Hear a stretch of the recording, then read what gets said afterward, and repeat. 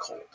Well, there's so many problems. Von Braun said in his book, A Voyage to the Moon, not only would it take 3 rockets that would be 32,000% bigger than the Saturn V to go to the moon, he said every 24 hours there would be a 50% chance of a catastrophic failure from micrometeorites, which are pelting the moon, tens of thousands of them every second. That you'd have to immediately go into a cave or an iron shelter to protect yourself. That never happened.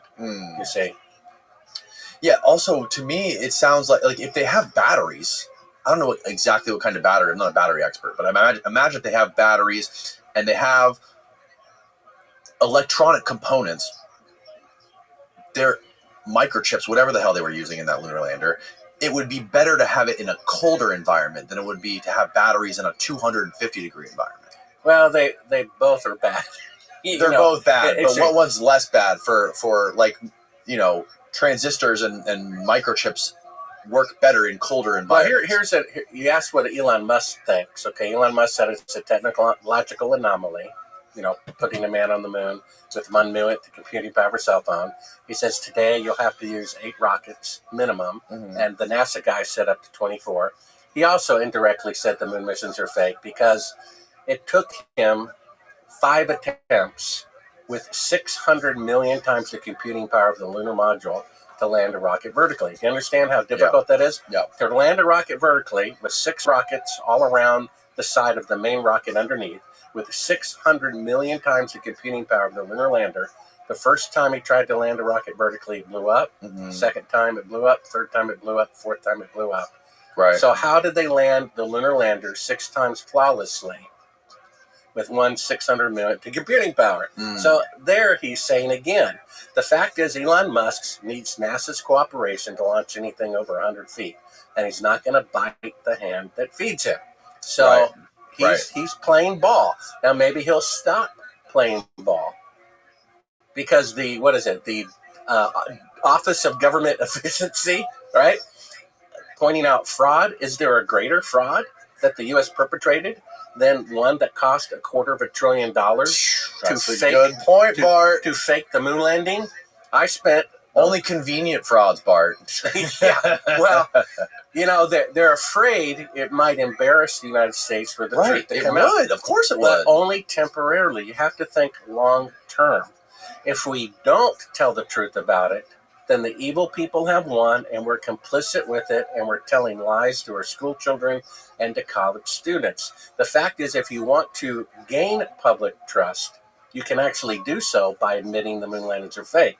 And rather than the Republicans fighting the Democrats, if Trump forced an Apollo astronaut to tell the truth, you would have Democrats and Republicans saying, we didn't realize it was that bad. Yeah, but Trump probably doesn't have the need to know on that. He probably doesn't have the access to that. Oh, I think he knows. Why do you think day one, right, January 21st, he insisted that the moon rock from the Oval Office be removed? Didn't want to have anything to do with it. Is that true? It's true. He insisted the moon rock be removed. Correct. Yep. Find that, Steve. Find it, Steve. Speaking of moon rocks, what's the story of Von Braun going to Antarctica? Yeah, I mean, one of the clips on my website is the fact that after a curator in the Netherlands watched a funny thing happen on the way to the moon, in his museum late at night, he opened a hermetically sealed container with the moon rock. So Neil Armstrong said he personally picked up a particular rock, personally put it in his pocket, and personally gave it to the Prime Minister of the Netherlands. Pretty good chain of custody. They immediately put it in a hermetically sealed box, and a few years ago, they opened it up, put it under a microscope, and it's an out-of-this-world looking piece of petrified wood. NASA says no comment. No one asks if the moon rocks are fake. What about the moon missions? And yeah, 6 weeks before going to the moon for the first time, Von Braun takes a leisurely vacation to Antarctica, where there are all sorts of lunar meteorites on the surface. So they either faked the meteorites and turned them into moon rocks. They created them in a ceramics lab, which they could do. The fact is that the current moon rocks that China has analyzed have about 100 times more water in them than the Apollo rocks, because the theory was as that they would be bone dry. So there's an inconsistency. China's rocks show about 100 times the amount of water parts per million than the Apollo rock. So what is that all about? You see, they kept pushing, revealing the truth into another administration, another generation, and now people are stuck with this truth. The smartest entity on Earth said the moon missions are fake because the pixels in the foreground and the pixels in the background don't line up. It indicates a fake. Talking about the AI. The AI. So the truth is coming out. That's why they came up with this film recently. Oh, we faked some of the images, but we really went to the moon. The fact is, back in 1969, 10% of the public back then thought that they were going to fake the moon landing. So if you really went, the last thing in the world you would do would be to fake any of it. Right, unless the radiation was going to damage all your film and your cameras, and you're like, we win, but we don't have any proof, so we got to have backup footage. Well, they didn't have a problem with that because during the alleged live landing, they just showed an Atari graphic. Why not have a camera on the side of the rocket and have it on 24/7 all the way from the Earth all the way down to the moon? They showed a simulation, Atari little graphic during the landing. They didn't have a problem not having enough footage. And the fact is, we have a tape dated 2 days into the flight that shows the crew of Apollo 11 still in Earth orbit 2 days into the flight, faking being halfway to the moon. Another interesting thing, how many cameras did they bring out to the moon when they went onto the surface of the moon? Well, still cameras, they only brought one, which seemed kind of weird. And this is the alleged reason. I went to NASA's archive, which is literally a bank vault. And I said, the most famous NASA mission. This must have been before you released any of this stuff, because now I bet they got a restraining order against your ass. So they went inside, and I said, the most famous mission, Apollo 11, first man on the moon. Can you show me a picture of Neil Armstrong, standing on the surface? There's 0 pictures. Still photos. Correct. This is why he doesn't give interviews unless the president asks him to. One of the last clips, if you want to find it, at The Funny Thing Happened on the Way to the Moon on the homepage of Sobrell.com. 25th anniversary. That's right. On the 25th anniversary, holding back tears, he said, maybe someday, to a group of high school students touring through, you'll be able to remove one of Truth's protective layers. So if I were going to the moon for the very first time, and there's micrometeorites and radiation and 500-degree difference between light and shadow, I'd have a camera on both astronauts.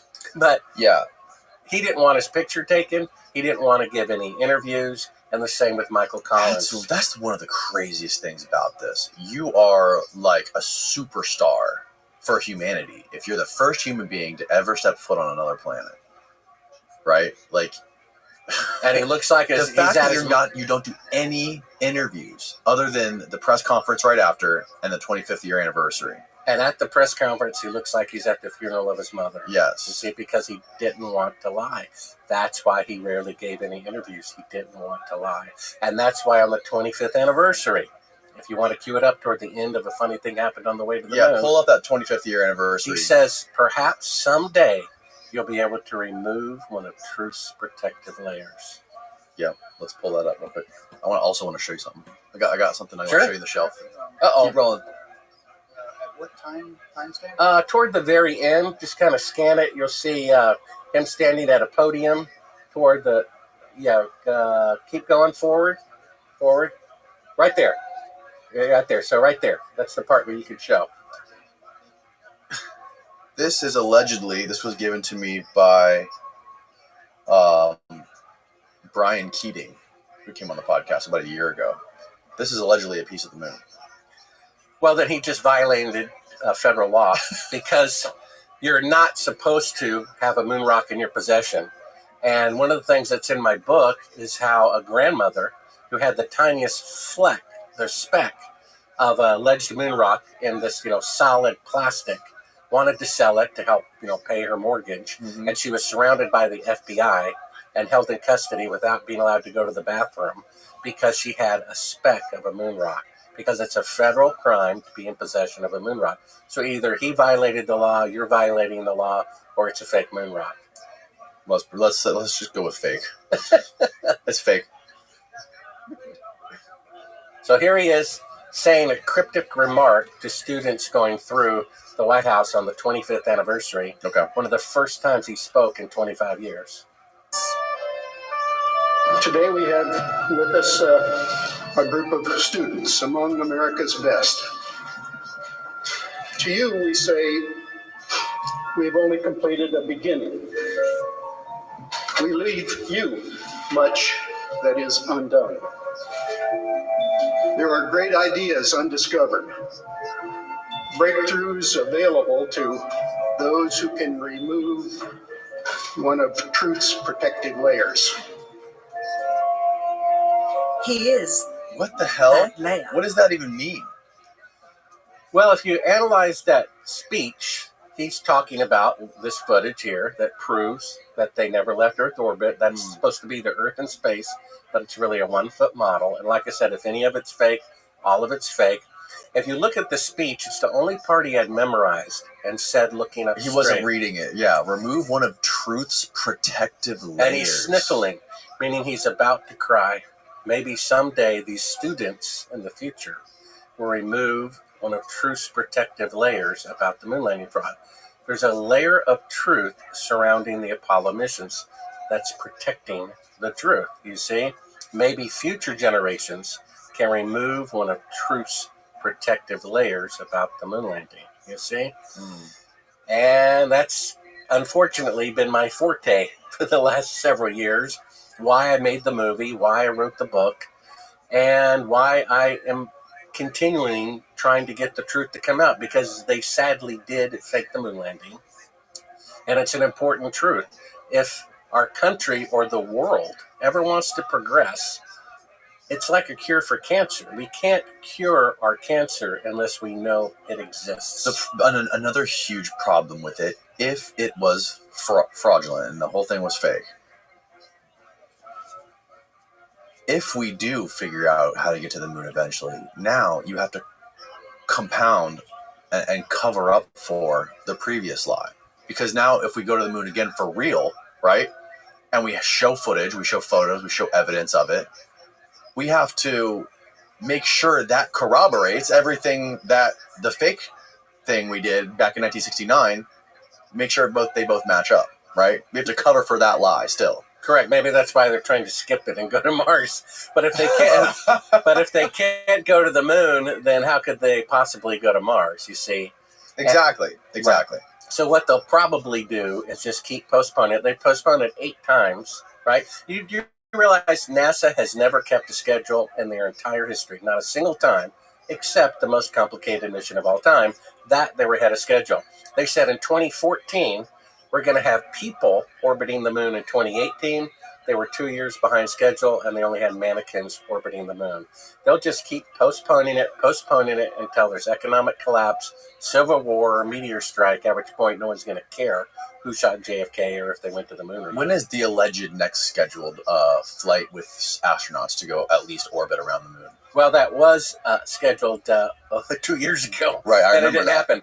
I got an email from someone saying, what are you going to say, Bart, when they go to the moon, in 2 years? Mm-hmm. And that was 2 years ago, Mm-hmm. and they never did. I said, look, they're going to postpone it. They always do. They always postpone it because they can't do it. I mean, the South Pole has 100-mile-per-hour winds. This year, September.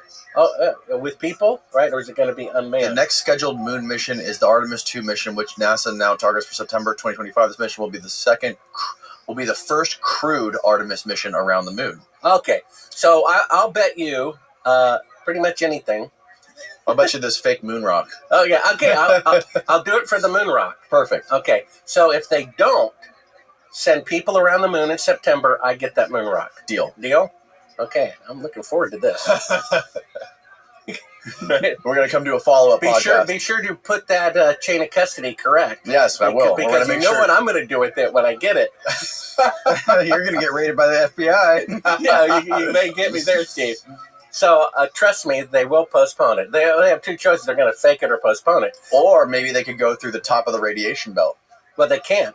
That's why they're launching from Florida. They'd have to launch from the North Pole or South Pole. That's what Von Braun said. Yeah. To go around Right. the radiation belt, you'd have to launch from the Right. North Pole or South Pole. The biggest problem now is not just the radiation; it's the fuel. You don't have fuel. You have to have a space station first to ferry the fuel up to. You have to protect them from radiation. And then once you land, you have to protect them from micrometeorites. You see, there's all sorts of problems. That's why the two people I spoke to who work on the Artemis and Orion project said they're there at NASA working on this. They said, absolutely, the moon missions are fake. I got emails from them. They work there. What was the confusion during the press conference with Michael Collins talking about the stars? Because he was like, I think it was Buzz who said he didn't remember. Or was that Neil Armstrong who said he didn't remember? And then Michael Collins was like, I never saw stars. Right. Well, the fact is, you should be able to see beautiful stars, more beautiful than you've ever seen before from the surface of the moon. But they couldn't fake the astrological position of the constellation. So they were told, don't talk about it. And when the people say, well, why aren't there any stars in the picture? They say, well, the aperture was closed for the bright surface, and that would make sense, right? Not actually. They used to have on their website a picture of the space shuttle at sunrise, and it's pretty bright, and you still see the stars in the background. Really? Yeah, but you can't find that anymore. They took it off because it contradicts what they're saying. But the question is, why didn't they take any pictures of the stars by themselves? Why didn't they just point the camera up and open the aperture?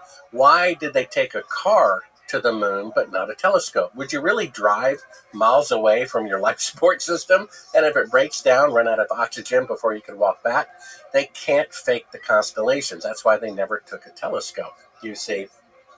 And if we were going to Paris, there would be all these pictures of us with the Eiffel Tower behind us, right? According to the astronauts, the Earth was over the horizon the entire time. There's only one photograph of the Earth from the surface of the moon with an astronaut on it, and it's way high up, and it's smaller than a full moon from Earth, when according to their own testimony, it should have been over the horizon and 4 times bigger than a full moon. But they couldn't fake the turning of the Earth. They couldn't fake the cloud patterns, which would have to match, so they never talked about it. And in this particular clip, a reporter asked Neil Armstrong. You're talking about a footage of the Earth from the moon. Yeah, there's no picture of me posing with the Earth behind me. No, there's no shot of an astronaut on the moon with the Earth in the background. No, there's one of the flag allegedly taken on the last mission, and a tiny blue Earth in the sky. And, of course, it's smaller than it would be, and it was supposed to be over the horizon. That's a reenactment. That's actually a composite, not a real picture. That would be the actual size of the Earth, right, from the moon. Yeah, it would be huge. Yeah, it'd be and massive. everyone would want their picture taken in front of it, right? It would be essentially 4 times bigger than the moon, full moon looks from here. Correct. But they couldn't fake the rotation of the Earth. They couldn't fake the cloud pattern that would match the weather, at the time. So they just didn't talk about it. And when a reporter asked Neil Armstrong about what was the stars like, was that incredibly beautiful? He says, I don't remember. And then Michael Collins, who wasn't supposed to have been walking on the moon with him, right? He was supposed to be orbiting while they walked. He says, to help him out, I don't remember seeing any.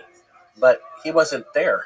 And if you get a printed transcript of he was in the command module, command module. Allegedly. So he tried to cover for that mistake and remind him what they were told at their debriefing, which is you didn't see any, otherwise we'd have to show pictures of them, which we couldn't fake. So he says to help him out, I don't remember seeing any, except he wasn't there. How long after the mission was that press conference? That was about 3 weeks. 3 weeks. They were allegedly quarantined for fear of moon germs, which everyone. Please join Rabbi Rothschild's Discord for more peace. They would die. Rabbi's live 24/7 on YouTube. But that was their debriefing and preparing. And if you also look at the press conference, there's 2 teleprompters hidden in the desk to remind the only people on Earth what it was like to walk on the moon. When someone asked them what it was like, they're looking at a TV prompter to tell them what it was like to walk on the moon. And then if you get the written transcript of it, which was the only thing available for decades before YouTube, they say that Michael Collins' remark, who said, I don't remember seeing any, they say Buzz Aldrin said that because they knew he misspoke. Right. Did you have any trouble publishing your book or ever getting any of this stuff out? Did you have any pushback from like book publishers or from video publishers or anything like this? No, they can't really take down my YouTube channel because that would just prove that I was right. But for example, the punch footage, which was my footage, my tape, my camera guy. The punch footage? The punch, me being punched by Buzz Aldrin. Oh, yeah. The famous yeah, viral video. Right. Okay. So I'm the guy who says we didn't go to the moon. Mm-hmm. And of course, they have to put a description underneath to reassure people that we really went. Right. I have about, I think, 70,000 subscribers. And that clip has been up on my channel for about 7 years, and it has less than 500,000 views. On another person's channel who has less than 200 subscribers, because he thinks we really went to the moon and is making fun of me, it got 2 million views in 30 days. You understand that? 200 subscribers, my video gets 2 million views in 30 days on his channel. That's $4,000 or more of ad revenue off of my clip because he says they went to the moon.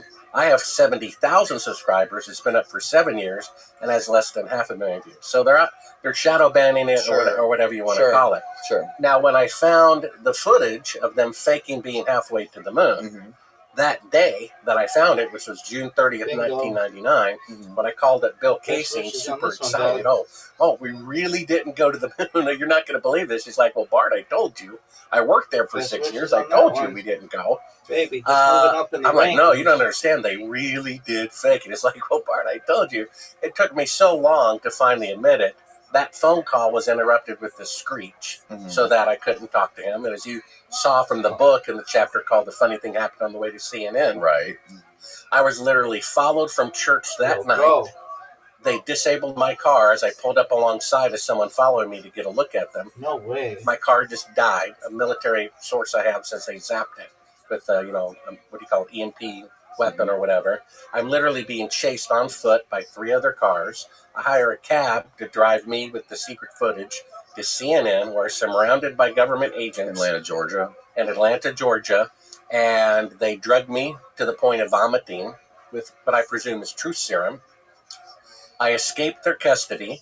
I made my way back to Nashville, and I told the NBC News director I got him because I peed in a cup, and I said, I'm going to prove I was illegally abducted and illegally drugged by the federal government. And so I gave it to a friend to put in a lab in his name. And after we met for lunch a few days later, I said, well, what are the lab results? I'm going to prove I was drugged by this exotic drug. He says, well, there was a problem at the lab. And I'm like, well, what problem? He says, well, they had a break-in over the weekend. And I'm like, well, so what? He says, well, funny thing, the only thing stolen was your urine sample. And so they sent CIA agents actually into the lab over the weekend to remove my urine sample to prove that I had been drugged and interrogated with true serum when they wanted to know how many copies of the tape I had and all this kind of thing. Why do you think they let you go? Why didn't they just How you doing, Why girl? I escaped. And you have to get my book. I'm just tired of being hot and cold. I'm tired of being hot and cold. I'm just over this now. All right. Did you drink your water? It was fine yesterday. Now I don't know what's going on. I'm just tired of being hot and cold. Might be because it's hot outside too. I don't know. I'm just tired of this. You need to just hurry up and get up out of here. Did you drink your water? I'm just waking up. I'm about to do it now. Okay, drink your water, and I'm going to be here, and I want you to drink a whole glass of water.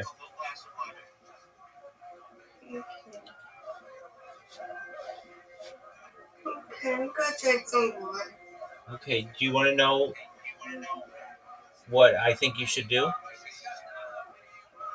This is what my mother would tell me whenever I didn't feel well.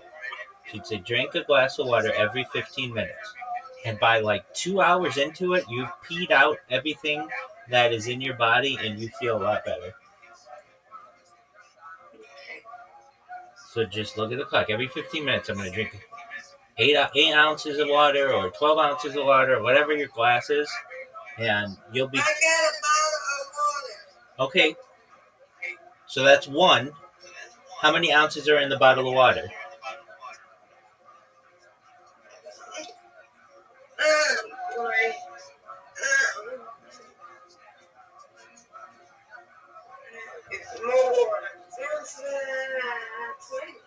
Okay, 20. That's a lot.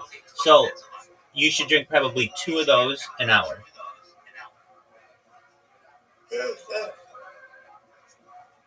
So I need to do it every.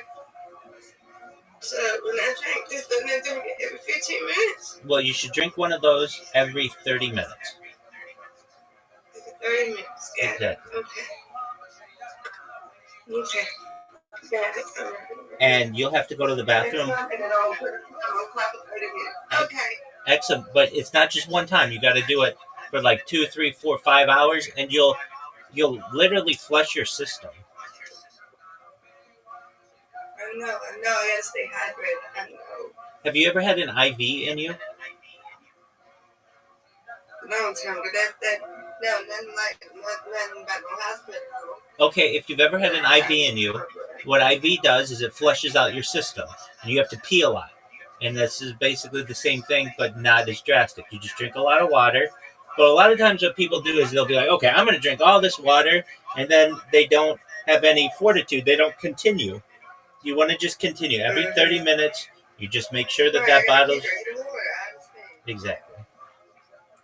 And it's not like it's so much water that you're going to drown yourself, or, it's just more water than you normally would drink, but not enough to hurt yourself.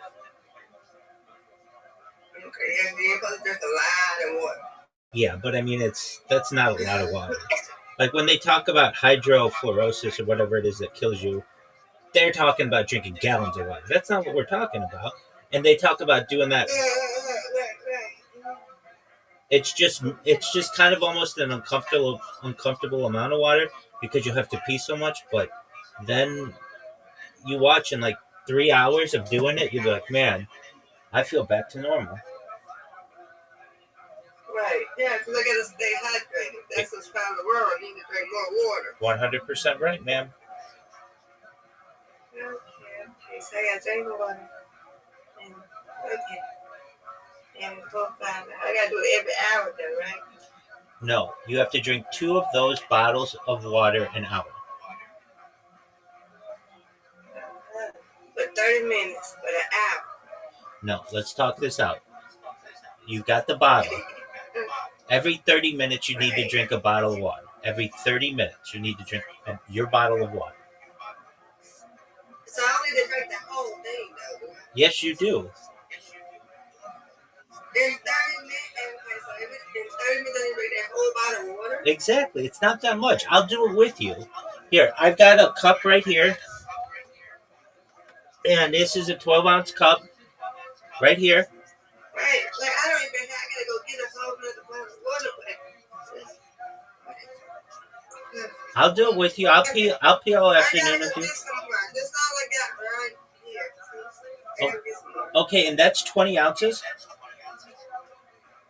Yes, this is 20 ounces. Okay, excellent. Well, go refill it or go get another bottle. Well, she's downstairs. I can't go there. I gotta go. She might go in her room. She's in their room. Go get your other bottle of water. Get another one? Or fill that one up with water all the way. I'll drink it with you. I gotta fill it up in the thing. I gotta go to the bathroom first, okay? Okay, you take care of all your needs, and then when you're ready, you tell me.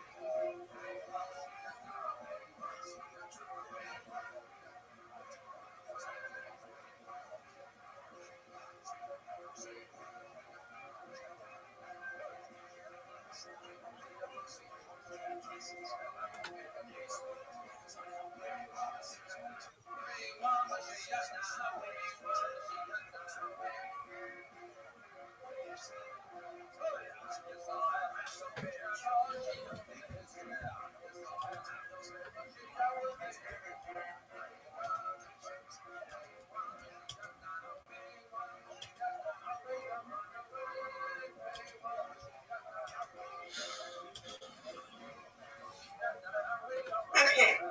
All right. So, see, I filled it up right here. Excellent. All right. Are you ready? I gotta drink it all? No, just drink whatever you're with which you're comfortable, and I will do the same. And then you get your little timer, and then you just got to make sure that you drink the rest by the end of the timer.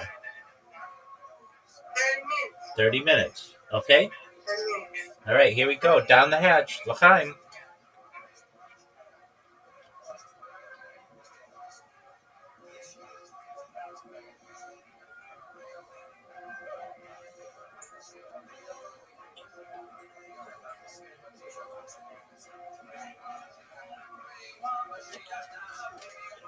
Okay, so there. There you go.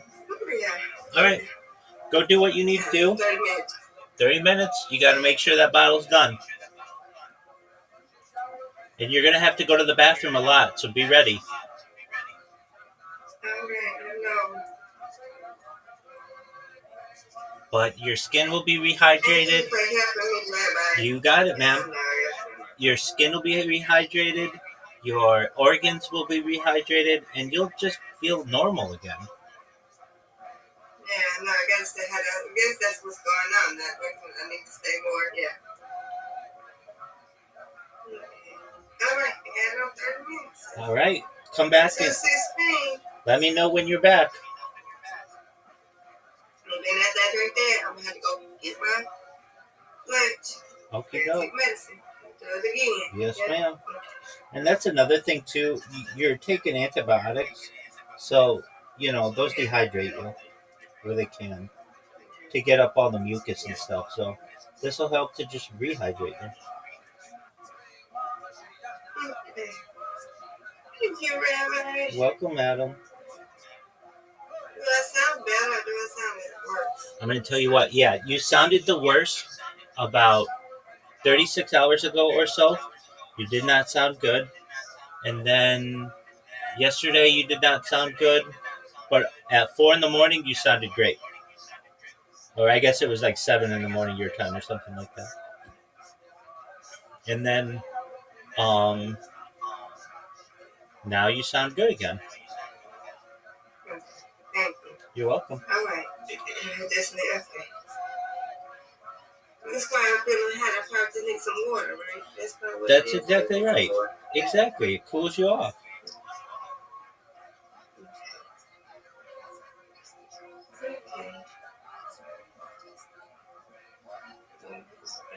My girl like this stuff. Ugh.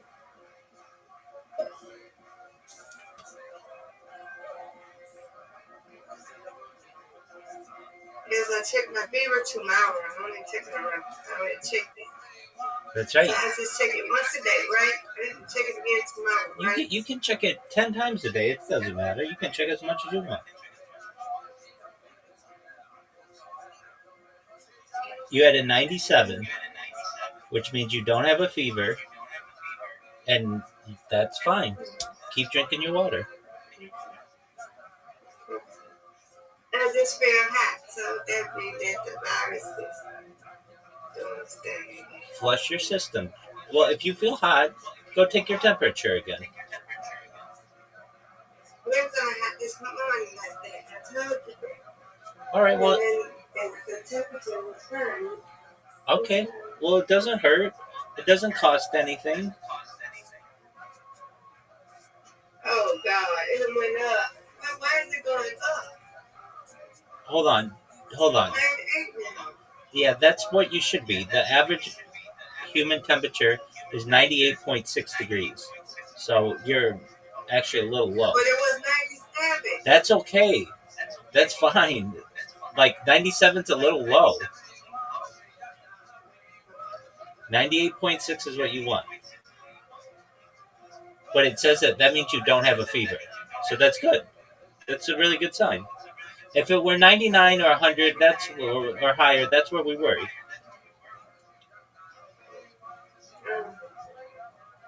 All right, did you drink your water? Did you drink your water? Yeah, I got the water. Remember? I know.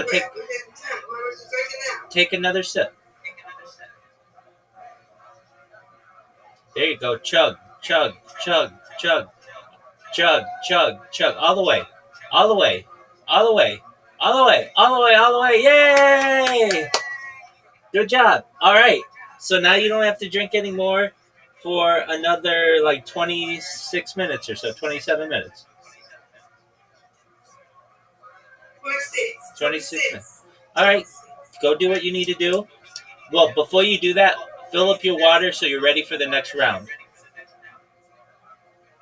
I'll go do the same. Can I go get some cold water? I should just go get. Well, it depends. I mean, it's not going to get that cold over the course of 30 minutes. Okay, so I'm going to fill it up, right? I'm going to do the same. Yeah, okay. I'll be right back.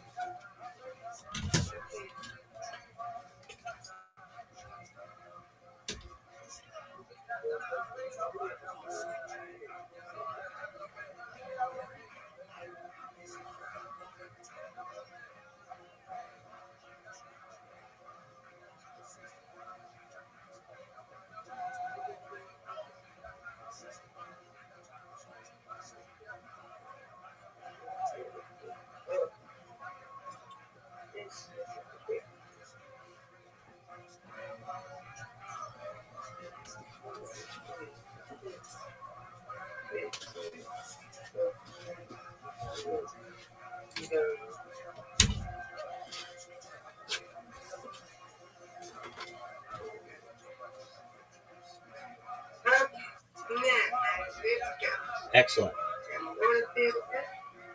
So today, then I start over again. Yeah. So if you want to know the best way to do this, is to do it on the hours. So like it's going to be 2 o'clock where you are, right? In like 9 minutes. So then just drink your water from 2 to 2:30, and then refill, and then 2:30 to 3. That way it's easier. Then you're not dealing with, you know what I mean, the 16 and all that. It's just rounded. So in 9 minutes, start drinking that other water. Or 8 minutes. Alrighty. So you said I'm fire, right, Rabbi? I know you here with me. Absolutely. I just filled up my water, and I'll start drinking it in like 8 minutes. You just drink it with me? You got it. We're going to get really hydrated. Drink it with me. Okay. But I'll be back in 8 minutes. Excellent. Excellent. We'll see you. Like I said, I read it, Kindle or print. I go into great detail that's not in the movie, how 2 good guy government agents literally were sent to protect me. And so you somehow ended up in a mental hospital. That's right, because as they were illegally arresting me and drugging me, a lawyer from the back alley of CNN came out, and I saw his sign said lawyer. I'm like, hey, I'm being illegally arrested here. And he gets out his notepad, and the government agents are freaking out that now they have to deal with him. And so if a person is arrested, they have to go before... Did they read you any rights or anything? Well, if you're arrested, you have to go before a judge within 48 hours. You can never be charged again. You have the right to an attorney, right to a phone call, right to all these things. But if you're arrested for being crazy, and mind you, during the last 3-year little episode of You Know What, doctors were being arrested for being crazy in Europe for saying maybe something's awry here, maybe certain medicine isn't good for you, then you don't have any rights. And instead of being able to lock you up for 2 days, they can lock you up for 10 days. You don't have a right to a lawyer.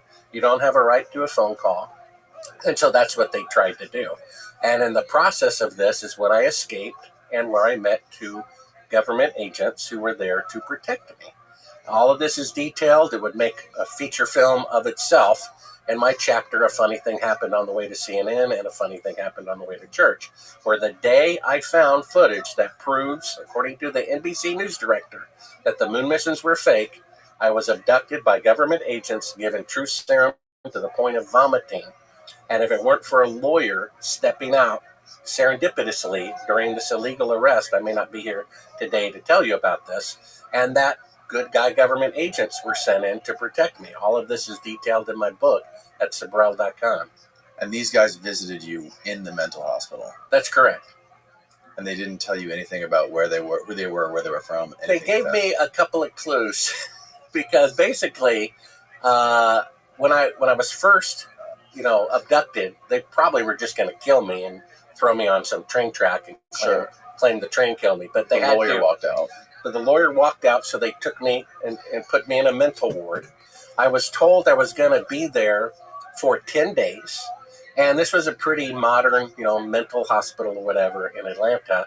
And so they had a courtesy phone. So I have all these numbers memorized in case of an emergency, how to dial long distance. So I'm calling the news director at NBC, the executive producer of the Moon film. And while I'm on the phone, I hear drilling on the other side of the wall. They're literally trying to pull out this. CIA agents dressed as phone company guys. And then simultaneously, I get a tap on the shoulder saying you're being immediately transferred. And I'm like, whoa, whoa, whoa. Mm-hmm. This nurse who I trusted, she said I was going to be here for 10 days. So I went to her and I said, who made this decision to transfer me immediately? She says, some new doctor. Today is his first day. So they sent in phone company guys to literally yank the wire out of the phone that I was using to call the executive producer, the news director of NBC, and they sent in someone posing as a doctor to have me, transferred to a literal prison for the mentally insane. And it was during all of these adventures that two guys came in the middle of the night, and they said, Mr. Sabrell, we want to talk to you. And I'm like, I'm all ears. But they said, not in your room. A mental patient there had left an electronic device in my room. I pointed it out to one of the male nurses there. He removed it. And so they took me in the middle of the night, 1:30 in the morning, to, I think, the employee cafeteria. They were wearing hospital scrubs, like nurse scrubs. But the place was so modern, no one there actually wore hospital scrubs. They wore their street clothes. So they guessed wrong. You see, they weren't from that place, but they tried to look like they were, and they made a mistake on their wardrobe choices, right? Mm-hmm. And they were genuinely concerned for my well-being. They said things like, Mr. Sabrell, we're all rooting for you. You're doing good. Hang in there. And I'm thinking, that's kind of weird. And they asked me, what medicine did they have me on? And then I'm thinking, well, if you work here, wouldn't you know what medicine you have me on? They took my blood pressure. They were generally concerned for me. One of them had on a watch, and it said United States Marines. I think they were with what's called the MCIA, Marine Corps Intelligence Activity Department. They were sent in to protect me. I think there's literally good guys and bad guys doing an under-the-radar civil war. 3,000 architects and engineers say a pinhole airplane can't bring down a skyscraper. Just look at Oklahoma City bombing, half the building blown away, right? Mm-hmm.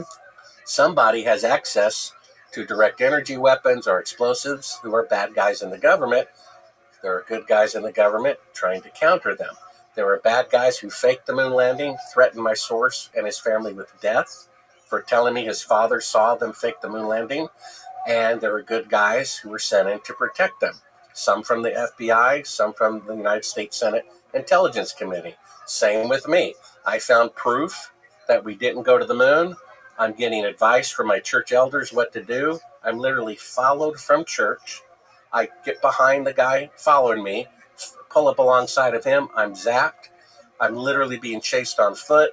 I hire a cab to drive me to Atlanta, where I'm surrounded by government agents who would have killed me until a lawyer walked out. So they put me in a place where I don't have legal rights to a lawyer, whatever. And then good guys, Marines, come in to make sure I'm doing okay.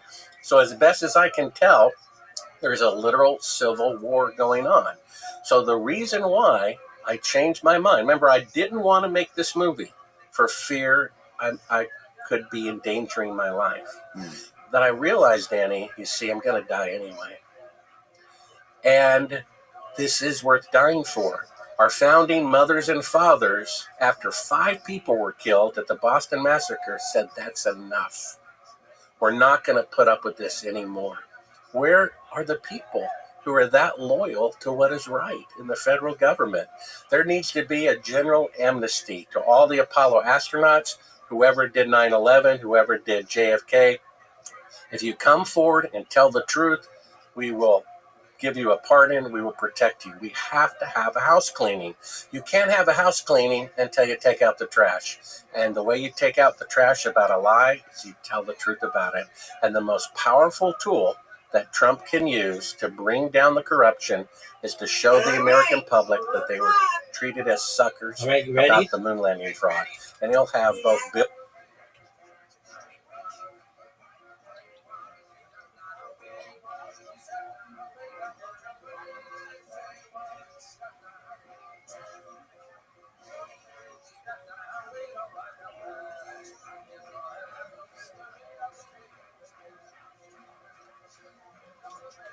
All right. Yeah, that's what's wrong with me. Yeah. Water. Keep it up. All right, you've got 30 minutes to finish that bottle. How long? 30 minutes. Yeah, I got to about 2:30. Yeah. You got it. You don't have to drink it. Before that, You don't have to drink it all right now. Just take big gulps, and it'll be done in a few minutes. oh Lord. I tell you, yeah, that's what's wrong with me, Rabbi. Gotta get rehydrated, Miss And Aquarius. you have to. That's right. I'm gonna be peeing all afternoon. Yeah, you're gonna help me all the way until So you're Monday. back to normal. I gotta go to some other day. Yeah. Exactly. I'll help you even after that, Miss Aquarius. I'm here for you. Oh, thank you. You're welcome, madam. Yeah. What's wrong? I gotta put some money. You see this McDonald's cup? Yes, ma'am. And I did that.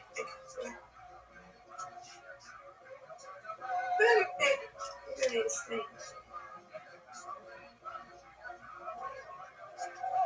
How many ounces is this one, baby? You don't tell me. Yeah, don't do that one. Just do ones that you have I know my bottle water. I know. a reading. What you can do, if you prefer to drink out of that, is just take your bottled water and pour it in the McDonald's cup. I know. Now, I'm going to keep this. There you go. All right.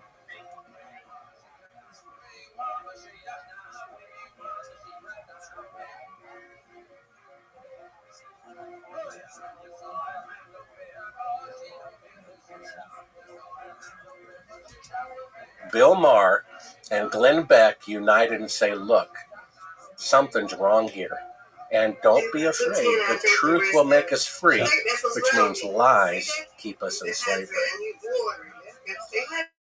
There you Yeah, go. it's just the idea of coming clean on the moon landing being fake. It doesn't seem like there's, I don't know. Maybe there's no upside to any of this stuff. Like Trump's been saying he's going to release the JFK files. He said that last time and didn't do it. He said it last time. Yeah, he did. And when it comes to like the JFK files, I think the majority of Absolutely, Americans Mr. Pierce. Anything for can you. paint the picture of what happened with the JFK thing. I mean, there's been enough documentaries and books and stuff written about the truth of what happened with JFK. I think it's the vast majority of people know that there was some sort of conspiracy there. It's not like that, which is with the moon, which is so crazy. Well, the rebuke of the Tower of Babel was known to the world. The rebuke of the Titanic, that boasted to be the ship that God himself could not sink, was known to the world. But this has not been publicly known yet, I believe, so that when the truth comes out, it will be all the more shocking.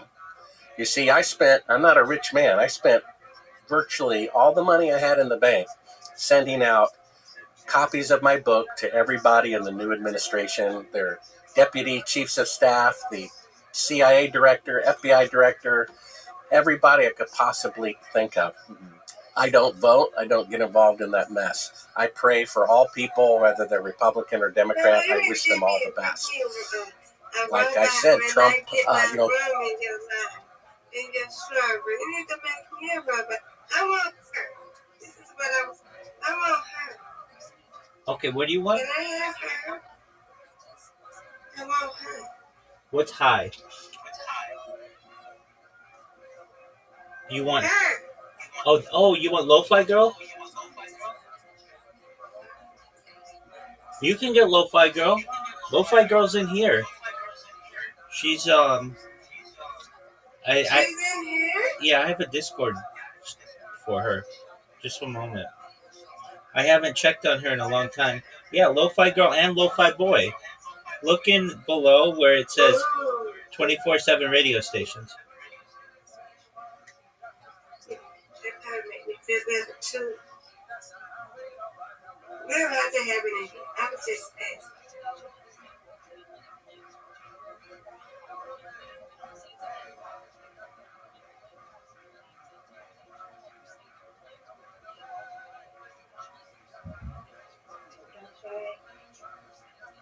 You got all your friends with you right now. Look, you got everybody in here with you on that over there.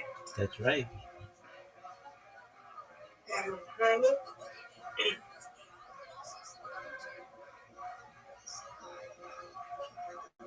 I wish I could make me another one and just put a crazy picture.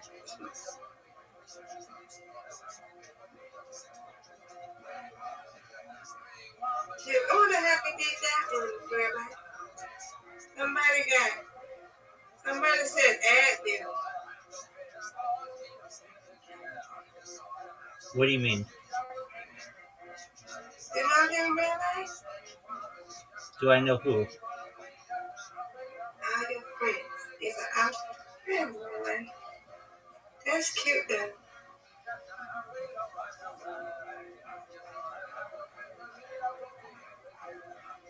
Ooh. That, somebody got a cat. A cat.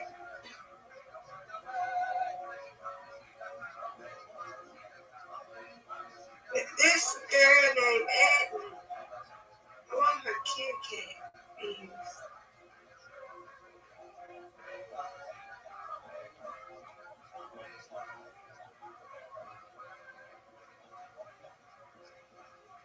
Ooh, look at her. She been on.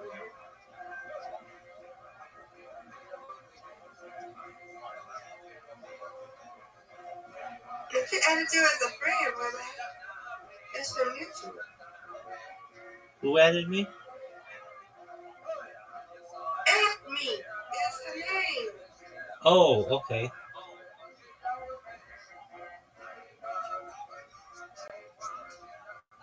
I want her kitty cat. Yes.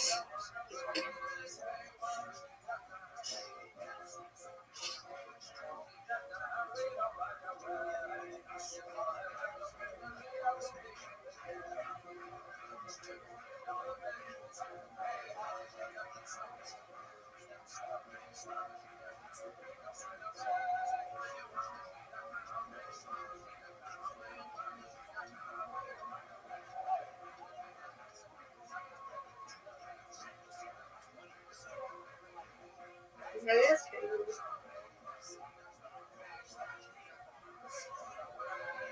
You checking on her, Rabbi? Not at this time. Tell her she gotta have new for me.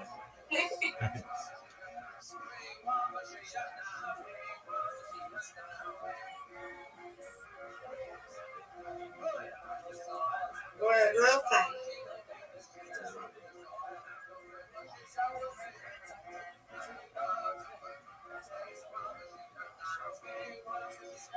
They have it's what the I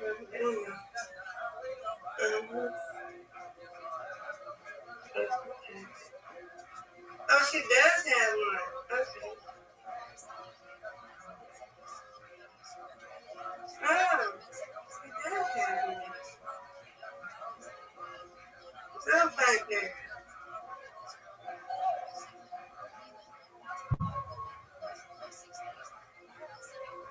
Yeah, she has a really big one.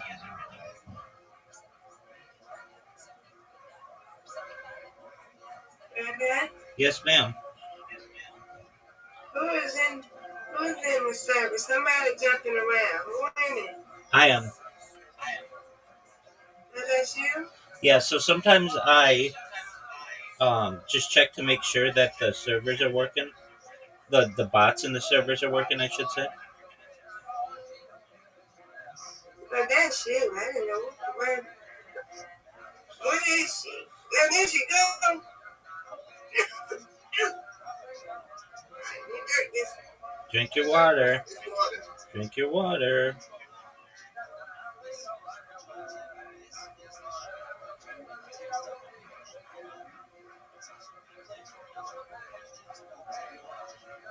Alright, so I'm done. Excellent. 2:30. Excellent. Good job, Miss Aquarius.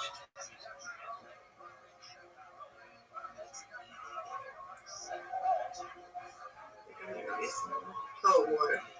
I'm gonna get my bottle.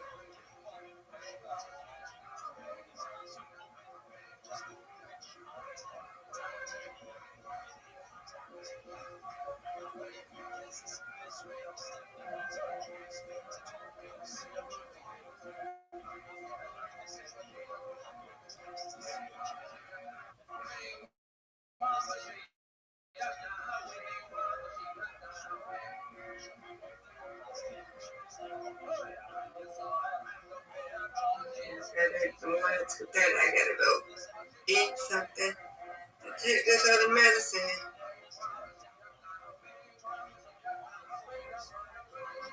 This I gotta take. Oh my gosh.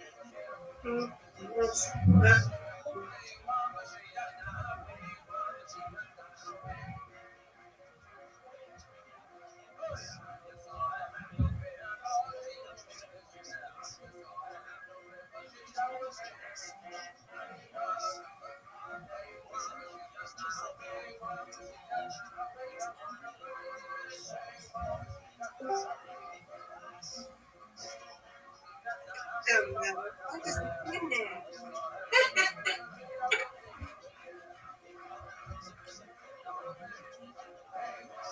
What's that, Rabbi? And we're in there. And what happened? And we're in the love. Do you know that Lo-Fi Girl has her own server, like a big one? I didn't know that. Yeah, it's discord.gg/lo-fi, and they're like 800,000 people in it. It's big. But will they listen to music? Yeah, they do more like studying and stuff. Yeah, I go in there. I ain't trying to study. Yeah. Be that way.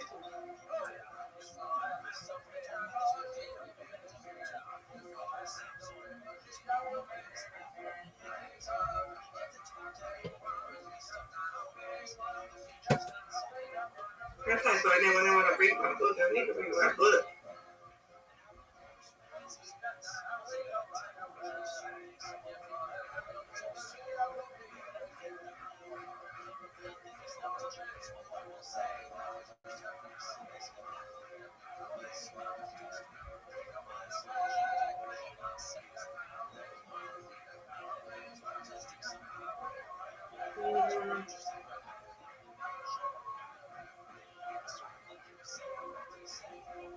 Yes, yeah. There go. I see you again. Yeah. How did you play her? That's a good question. She normally would just play on her own, but she seems to be deaf and maybe I'm not exactly sure. That's what I'm trying to figure out. You can go to the other ones and they play, but let me. Is the lucky boy work? No, go to medieval lo-fi or Asian lo-fi.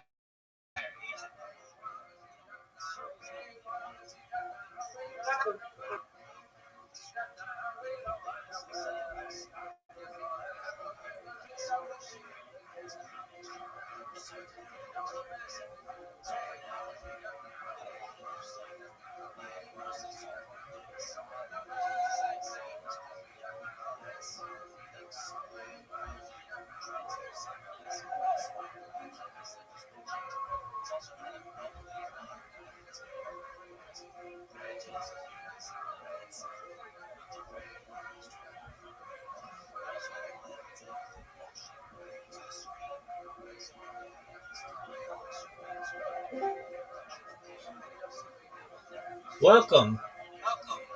How are you? Brad, what's good? How you living, big dog?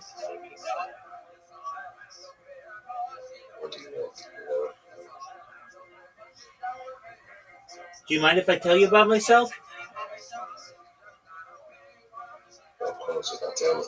Excellent. Well, first, may I ask, did you find about me from Blue Sky? I did. Oh, how did you find out about me, Brad? I something I was just surfing the net on YouTube, Discord. Oh, you saw me on YouTube. Okay, very cool. Well, Brad, I'm Rabbi Rothschild. I stream my life 24 hours a day, 7 days a week, 365 days a year for world peace. Brad, have you ever seen the television show Big Brother or the movie The Truman Show? Yeah, I've seen Big Brother. Excellent. Well, that's what I do. I do it for world peace. I don't want war anywhere in the world. I talk about things that aren't generally discussed in society, like ending world hunger through the use of technology, such as agricultural drones, floating greenhouses, saltwater greenhouses, hydroponics, vertical farming, cloud seeding. I talk about ending world thirst. I'm sponsored by a cryptocurrency that is worth about $100 million, and one of the things we do is we build wells in developing nations like Nigeria. I want to keep those positive programs going. I'm an advocate for life straw technology, but most importantly, I'm an advocate for desalination. But like, can I say something? Go ahead, Brad. Usually I make funds not to be trying to make money, like, and it's on my pocket. That's what I'm all about. So, if you have something about that, disagree, you can tell me as Rothschild.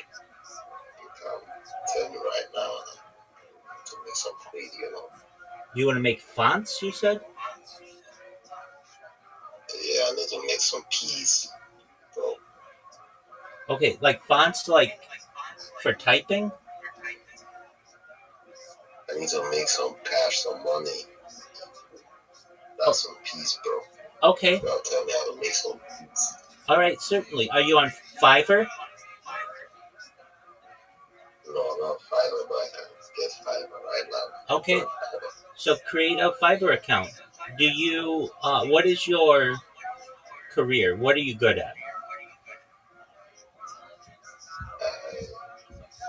I'm good at games, but football. I'm mostly a sports person. Okay. Sports a lot. All right. But do you do like graphic design or coding or project management, anything like that? No, I don't know that stuff. That's okay. You could be a sports influencer. Do you have a YouTube channel? No, I don't. All right. Well, that's the I first. should create one right now. You create one right now. I'll walk you through all the steps. You create a YouTube channel. Do you have a TikTok? Yeah, I got a TikTok. Okay. It would be best for you to have like to focus on one thing. So you like football. You like soccer, right? Okay, So, excellent. So what you want to do is create on the major platforms. Let's come up with your name. What kind of soccer do you? What kind of football do you like? like, just normal football Okay. play. Yeah. Yeah. Exactly. So what we can do, we can go to some. There's a website called Name Checker, and we can see where your username is available on different platforms. So just one moment. We'll check it right now. Well, my family still kept going saying about it. It's want me to use. We're talking about crypto. You're gonna send something to my wallet. No, I'm not doing that. Why aren't you doing that, fam? Because that's not what I do. Lazy 50 any amounts. Can you do to my wallet, fam? Make a lot of sense and go a little win ending world hunger right now. Okay, that's cool. I can help you with your career. I'm not going to give you money though. If you want money, go find someone else. If you want help with your career, I'll help you with that. Nope, I'm giving you single piece, fam. $0. Use my you said? Okay, so What did you say? I'm going to give you $0 right now. In the future, I may be able to give you a lot of money, but right now I can't give you anything, so I'm not going to. So what you want to do is we're going to get you a good username, set of usernames for YouTube and Instagram. Okay, do your own thing, Doug.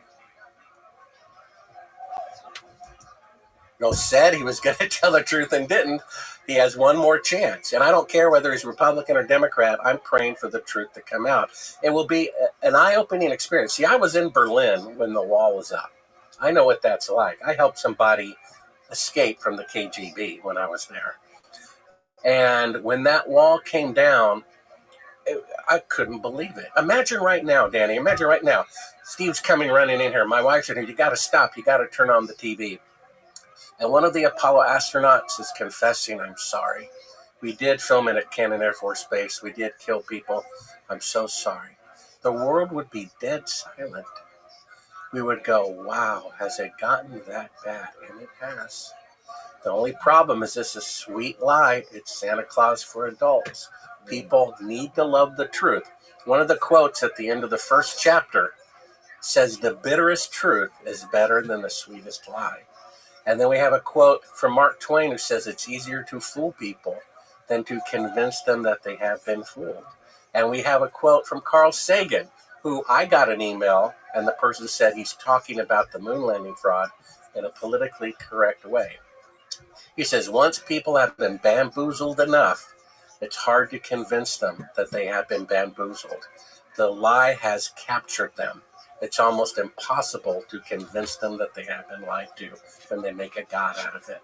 Mm-hmm. And that's the moon landing fraud. But most people are open-minded. I think both Bill Maher and Glenn Beck would admit it if it came out. If an Apollo astronaut said so, they'd say, wow, I guess I was wrong about that one. Has there been, everyone's heard the conspiracy that Stanley Kubrick helped film the footage. Is there any hard evidence to him having any involvement in this at all? Well, personally, I don't talk about it in my book or film. I think it's irrelevant. What's relevant is they did fake it. Mm-hmm. That's the most important thing. Mm-hmm. Now, if you want to speculate, because they faked it, they had to have someone in charge of the fake pictures. So they had two choices. They could hire the general of the media department of the Pentagon and get great security and amateur results, or they could hire the best filmmaker on the planet who, in the same year that the moon landing was filmed, 1968, was shooting a film about going to the moon. And if you made them look different, you see, then it would make the moon landing pictures look real. Later, Stanley Kubrick was given the most advanced film lens on the planet, manufactured by NASA, so that he could shoot by candlelight in Barry Lyndon. And then in the film The Shining, the little red rum boy has a hand-knit shirt, Apollo 11. And then his last film, remember? Eyes Wide Shut, seeing the wrinkles in the guy's spacesuit when there shouldn't be any wrinkles at all, and yet we don't see it. He insisted contractually that film opened on the 30th anniversary of the launch to the moon. Did he really? I didn't know that. Yeah, Eyes Wide Shut. He insisted it debut on July 16th, 1999 in the contract, and it came to fruition even after he was dead because it was in the contract. So either he knew or he had something to do with it. He also developed a fear of ever visiting the United States after that time as well. His daughter says, dear old dad wouldn't do such a thing. She says I was 8 years old at the time. Actually, she was 7. And what my parents did at a cocktail party after we went to bed, we have no idea, do we? What do you think it would take for the public to wake up to this and be kicked in the teeth, for lack of a better word or lack of a better analogy, to take this stuff more seriously? Because you've been working on this for your whole life, right? You've been talking about this since you were in your teens, right? So, or Stelli's studying it, and you're the number one guy. You're like the father of this moon landing conspiracy, other than Bill Casing. He was like the grandfather of this, like this whole investigation. And it's you two that have been pushing this to the forefront forever. And there hasn't really been any other evidence provided by anybody who has come out as like a quote unquote whistleblower or anything. But have you put, like, how much thought have you put into like what would actually get somebody in the government to, like, somebody like Elon, for example, to push this forward, to get people in maybe Congress to take this more seriously? Well, the reason why, in my opinion, people were willing to die in 1772, I think was the year of the Boston Massacre, where they said that's it, and not now, is that no one believes in God anymore like they used to, which is really a fundamental belief in right and wrong. And even if there is no God, do we want to be historically remembered as the cowardly? There's a long list of sins that it says in the last chapter or second last chapter of Revelation that if we continue, living this ungodly way, we won't inherit eternal life. And the very first one is the cowardly. Think about that. During this little event in the last 3 years, millions of people took a medicine for an illness they didn't even have. Why did they do that? For fear of death. And the scriptures say that what you fear will come upon you. Do you see that? And so people aren't willing to die for what is right, but we're going to die anyway. That's what I realized. You might as well, if I'm going to die anyway, wouldn't it be better to die for a just cause and be remembered for that? And there is a titanic struggle between right and wrong. And that quote about the Tower of Babel, the monument to their pride became a memorial of their folly, that could be said about the moon landing. We can trust the government again if we tell the truth about the worst thing that the government has done. That actually will restore trust. That will actually unite both political parties against corruption when they are shown that the moon landings are fake. All they have to do is prod an astronaut to come forward, or just release the CIA files, or have, the president declare it and have congressional investigation. People, the evil people will run for the shadows. If the truth about the moon landing fraud comes out, there's no better tool than to end corruption than to disclose that they faked the moon landing. Start with the worst of the worst. Start with the most shocking. And then people can start trusting the government again, but not until then. Do you think, I know Rogan was trying to get somebody to debate you. Do you think that'll ever happen? I think the guy who you said gave him the moon rock, what's his name? Keating? He's the guy who wanted me to debate him. Really? Yeah. So Rogan sends me an email, hey, I want you to debate this guy, Keating or whatever. I haven't heard from him ever since, He took me out to dinner like in, 2001 when the film first came out. He heard about it. And he's like, what can I do? I know we didn't go to the moon. What can I do? And when I did that exhausting 3-hour interview, yours is less exhausting. With Rogan? Yeah. Yeah, well, he has a huge audience, and he has to be accountable, and he has to sort of play the middle ground. Yeah, well, he told me on the break There's a reason why I'm doing it this way. Trust me. There's a new generation of people. I completely get it. And I didn't think he was right, but now I do. Now I realize I think he was right, because I get emails from people saying, the Rogan interview is what convinced me. Right. And I didn't see what he was doing. I'm confused. It's like, why are you acting like, you believe they're real for 3 hours? But he's very strategic. Yeah. And he's older and wiser than me. And so it ended up being the right way to do it. And at some point,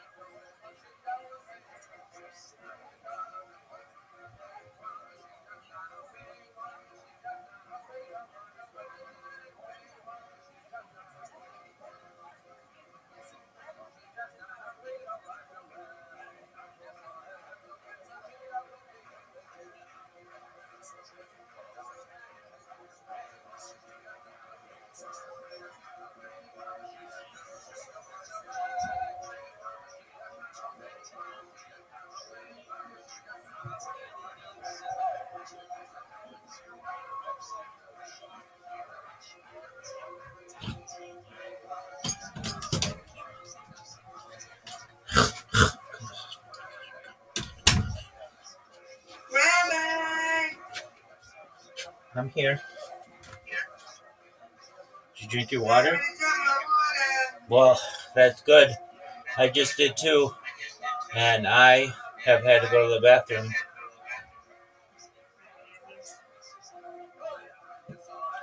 That's how you do it, though.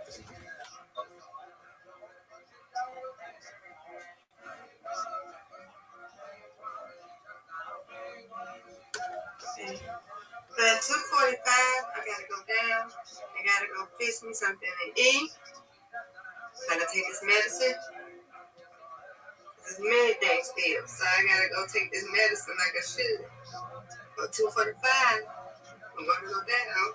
I'm gonna eat real quick, and then we'll do it again, okay? Yes, ma'am. Okay, I'll be here. Excellent.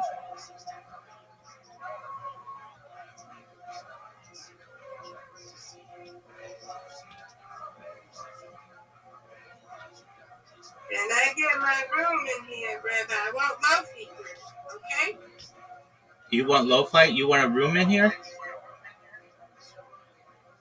Get my room. I want low feet. Low fiber. Most certainly. You can create your own room if you want. It's just below here. It says join to create voice channel. Mm-hmm. Oh, okay. If I want to, yeah. Exactly. I want low fiber. Yeah, she can join. You just write / and then you just put join for lo-fi girl. It's a little. It sounds more complicated than it is.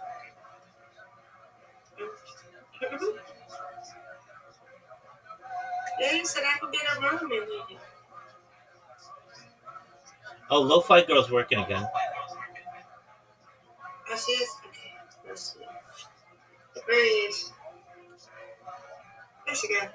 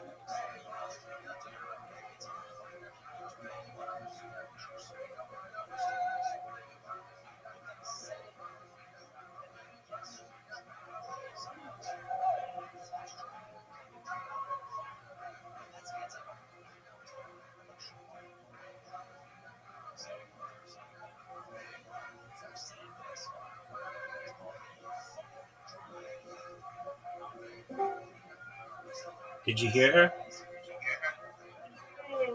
Thank you, Rabbi. You're welcome, Miss Aquarius. I can go in there and I can listen to it while I read a book. Absolutely. I don't have to really go in there and listen to them. That's correct. Yeah. She's Thank you, Rabbi. You're the sister. absolutely. She's one of the most popular YouTube channels as well. People just go in there. Really? Yeah, she's got thousands of people watching her. Son. How do you search it? Lo-fi? It's on YouTube. So Lo-Fi Girl.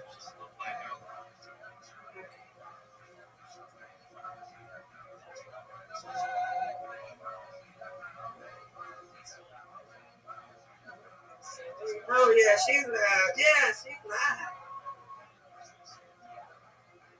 There's 730 people that be talking. How many I don't know people? what they're talking about. They got Spanish and English around there. How many people are in there? 732. Yeah, she's always going. Do you want to know something really interesting though? Right. Okay, so she's one of the most popular YouTuber. She's just some robot that just plays that music. And she got copyright striked for her own music. And they took down her account. Yeah, that's how strict they are. And they took down her account. And the internet got really upset because obviously, like, they like that music, and it's just something that, like, there are people who are like, I spent 4 years of college listening to this whenever I needed to study. How dare you take this person down? All that other stuff. And they were like YouTube came back and they're like, oh, sorry, it was a mistake, and they brought her back. But I just find it really interesting that, even she, who's a robot who doesn't do anything controversial, gets her account taken down. Right, she got different ones. Yeah. She's got one that says Power Suite 2, Residence of Power Suite 2. And she got a Lofi soul. Right. Ooh. Lofi girl got one. Okay. And you got different ones I can listen to. That's correct. Okay. I had to check out. Excellent. Right. Okay.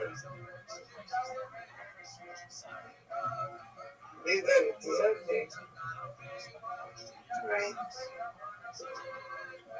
Do they got a Lofi boy one? Yeah, and I have a Lofi boy one too. I just got to get him going. So I'm working on that right now. I thought you had said Angel Lofi. You said Asian Lofi, right? Asian, yeah. And I was like, oh, Angel Lofi be my best friend. Angel Lofi.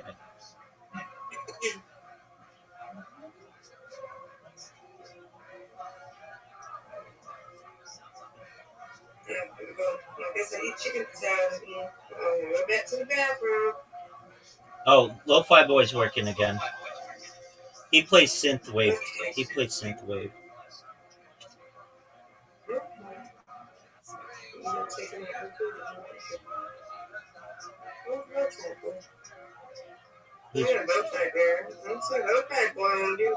He's right above. Oh, no. In my Discord.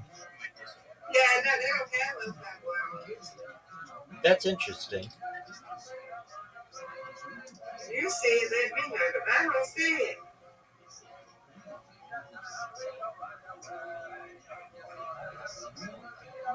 Okay, where's my fat boy? Right there, right?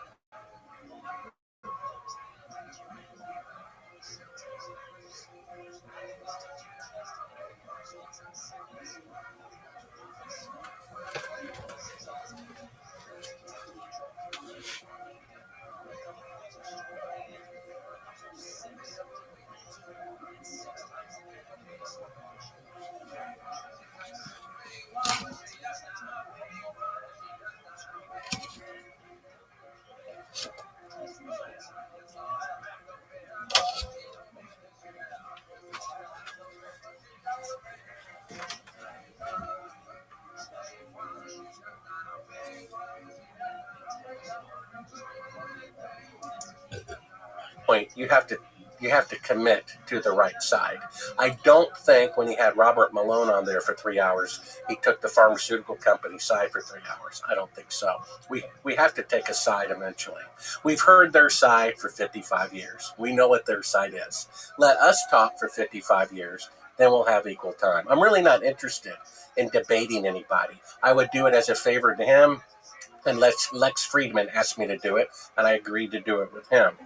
But that, to me, is like debating if the sky is blue. The sky is blue. We don't need... You like that one? Yeah, I like that one. Same here.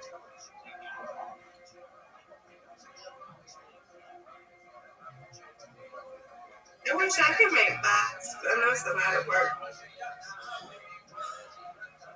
Yeah, I mean, do you have an Android or an iPhone device? Okay. Do you have an Android device? I don't do Android. Sorry, Rabbi. No, that's fine. I get it. It's easier to do with an Android device. It's like not really as possible with the iPhone device. You have It's okay. do you have a computer? Not no Windows. You got a MacBook. Good for you.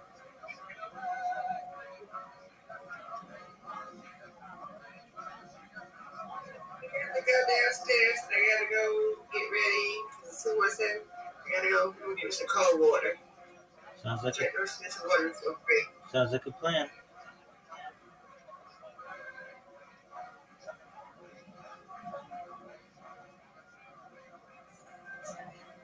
Gotta go. I gotta go. She's gonna have to go in her room because I gotta go get ready with myself together. All right. Be right back. Yes, ma'am.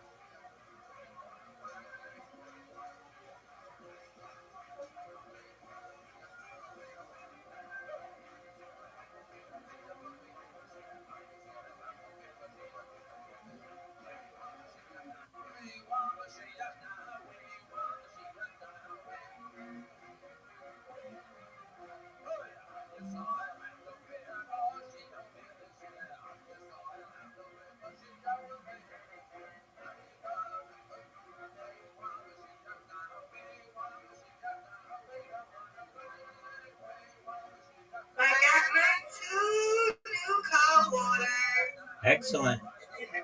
5 more minutes. Yeah,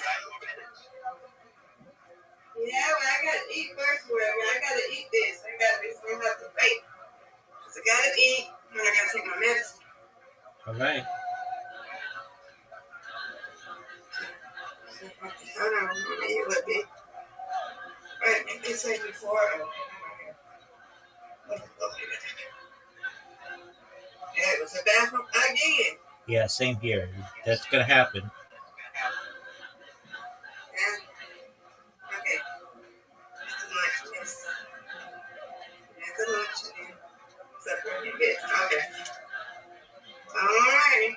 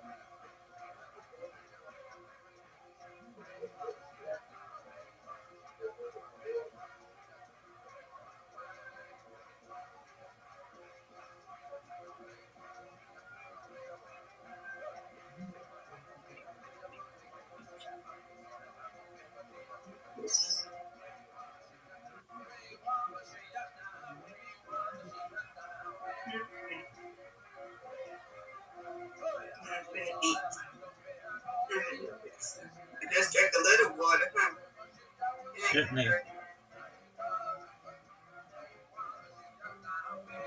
went to the bathroom, Rabbi? Yeah, pretty badly, and I'm gonna have to go again soon. Yeah. I'm sorry, Rabbi. You're good. You helping me. That's right. I'm not taking my nap soon. That's right. That's what you want to do. I know. I gotta rest. That's right.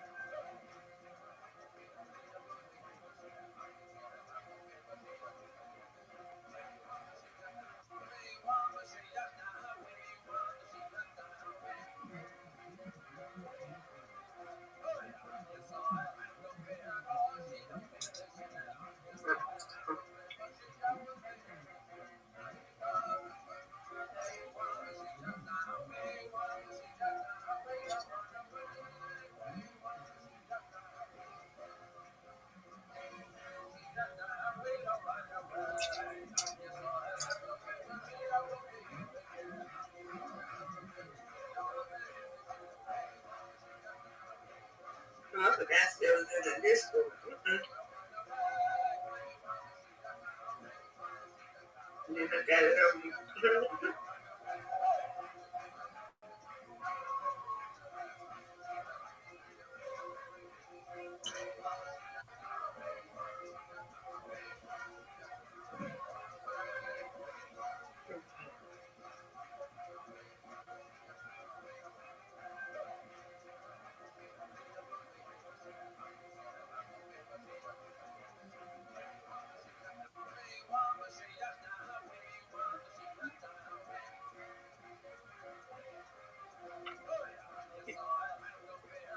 All right. Ready? Maybe some more. Okay, just one moment. Yep, I'm ready. Okay. Let's go. You can't see me. Okay. Wait.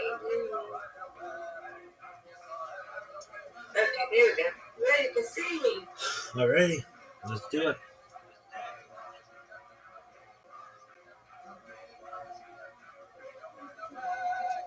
Man, you're gonna be going to the bathroom like cray. Good for you. I'm not, but I didn't look at out. It's still at the top because I gotta eat. Take 2 minutes. It's gonna be all right. That's what I want, right? That's right.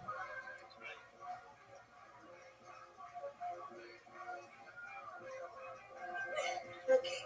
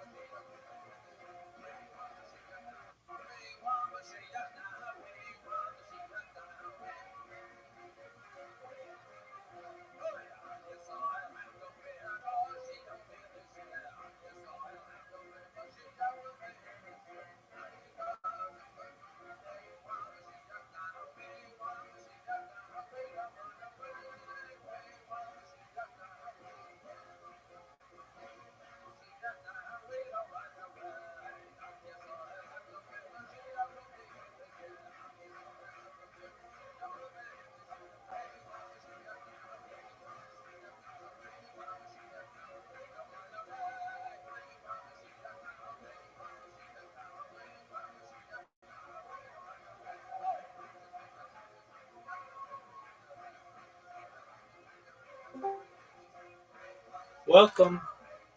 How are you, Cloud?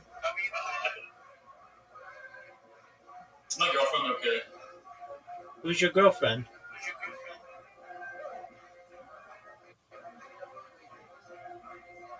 How are you, Cloud? I'm good. How'd you find out about me, friend?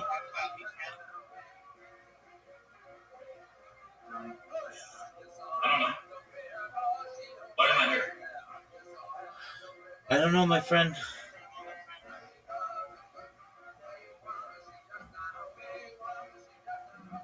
What's going on in your life? What's good? It's not happening. What's not happening? We're not going. We're not going. What's going on? What's good in your life? Numbers and shit. I don't know. All right. What kind of numbers?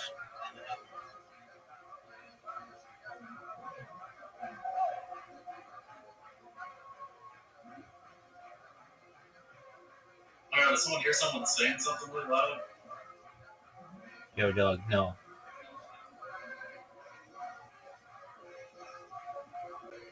We're watching a podcast. Okay. Feel free to Don't need enjoy. to debate it. Plus, these people he's putting up, or Lex would put up, they're the victims. Well, not the perpetrators. Do you understand? Put up NASA administrator, put up a lying Apollo astronaut like Charles Duke, who has the audacity to say Oh my he's a God, Christian. that would be But- mind blowing. but See what- one of the astronauts. Yeah, but what I really be debating is the victims of the crime. It's like people who are by their by a scoutmaster, and because their psychology is so twisted, they're defending the scoutmaster. Those are the people they put up, the victims of the deception. I don't want to debate the victims. I want to debate the perpetrators. Put up NASA administrator, assistant NASA administrator, Apollo astronaut. Then we'll have a debate, but they'll never do that because I'm right. Yeah, well, I mean, I think one of the main reasons that we want to do that, that they want to do that, and I think it's important that that happens, is because to give you like an idea of some of the people that go on the internet these days that claim they have the absolute truth, and they talk about things with absolute 100% conviction on stuff. Most of those people are full of shit. I don't think you're full of shit, but you do talk about this stuff with absolute 100% conviction, which I can see how some people get rubbed the wrong way. Yeah, but that's only after 30 years. Sure. A slow process of peeling the onion, going from being the biggest fanboy to the biggest critic. It wasn't overnight. I was like Steve. He sees shadow intersecting, and he still wants to say sunlight can do that, even though he can't reproduce it. I was with you, Steve. I still said the moon missions were real until I see them faking being halfway to the moon with a 1-foot model. If I can go from being the biggest fan to the biggest critic, it's not something I say lightly. Once I see them faking being halfway to the moon, that means they didn't go to the moon. Shadows intersecting. They cannot be duplicated in sunlight. They didn't go. It's the first time a technological milestone couldn't be replicated 50 years later when it should be 1,000 times greater 50 years later. You see? And we have an eyewitness who confessed to a homicide to cover it up. How much more proof do you need? It's only the fact that it's a sweet lie that people don't want to give it up, and it involves their pride, and it involves the God of science. Fortunately, the Messiah of science, AI, just said the moon missions are fake, so there's hope. And what specific AI was this that said that? This is Google's neural network. Go to my website, Sabrell.com. At the bottom, there's a link to the article. This is an AI that's not available to the public. It's multiple AIs hooked up together that for 3 days, VIPs in Moscow, Putin was one of them, was allowed to play with. One had it write a symphony, took 2 seconds. One had it write a novel based on these plot points, took 2 seconds. It has a deep fake detector program that has never been wrong.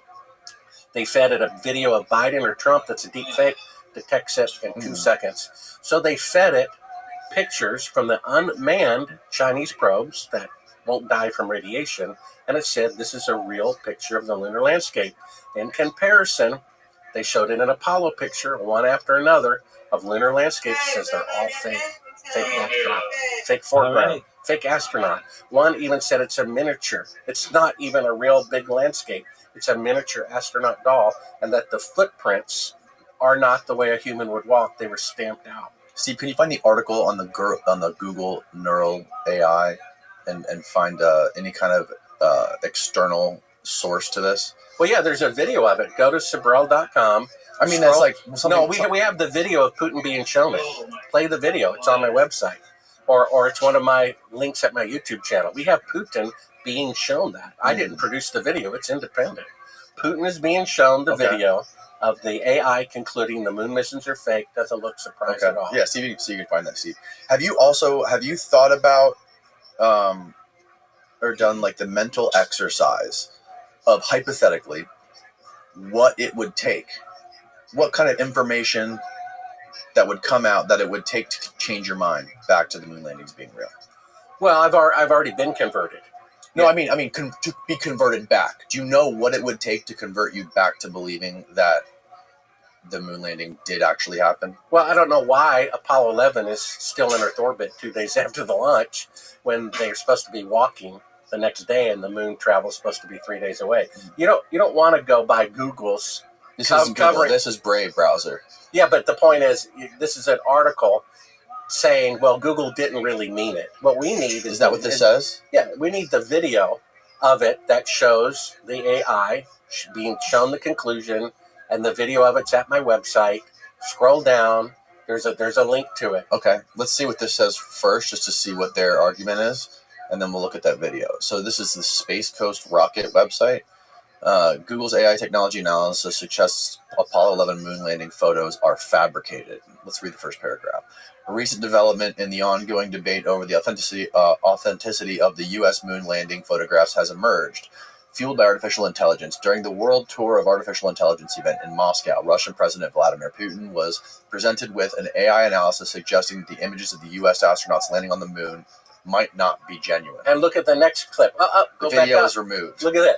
Not only is the video not available, the one showing the account has been terminated. The account has been terminated. Go to my website. I have a screenshot that says when you click on the original Russian article, okay, the original Russian article, it's scroll down and then breaking, click on that, then there's a video of it.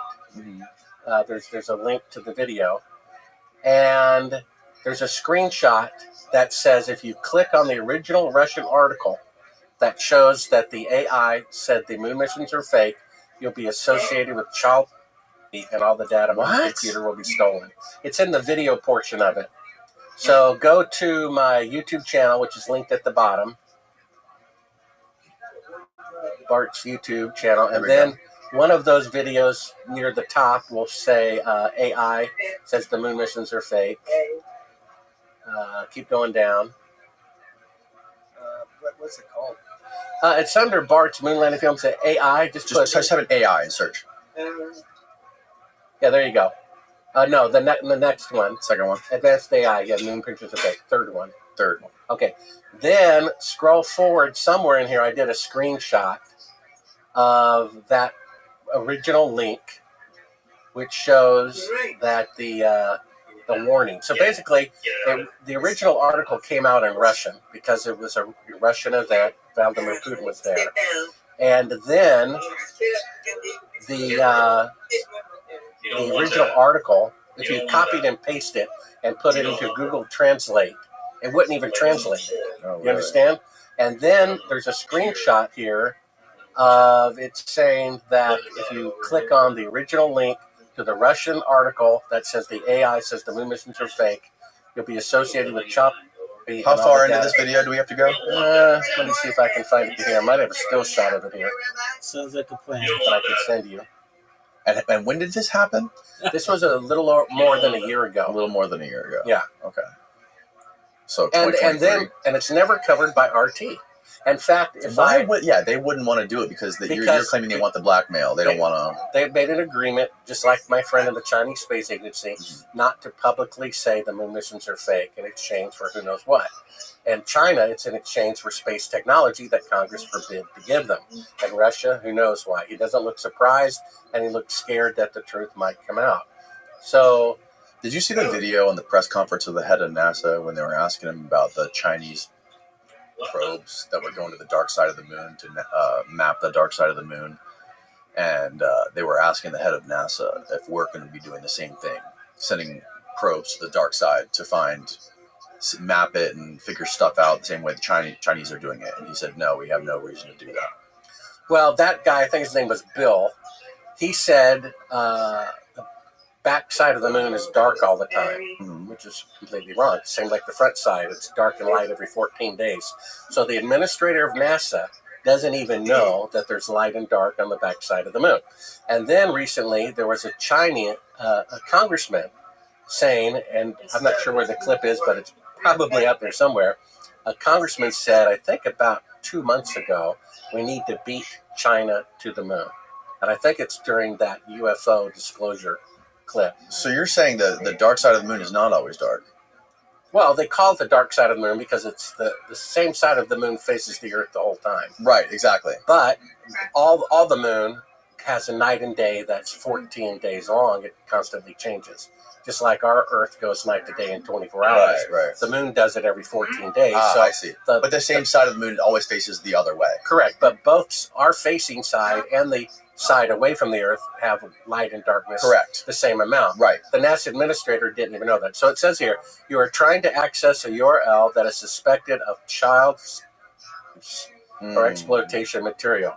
We will initiate decryption of traffic for possible content and block access as mandated by the Republic Act number 9775 or the Anti-Child Act of 2009. Otherwise, traffic will then be re-encrypted and sent to destination. By proceeding with this session, you are aware and agree that this action will give us access to your data, i.e. source IP address, destination IP address, and destination URL. Would you like to proceed? So I know it's BS, and I'm afraid to click it. Now, this was on what website? This was when you clicked on the original URL to the story in Russian. Yeah. That the AI said that the moon missions are fake. Wow.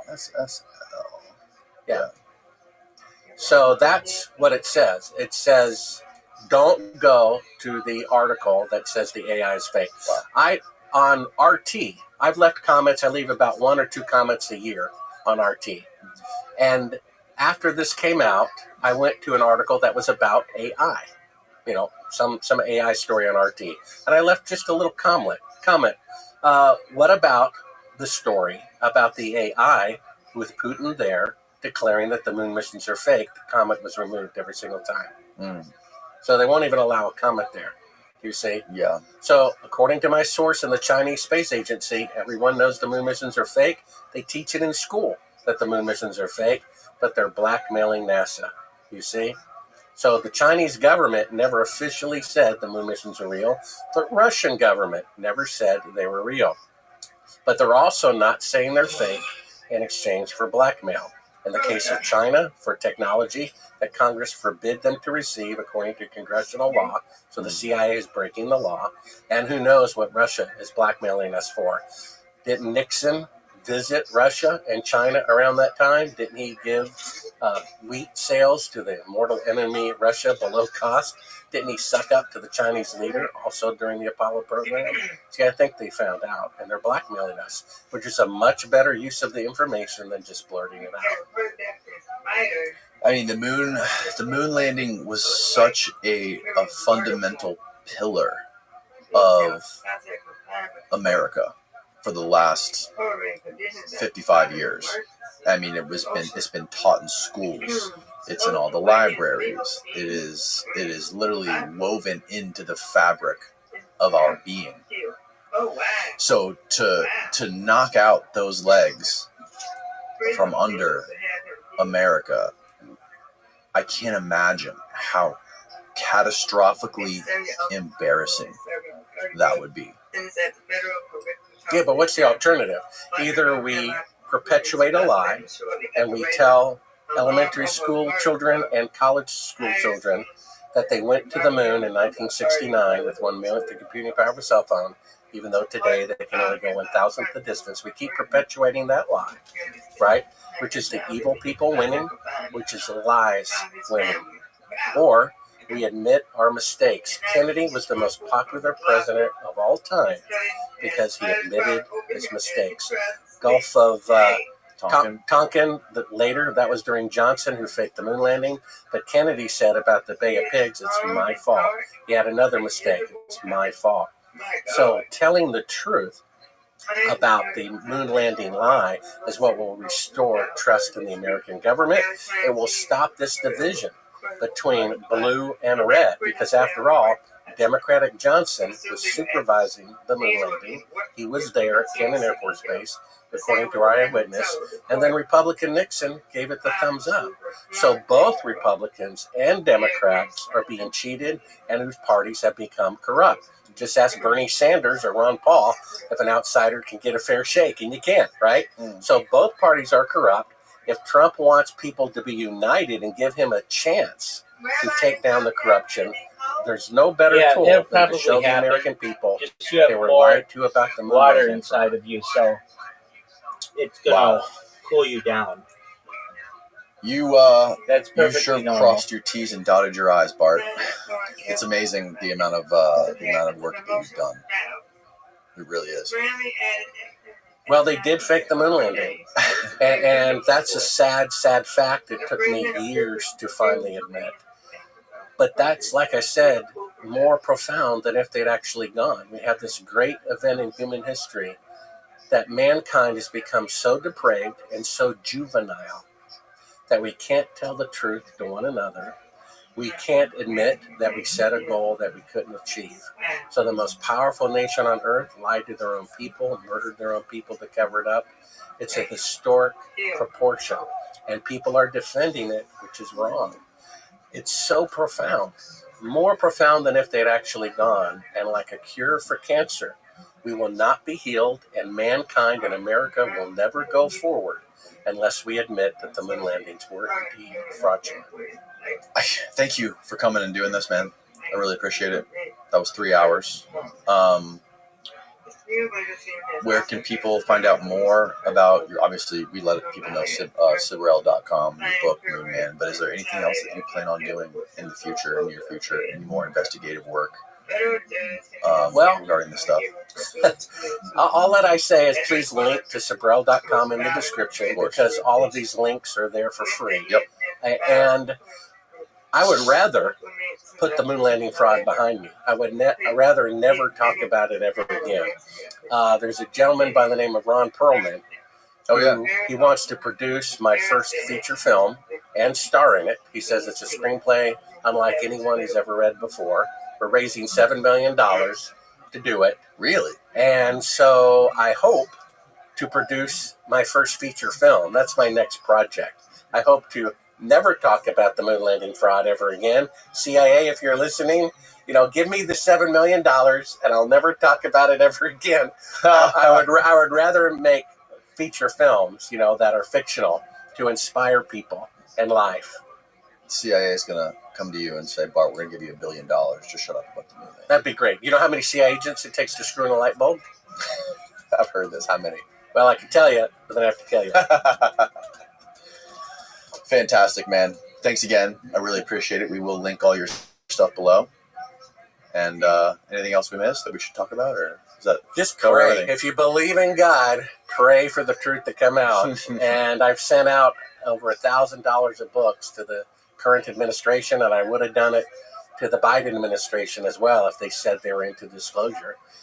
Maybe it will come out. It'll be as beautiful a moment as the Berlin Wall coming down. We'll be free.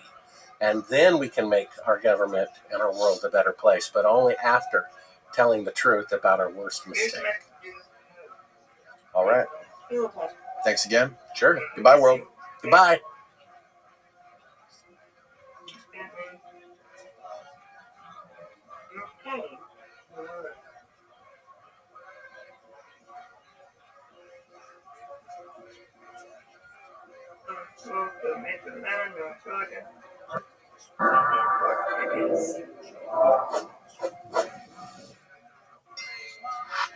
Judith, first of all, thanks for coming. I'm looking forward to speaking with you. It's a pleasure. Please introduce yourself to the audience. I'm a witness. a witness they've tried to stop. Alrighty. But I can't be stopped because this is also about love. It's also about justice. It's also about the truth. Get under the blankets. And I'm still here despite everything. And everything is a lot. All right? Because I first I have to go to the bathroom like 15 times. I gotta go early again. in 1999. And that completely You're good. destroyed my life. Why did you? You're welcome. 1999 was the first time you came out. Yes. Why did you decide to come out in 1999? In 1991, the film JFK came out, and I will. of I'm course, working I on was something, but I'll go to the deeply bathroom in a associated with the second. and I had to walk out my teenage. All my I had at that time 4 kids still living in the Thank you. house. Well, one of them had come in with the film JFK, and he He what? The film JFK came out from Oliver Stone, Yes. and when it started playing, I had to leave. Of course, everybody noticed because I was a chaperone for all these kids, all these Right. teenagers. It was Saturday night, and we had popcorn and all that. I went to the church and prayed, and something stirred in my heart. I had waited so long to speak out, but I had kids. Mm-hmm. The day after my last child left home, which was December 26, 1998, I finally dared to take out the film JFK and look at it. Mm-hmm. Of course, it made me ill. If you understood all that I had gone through, you'd understand how I'd hidden it. I thought, sure, I promised Lee I would speak out. He said, I'd only ask you to please let my little girls know that I was a good guy. And I let him down. I was afraid. Now something stirred in me because it said in Oliver Stone's movie there, it said, silence, is evil too. Be silent is to... And I knew I couldn't be silent anymore. I laid out all the evidence. I have boxes and boxes. Why did I save evidence? I was in a project secretly funded by the CIA and the Mafia and so on to kill Fidel Castro. And I'll show you the special training and everything I had for that. But the whole idea was we thought we were saving the world. Just like today, if somebody said, hey, we know how to kill Putin, and the U.S. won't be involved because it'll look like natural. A biological weapon was being created, and I got involved in that. So let's go back. So first of all... So I just want to say I laid out the evidence Yes. on the bed, and I looked at it, and I started shaking all over because I knew I had enough. This was after you watched the JFK film. I watched the film, and so by January 1999, I was teaching at university, and I don't want to mention all that, but the fact is that you have a big break, until way after New Year's, Christmas. So I actually wrote most of the book during that period of time. I have my dead at memory. You'll later find out 60 Minutes was amazed because they had a 14-month investigation and tapes that they had made early on when they replayed them and asked me the same questions. I was identical. I don't need Kevin for anything. That's right. And so it's all clear. I see things in pictures. Mm-hmm. So anyway, you have a photographic memory? Yes, I do. 100%. Well, now I've had 4. I have some blanks now. I've had 4 concussions. I've been hit by cars 3 times. I've had one time trunk of a car was slammed down on my head. There have been, everything's documented. So, how did you meet Lee Harvey Oswald? I always ask that question when I got to tell you how I got to New Orleans and everything. Because if I do that, you're not going to figure out why he was there or anything. Let's start there and then let's rewind. All right. Because I think people that are that are watching this interview, they might be confused about who you are. And I think it's important that we lay out. Oh, all right. Of course. All right. I have to go to the bathroom. I have to go. Just 1 moment. What did you say? I don't know. Just a friend of mine said this guy had good podcasts. They're just interesting podcasts. So, this lady I don't know. Apparently, you'll agree, Harvey Oswald. Okay. Okay.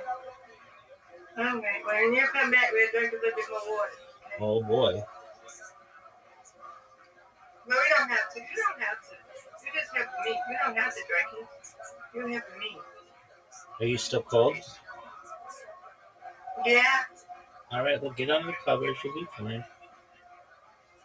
I gotta drink water in a minute. Yes, you do. If you're really cold, you can drink tea, or like an herbal tea, or just even warm water. Yeah, I'm gonna do the tea later. I forgot to do it this morning, but I do it. What kind of tea do you like? I do green tea. That's good. Good for you. Green tea is great. Mint. Yeah, green tea. With lemon in there. Good on you. Let's drink my water. Absolutely. All right, I'll be right back. Okay.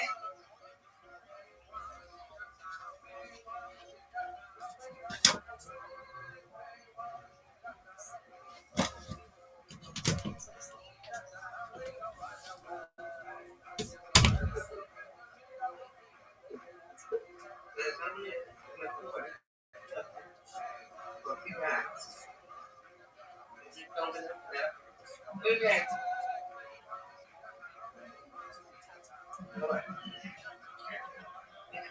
A few hours and then I'm gonna get in the for a minute. Oh, Lordy. Oh.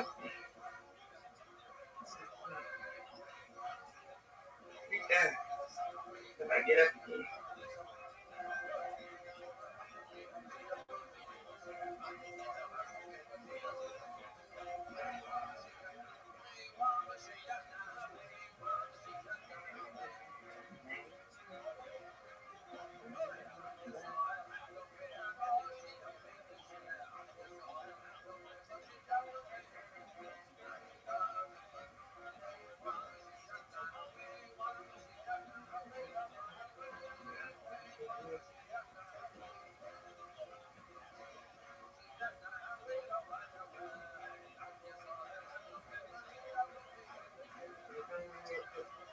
What's the lemon water?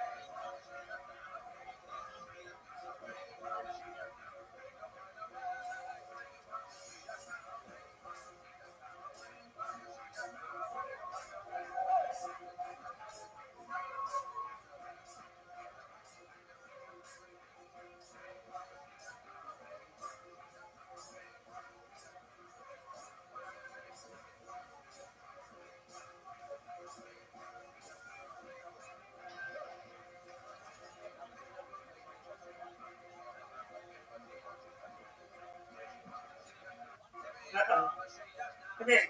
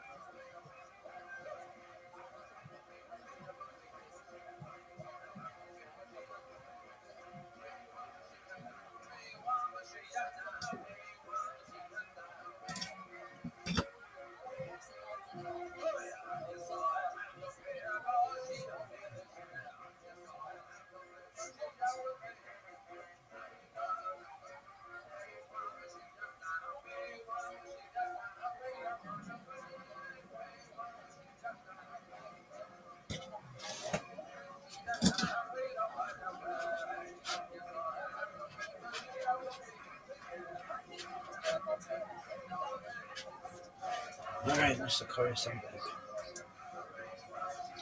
I was actually being shepherded by Good for you, girl. people Get very cozy. high up that were associated with Take a CIA. nap. And these were eminent doctors. They're very well known. Like today, if you talk about Fauci, say it was Fauci shepherding them. So That's right. they're very prestigious, the top of the top. And I had not a minute to myself because I was being specially trained, fast-tracked, because I'll tell you why That's right. later. But the bottom line is I came early to New Orleans because I couldn't go home, which I'm going to explain later. And I was free. They weren't ready for me. They were out of town. Instead of being met with a steak dinner, I've always mentioned that before in other interviews, and champagne, and say, "You're here, we love you, and we'll show you around." And I go to the YMCA where I expected a room to myself, and they said, "Who are you?" My first thoughts, I don't have any money. I'm between semesters. My grant money, I don't have it. How old are you? At the time, 19. 19. Yeah. And wow, my first thought, oh no, Yeah, I'm in that's this weird. room I'm with going to two restart it. strippers, Thank you for letting me know. buddy training, and this really profane, heavyset waitress who she was going to steal my stuff. We had to pay her 25 cents a day so she would steal our stuff. All right, so I'm in that room, but the stripper said, "Honey, you haven't seen the world, have you?" I said, "No." I said, "How would you like to come around with us?" Now, I'm an asset. I've been heavily trained. And here I am now seeing the seediest parts of New Orleans. I mean, when I stepped off the bus, the first thing I heard was a gunshot. You have to understand what it was like. You're heavily trained in what? Well, I was heavily trained in how to handle specific viruses that were being developed for biological weapon purposes. At the age of 19. Absolutely. And when you first got shipped to New Orleans. That's right. And I have all the proof. And so how old were you when you first started studying these viruses and learning about this 15. type of science? What? Yeah, here's a picture of, see this? My grandmother died in October of 1956. Okay. She died of cancer. My grandfather was dying of cancer. Mm-hmm. And I was determined with all my heart. I love my grandmother so much. Mm-hmm. In fact, her picture is on my credit card. Nice. Yeah. and her memory, and the magnificent woman she was, and she was wiped out by cancer and suffered. And I was, Sorry about that. Well, but other family members as well. Yeah. It just was endemic. So that was I was determined, and of course, what can a 15-year-old do? I found cancerous fish, and they were special breed. Mollies, black mollies. Maybe you didn't know this about them, but they don't get inseminated by the male. The male just excites them, and they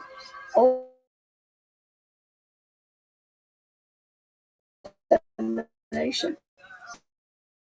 Now they've got a male organ. They have a male organ that penetrates, but there's nothing there. Oh, there's no sperm. That's right. Interesting. So it's sort of like cheetahs. A lot of people don't realize the genetic variation of cheetahs is very tiny. Mm. They make great lab animals, except they're very expensive. Okay. Well, mollies aren't, And so I just sort of determined, I'm sure they had cancer, but I had to find out, and we took the mollies. By that time, I'd made friends with a lady running the American Cancer Society for the whole area where I was living there, Bradenton, Sarasota. And we met Dr. Alton Oxner, who was he was there for the opening of the Watson Clinic over in Lakeland, I believe it was. And so he saw my mollies, and he said, "You've got to go to mice." So then I was rounding up mice, and then finally Rockefeller Foundation. So where did you meet Alton Oxner? At the Watson Clinic dedication. Which was where? I believe it was in Lakeland, Florida. In Lakeland? Yeah. And you were around 15? At the time, yeah. Okay. So I had my own lab by then. Wow. I'll tell you why. You're a child prodigy. Well, that's why I have to start at the beginning. Yes. All right? I really do. Yeah. Well, this is the beginning, right? No. Oh, there's more before this. Oh, gosh, yes. Oh, wow. Okay. That's why I'd like to get into it. Okay, cool. Let's do it. All right. But understand that they had, here I was loose about meeting Lee Oswald. Mm-hmm. That's not good, because I was in the back. They were police raiding. I mean, I barely escaped the police raid at one of the clubs down in the back room there, and they're putting on pasties and stuff. Yeah. Yeah, and I mustn't be rounded up with this kind of people, But I was free. I mean, I didn't even know what it was like to be free, because from age 15 on, you have to remember when Sputnik, do you have when Sputnik came up? Look at when Sputnik came up. What year was that? Go ahead, look. Was it 69? No. Oh, no. Much earlier. 57. Yes. Okay. In 1956, there was a Hungarian Revolution. My grandmother died already by then. In 57, Sputnik came out, and the United States government went bananas. Right. Because they realized how far behind. They rounded up all the high IQ kids, and I was one of them. You had to have an IQ of 150 or more. I had 160. At age 15 is when, anyway, what they did is anybody with really high IQs, then they went and investigated them. They didn't have to do that with my family, so that's why I wanted to bring up my father. Mm-hmm. Can you see it? Yeah, we can see it. Right. Yeah. Handsome fella. Down with it a little bit. Okay. There you go. Okay. So what's he holding there? He's holding a new microphone. He invented all kinds of things. Wow. He invented items, if I told you, that he worked with Robert Adler in Chicago. And often took me. I got to see Adler's labs. Adler is the co-founder or co-creator, so-called, of the... Tilt it this way a little bit. See you tilt it towards that. There you go, right there. Okay, perfect. I see it. Oh, see it. Thank you for the monitor. I appreciate that. All right, so that's my father. Mm-hmm. Now, you can't tell from just this early photo, but he helped in World War II to find Nazi stations that were distributed across America, because he was able to figure out their frequencies, the radio frequencies, and so on. Wow. So he got clearance from the United States government at an early age. Our whole family, I remember them investigating us, and even I, a small girl, was being questioned, and everything. So we had a head start that way. Mm-hmm. My father wasn't just an ordinary man either. I say, working for Adler, it turned out that Robert Adler, just like Edison, how Edison went and got Tesla to work on his materials and everything. Right. It's the same sort of thing. my dad was inventing lots of things for Adler, and Okay. Adler gave him money, but Adler got the credit for the Sure. all the patents. Got it. That's what happened. Okay. We didn't mind because Dad made so much money. Eventually, he would go and retire. He was only 41 years old in Florida. Mm. But why did he retire? He wanted to be a rocket scientist more than anything. It's in my book. You can see. I love it if somebody just hold up the book we're talking about. This book? Yeah. Now that's a sabotage one, but I You have. want to hold it up for us? I can try. I can hold it. Yeah, I appreciate that. Okay. This is your book? Yeah. It's called Lee Harvey Oswald and Me. Right. And most are in better shape than that one. That paper sticking out. Some of these books got sabotaged. Actually, most of them did. So Lee Harvey Oswald and Me will tell you, it's got a lot of information background we don't have time to talk about, with you. But bottom line is my dad was set to be in the Redstone Rocket Project and everything, and he was already doing stuff for Bendix and for Raytheon and so on. But my mother refused to have us go to Los Alamos and live behind barbed wire. Yeah. And they also said they maybe have to move us around a lot because we might get bombed. Other things. And my mother didn't want to go. It ruined my father. It broke his heart, and he began drinking a lot. He just retired. So, but that ruined a lot of things for our family as well, because my grandmother died in 1956. A few days before before the Hungarian Revolution. Mm. Now, my name is Judith Vary Baker. V-A-R-Y is Hungarian name. But even though that came from my father's side, some Germans had it as well. I love my grandmother. I love my I love my grandmother very much, and she was a matriarch of the family. And I want to cry when I think of her. We loved her so very much. And here she died of cancer a couple of weeks before the Hungarian Revolution. It's very famous. That was October 23rd, 1956. Wow. Now, I'm going This to is tell you what something. inspired you to learn everything you could about cancer. Absolutely. And also, then my grandfather was diagnosed with cancer. He fought for years. Okay. And, excuse me, Sure. I try not to cry because our lives changed so much after my grandmother died. And it never would be the same. Mm-hmm. I actually had skipped a couple grades in school, and I actually dropped out of school for a whole year. I just went in there, took their test, and dropped out. Huh. So I didn't want to go to school. Right. So it's interesting. Lee and I both spent a lot of time not going to school. We had very parallel lives at this time. It's amazing. Now he was a little older than that. Mm-hmm. We're listening on the shortwave radio. Remember, my dad had the best shortwave, and back then, that's the internet for us. Shortwave, we got the news. And by the way, it was real news, not what we call views today, okay? Right. It was the real thing. So we're hearing machine guns going off. We're hearing bombs going off. We're hearing Hungarians begging America, where were you? You said you're going to help us, and you could hear them dying. It was horrible. Well, somebody else was listening as well, and that was Lee Armstrong. On October 23rd, 1956, he's listening on shortwave radio to the pleas of the Hungarians. You won't find this in Wikipedia. This is when he was stationed in Japan? No, he just turned 17. Oh, okay. He tried when he was 16 to join the Marines, and with a fake birth certificate the Mafia made for him, that didn't work. And his mother wanted him out of anyway. That was fine with Lee. He was the youngest, and he wanted to follow his brothers into the military. Mm-hmm. So he tried to join. Well, now he's 17. He's thinking about joining, but he'd like to finish high school.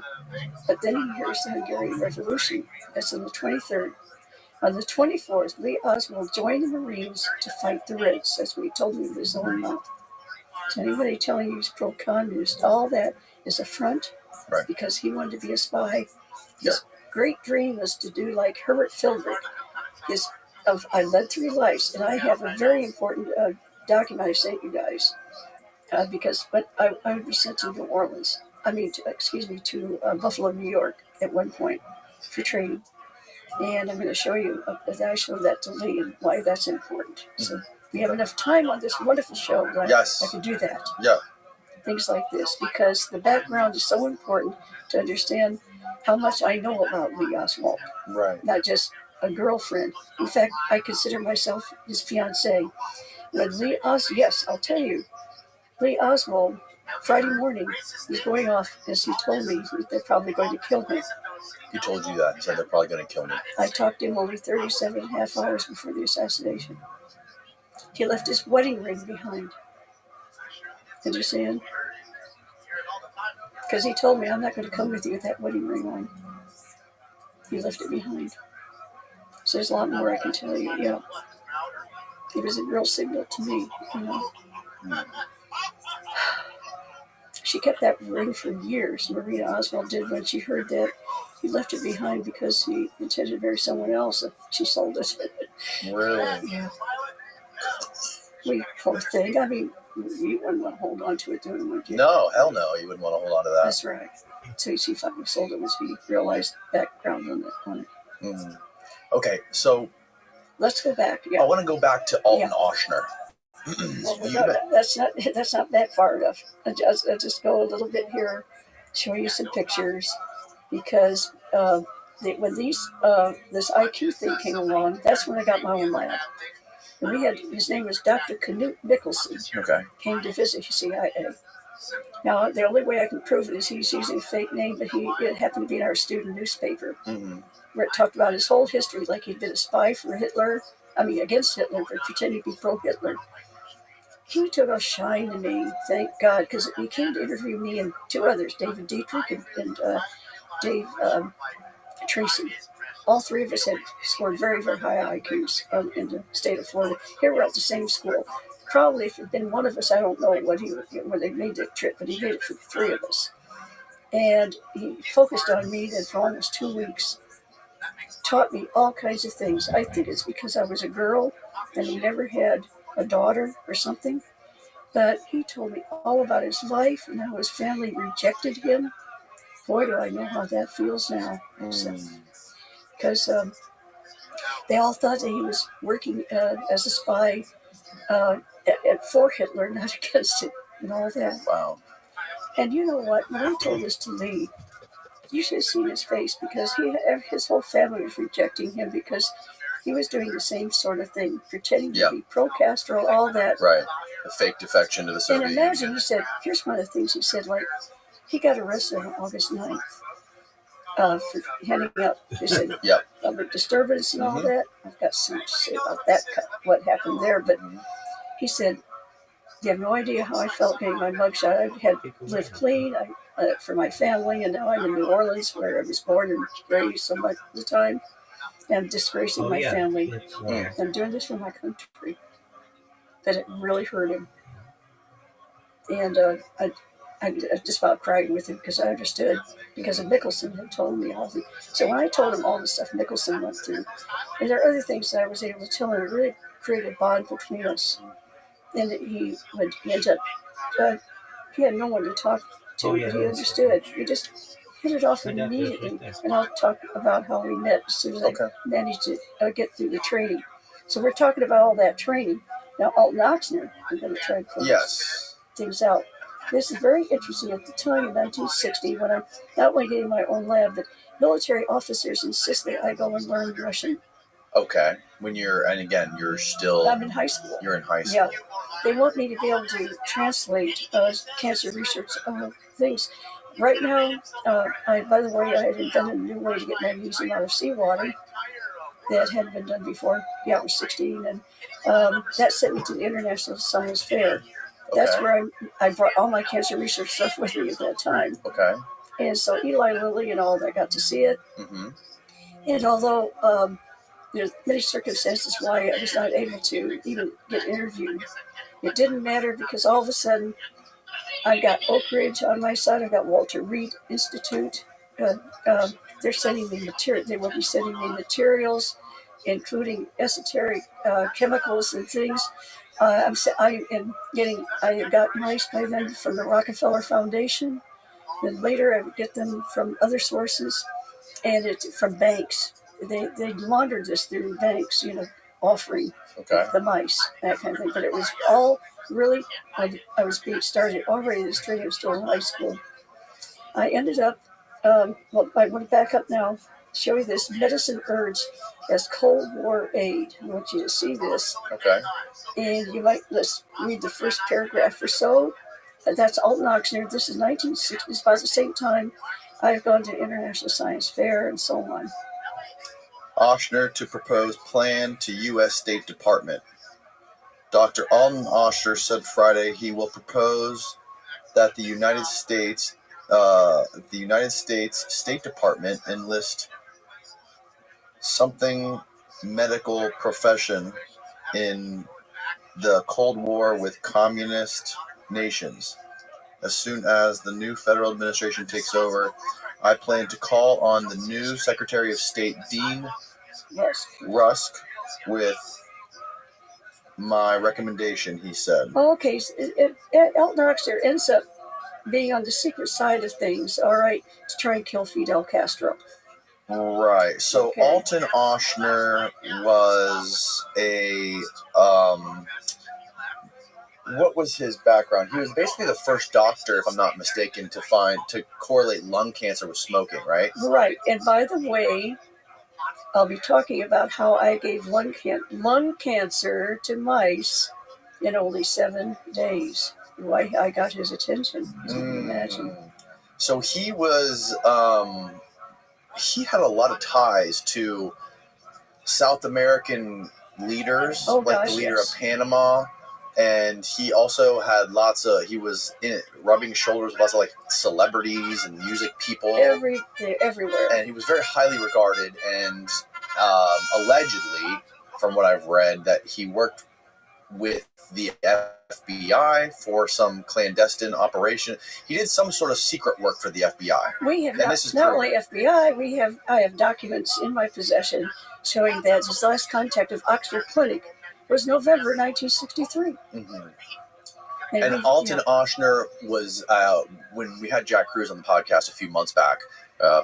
Back in October, I think it was. He was explaining kind of the history with Ochsner and what was the name of the hospital in New Orleans again? Well, that's Ochsner Clinic. The Ochsner Clinic in New Orleans, and how Ochsner and also famously Tulane. That's what it was. Tulane. He was associated with Tulane, and we were associated with the Tulane, and also with the Covington, the primate research center, very important. Right, and when the Salk polio vaccine was first starting to get rolled out, Ochsner was so behind it, as well as the political people that were behind the first rollout of the Salk polio vaccine.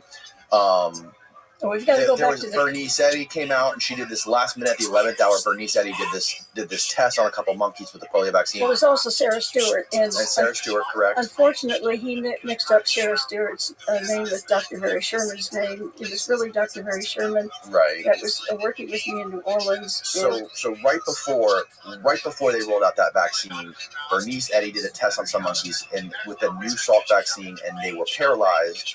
She sent photos of that to the heads of the NIH, to her bosses at the NIH, and they all panicked and freaked out and said, "Oh my God, no!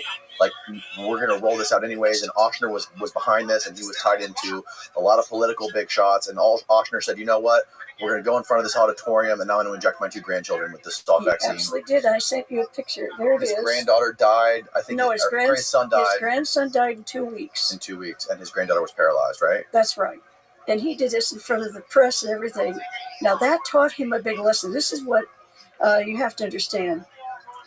He trusted his doctors. He trusted them. Now he realizes Castro has doctors that trust him, that he trusts. And some of them secretly hate his guts. There are ways to get to Castro, if not that text. When doctor asked for a vial of penicillin, they take it somebody takes it out of the refrigerator. Who put it in? You have to understand how there's so many ways to get to Castro. So Ochsner essentially worked as like a special surgeon for the FBI, right? No, CIA, FBI is only peripheral. Okay. He actually founded Inca. He was co-founder. Inca, yes, that was the radio program, right? No, this was called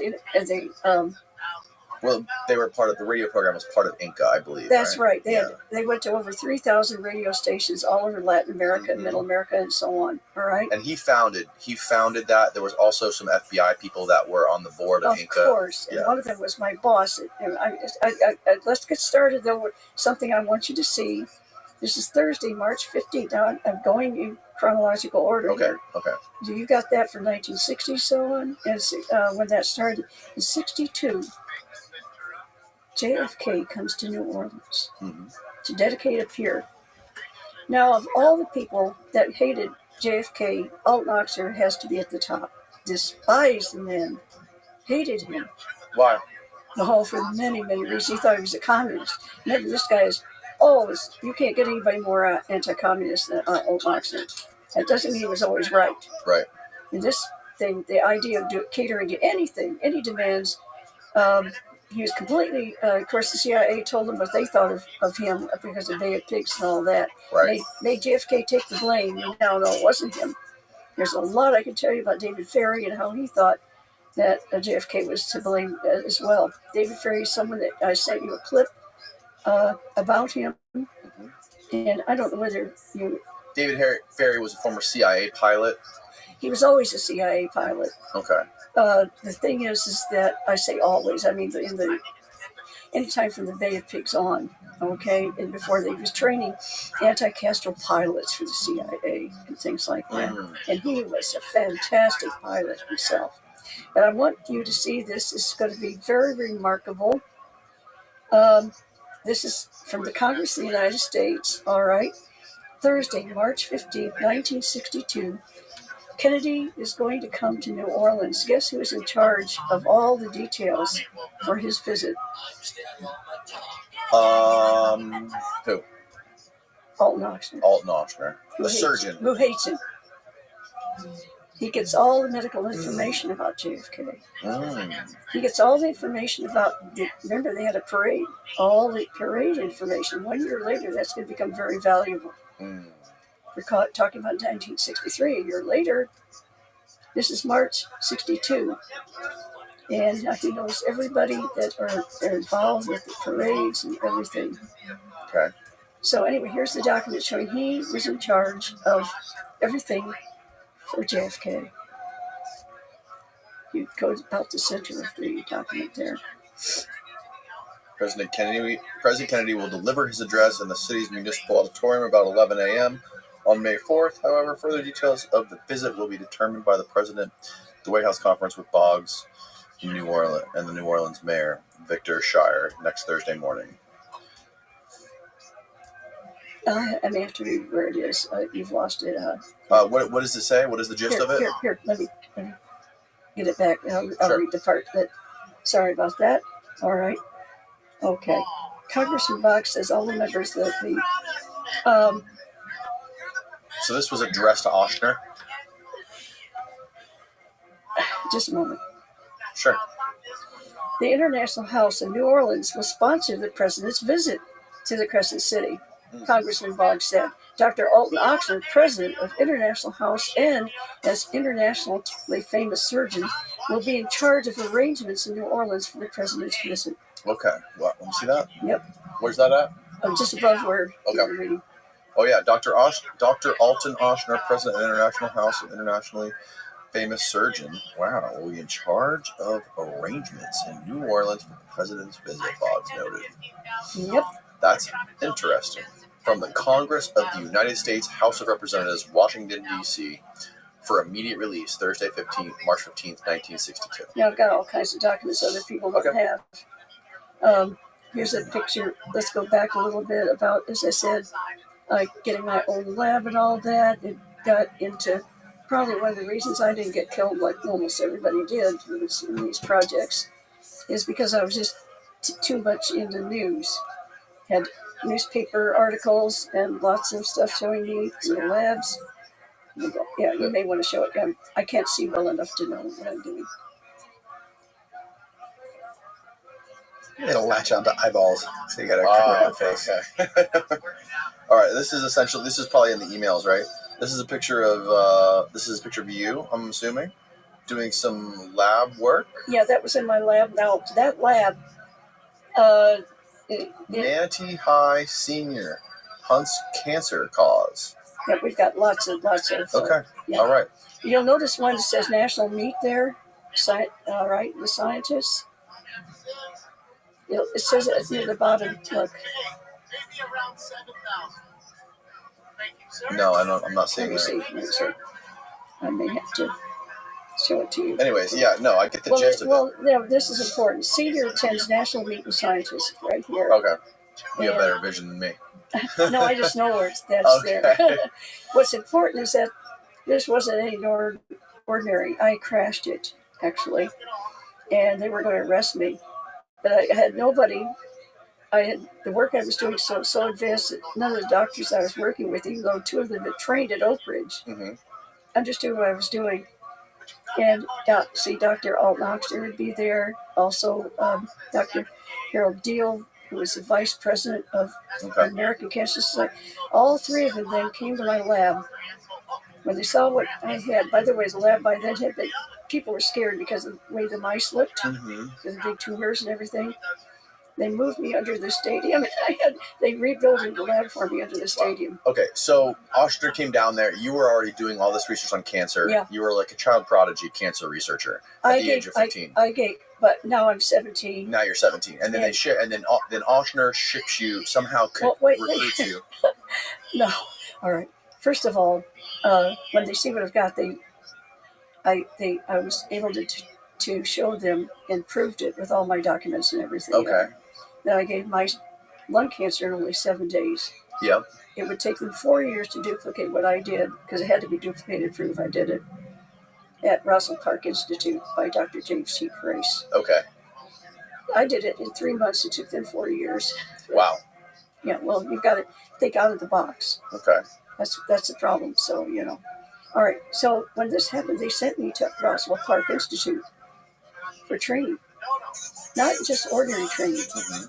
I was with Dr. George Moore, who was in charge of 800 researchers.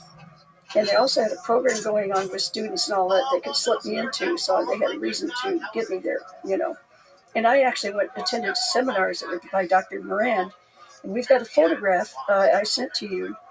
It shows me I'm one of 6 people they pick out to interview. So I got in the papers and all that in Buffalo, New York, and so on. Why is it important? Because I wasn't just in the students. These are witnesses are coming up. Wait a minute. That's okay. Don't worry about it. He'll figure it out. Okay. All right. Basically, what's going on is that I am not just one of these other students. I'm in Dr. Moore, who runs the whole thing in his personal lab.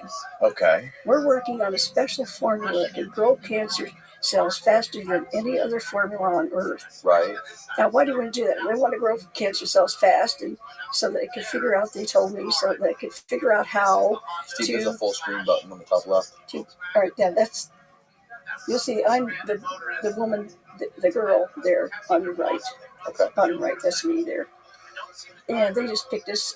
We were supposed to be the outstanding ones, so they grabbed us and put us together. But, we're talking about hundreds, 60. They had about 60 of the students there, and some of them were. They were from all over the United States, and from Hungary and everywhere. Okay. Right? But I really was only part of that group for seminars. I was in Dr. Moore's own lab, and at that time we were working with bacteriophage. We were working with a certain monkey virus, and I became an expert in handling this, one of the few. But I helped develop something called the RPMI 1640 formula.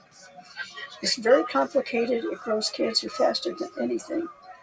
I have a document there I sent you that shows that I was asked to do more research on how to make cancer more deadly. Why? Well, they told me it's because we have to figure out how to, if we can grow it faster, it gives us ideas on how to, conquer it. That was a lie. I was being What introduced. was the logic? If we can grow it faster, we can figure out how to conquer it. Yes. I might be too dumb to understand that. Well, the idea being like, if you give kids milk, they're going to grow faster. Therefore, if you want to kill kids, you're not going to give them any milk. That's the idea, Okay. Yeah, so it's like that. Okay. All right. I fell for it. Okay. Right. Because Okay. they were prestigious doctors. I believed my doctors. All these important people. Okay. I after all, I gave cancer to mice in 7 days. Mm-hmm.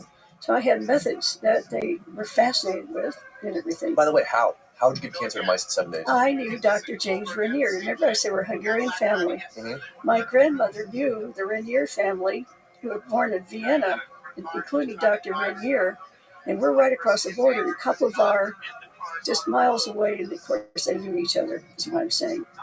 My grandmother is very educated, speaks many languages and so on. She even went overseas 7 times to get more training in the convent, because that's what girls had to do back then. So Dr. Rainier's actually moved to, all places, to South Bend. That's where I was born. That's where my family was. So we have a bunch of Hungarians there. South Bend, Indiana. He is a professor at University of Notre Dame. My family donated land at Notre Dame. You can see a small cemetery. I could get buried there if I wanted. Okay, so we're talking about close ties. So yes, of course, the ties continue with Dr. Rainier. He ended up being the first person to develop germ-free mice. Germ-free mice. We have them all over the place now, because then you can introduce a germ to a mouse and find out really what happens without any interference. Okay. Pure, clean mice. Pure, clean mice. But let me tell you, you have to put them in an environment where nothing can reach them, no germs, like Bubble Boy. Okay, right. But how do you give them cancer? Well, that's the point. Is cancer something you can give them, or is it because of eating or whatever? If germ-free mice and you introduce a certain virus and it causes cancer, bingo. Okay? And I did. With what virus? Well, if I mention it, I'm going to get in trouble, right? Go ahead. No, don't worry about it. We'll say it. We'll censor stuff later. But I didn't know it. It was that. They determined that later. I cannot prove that. There's a document I cannot. And how did you? Well, let me explain how I did this. No, I'm curious. Like, so you're trying. Your goal here is to see if you can give these mice cancer. Well, because I needed cancer in order to. How are you going to go and kill cancer without cancer? I understand why you're doing it. I'm just trying to. I'm trying to understand this. Okay. So your goal is to give these mice cancer, and what tools are you given, or what are you looking for? Well, that's what I'm going to tell you. And where and how do you decide which viruses, and why do you even choose viruses in the first place? Wait just a second. Okay. All right. So the fact of the matter is that, remember I said I had made a new method of getting magnesium out of seawater. Yeah. I had chambers that were built that if one bit of oxygen got into these chambers, it could explode, it could die. Okay. All right, so I had to pump argon gas on top of when we're refining the magnesium, at one point. If any oxygen got in, it exploded. And my dad didn't want to lose me, so he helped develop. I had 2 chambers. Well, those turned out to be perfect for putting germ-free mice in. Nothing could get in. Okay. Yeah, so we could pump in the air, filter, and all that kind of thing. Okay, so where did you get virus? Well, we didn't know it at the time, but I collected lots of cigarette butts from everywhere. And that virus can be trapped in the cigarette filters. Can? All kinds of viruses can be trapped in these asbestos-type filters. Okay. I mean, we didn't know what they were. It's just they isolated later. So you were taking cigarette butts. We took them from all over, and so it's beautiful in that way, because we couldn't say it all came from Manatee County. All my friends collected probably 50 pounds.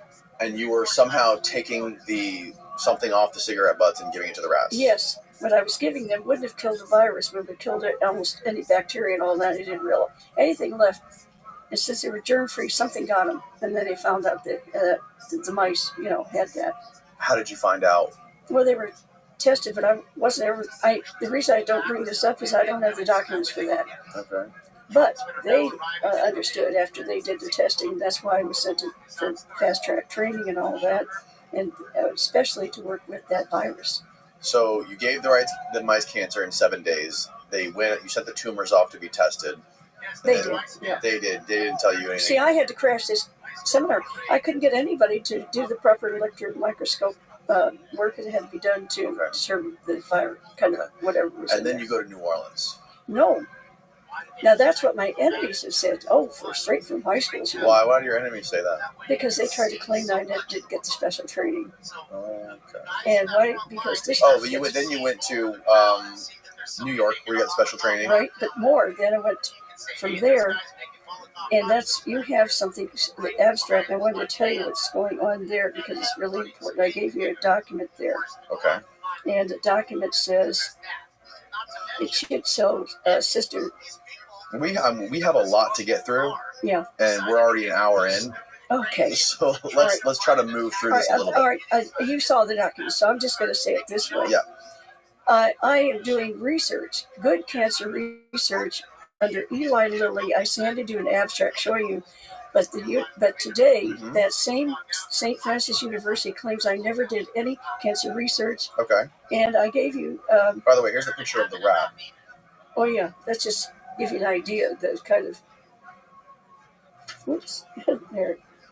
Yeah. So when we're talking about scary, you can understand why they want to move what I was doing under the stadium away from. That's crazy. That's insane. The tumor's bigger than the rat. That's right. In 7 days, it gets that size. That is a mouse. Freaking nuts. Yeah. Okay. All right. So I mean, it's terrible, of course. Yeah. All right. Here's the Eli Lilly abstract. Okay, this says bacteriology chairman Gordon Mallet, Eli Lilly. Gordon Mallet, Eli Lilly, in Indiana University was elected chairman in 1962. Well, just go down the abstract. Abstract studies on the increase of in vitro of mitotic. You want me to read it? You read it. You're smarter than me. Your IQ's probably doubled mine. Please. No, I can just do it a little faster. Okay. All right. Studies an increase in vitro of mitotic activity in neurogenesis, the RPMI number 57113 string Milano. Okay, says Judith Very and Sister Clara Francis. Because I was a minor, I had to have someone with me. Yeah. But this is obviously from St. Francis College, you know. Got it. But now I gave you a document showing that they claim, according to them, that they never did any such research. I think I gave you a little piece of paper there to read. This? Yeah, because they claim that no research was done, that there was never any Sister Mary Veronica who gave me a scholarship, and that they claimed I said I was 16. Other things are not true. But this is an original? Yeah, that's the original. Written in 2015? Yeah, from an investigator who asked them. Go ahead and read it. Okay. I, Thomas R. Rosoff, Sr., went to St. Francis University in Fort Wayne, Indiana. I inquired from a sister there about St. Mary University. This guy's got terrible handwriting. The nun said, "Oh, my old Latin teacher." Later, the archivist emailed me that there was no St. Mary... Sister Mary Veronica. There was no Sister Mary Veronica that taught at that university. This is 10/30/2015. I was surprised that the archivist nun told me an untruth. Yeah, so they lied and said it. Never did any research there. I got some other papers I can show you, but, that's the one. I mean, it was, yeah. Got it. So Eli Lilly gave them a brand new parking lot for $1 million right after that. Oh, that was nice of him. Yeah. So the background, I'm using this just as an example of how everything I did has been scrubbed. Okay. Almost all over. That's why I'm focusing on this, because some of them, looked at me. I've said things I can't prove except that I have internal documents. Right. All right, so quickly I'll say, Mr. Rosoff, I finally got a chance to talk to Sister Jo Ellen. While we do have a record of a Judith Ann Very having attended St. Francis, all right, all the other information in the letter is inaccurate. Sister Mary Veronica has not taught here or been an administrator, and I showed you a letter from her. Right. Yeah. We did not have sisters who were doctors or research technologists. You saw the one that's in the abstract there, Sister What's-Her-Face, okay? Right. And we did not do cancer research. Okay. All right. Sister Ellen and her doctoral dissertation on the history of the school, however, knows nothing of the situation Judith mentions his wife. So I'm using this as an example of what they've done all along the line to get rid of me. Then they say she's not in the record. Okay. All right. So that's the easiest one to show you. Got it. All right. Now, all right. So I've got all this special training. Sure. They put a lot of money in me. I have memorized the RPI 1640 formula, which still hadn't gotten out to the public yet, and still had some more tweaking to do. But it was the best formula in the world for growing cancer cells faster than anything. Okay. And so they brought me to New Orleans. I got, now wait a minute, and here I'm running around with strippers. Right. And they can't send some ugly, dirty old man or doc, to intercept me. They're out of town. I came 2 weeks early. I was free, and I hadn't been. These people had trained me like I haven't even mentioned training at University of Florida, where I also invented a new way to detect cancer in bloodstream and some other stuff. Wow. Yeah. So I was doing stuff that would turn out that detection of live cancer in the bloodstream. They needed me later when they were trying to kill. They were trying to kill so-called volunteers for cancer research that came from Angola prison. Oh wow! I handed you a document showing from Dick Russell about Dr. Heath. I sent you a picture of Dr. Heath with monkeys and all that. Mm-hmm. With their heads sticking out of the box. Yeah. Well, he was working with Dr. Silva. Dr. Silva was at Jackson Hospital, and of course, claimed that. That's this picture, right? That's right. You see that shop. Well, Dr. Silva is not in that picture, but Dr. Heath is. Okay. Dr. Heath works with David Ferry. There's an awful lot of stuff that people don't know about David Ferry. You see him in the film JFK. And we became close friends. Why? I wanted to become a nun. The reason I went to St. Francis is I found out they would put me through medical school. It'd be just super, no problem. All right. Anyway, now, It's crazy that they do that to monkeys. That's something out of cruelty is just. Believe me, we killed about 150,000. Could you imagine if aliens did that to us? I know. Just think about it. We've got to reform things. You have no idea how much I admire Robert F. Kennedy Jr. He knows all the stuff. All right, this is a letter. You can just look at it. This confirms that I was sent. I told her before leaving. This is one of my schoolmate chums at University of Florida. Okay, and we were taking medical courses together. She is now Dr. Kathy Santee. Okay. And you read there. It says I told her I was going to go to New Orleans because Dr. Ochsner wanted me there, and I'd be entering Ochsner Medical School, which is actually Tulane Medical School. Okay? Right. Skip 2 years. It'd be just the last 2 years in medical there. I'd skip college and everything. Wow. Now, of course I had the incentive, and I'd be working with the wonderful Dr. Mary Sherman. So of course I went. I don't know whether I gave you. There's so much stuff, and we don't have enough time. So how did you meet Mary Sherman? Actually, I tried to meet her at David Ferry's. How did you know about her? Did you know about her previously? Oh my gosh, she's famous. It's really? Fauci or something today. No way. Famous in the negative way like he was? Positive. Okay. I mean, everybody thought the world of her, but she knew Sarah Stewart. She knew these other wonderful, she was an expert on it. And what was she famous for? She was an orthopedic surgeon who was working with polio patients' kids. Okay. And that's when she was working with Dr. Ochsner when Ochsner lost his grandson. And they decided to work together to try and conquer this horrible thing that happened with this contamination. Right. Right. So what happened when he lost his grandson, from what I understand, correct me if I'm wrong, but the Salk polio vaccine was supposed to have a dead virus in it, and it had live virus. Well, this is Cutter. It's a version of Salk. Okay. And don't believe it that every time that they talk about that they have made it so this polio virus is incapacitated, it's still there, but so it will elicit an immune response. But don't believe the fact that they always kill all of it, or they make it so it's not going to give polio. It happens all the time, every once in a while. So you can eradicate polio and then give everybody keep giving them polio shots, and polio will come back, because you're going to find it just, let's say 99.99% of the time, what they give you is safe. And then this one did get inactivated. Then they explain about, for example, the virus. Now, this has nothing to do with, they should allow me to say this, okay? Anyway. Have you ever? Most viruses are RNA viruses. Ribos. They're not DNA. They don't live in a cell inside of your body. They live, I'm talking about the nucleus. They're on the outside and they can't affect your DNA. But virus is different. It is a DNA virus.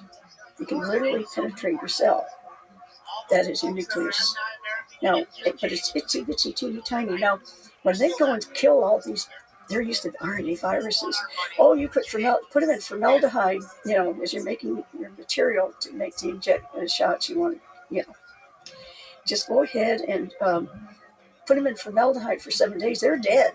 Mm-hmm. The virus. It takes 30 days in formaldehyde. They didn't know that. 30. So the polio virus dies, but the virus lives.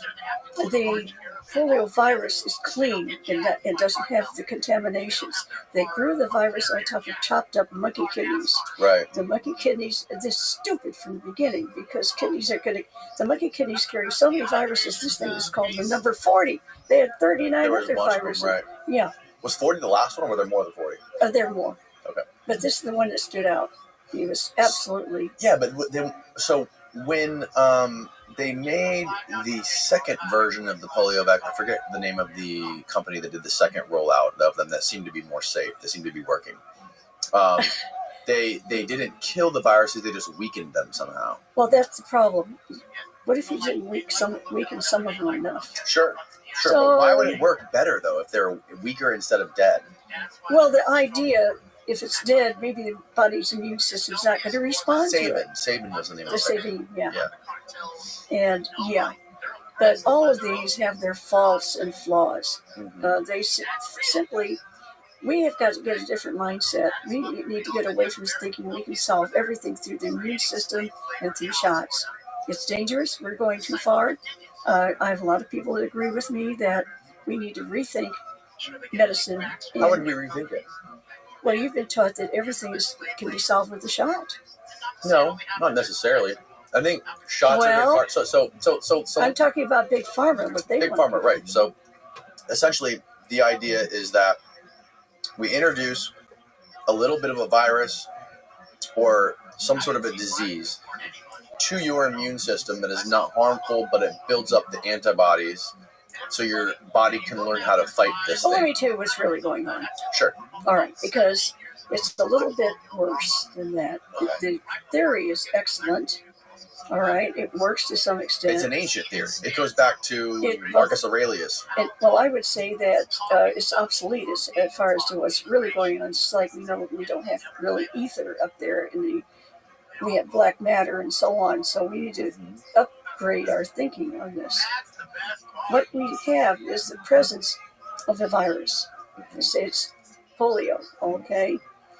But the body, if we went to a respiratory virus, for example, and that goes into your system, you get an immune response to deal with it, right?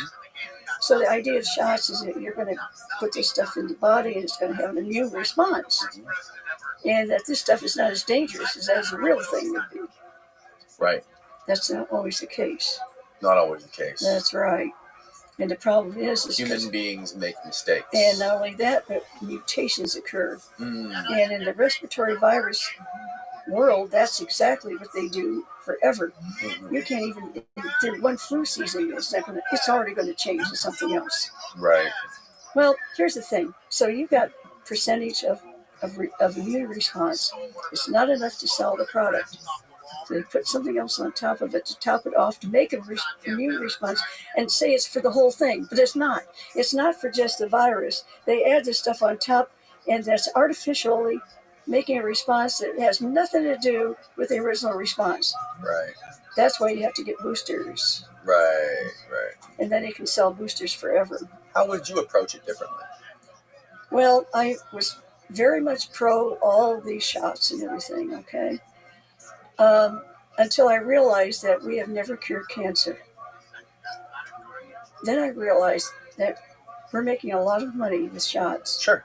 And a lot of money in what they call the cancer treatment industry and cancer treatment palaces.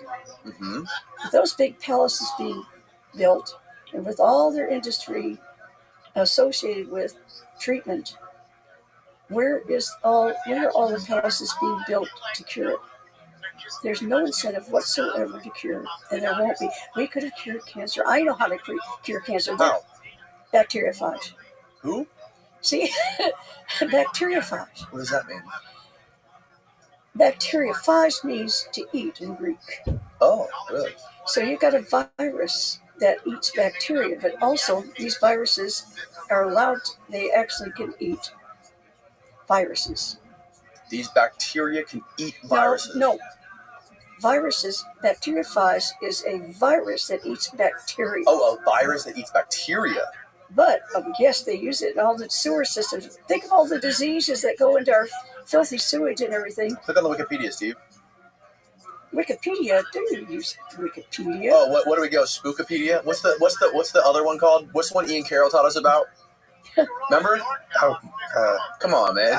It's like Spookopedia or something. Wikipedia for spooks. Just stay away. Just put up bacteriophage and just go to images, because then you can right here, see. look at this. It's known as informally as the phage, is a virus that infects. Can you zoom in a little bit?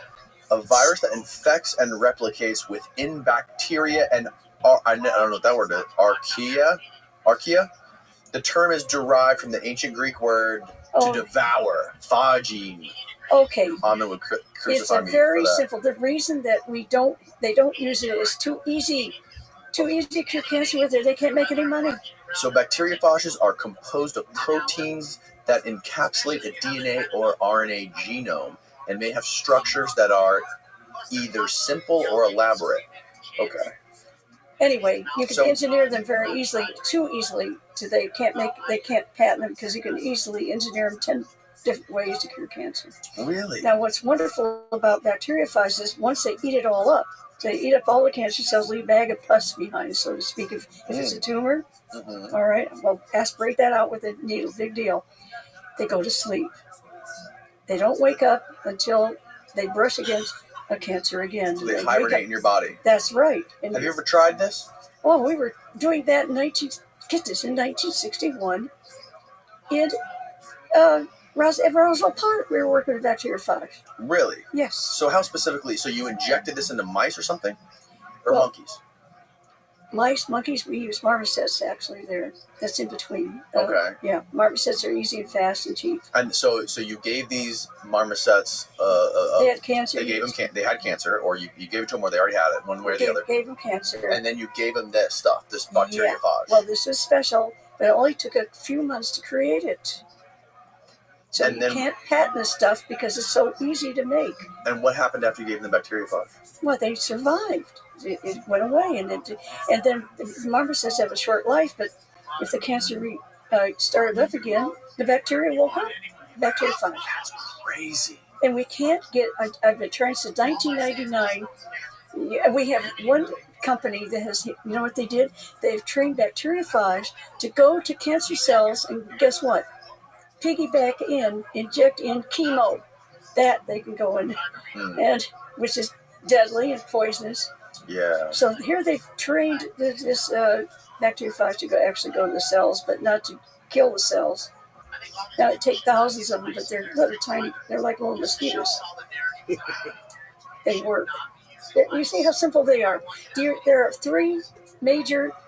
The first things that we created artificially was the virus, the bacteriophage, and the polio virus. Now ask yourself, why would they create these artificially? These three, these are the first they ever created artificially. You see what I'm saying? What about for cancer, Steve? What can you find about that in cancer together? Okay, let's keep how going. they Let attack. Steve All do right. that. He'll All find right. it. So anyway, there's an awful lot of that. Now here, Okay. Lee Oswald is assigned. Gosh, we've got so much to talk about. Let's do it. All right. So they send him. He's cute. Now, I thought I was in love with a guy. Okay, and this guy. Let me show. We're gonna have to really move into different areas than I had thought. But let me see if I can find what I had. Excuse me. Yeah, I'm going to show you. Yeah, right here. Look right here. It says bacteriophages have been studied for their ability to deliver therapeutic agents directly to tumors, making them promising tools for targeted cancer therapy. See, you could not only can you get them there. I mean, they're not even talking about the fact. Why don't you let them attack the cancer? They can. You see, and here they can train them to go there. We're not going to use them because El Cheapo can't patent because it's easy to just do a minor little twist, you know. Yeah, so they won't go there. If you cure cancer, all those palaces are going to go down. If you cure cancer, you cannot. You want to know why my voice is being silenced? Billions of dollars are at risk. Billions, and I'm just one little voice. They've erased. I can't get my own birth certificate. Mine says female. Oh, I can't. I don't. Who's hiding it? It's been. I have in my book. You can see my birth certificates. I've tried. The most recent said that my father's last name is Ward, W-A-R-D. Yeah, can't use it. People say how evil you are because you were married, new married, and here you start having an affair with Lee Oswald. Well, I was married one day when my husband abandoned me. He said, I'm not going to tell you where I'm going because you wouldn't have married me if I told you I'm going to be gone most of the summer. He said, bye-bye, I'm not going to tell you where I am. He took off. Wow. But that night, where I lived was raided by the police. By the way, we've gone to the house where the raid occurred. I went with researchers, always had to have witnesses, and told them what happened long, long ago. It turned out Lee Oswald had put me in a house of ill repute. Now, he'd not been in New Orleans for 10 years. He thought it was a nice boarding house, but it had changed, okay? And actually went to the owner. By the way, very fancy place. I have a picture of it. We don't have time for everything, but it's very fancy. It's in my book. We're jumping ahead to the affair. Wait, all right, yes, but I'm going to show you something. Okay. I want you to read this postcard. Okay. Robert Baker, my husband. For a day. All right, now, I've been married a month to him. Now, notice on this, it says it is from New Orleans. Please turn the picture over so you can see the other side. You can show that to everybody. Okay. Greetings from New Orleans. Right, okay. Now, where am I living? I'm living in New Orleans. Right. He's dropping me a postcard as he's coming through New Orleans. He doesn't have time to visit me. That's my new husband. Go ahead and read it. But he sends you a postcard from New Orleans. Yeah. Hi there. Just stopped in New Orleans and thought I'd drop a line. This is my new husband. Boy, is the weather miserable here.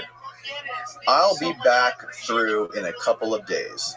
Eat enough, take care of yourself, because I'm loving you. Bob. Yeah. Bob Baker. Yeah. How would you like to get a postcard from your new husband that you don't know where he is or what he's doing? But he'll be through in a couple of days of wham, bam, thank you, ma'am, okay? Wow. Now, anybody think that I get raided, I have nobody to help me. What is this guy doing? What is his career? Well, he's a scientist. And his IQ was so high it was classified. His IQ was so high it was classified. 186. Who does he work for? Yes. But anyway, he ended up being one of the top scientists for, at that time he was still getting all his credentials. Did he tell you this or did you learn this later? Oh, no, I knew it. Okay. I couldn't find anybody compatible with. You have to understand. And you married him when you were how old again? Well, I was 19. You were still 19 and you married this dude you met in New Orleans. But no, I didn't meet him. I didn't meet him in New Orleans. I met him at the University of Florida, and he was because I was taking high math classes and all that's been wiped out. Okay. Okay. And met him in one of the classes that summer, and I had plenty of boyfriends. So I was very athletic as well, and had earned athletic medals at University of Florida. Okay. And all that. And later he would tell one of my sons, I married her for her legs. So anyway. You had good legs, huh? Yeah, they're still good. They can show Yeah. you. It's amazing. Let's keep the podcast. Yeah, let's try to do we don't want to make this podcast X-rated. I'm just trying to say that I was very liberal-minded. I was a good girl. I didn't run around. In fact, I had a lot of boyfriends. University of Florida has just gotten to where they were co-ed just 10 years earlier before this. And it's engineering and science. And so, I'm sorry, most of the girls there look like they had horse faces, you know. Really? Well, I don't know why. Yeah. But I didn't. Right. You were one of the hot ones. Yeah, and so I had all these boyfriends, but I didn't want to ruin my reputation. I told each of those boys, I've got a problem, please. You know, look at these other guys. Please protect me from these other guys. I told every one of them that. So I had a good reputation, and I earned it. But he was different. He ended up seducing me because he could beat me in chess. He could beat you in chess? Yeah. Wow. And he told you he was a high-level scientist with a freaking 200 IQ working for the CIA. Well, I'll put it this way. Just like me, he was being handled, and, you know, we didn't. Now, all they were interested in was for mathematics. You know. He would end up being one of the top forever. Exxon made probably billions because of him. If I told you all the stuff he invented, you still see some of the stuff I'm on. But anyway, he took off, and if he's interested in something that's more important than I was, this is where it was. Okay. So he abandoned me. I had nobody. I had this phone number. Lee Oswald met me at the post office when I was looking for letters from him. He's supposed to write every day. Is he going to come and marry me? Maybe. Like Lee said, love until the death. You know? So to walk me through the moment you first met Lee Harvey Oswald. All right, I'm at the post office. By the way, I didn't have any money because I came 2 weeks early. My grant, I didn't have it, siphon or anything. So I actually got a job flipping burgers, so to speak, because this waitress, she was stopping the job out there and got a raise to where she could work in town. This is 45 minutes. Now, who goes and gets on a bus, goes 45 minutes out to work just 2 hours, just enough to pay for my room, you know, and come back 45? Lee Oswald thought I was out there. Bobby Kennedy was at the Royal Castle where I was working. I had sent monitors there because Carlos Marcello, the Godfather, was right next door, just a few blocks down. And this was open 24 hours. Lee thought, because I was only going out there in the morning for 2 hours and back, this crazy, you know, what, for $2? I mean, who does that? Thought I was a courier. All this started because when he was sent to meet me, they don't give you all the information. It's just need to know. All he knew about me is I was a cancer researcher that was supposed to work with Dr. Mary Sherman.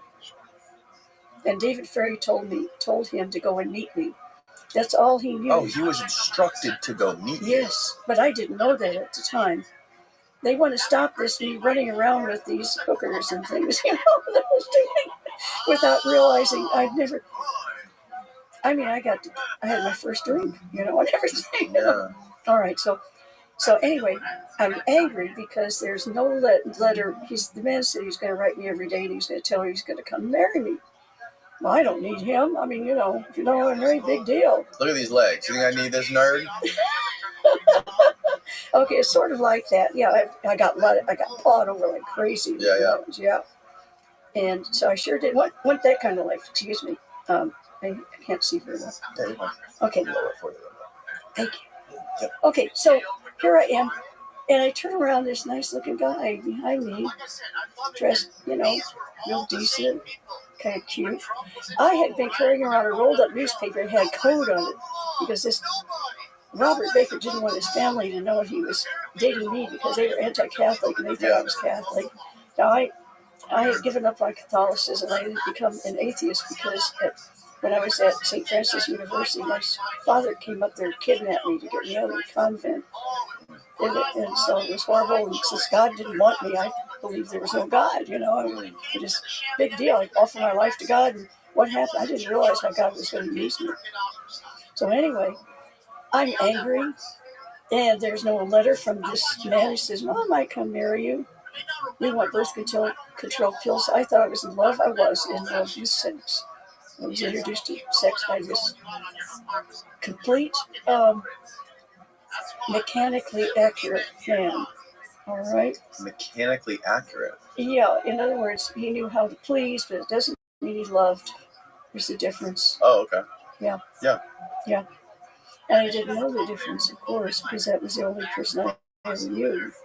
And I say, seriously, he ran away, actually left it. Here will, be a grown-up in this modern age. Forget you, And a month later, he came back, and all my friends did. I ran into his arms. I said, you win, So that's the way it was. And then, so we're going to get married. Well, we did. He said, we got to hurry to get married. I thought it was because he loved me. He actually did. Never said I love you, by the way. So we go to Mobile, Alabama. Then I find out he did that in a hurry because he's got to get on a quarter boat and do scientific research for this group. Mm-hmm. Okay, so he's gone, and here comes the police raid. I was thrown out in the middle of the street. All right, only number I had was his phone number that came to Lee Oswald. Now back to the post office. He was sent there. I finally figured out. It took me years to realize it was on purpose. But anyway, I have this newspaper with a code on it so that Robert knew I arrived in New Orleans without making a phone call that his parents would intercept and say, "Are you still doing stuff with that Catholic girl?" Mm-hmm. And I dropped the newspaper. He picks it up. It's got code on it. Jario. I mean, it looks weird. Yes. And I thought, I'm going to flirt with this guy. I know Russian. Who knows Russian? I'll say something. He'll say, "What did you say?" So, I'm going to do that. So I go, he picks it up and hands it to me. I go, "Kavashel, like that. And I thought he'd say, he answered me in Russian. What? He said, "It's not wise to speak Russian in New Orleans." What year was this again? This is 1963. This is 63? April 26th, 1963. That's when I met him. Oh my God. He was just right back from Moscow, right? He's only been back less than a year. And but wait a minute. I knew these spies. I told you about one. Tony Lopez Fresqueta I dated. His father was the finance minister of Cuba for Fidel Castro. Right. And he was secretly CIA. I learned so much stuff from Tony, you wouldn't believe. Then I knew all this stuff from Knut Nicholson, who was a CIA guy who taught me all kinds of tradecraft. He thought it was funny. I learned how to do invisible ink, all kinds of. Lee Oswald thought I was trained by the CIA, but it was by people who liked me. I mean, we were involved. And I didn't know. So when you met him, he thought I was CIA just like him. He had only given the information to intercept me and make sure I got to meet David Ferry because Mary Sherman would be there and we were supposed to meet. So what was it like when you guys first met? You bumped into each other. He dropped his newspaper. You talked to him in Russian. What did he ask you? What did he say to you? Well, it's like this. I said that to him. He said, "It's not wise to speak Russian in New Orleans." Right. He said, "Can you wait a minute?" And then he asked for stuff for him. Mm-hmm. He had to pretend to. And so I heard his name. "Is there anything here for Mr. Lee H. Oswald?" is what he said. So I knew his name right away. And boy, that set off a bell in my head because he was big news in the news. And I remember stuff I read. He was big news in the newspapers, way back. And his picture there. From what again? Well, he was a so-called defector. Yes. He was front page. Everything had to do with. This was all over the news before all Oh this. my gosh, yes. And here he's walking around a free man. No way. I knew too much. And so, you know what I said to him right away? When he said, he confirmed that he'd been in the USSR for 30 months and he'd come back with a wife and child. I said, "You are a hero. You are a shining hero." He was shocked. I knew enough to know what kind of man he really was. He wasn't ready for that.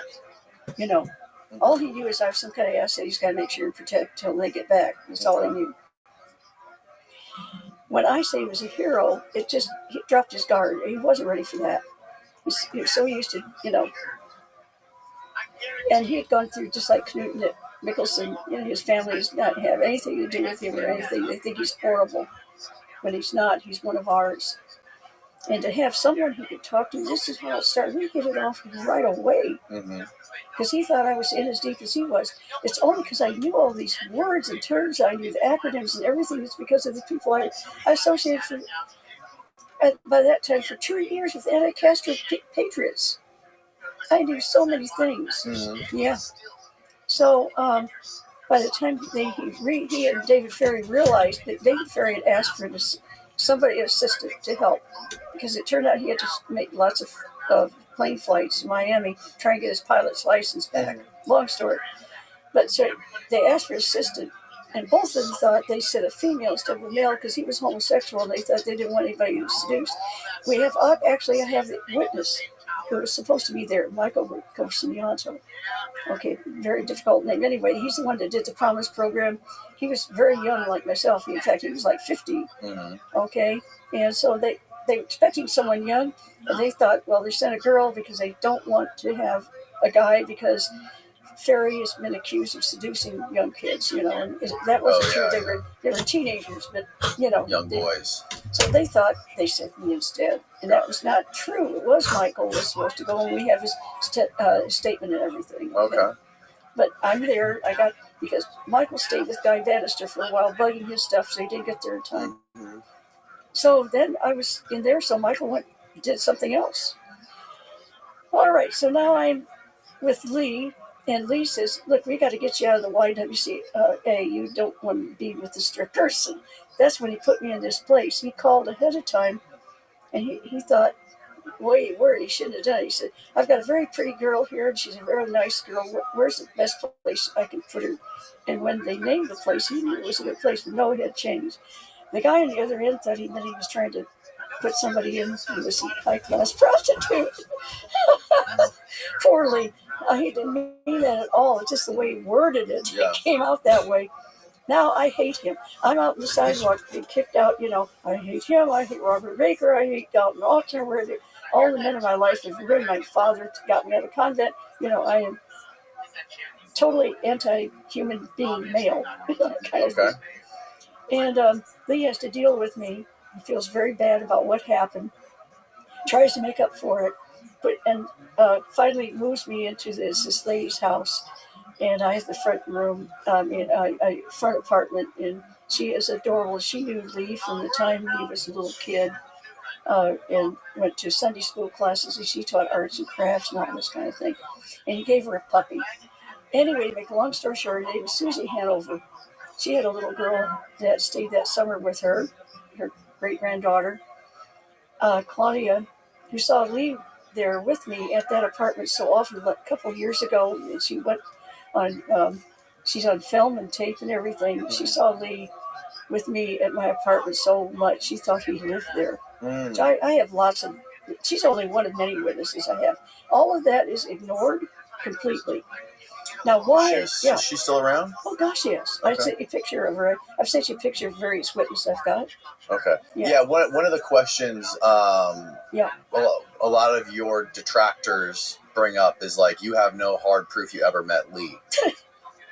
Because there's no photos, right? But we're also talking about the 60s, the early 60s. Yeah, tell me how many people carrying cameras around. Right. But also, Lee Oswald is pretending to be pro-Castro. He is protecting this group that's trying to create a biological weapon to kill Castro. Right. And they've done it over 600 attempts. And how is Lee involved? How is Lee Oswald involved in this so-called plot to create a biological weapon to assassinate Castro? I'm going to explain that to you, okay? Because you don't want to have too many people involved. We have a ring of labs. None of the people in the ring know about anybody else. Only the part of the project they're working. There were over 159 covert medical research facilities in the U.S. That's right. Yeah. Well, believe me, I have documents. I've shown you one of them about Dick Russell showing that. Who's this? That is a worker at Riley, and her. She's a correspondent. She's a witness that, yes, I did work at Riley. The coffee company. Coffee company, not shop. You see, somebody said coffee shop, and I said, aha, you're looking at something that's 25 years old from the past, and they're trying to say, Lee and I just worked at a coffee shop. So it was like a company, a coffee company, that you weren't necessarily pouring coffee like a barista. No, of course not. What were you doing specifically? I was a vice president's secretary. Me at 19 years old, who could only type 19 words a minute, it went up to 21 at the time. Okay. I mean, it's ridiculous. So you guys were shipping loads of coffee all over the country? That has nothing to do with it. These were cover jobs that were hardly there. So it was coffee, a coffee company. Coffee company. For what was it a cover for? Well, we had to have some proof of how we were surviving there, what we were doing. So you have to have what they're called cover jobs. And I gave you a particular. I saved all of them. Now understand that we were told that This is a legitimate pay stub. and I've got all of them. I mean, this thing is, you can tell it feels like it's decades old. And it says right here, date June, it's printed on here with a typewriter, June 7th, 63, salary $46. Well, I've got a whole bunch. I can't bring everything with me because something could happen to them. I just show you an example. WMB Riley and Company, New Orleans, USA. Yeah, well, I've got all of them. Now, I saved all of them because we thought we were saving America from Castro's Third World War. Okay, we want to get rid of Castro, but we don't want the United States blamed. How do you do it? He gets cancer. He gets lung cancer. Right. Who knows more about giving lung cancer? All right, because we killed at least 150 monkeys that summer. So I'm sure they had a bunch of ideas on how they could whack him. Now I understand that Lee and I have 11 of those together. We were hired the same. Wait, what, we're looking at multiple of these stubs now? Yeah, these are all mine. These are all yours? Okay. But he has them too. Okay, got it. They confiscated his, but they match mine. So you guys started working at this coffee company the same day? Wait, but there's more. A lot of people don't know because there are only 2 documents in the Warren Commission thing. Actually, we spent 1 week at what's called Standard Coffee before going there. That was also owned by Riley, but only 8 people were working there, and they're trying to say we didn't need each other, but this is so ridiculous. Again, get this. Standard Coffee were there 1 week, and they laundered our records there. Okay? And then that same day, we got all the records showing we were transferred together the same day to Riley. And we started work the same day in 2 different departments of the same company, of course, but I had to cover for him. And that means when in the morning, he would check in, and I've got the records. By the way, I had to force the FBI using a contact they had, because the FBI had the records showing that I was the one. 7 times out of 11, I had to go and okay Lee's cards. That's why they had me as vice president secretary, because he was in charge of finances and security. If they ever had trouble with anybody's time card, so you're supposed to write made 40, personnel was, and they said, yeah, he's been there 40 hours, and there's his time card. They couldn't do it for him because they didn't know where he was. So 7 times out of 11 weeks, the cards came to me, and I marked them. I gave you one to show you. Has the J on it? I showed you one. You have one. Oh, I have one of the time cards that you signed off on? Yeah, that's that blue sheet. Where's the blue sheet? This one. This? No, No. not this. Shoot. I don't think I have a blue one. Well, it originally was blue, but Okay. you've got it. You're not talking about this, though. This is a passport. No, that's passport. I want to talk about that because it's Steve hilarious. you might have it, Steve. Look for a blue sheet. A blue sheet. Well, it's not going to be there. No. I brought it with me. Oh, here it is. Oh, there you go. Here it is. This is authentic. Here. You can see my J. That's it on his second last. You see, that's signed by the National Archives. They did a special signature for me because they cheated online and said I didn't sign certain numbers of the name. See, you see their initials even. Lee H. Oswald, $60. Yep. Um, You see where it says J, and it's supposed to say made 40, but the 40 has been kind of erased. You see that? Yep. I'm verifying he was there for 40 hours when he wasn't. Okay. Now, somebody had to verify for me because I wasn't. The vice president himself had to verify for me. He's a former FBI agent, and he did that. Wow. So now here's the thing. What's interesting about this, you got clock-ins. I just want to show you one more thing. I want you to look at the 5. Look when he clocked in. And now he was being good there. On which one, left or right? But on the left, you see when he clocked in. He's clocking in around 8. And one day he clocked in at 9:37. Yeah. Oh, often it was later than that. And then he clocked out at 6 that day. But there was no There's no clock out on any of those days. No, wait a minute. Now look at the clock out. Yeah, no, it's right next door. See where it says 5 o'clock? Yeah. Now see, notice how even it is on the say 5 o'clock, 501. You see that? Yes. That's me clocking them out. Yeah, but this says clock in though for lunch. There's first clock in. There's a first clock in on the very left for the morning. Then there's a lunch out and a lunch in.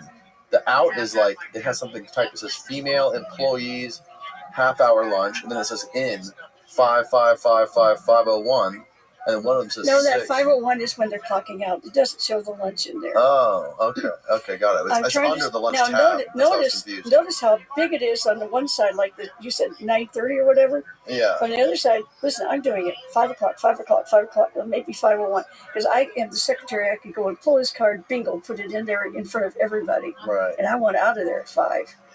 So I've got a whole bunch of them, so 5:30 or 5:30, all over. Sure. On the other side, it's like one time 7:32 p.m. is when we had to clock him out because this so long story.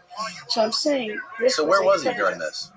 Oh, he was doing all kinds of anti-Castro stuff, pretending to be pro-Castro, infiltrating. And he found out that the anti-Castro people were working with CIA and the FBI to kill Kennedy. And he found out that anti-Castro people. Plus, You're talking about FBI, the Cuban exiles. That's right. Were working with who to kill Kennedy? With the mafia, FBI, and CIA to kill Kennedy. And they had money coming in from military-industrial complex and big oil. Mm-hmm. So it was a cartel, you might say, or cabal. It was a group of them.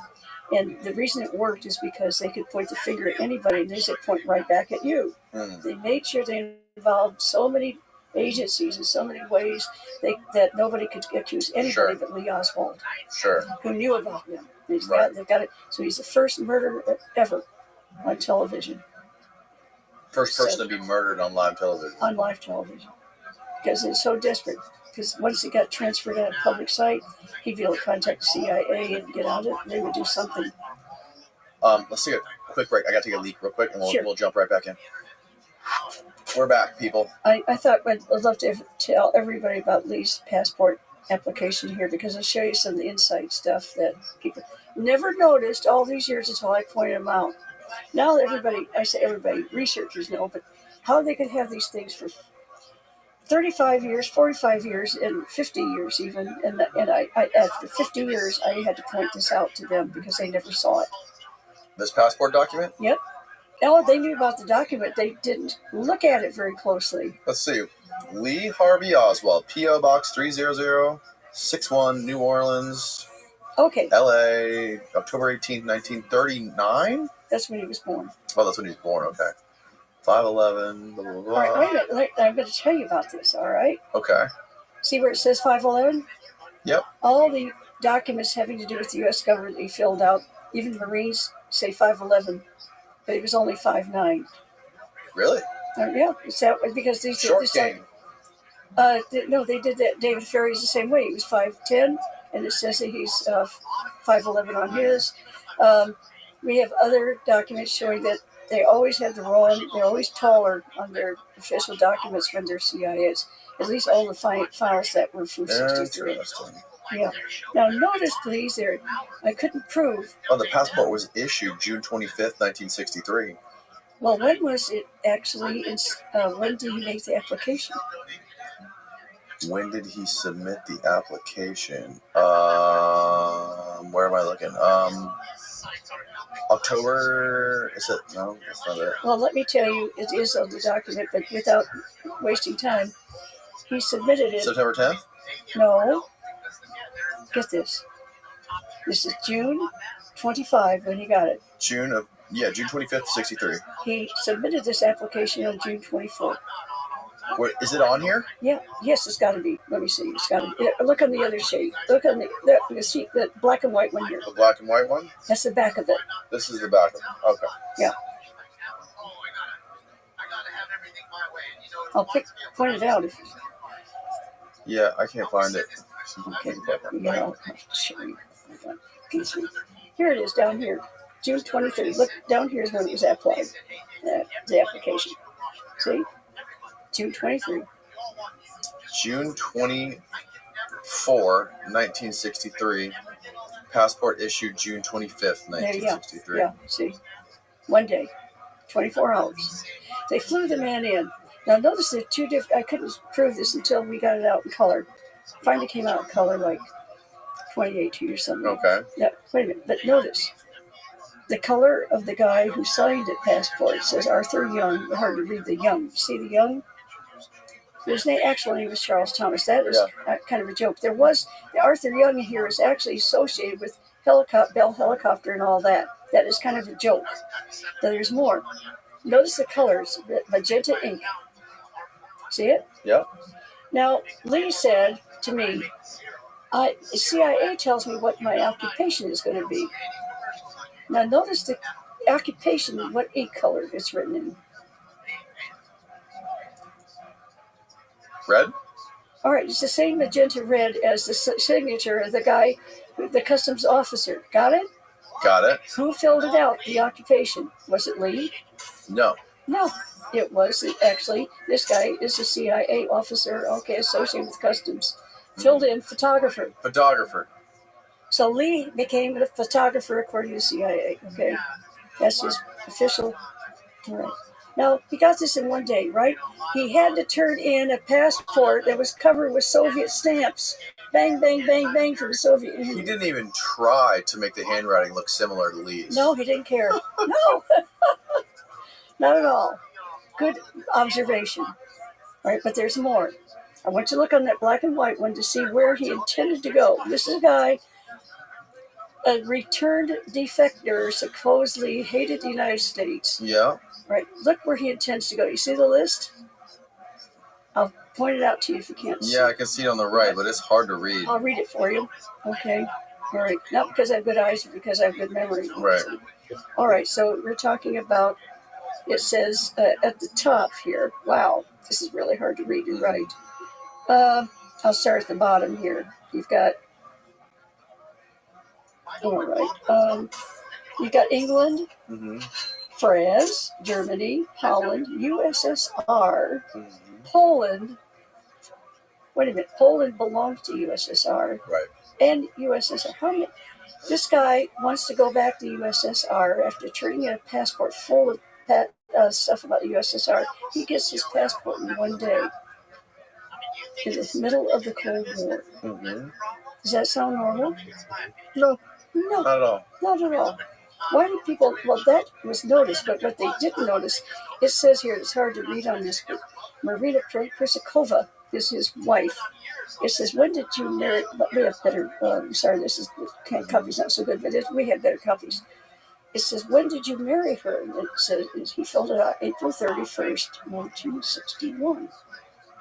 There is no April 31st. Mm. He put that on this passport application. It's a lie. There's only goes to April 30. Did he do that on purpose, or did he do that by mistake? No, he did it on purpose. I'll tell you why he did it. Now, this may sound funny, but he said I could have put my name Santa Claus there, and they still wouldn't have passed it. It didn't matter what he put. Now, I'm going to go further, because they've taken this off the internet, but I do have the documents. But when he left USSR, he had to get extra money because he didn't have enough money. Right. He was writing letters to them. I remember he was writing lots of letters back and forth to, I think, Marina, actually. I'm telling her that, that he didn't like it there. And he didn't, No, we're talking about he is married to Marina. He is living in the USSR with her. And he's trying to get a loan from the U.S. State Department. I didn't think he was with her when he was there. I thought she was still back in New Orleans. No, he married her. She's Russian. She's a Russian. He was forced to marry someone over there so he wouldn't get deported. Oh. So it's not a marriage made in heaven. All right, but he loved her good enough after, he chose her as far as that goes. Okay. But it was... who was he writing letters to then and sending them back to? His mother, Marguerite. That's not Marina. Don't get them mixed up as easy to do. Okay. So, I mean, there are so many things I can tell you, but here's the bottom line, and it's important. He wants his baby to the United States, or little Jude. You got to lose his baby no matter what. That's a big embarrassment for him. And what happened, he told me the Eisenhower administration had him, And when they transferred over to Kennedy, CIA hated Kennedy, and they didn't give him a lot of information. He lost a lot of his contacts because CIA did not follow up. And then he wanted to go back to the United States. He's worthless. He can't contact anybody. Right. So he asked to go back. So he goes, he risks his life without papers, went all the way to the U.S. Embassy. If they found it, checked him on the train all the way there, they could have executed him. Right. That's how much he wanted to get back to the United States. Right. And he wants his child. And he's not going to give up. Bobby Kennedy helped get him out. There's a lot of stuff you guys don't know. I got the documents of so much of the stuff because I was able to pick up this stuff before because of certain names that they've lost track of important names and released stuff they shouldn't have, and they knew we can make the links, okay? And I knew the names, and these guys have forgotten. Like I say, one I've mentioned a lot, okay, is Raul Aparicio. They released hundreds of pages on him because they didn't realize how important he was. They forgot all about him. All right, he turns out to be very important to prove that Lee Oswald actually went to Mexico City. All right, we're talking about Lee Oswald trying to get out of the Soviet Union. He's got to have enough money to get his wife out and his child. So he asked for State Department loan. And small print says you have to be a bona fide, good citizen of the United States to get this loan. So we have 6-page document, 1, 2, 3, 4, 5, 6 pages, okay? And they were on the internet, but since I mentioned it, they have scrubbed it, okay? But I've got the copies. They're too precious for me to bring with me because I don't, but they were in the National Archives, and a lot of this stuff has been filched. So here we have 6 pages, and it says, Oswald, you make an application just like this passport application to fill out, and it all goes well, when he was on page 5. What did you do for your employer in the Soviet Union? The entire page is blank. And he still gets the money. Nice. It's completely blank. Now, was he really pro-Soviet? When we're in New Orleans, he's pretending to be pro-Castro. We're not going to have a picture of a guy pretending to be pro-Castro with me who wants to go and kill Castro. Are you kidding? Right. It's the last thing you're going to do. Right. All right. But on the other hand, he's pretending to be pro-Castro, and that's how it's so easy to frame him. Yeah, he knew too much. He knew the inner workings. You understand that everybody I worked with was murdered. Murdered. Except Oxner, of course. All right.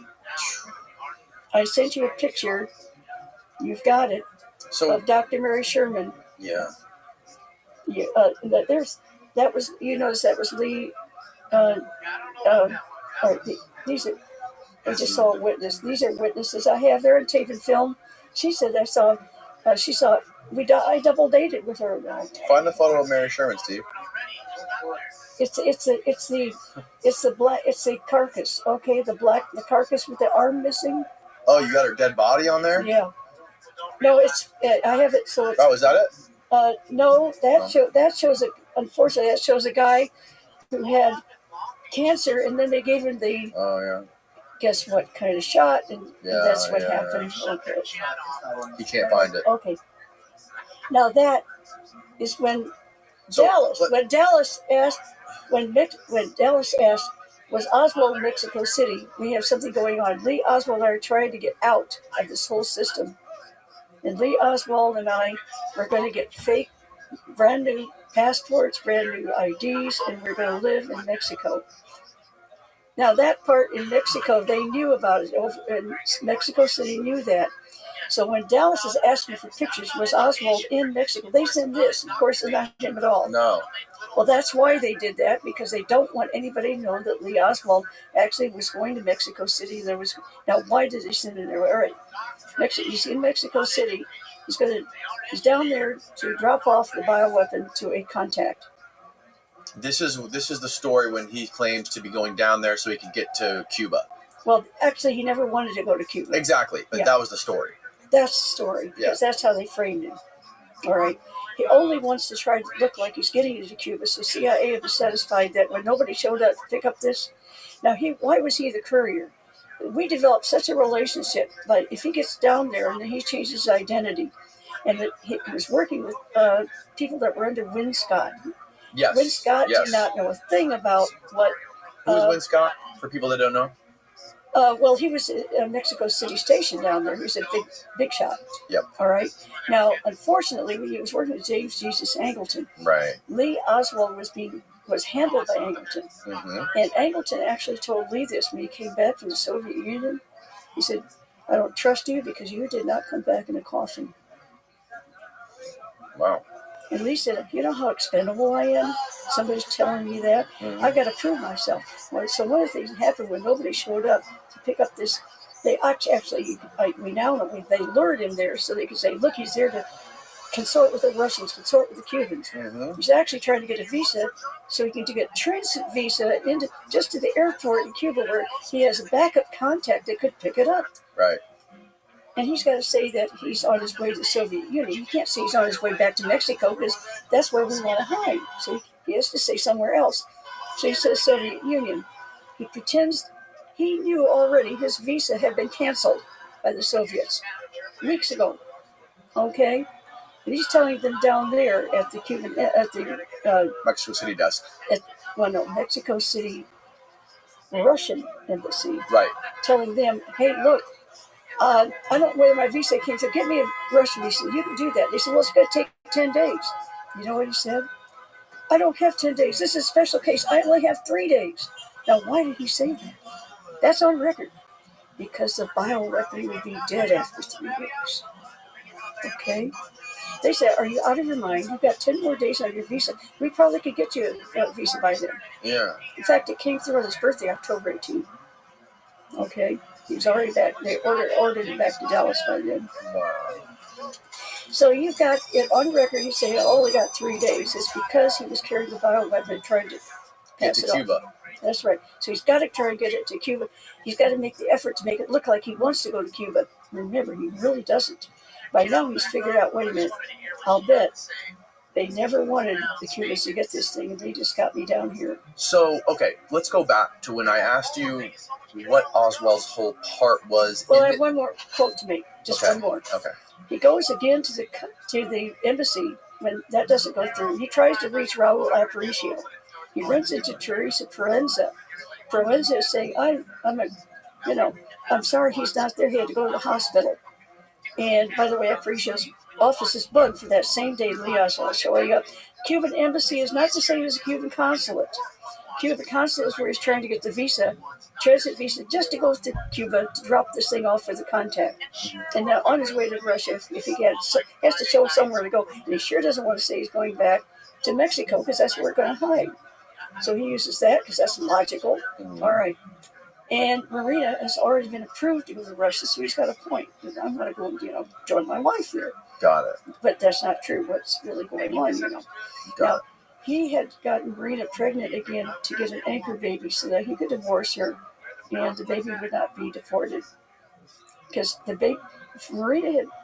they had divorced without that baby being born, one in the United States, they would have deported Marina and the baby. Out of the U.S.? Out of the U.S., of course. Because so they wanted to have a baby here. So you have to have an anchor baby because they're going to get a divorce. Otherwise, they're going to send her back. This is Cold War. It's like Chinese today or something. You know what I'm saying? Yeah, I get it. It's just too bad. So let's go back to when you... Well, I just want to say this one thing. Okay. He tries again. The Soviet embassies puts a gun down on the table. He said, "Look, I have to carry." They take the bullets out right away. They be nuts, You've got to get me this visa right away. I know you can do it. Later, he will try, and they're saying, "What's the matter with this guy?" He said, "The FBI is after me." Why would you? Because we were going to hide in Mexico, and we would be working as pretending to be pro-Castro, and our reason for hiding would be that the FBI was after us. Therefore, we would be legitimate as, working for the Castro and working for communists, okay, when we're really going to be informants for the CIA. That's what really was going on. They don't want any of this stuff to come out. In fact, the day that Lee crosses the border on his way to Mexico City, there was a plane that was supposed to pick me up. Alexander Rourke and Jeffrey Sullivan were pilots. They were shot down the same day Lee's crossing the border. They were going to pick me up, and they shot him down. It's on record. They shot him down where? over Cuban waters. Now there's something. Really? Well, here's the thing. If you look at the map, you'll see from Belize straight over to Eglin Air Force Base where I was there. And I've got all kinds So of... where were you when he was going down to Mexico City to go to that? I had my Moscow bags packed, and I was on my way to Eglin Air Force Base, okay, where Jeffrey Sullivan and Alexander Rourke were going to pick me up, by the way, of all kinds of... Yeah. Okay. And fly me to Mexico. Got it. To Cancun. Cancun was all by itself. I sent you something about Dr. Willis Andrews IV. He had done an excavation in Cancun. By the way, less than 2 years ago, 15 researchers and I went to Tulane and we got evidence. Yes, indeed. They excavated in July of 1963 there. In August of 63, they had an exhibit at Tulane University showing they left food, water, everything there because they never intended to go back. They never did. Lee and I were going to go there, and of course they got us to Cancun. There was nothing there at the time. No, we had proven that everything was there, and we have the documents and everything. We got the last written document from Tulane University.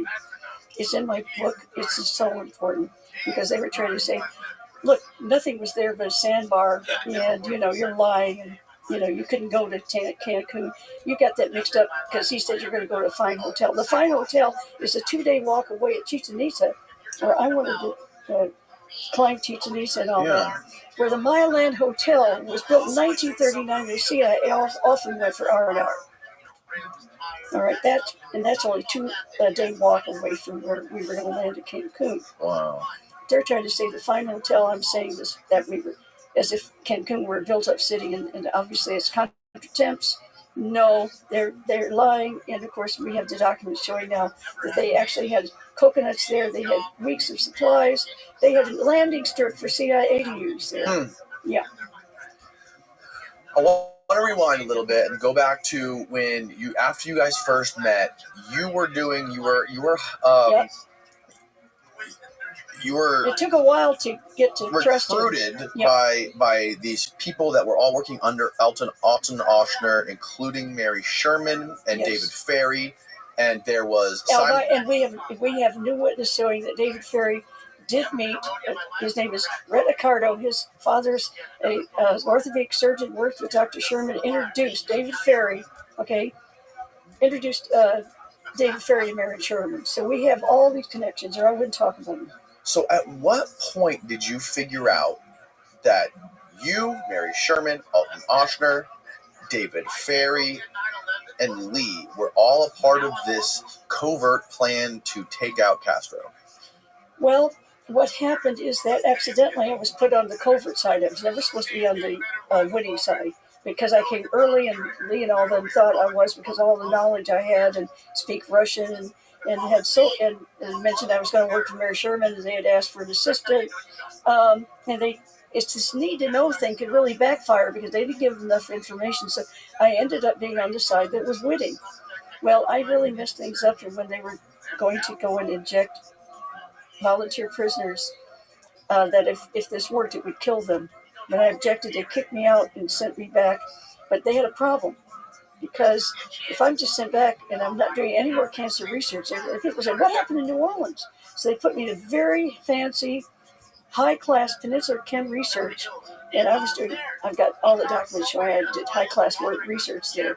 Because they got to some way divorce me from cancer research, but not make it, So they put me in with NASA contracts and all that kind of thing. Okay, so how long were you working with Mary Sherman and David Ferry in New Orleans on this cancer research? At first, it would have nothing to do with me because we met in public, and she doesn't want to acknowledge. I mean, I didn't realize how secret all that was as a point.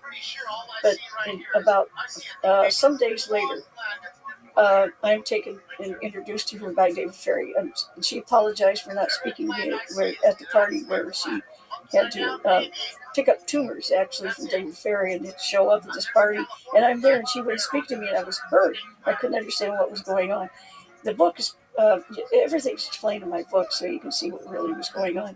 Anyway, so Mary apologizes, and then she said, look, by the way, this is the day that they conquered Mount Everest, so I've got the dates, because I remember all these dates, So it was the anniversary of the conquering Mount Everest. That's what they're talking about when I entered when Mary introduced me to David Ferry, sitting there, wow, David is here. And, she apologized for not talking to me at that time, said, look, we got big fish to fry here. We've got a big problem. We thought we were just trying to take out Castro, that this is very important to take him out because save the world from World War III. Well, I was all for that. He was aiming missiles at my family in Florida. What the heck, and everybody. And I saw it like somebody today would say, hey, if you could take out Putin and it looked like just cancer, nobody would guess it was bioweapon. Would you do it? And save us from all this Ukraine stuff and all the dangers. So I was given a song and dance, and all of us were really. Oxford knew what he was doing. That man, if you knew that he had advisors he was working with, they even stopped the Vietnam War. Anna Chenault was good friends. Her husband died in Oxford's clinic. Or he went there diagnosed with cancer and everything.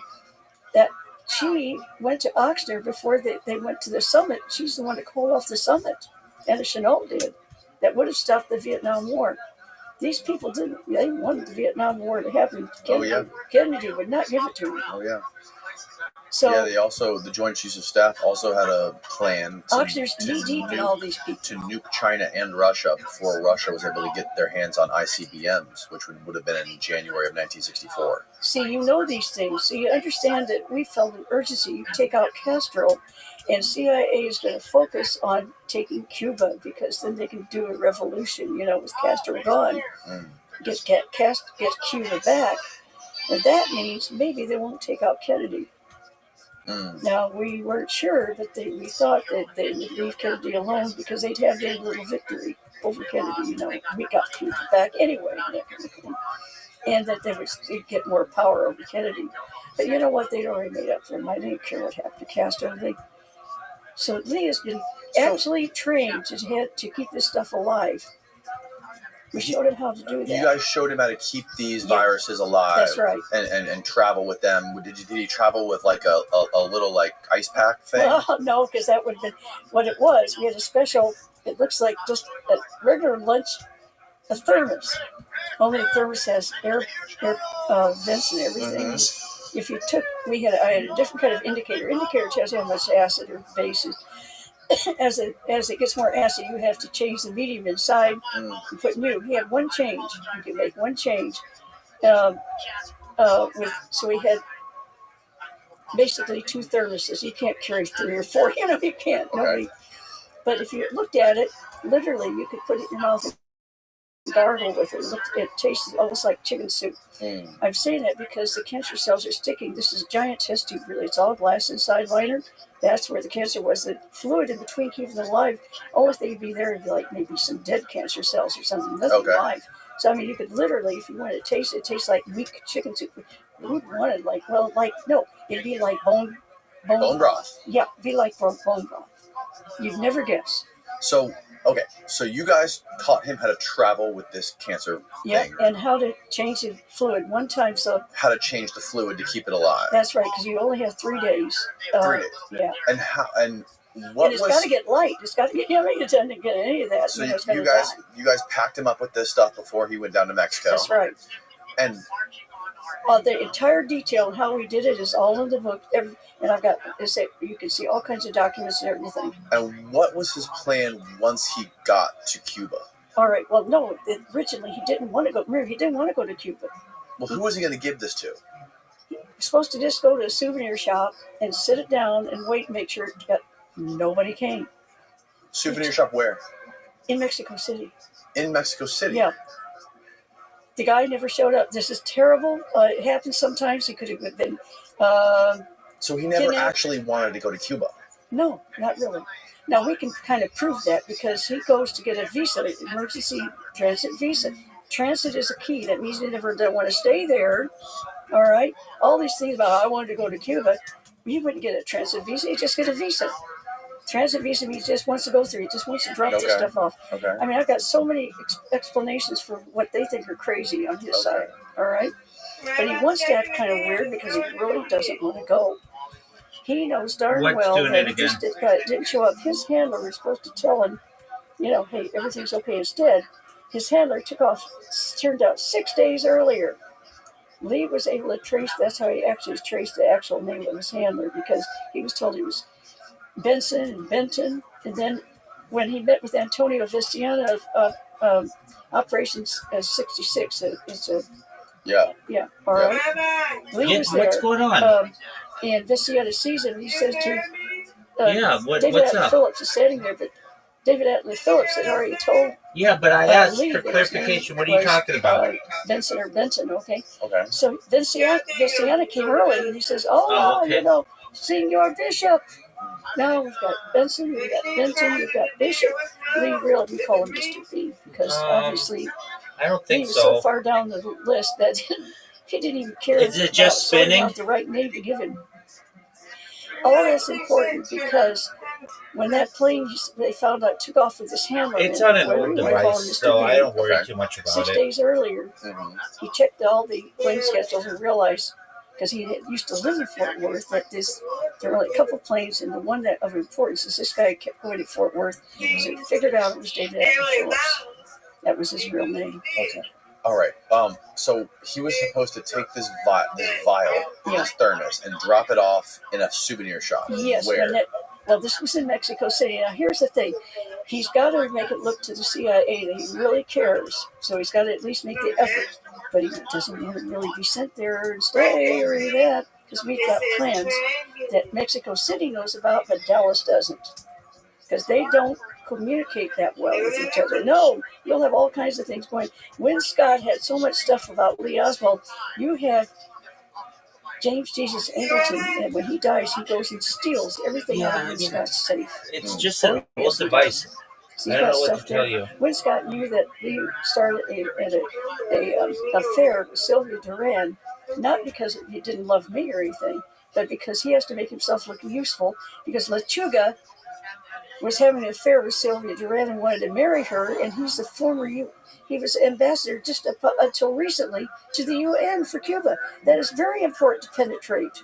So Lee had this going on with Sylvia. He seduced her in a matter of 24 hours. He was an expert. Wow. And taught in Atsugi how to seduce women. Silver tongue, huh? More than that. Oh, yeah? Oh, my gosh.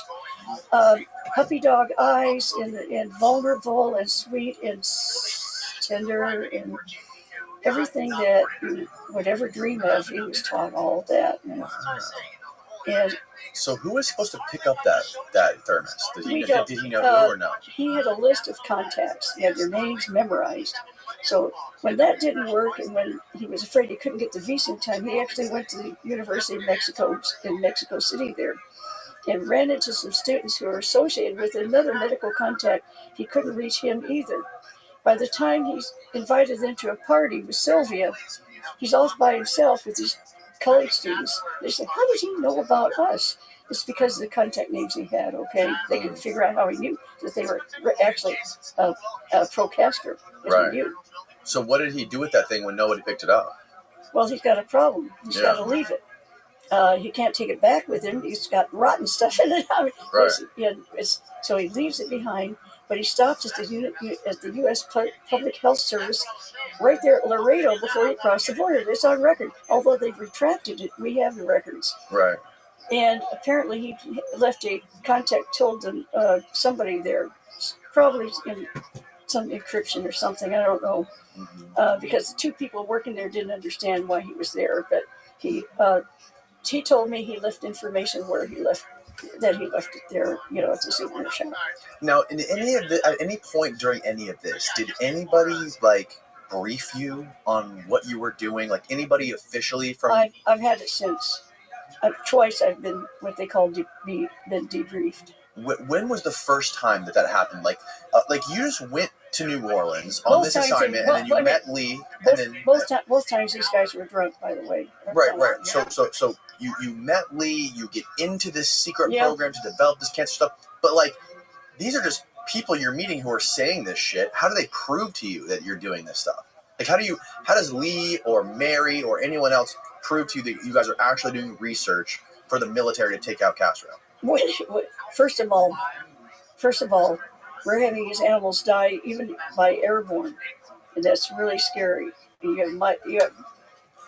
So I'm finding out that all the marmosets have died. All of them died in such a short period of time, and it's the same stuff. I'm so familiar with it. They have gone through gate. We did the first gain of function. This is all gain of function over and over again. We're the first. Right. And I brought a document. We don't I show you. understand that, but what I'm trying to say is, like, how did they prove to you that this was the objective? Well, first of all, a whole lot of money went into this, and big money, big bucks. And this thing started March 23rd, 1962, a whole year before me. And they had a linear particle accelerator. That thing's worth a lot of money. Did you ever see it? No, but Lee was sent there all the time. Really? Yeah. And then, so you guys were like in an apartment doing this stuff, right? This was David Ferry's apartment, is that right? Yes, but you have to understand. Of course, I had access to other lab facilities, but that's where I spent almost all my time. So basically, there was like the underground research being done in David Ferry's apartment. Yeah. He had like tons of these mice, rats everywhere. No. Okay, look, we have this ring of labs. The problem is that ring was complete, and we were afraid they'd figure out about each other. So they break that with Ferry. All right? Okay. All right, and Mary Sherman is the nexus between that. All right? Mm-hmm. Now, all our reports, when they go to Mary, she goes straight to auction with it and all that. So then we start this every Tuesday. The whole ring started over again and all that. Mm-hmm. We don't have any way of any control over what they decide. Like several times we had to kill 500 mice at a time, pull out these horrible notches. Now, what was Mary doing with these mice, taking them to the hospital and putting them under this $10 million particle accelerator? Well, that happened too, but mostly we're working with actually the tumors themselves, not the live mice. Yes, always thousands of them, because all the time they're hoping to get something even more powerful. They had this machine, doing it and all that. The bottom line for me was I had to go and assess that this stuff. Please remember the word pancreas. You're going to see so much pancreatic cancer now, and brain cancer. So those are the kind of cancers that we work with to develop this terrible virus with. Okay? And of course, we're seeing, then they're going to do it on humans. And that's when I realized how deep I'd gotten into something, because I was told they had terminal disease. It turned out they're perfectly healthy. The prisoners that they brought in from Angola prison, and I gave you a document showing it. Dick Russell shows that they were, since 1960, they were using prisoners from Angola prison and doing stuff there. Heath was doing it, and we have other names that are associated. And how close did you get to this? How close? How close did you get to these prisoners that were being tested? All right. I remember I told you I had a blood test developed. Whether or not you have cancer is running around your blood. The idea is you're going to inject them, and if it's still there, we tag that with radioactive iodine. So any cell, all these injected cells, within 72, they can multiply, and every time you do the trace is going to get weaker by 50%. Think about that, then 25%. So you got to get in there pretty soon. On the other hand, you have to wait long enough to see if the human being is going to sift it out. If they get rid of it, it doesn't work. That's good news. So I was willing to go along with that. They were going to kick me out after this, because this blood test, if it turned out that the person sifted out of their body, I could say, don't do it to anybody else. It doesn't work. See? On the other hand, if it did, I could say, don't do it to anybody else, because it works. So I had to go up there and do the test. Just to stop it. To stop it. Right. And when I did that, I learned, I centrifuged everything down. I did the test, and the radioactive material was still there, so it was going to kill them because it was multiplying and they couldn't get rid of it. I knew they succeeded. We have a biological weapon. This thing was handed off to MD Anderson Hospital. I have documents from that. They don't like me to talk about that. I get in trouble every time I mention it. A lot of bad things have happened to me. Okay. So, and all of this cancer research that you got, they froze it. I actually helped create materials that they wanted, so they could freeze it so that it would live almost forever. Understand that cancer cells in a line, unless it's one of these, what they call immortals, after 28, 30 or whatever, they're going to divide it. They won't do it anymore. They're going to die off. So they put it in the freezer then you can multiply tons of it, any time you want at that level. Isn't it true that Mary was also trying to develop some sort of cancer vaccine? Well, that's how it began. That's how it began. Oh, that was before all of this. Yes, and then they realized that they had something that could help the country avoid World War III. It's the way it was sold to them. So at some point it got co-opted. It did. Well, I don't know why people don't think it, and we didn't either, because back then we trusted our government. We trusted CIA. We trusted FBI. They were on our side. It turns out they were not on Kennedy's side.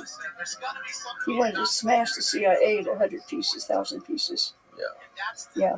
So they wanted to get rid of him. And so, okay, let's go to the end of this whole story and how Lee ended up on that route on November 22nd.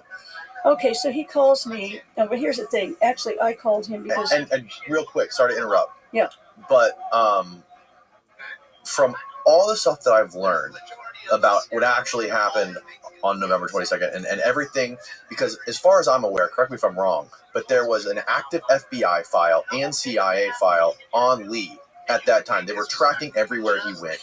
There was a CIA person at every desk that he was going to in Dallas, Mexico City, New Orleans, and there was what's called a flash on his FBI file, right? So he was like, well, that was removed, before and the assassination. right. So that's what I was getting to. Yeah.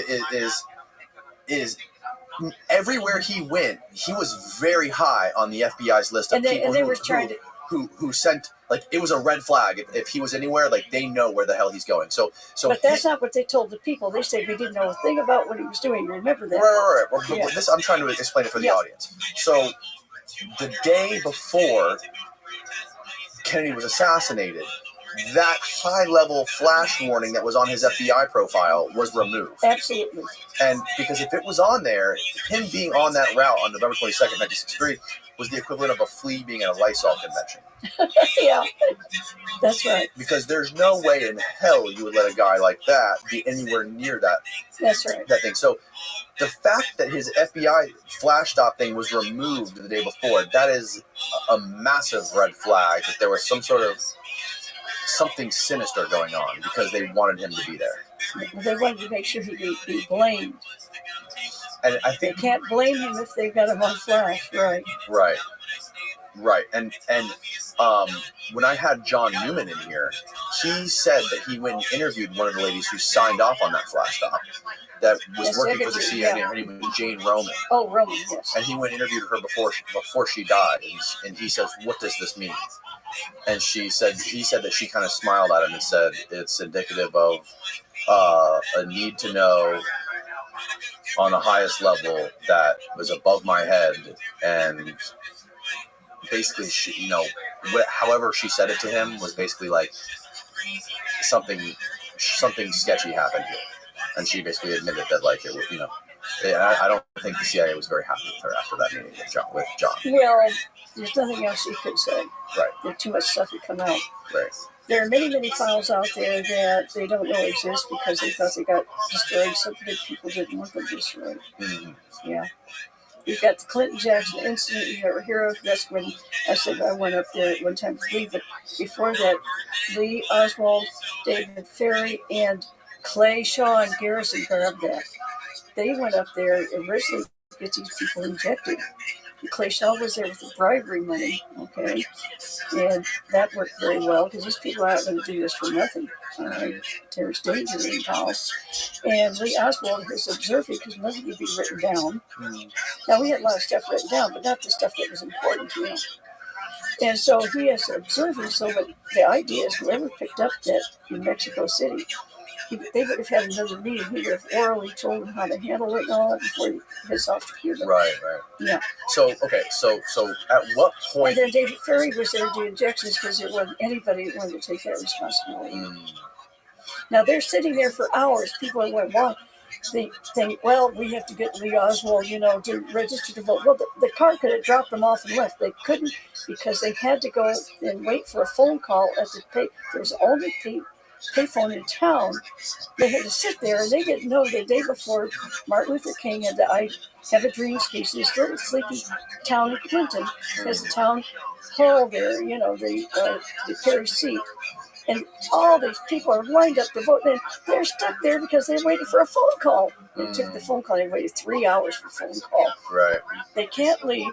And anybody knows if it's just to drop Lee off to, because that was the excuse, to register to vote so he could somehow work at an insane asylum so then they can claim he's insane. All the crazy things they've got, they're not true.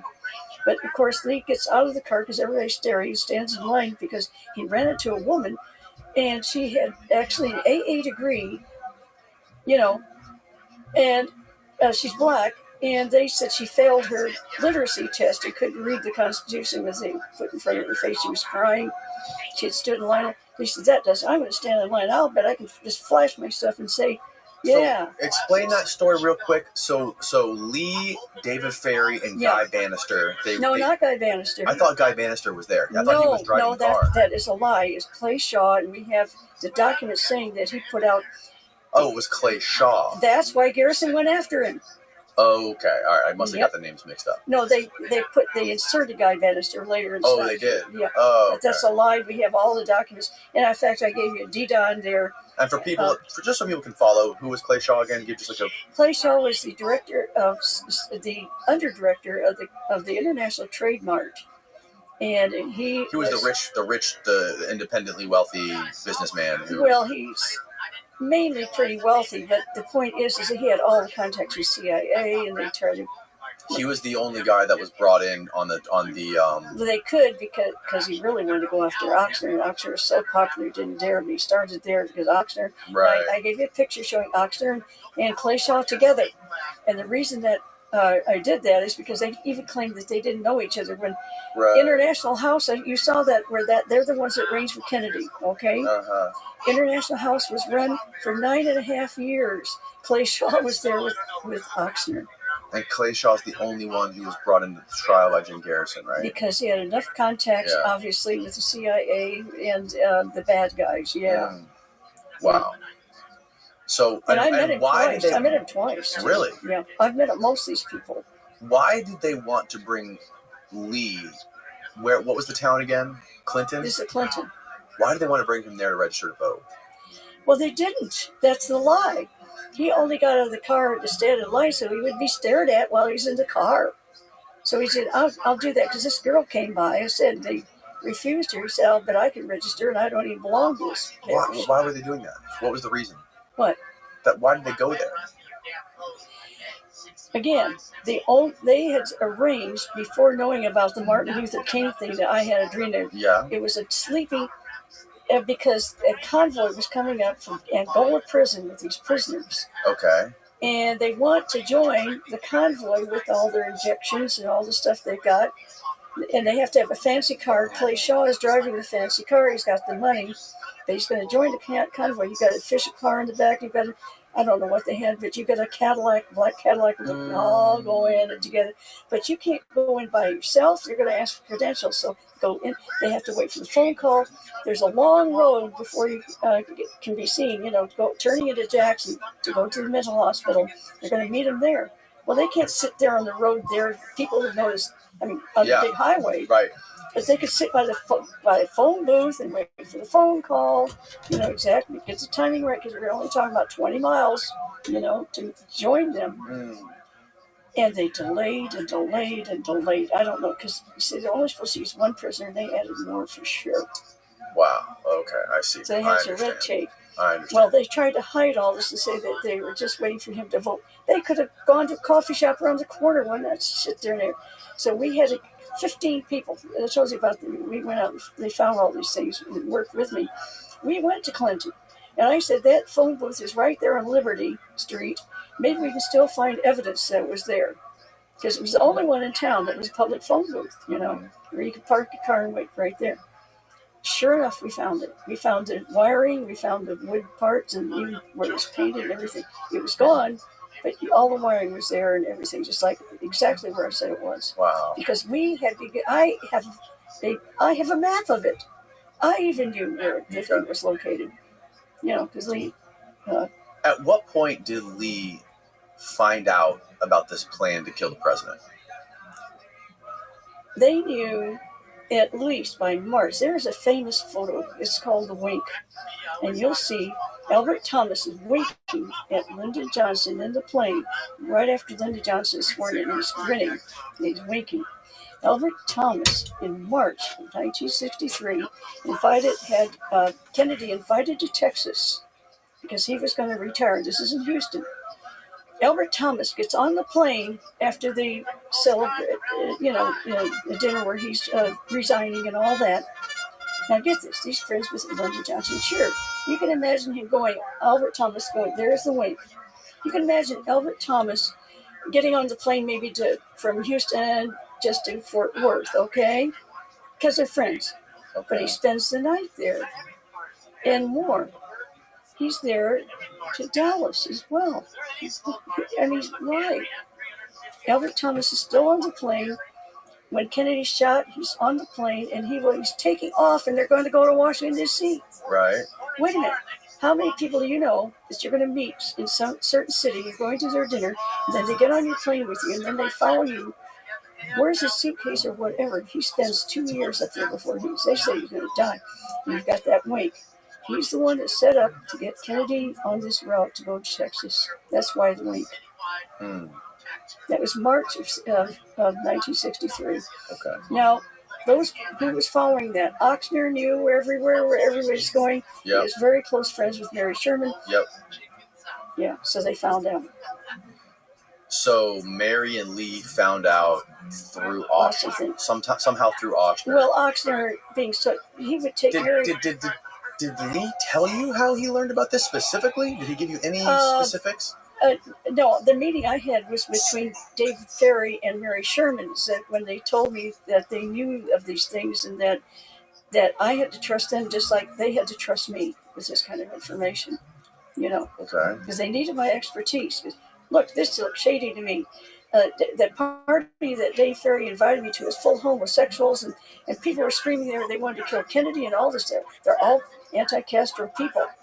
And yes, David Ferry's picking up all kinds of information about him because they want to kill Kennedy. So he's kept, you see what I'm saying? And I said, this is crazy. I don't want to have these people want to kill Kennedy. So Lee had to take me to Guy Bannister. They say I've got documents I showed you for Lee Guy took you to Guy Bannister. That's right. Okay. When was this? That was right after this horrible party where I said, look, I'm not going to have anything to do with this. Are you crazy?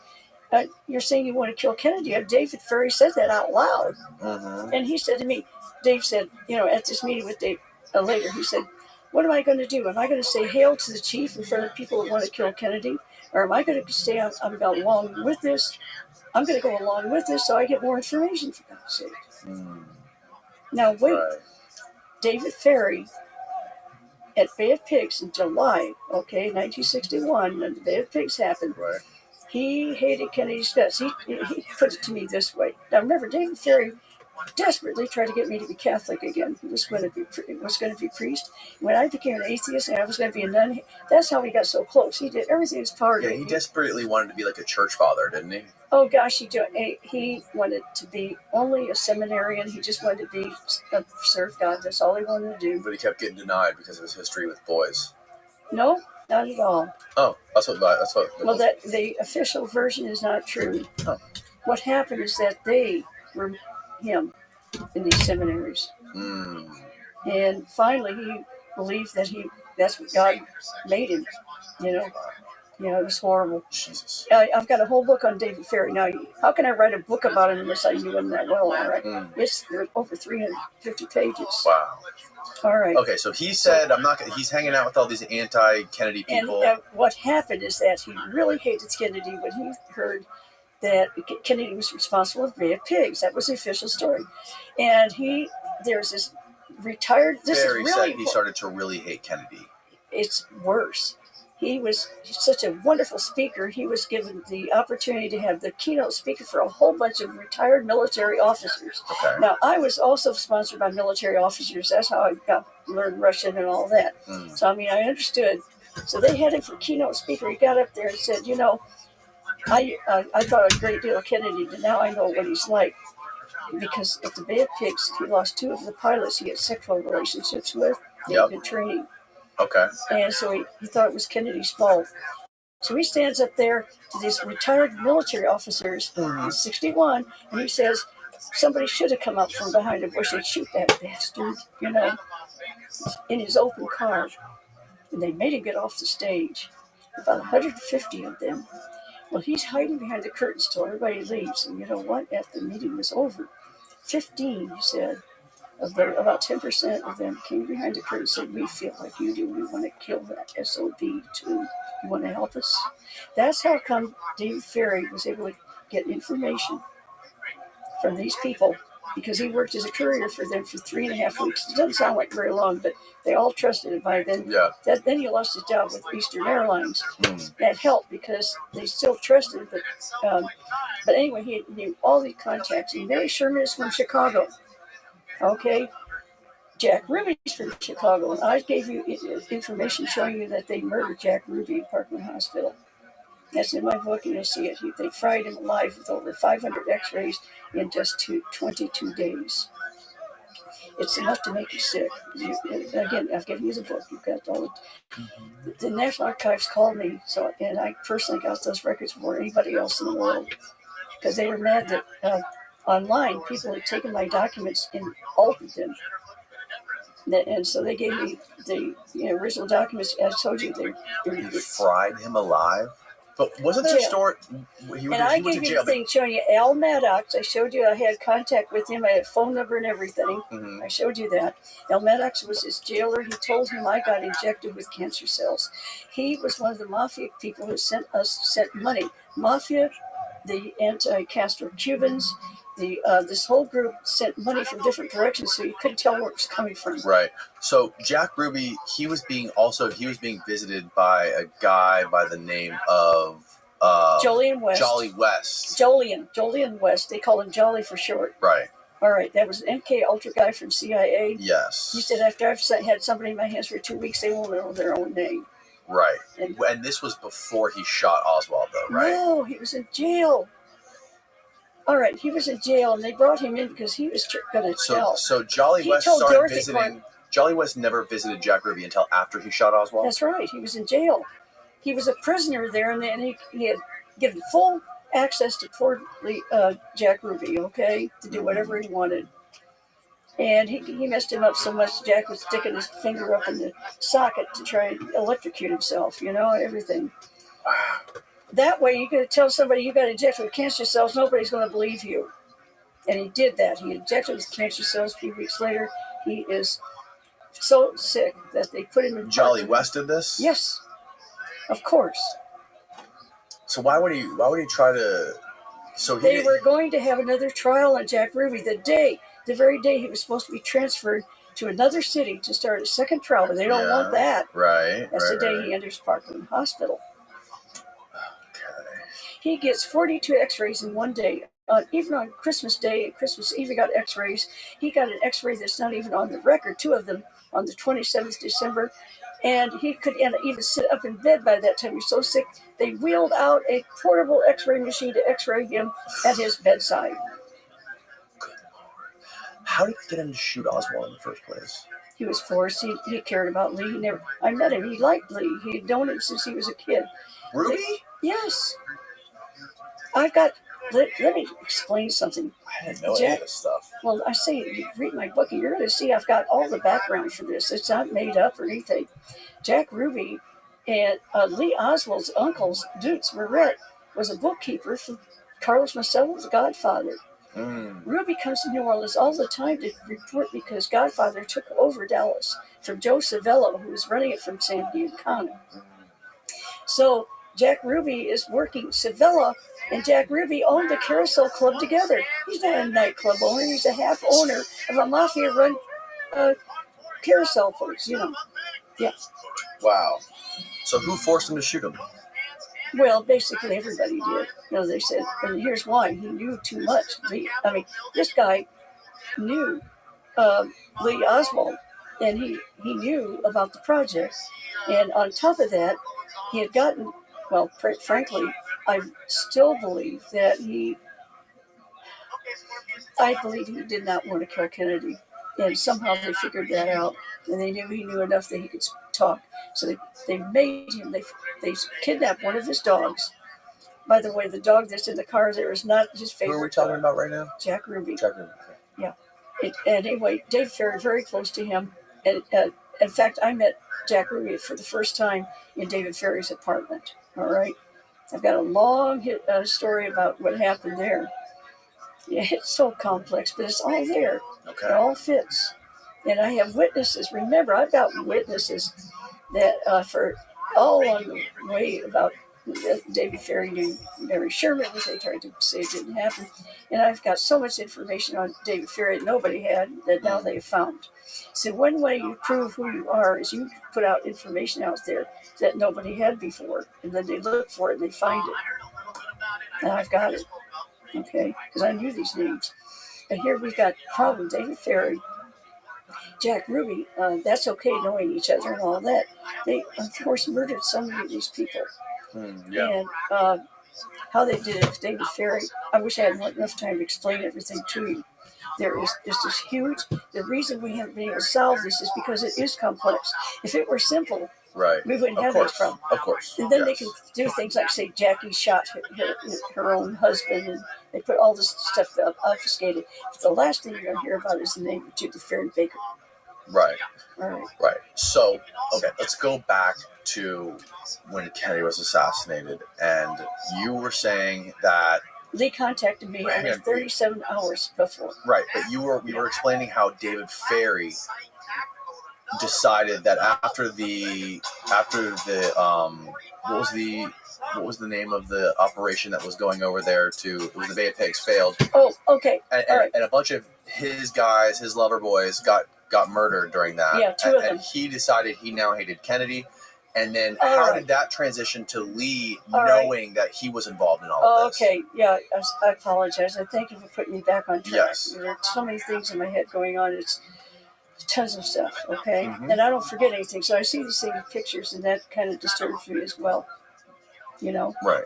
see it all. Yeah. So imagine he's got this information, and you've got Mary Sherman has all these contacts with people at University of Chicago.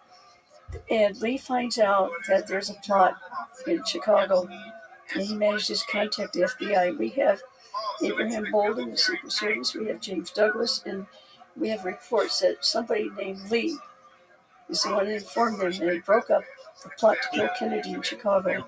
Now they've got to do something with Lee That Oswald. Lee broke it up? That's right. We've got it on record.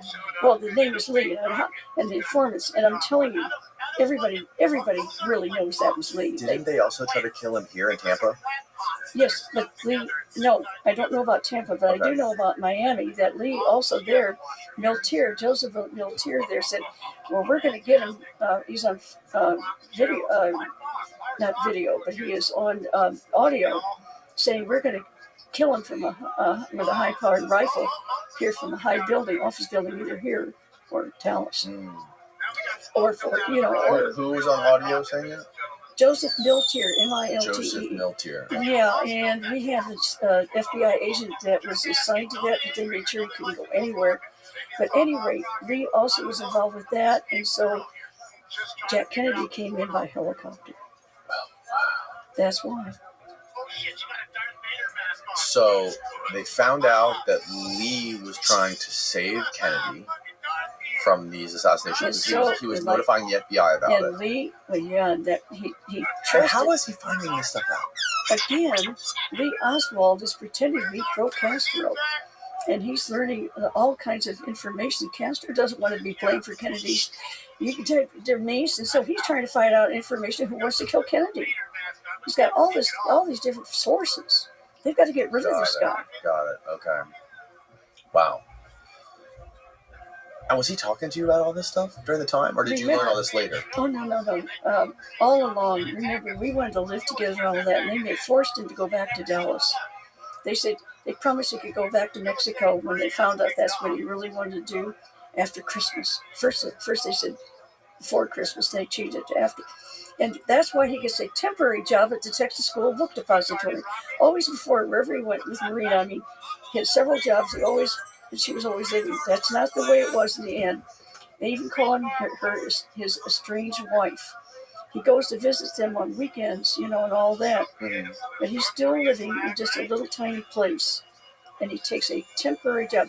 He had offers for permanent jobs, and he turned them down because, of course, he only thought he was going to be going back at Christmas. Texas School Book Depository, that was a setup. They fired 2 people the day they hired him. The book depository in September sends these books all over Texas, school books, all right? That's when they need personnel. By October, and we're talking about October 10th and 15th, he starts work. They don't have any more orders, hardly. You see what I mean? But they hire him anyway. Now they've got 3 order takers at the school book deposit. And of course, it's really a cover job, and he's gone a lot. So how did he not There's know? another how did he not know they were going to try to whack him in Dallas? Wait.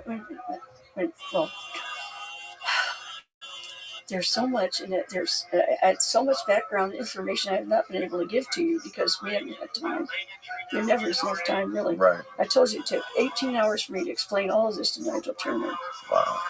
And they put that into a 46-minute thing called The Love Affair. And they took all my evidence out. They took all my witnesses out. And they took pictures of my family up close. And they got in trouble. And my family has had almost nothing to do with me since. One of my sons hasn't spoken to me since 1999. Wow. I've endangered my family. And I got denounced by one of my sons recently.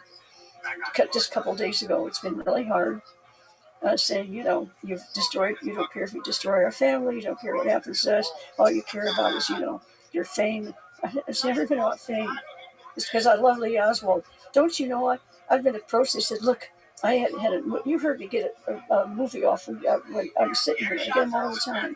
You heard the thing?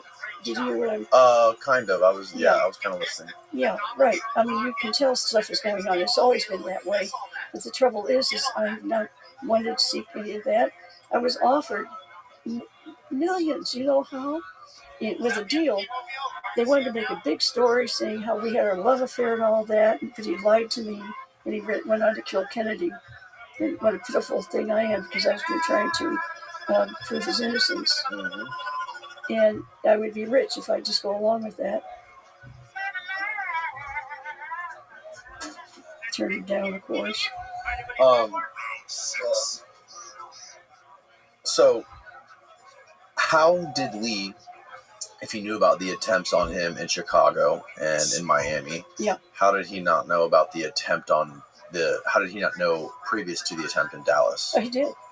He did, but he joined an abort team. An abort team. Yes, and we have the record from Jim Mars, and it's his book Crossfire, which he altered to add my testimony. All right? Because Tosh Plumley, there was an abort team trying to follow along. Now, they can't go and just knock guns out of people's hands because then they can't be used again, right? But they would stand in a line of fire, or they'd do a distraction or something so they couldn't fire. Can you explain what is an abort team? The abort team, and this followed Kennedy around a lot, and maybe they're doing it all the time, I don't know, But the whole idea is to make sure you look where people might be shooting, and you make sure you're standing in the line of fire, or if you see something that's suspicious, you make a distraction so that they can't shoot, or they'll be noticed if they shoot. Oh, wow. Because you can't do that directly, or you're no good anymore, right? They can't use you again, you see what I mean? Yeah. Yeah, you can't just go and arrest them or something. But what you can do is collect information about who they are and everything, and that they show up more than one time, and they've got guns and all that. You not believe how many people that they were tracing and tracking. What they did, though, the CIA did this, the FBI did this together. They put so many threats out there that they couldn't cover them all. They were an exhausted team that reached Dallas late. So it was Lee. Lee was part of that. Did team. Lee talk to you about this team? Absolutely. I've said I talked to him 37 and a half hours before the assassination. He told me how he had. Can you walk me through that conversation? Yes. Well, a lot of it I can. It's an hour and a half long, and I have never divulged all of it because a lot of it was very personal. But it gets to me viscerally. You understand? Mm-hmm. Because he told me they were going to kill him. He knew. Yeah. but he was in a spot. If he fled, he said they would kill me, they would kill his babies, they would kill his wife. Same thing for Jack Ruby. He was threatened. David Ferry told me because it went around because Jack Ruby was so very close to the mafia.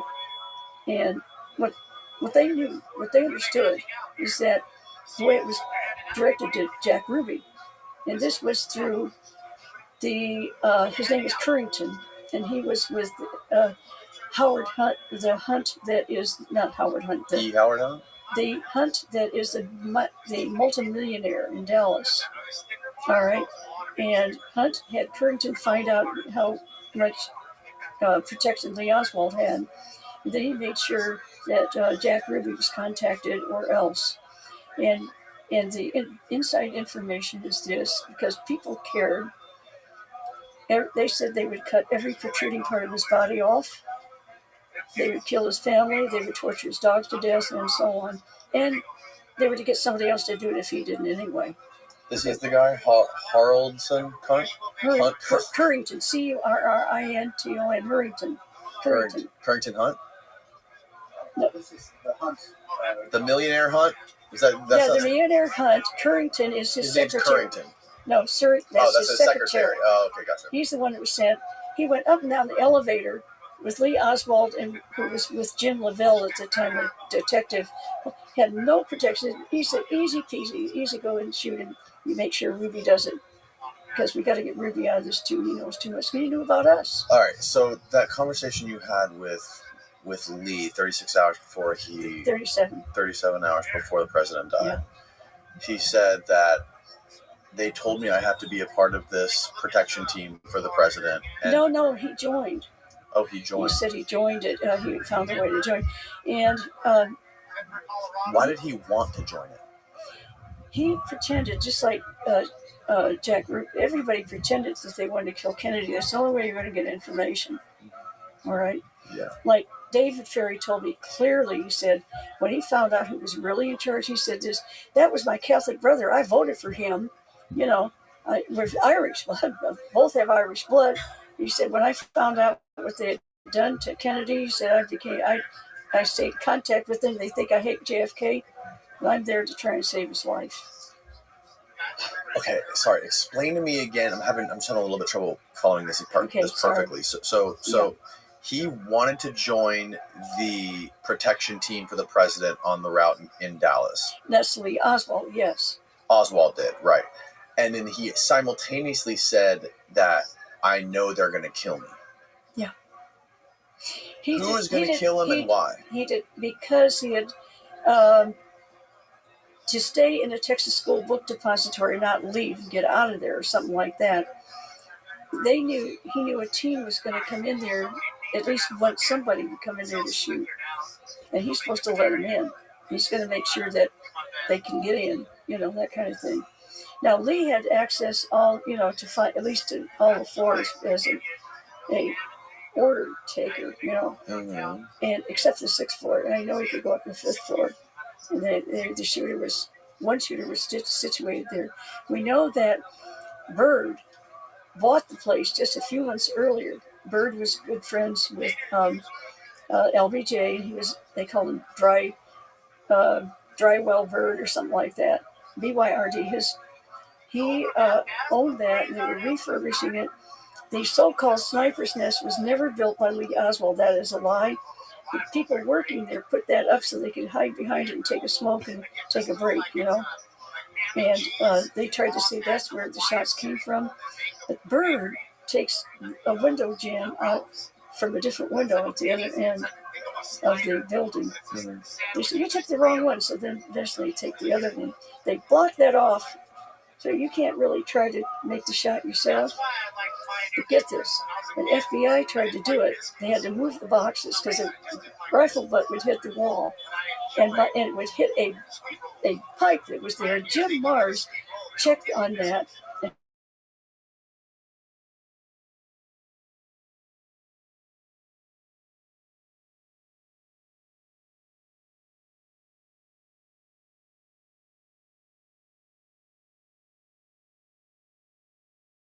They moved all the boxes. They still couldn't make the shot. So it's in my book, and it's in in the Warren Commission's 26 volumes, they realized you can't make the shot from there to show that you can make. So they built a tower outside, right on the street, 30 feet lower than the fifth story window. Mhm.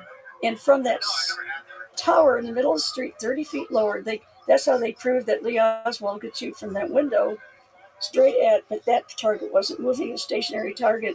And eventually they could get people to say they got, made the shot. They're world experts. So where was he the moment that Kennedy was shot? Where was Lee? Lee was on the first floor. He was on the first floor. Yeah, and we have pretty good evidence of that. What they didn't know was they tried to put him on the second floor. That's where the whites ate their lunch. Lee Oswald, remember I told you he got arrested in New Orleans on the 9th and everything, and it was embarrassing to his family and everything. Well, at that time when he had to go, that was on August 9th. Okay, on Monday, next Monday, he has to go in and pay a $10 fine, which is like $100 today. Mm-hmm. He sits on the black side with the blacks. When we rode on the buses, we sat in the back of the bus with the blacks. We were so pro-civil rights. Mm-hmm. Lee Oswald wasn't eating much as ever. They didn't know this with the whites on the second floor. He was always eating with the blacks on the first floor. Mm. They've got to get him on the second floor because in no way they know that if he was supposedly on the first floor, where, by the way, he had mentioned 2 blacks he saw that were in there. Said, yeah, I was with so-so. They saw me eating, lunch there. And he's drinking Dr. Pepper. His favorite drink, Dr. Pepper, not Coca-Cola. Coca-Cola machine was on the second floor. Dr. Pepper machine was on the first floor. Yeah, so anyway, there are lots of stuff like that going on. So they have to change it that he's on the second floor, even though he never ate up there. There's so many things. Most of it's in the book.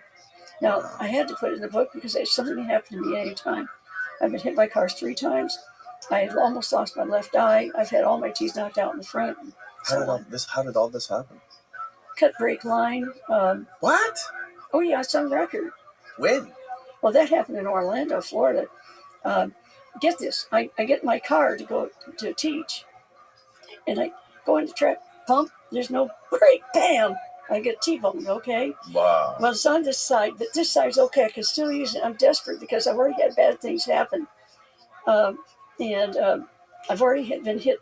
All right, it's a long story, but I was just recovering. I didn't want to lose my job. So I got balled out. Now, I was a mother of 3 sons. I helped them rebuild their car engines. And this guy's saying, stupid woman, your master cylinder's empty. Right. I said, no, that's impossible. I know how to fill a master cylinder with fluid. Oh, wow. Of course I do. I can rebuild engines. I don't even know how to do I know how to build a rocket engine. I really admire Elon Musk. I know what hell he's been through. Mm. All right, but at any rate, bad things happen to good people, I'll tell you. At any rate, so he says, he filled it up. Now, next morning, when they towed it, they just towed it half a block because the place was right there. So he's right there. I'm going right into traffic again, almost like when I started out, okay? Bam, I get hit again. Yeah. By this time, I hit a Cadillac. The guy is so angry, they put me in court right away. Well, the mechanic followed. He said, no way in hell. I filled that myself. He said, I got under. It's on record. My brake line was severed. Yeah. Wow.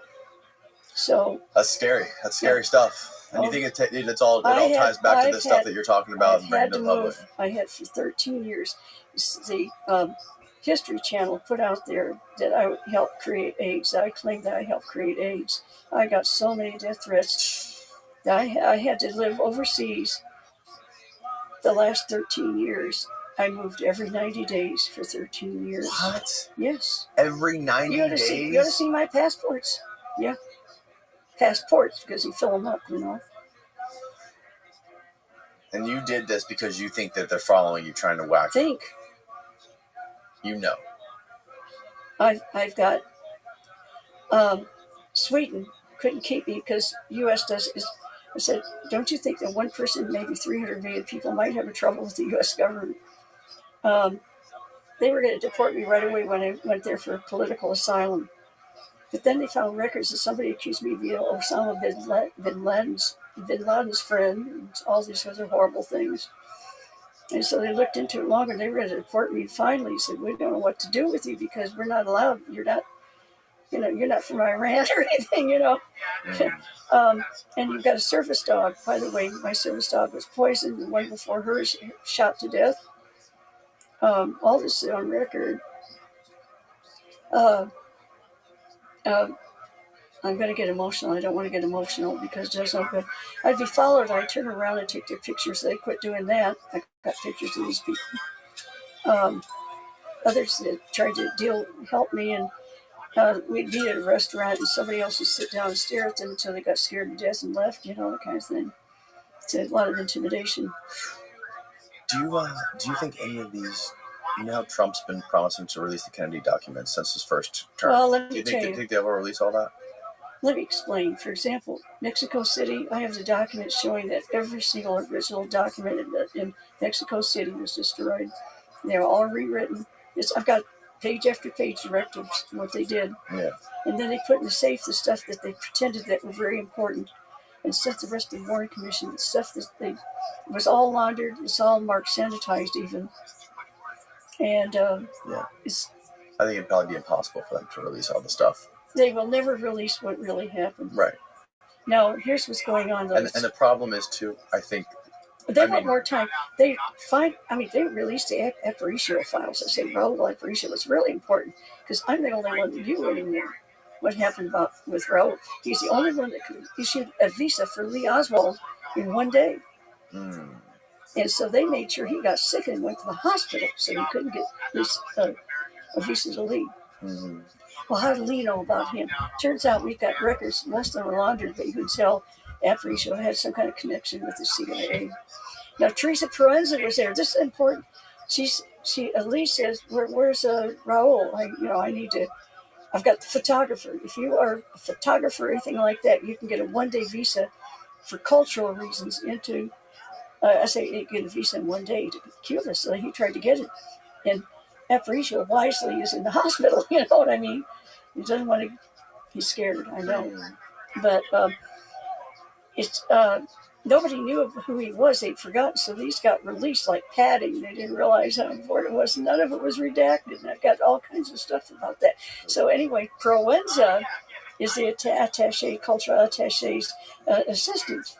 She's a lesbian who had the hots for Sylvia Duran, so Sylvia sent Lee over there and to meet Aparicio. And Teresa, said, well, he asked where he was, and I told him he wasn't there. This is important. Everything is fine. He said, bye-bye. I'm sorry he's not here. CIA had a big problem because they had posted after the assassination, since they knew Lee Oswald went to the embassy. So they said he was in there screaming, I want to kill JFK. Screaming and yelling like he's insane.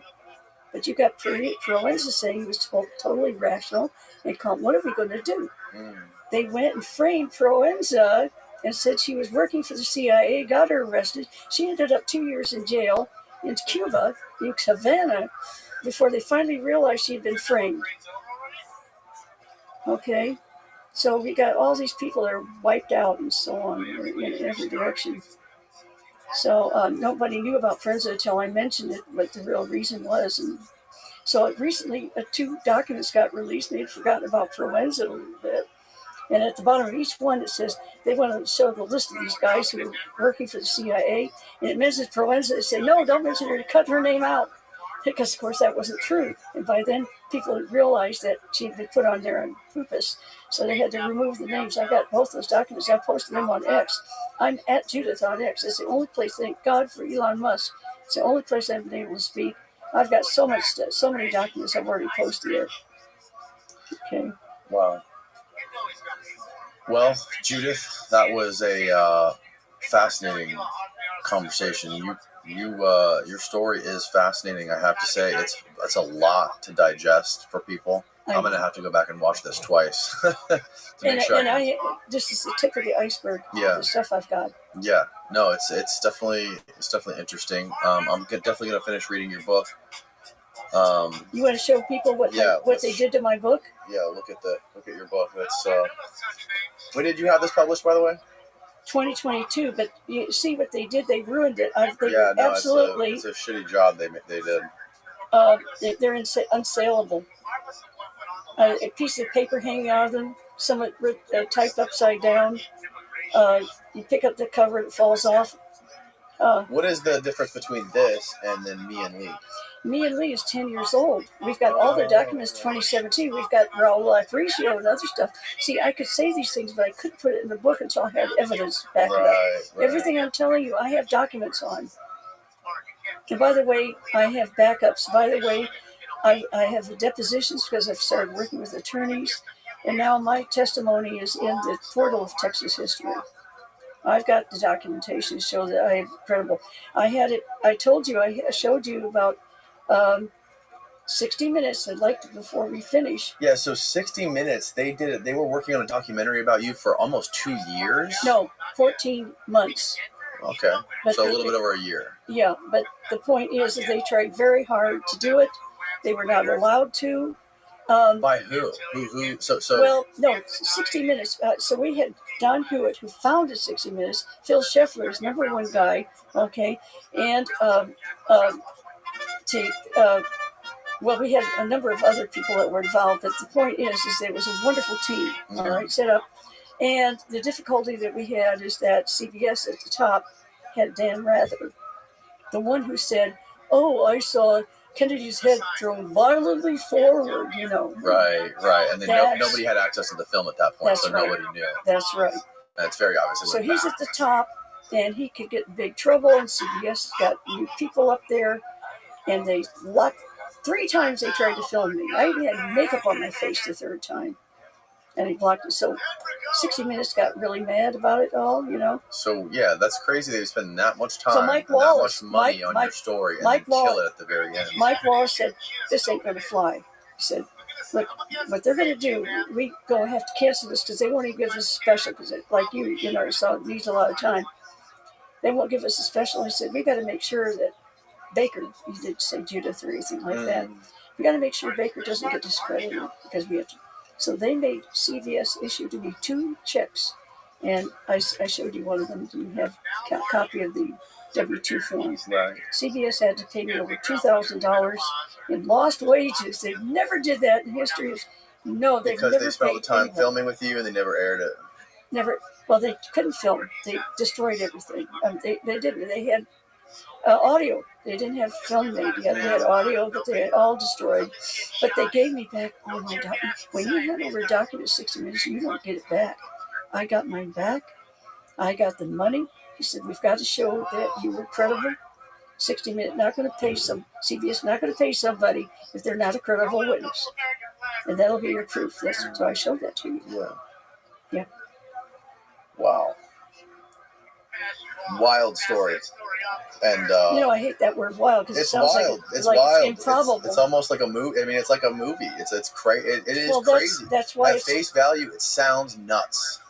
I know. But it's you have a lot. You brought a lot of proof here. Ed Haslam spent a long time on his book as well, Mary's Monkey. And he states that he was very skeptical because there was a fake Mary that he met. Very, very mean. Somebody impersonating you. Yeah. So, and he didn't want anything to do with it because he thought it sounded like it stunk to high heaven. And he was mean to me too. He thought I was an imposter. He said, "I don't know why I'm wasting my time with you." Right. Stuff like that, And then eventually, he started to take you seriously after he did a lot of vetting. Think about the bioweapon. Think about. Well, let me put it this way. Think about the lockdowns that happened, how people were forced to do something that maybe they shouldn't have been forced to have to do. People use your imaginations. Understand, who would have ever dreamed that the whole world would be locked down over something like that? Think that just sounds like fairy tale too. Yeah. So this thing is big, and it's linked to all that. We can trace it all the way back from Chester Southam. With his experiments, that virus we trace all the way back to us. Wow. They don't want you to hear it, and they're going to make fun of me forever. Yeah. Well, thank you very much for making the trip down here and spending the time with me. I really appreciate that. Well, God bless you. And I credit God that I'm alive. Taking into consideration your history and all the circumstances, I would agree. That I is mean, a I've got miracle that pain you're in my still left alive. eye. They say my left eye. I've had so much damage done. I can't feel either of my hands. I see double vision. I'm legally blind, all this kind of stuff. Wow. But you see how well I read. I've learned. Yeah, you're a very good reader. Well, one time I could read 4,200 words a minute. Mm-hmm. Yeah. All right. Well, thanks again. We'll wrap up the podcast now. We have some special Patreon questions for you. We're going to go. Wonderful. We're going to go do on Patreon. We have some people that are very interested in you and Fantastic. want to talk to you personally. So we're going to go answer those questions now. That's the end of the show. Thanks again. Goodbye, world.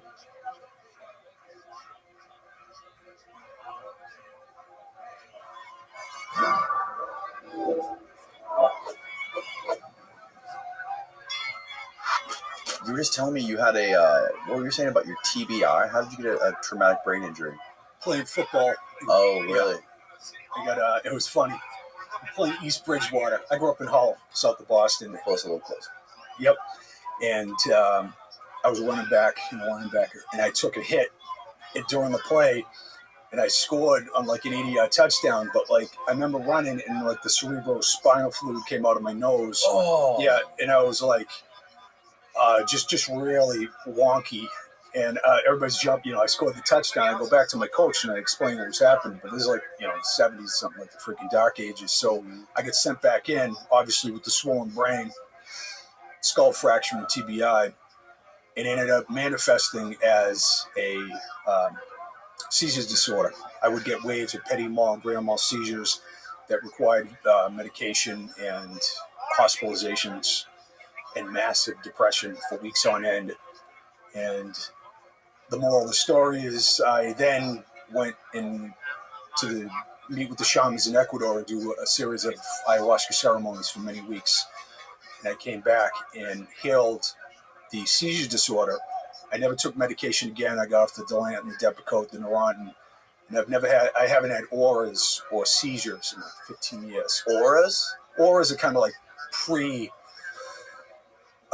it's like almost a precognition of a seizure. You know when it's coming. So it's this weird twilight zone. And with the seizures, especially the petit mals, I would get waves of them in the sleeping waking state, and they would cause massive depression for weeks on end. I mean, I couldn't freaking move. I was like paralyzed, and it was insidious and intractable. And all this is verified by my former neurologist, Dr. Allison Ryan in Northampton, Mass. So I am indebted to the spirits of ayahuasca, let's say. Holy cow, man. So after you did the ayahuasca, you never got any seizures or auras? No. How old were you? Probably like 17 years ago, something like that. Yeah, what was I? No, the seizures didn't manifest until a little later. I got the injury early on, and then I started to get like neurological dysregulation and things like that. But the real seizures, I think, started manifesting in my 20s. And how long after the injury did the seizures start coming on? 7, 8 years. 7 or 8 years, really? Yeah. And then after the seizures happened, you did the ayahuasca. How many years later? It's all a blur. Yeah. In my 30s, I believe. Okay. Yeah, my 30s. And what do you think it was about the ayahuasca that was able to completely get rid of the seizures and all that stuff? It's a good, it's anti-parasitic. It has all these efficacious applications for the human body. Mm-hmm. I could tell you a metaphysical theory, that one thing was I faced all these neuroses and self-doubt and this internal conflict and trauma within myself, like everybody suffers with. So I really straightened out a lot of the things that drove my behaviors in life that were unhealthy. Addictions, seeking externally. I was able to sit with myself. There's a part of the brain called the colostrum, right? The ego center that literally gets put to sleep and anesthetized when you do plant medicine ceremonies, when you do psychedelics. John Hopkins figured that out in like 2020. So I like to say the ego gets put to sleep, the tyrannical operating software of the separate self, the mystics would say. It gets put to sleep and you can see with clear vision. And it's like, you get like this life review. You can see everything. You can see how you behave unlovingly and why. You can see the drives and the unworthiness. and you can do something about it. You can make these changes in your life. But the day-to-day tyranny of the ego doesn't allow you to see that. It's in the way of, say, your divine nature, for instance. So I believe that I removed a lot of that turmoil and judgment and all these, because all the judgments we have for others in the world are really judgments and unworthiness we feel about ourselves, projected to get a hit so you feel better and self-righteous like a freaking bad drug addict. Right. The reality is it's like that undoing of the trauma within that manifests in a better way. So moral of the story, I think there's a physiological aspect to ayahuasca, and I think there's a metaphysical one as well. It allows you to self-reflect, make changes in your life. And Yeah, that's my it experience. lasts a while, right? A few hours. Oh, yeah, absolutely. And I was doing San Pedro cactus as well, which is mescaline is the main ingredient there. There's like 15, 17-hour grueling. People say like, oh, you're just getting high or whatever. It's just like you face all your dark fears. It's terrifying often, these ceremonies, and don't go into it lightly, I would say, Yeah. And the shamans know this, and they your tour guide through his experience, quite frankly. So they know what you're facing, and it's harrowing, But Have you ever smoked straight up DMT? what's the Bufo I have? That's the 5-MD. What the hell is it? 5-MeO DMT? Correct. That I have. And that lasts like 5 to 10 minutes, right? That lasts quickly. Ayahuasca, psilocybin, those are multi-hour Yes. experiences. Yeah. Yeah, and it's a similar thing. They all have the same mechanism or function of putting the ego to sleep and allowing you to see with clear vision. I wonder, is that, you've done both, is it a similar sort of experience when you're on ayahuasca, just longer lasting? Yes, Okay. yes. Yeah. It's a little more intense. DMT really blows the top off your ego. Right? Oh, yeah. It really does blow the top off. I felt my soul leave my body. Bingo. And it's tough to translate into this waking state Right, that right, we appear to exist in. So people are like, what are those dudes talking about? But Yeah. it's wild, as you know. And I did a ceremony in anticipation of coming here with the Shamanista this weekend. And we could talk about that later if you want, or whenever.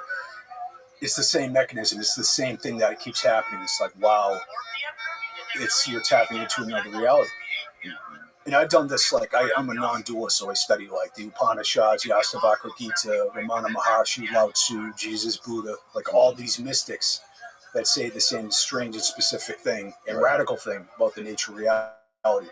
So for months, I just keep rereading the Ashtavakra Gita, which is considered, it's an ancient Sanskrit text that's considered the most mind-bending metaphysical text in history. And I kept rereading it, and I got thrust into that state of the one, of timelessness. I'm like, So it's not just this substance is altering your brain chemistry. There are ways through fasting and meditation and other modalities. Right.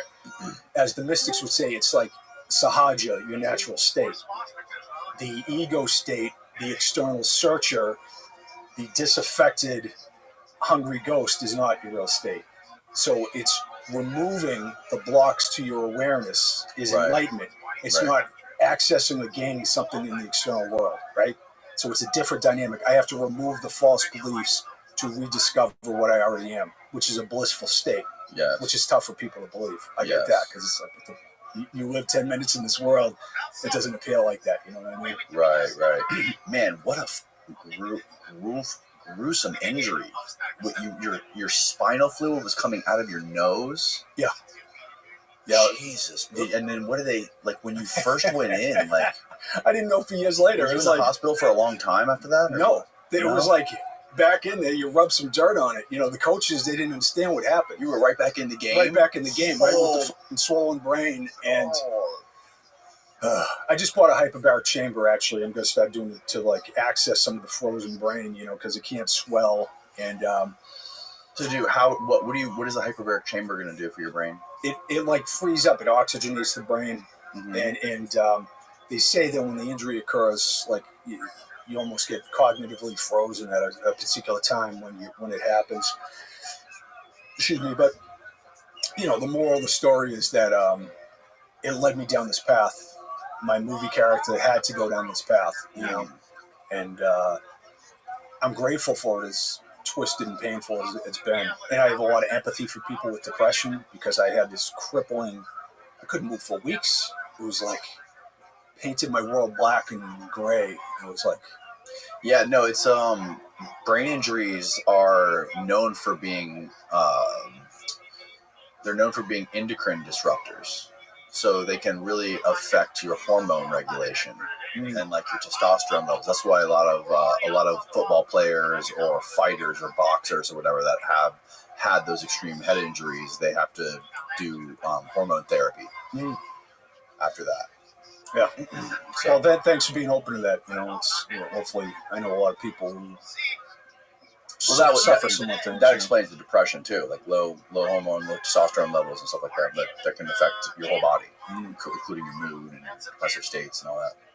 So how did you get into all the stuff you're doing now? You wrote 2 books about giants and like Stonehenge and ancient history. How did you get into this world? I'm a stonemason by trade. So my brother and I run a dry mason's business in Western Mass. Are you a Freemason? No. Okay. People ask that. No, it's like I study Freemasonry and Rosicrucianism. Okay. I think they're interesting. We build art projects, utilitarian projects with quarried stone. We redo old walls. We've been at it for like 25, 30 years. And one of the things we're avid hikers. And so we're out in the woods and we keep seeing these constructions that were thought to be colonial that are more seemingly Native American, anthropomorphic forms, cairns, turtles, serpents, and I'm like, whoa, this seems to be like this subtle Native American landscape of stone hidden in New England. And I wasn't the first one I found out I wasn't the first one to draw that conclusion, and other researchers have wrote about it. So what I did was, because I'm kind of a Rain Man record keeper type of guy, I went to the UMass library and started reading the town and county histories to see if there were any occurrences of colonists showing up and documenting pre-existing Native American walls and stone chambers and other structures. And in fact, there are in the historical record. So the colonists found Native American stonework in New England. Like it's not a great, incredible, because there were stone forts in Tennessee and the Midwest. We know all about all the kivas and stuff. But the archaeological idea is that Native Americans didn't build with stonework in New England. So by virtue of reading through all these town and county histories, I started to find the most bizarre giant skeleton accounts. Often by anatomists, scientists of the time, Smithsonian Bureau agents, like buried obscurely in these voluminous documents in a time of inefficient communication. And I was told quickly these were all hoaxes. I'm like, they reference a lot of the same anatomic anomalies: double rows of teeth, massive jawbones that fit over the face, femurs that are 28 and 32 inches long, which are clearly indicating 8-9 foot tall individuals. Artifacts found within context in little known burial techniques described as well. Because one of the arguments is like, these are mastodon bones or animal bones. But no, these are burial mound finds that have contextual context that matches with a lot of Native American burials, but they're absolutely enormous. Like the giants in the middle, and there's other burials like spokes of a whale. So I'm like, this doesn't read as a hoax. This doesn't make any logical sense, right? So I went down that road. I started to write. I hooked up with you, Newman, my co-author and buddy. And the gods lined up that I ended up with the show on history. A producer who's a friend of mine in Western Mass said, hey, my buddy told me to check out, this presentation you gave or something, a book I wrote or whatever. I'm sorry. It was a presentation I gave. And he became more interested in the subject because, like, my brother and I, blue-collar dudes, I think people look at us and like, I'm not blowing smoke up anybody's ass. I really don't have an agenda. I just find it fascinating, right? And so it's like, even the History Channel execs that when we got the first show, it's like, I've never seen 2 guys seemingly so credible talk about such outrageous things, So people who know us, we're former decathletes and coaches, and our lives revolve around usually like being nice to people and helping kids and leading lives that aren't about bullshit and grifting, Right. That's cool. So we ended up we made a sizzle reel and went to the network conference. Bunch of networks said, yeah, we want this show. History said, we'll run it straight to a series without a pilot. And we're like, wow, we'll do it, yeah, which was cool. So we did our first season of Search for Lost Giants, and I'll just give some background. There's this idea like the Smithsonian, they got giant skeletons in the basement and all that, and there's this massive archaeological cover-up. And I'm a fraud. I work with archaeologists and geologists and scientists, have them on a show. I'm friends with many academics. And the idea that there's some global conspiracy to cover up evidence is, even if it was desired, it would be impossible, if you know what I'm saying, right? So we have this idea that there's a massive conspiracy to cover this, giants. Yes. And I would say the only point I'm making is, layered within the Smithsonian's own ethnology reports, their scientists have described the unearthing of massive bones over and over again. And so it's embedded in their records. And in episode 2 of our show, I'll backtrack, and the Smithsonian claims that the largest skeleton that's ever been in their possession is a 6'3" Sioux Native American skeleton with acromegaly. That's like pituitary gigantism. It's a disease condition. Right. So they're claiming that, right? We're in Staleville, Missouri in episode 2, and we find the cave at Puckett's Cave, where they found an 8.5-foot skeleton. And we go through, we talk to everyone, we find where it was unearthed, and we go through the microfilm, and we find an 8.5-foot skeleton laying on the doctor's office next to 6'1.5" Les Eaton. We found a photograph of it, and then 15 days later, it's requested to be shipped to the Smithsonian. And I'm saying that the skeleton is there, wired together by University of Missouri archaeologists, and shipped to the Smithsonian. So, how does that shrink into something that's less than 6'3"? And the Smithsonian's own records have account after account that Hugh and I read about in our book, of similar skeletons that are claimed by their scientists to be over 7 foot, over 8 foot. So I don't have a time machine. You can only make educated guesses about the past, but to say that this is a ridiculous premise and I'm like, some grifter or weirdo, or, the way that the pseudo-skeptics often look at the alternative community of researchers is that it's like they're my ideological enemy, like in politics. I'm not going to yield an inch to them. I'm not just going to dismiss what they have to say. I'm going to denigrate them. I'm going to call them racist. I'm going to, do whatever I can to throw red meat to my base because I'm stimulated, because I'm some heroic gatekeeper. And on this end, on the alternative end, I would say I could run with this narrative that, I'm some maverick fighting the evils of archaeology, and I'm a great guy in being this bullshit echo chamber of true believers as well. But that's not reality either. Science is apolitical. Science is objective.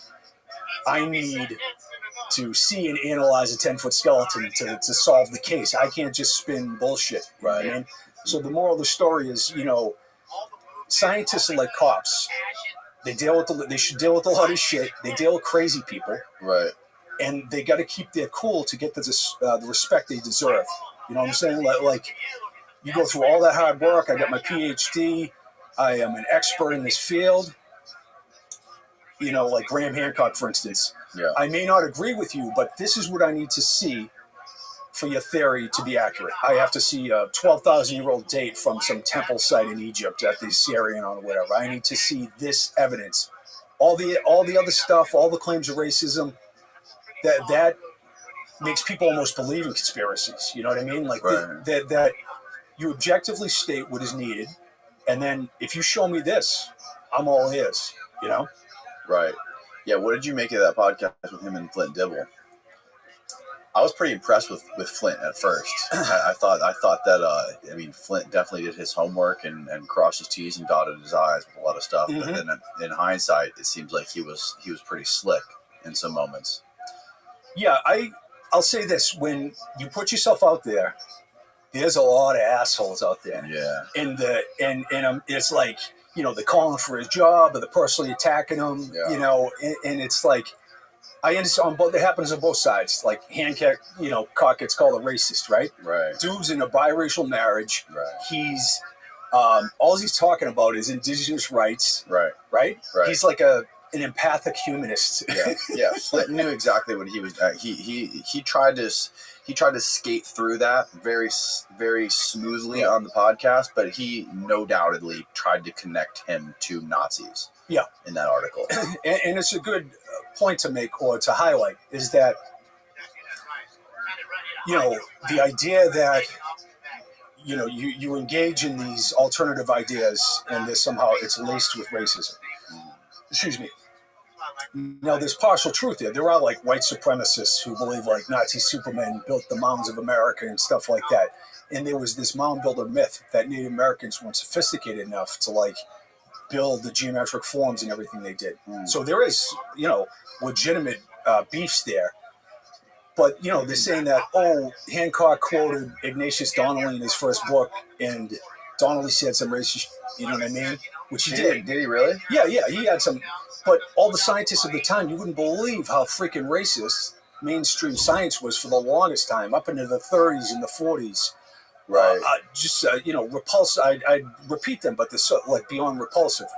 But I don't take that and paint that, modern day scientists and academics with that brush. It's like they've clearly gone in another direction.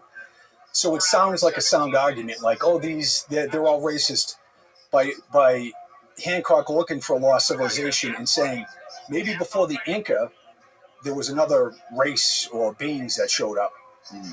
And the claim is from kind of the male-dominated white left-wing cult of academia. Sorry, that sounds like harsh, but it's true that you're trying to take away the accomplishments of these people.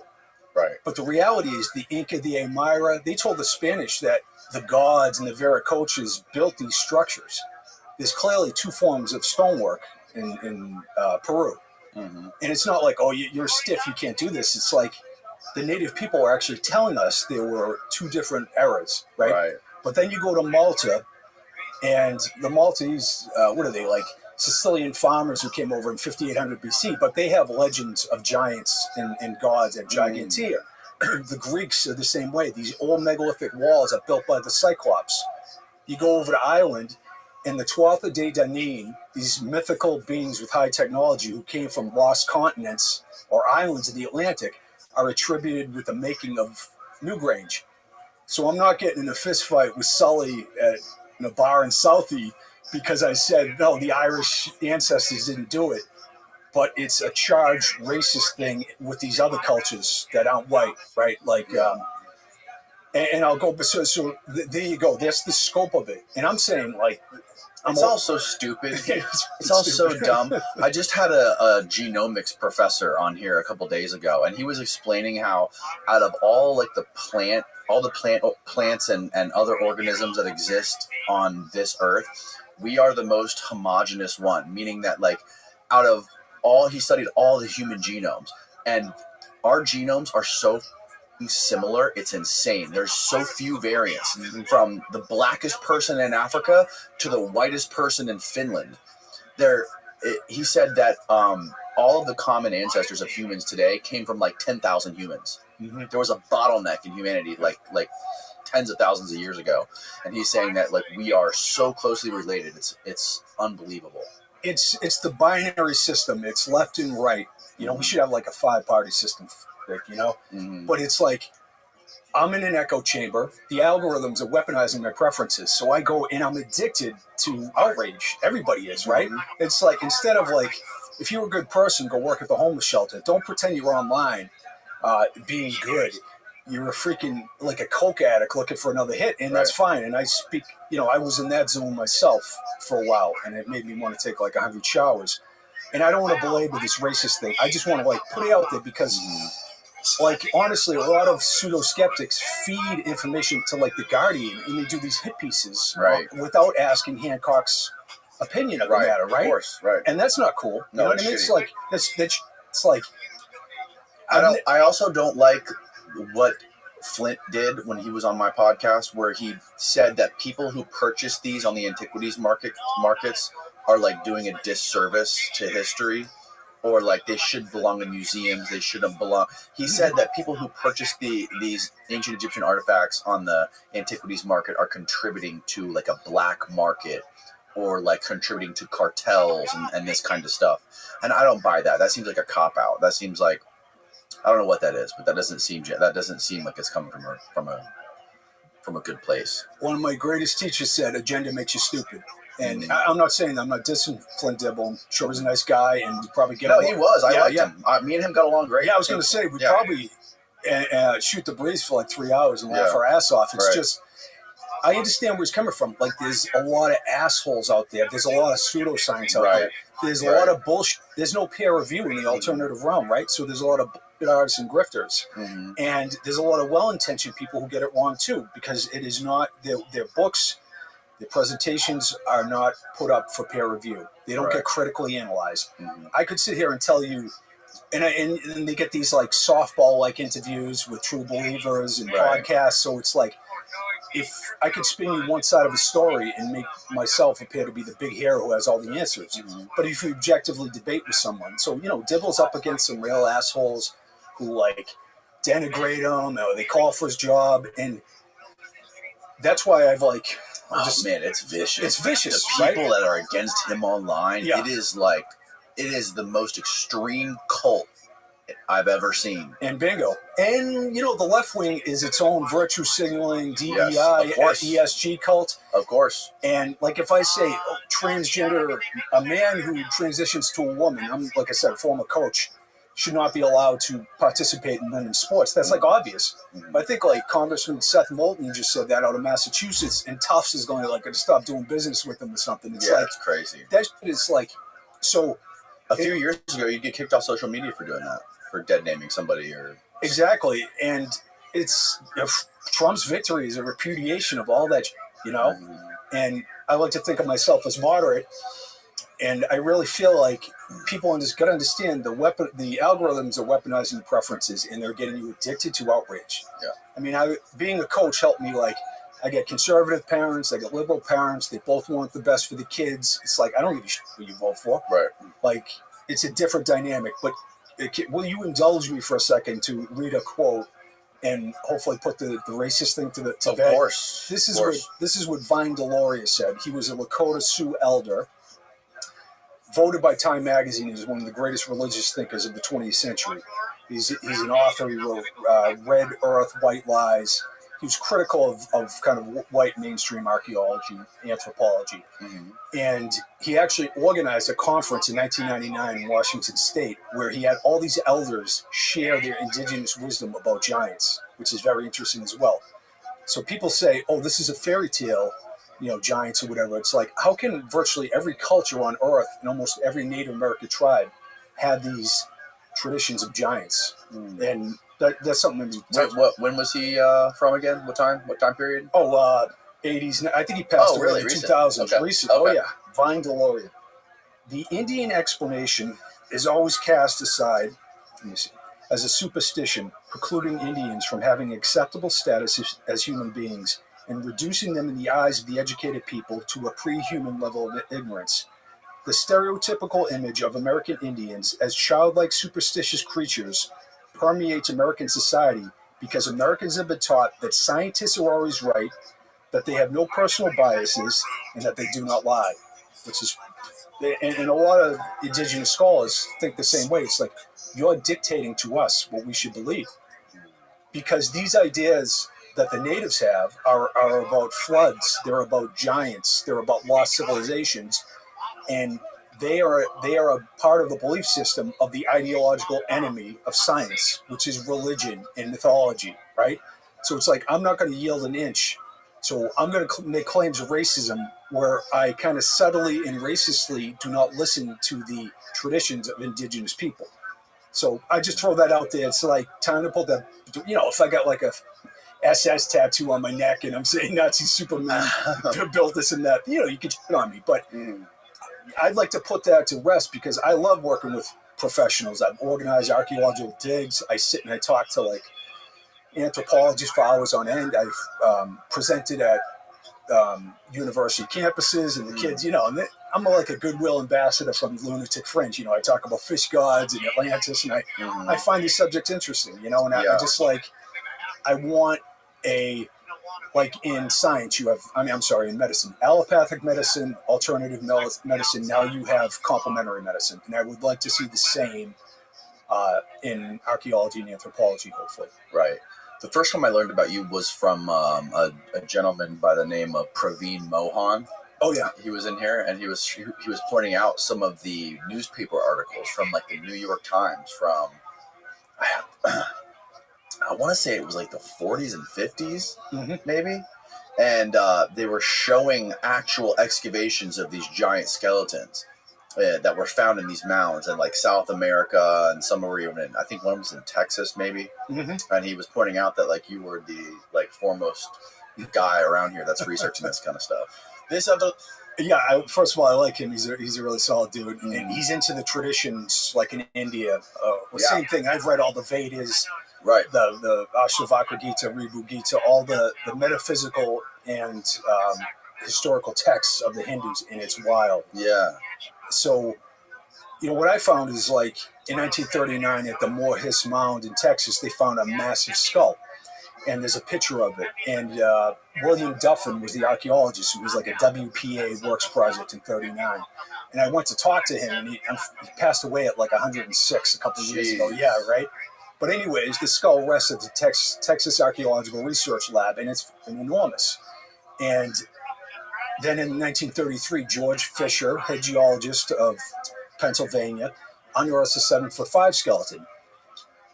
Donald Cadzo joins him on the dig. He is Oxford-trained archaeologist. He writes this article about finding a 7'5" skeleton, and then about 3 months later, he's cruising in a van with the 7'5" skeleton, talking about it, going to Harrisburg because the Smithsonian requested that it goes there, right?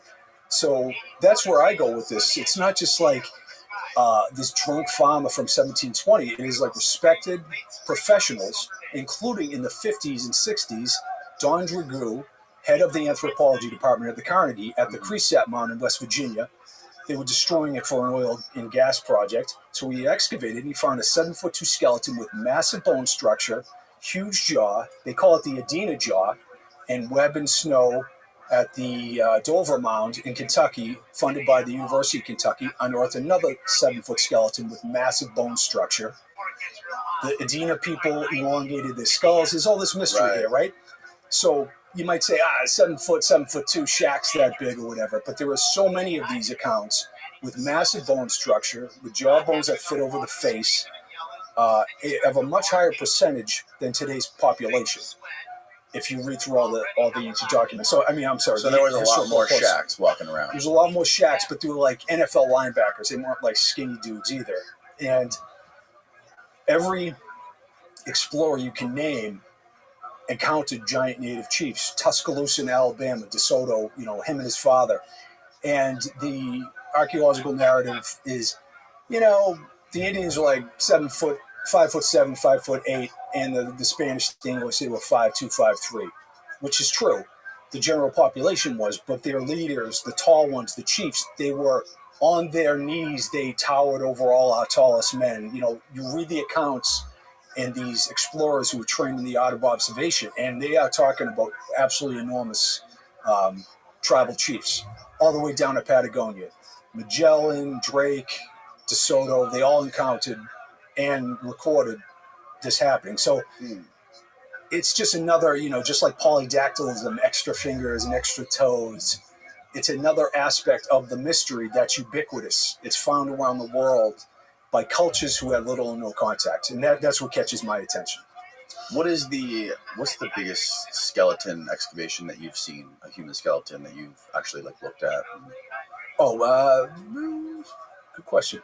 Well, 7'6" at the Muddy Museum in Philadelphia. And where did that one come from? Kentucky. It came from Kentucky, but part of getting it is that they sent it to the Muddy Museum with the understanding that they couldn't say where it came from.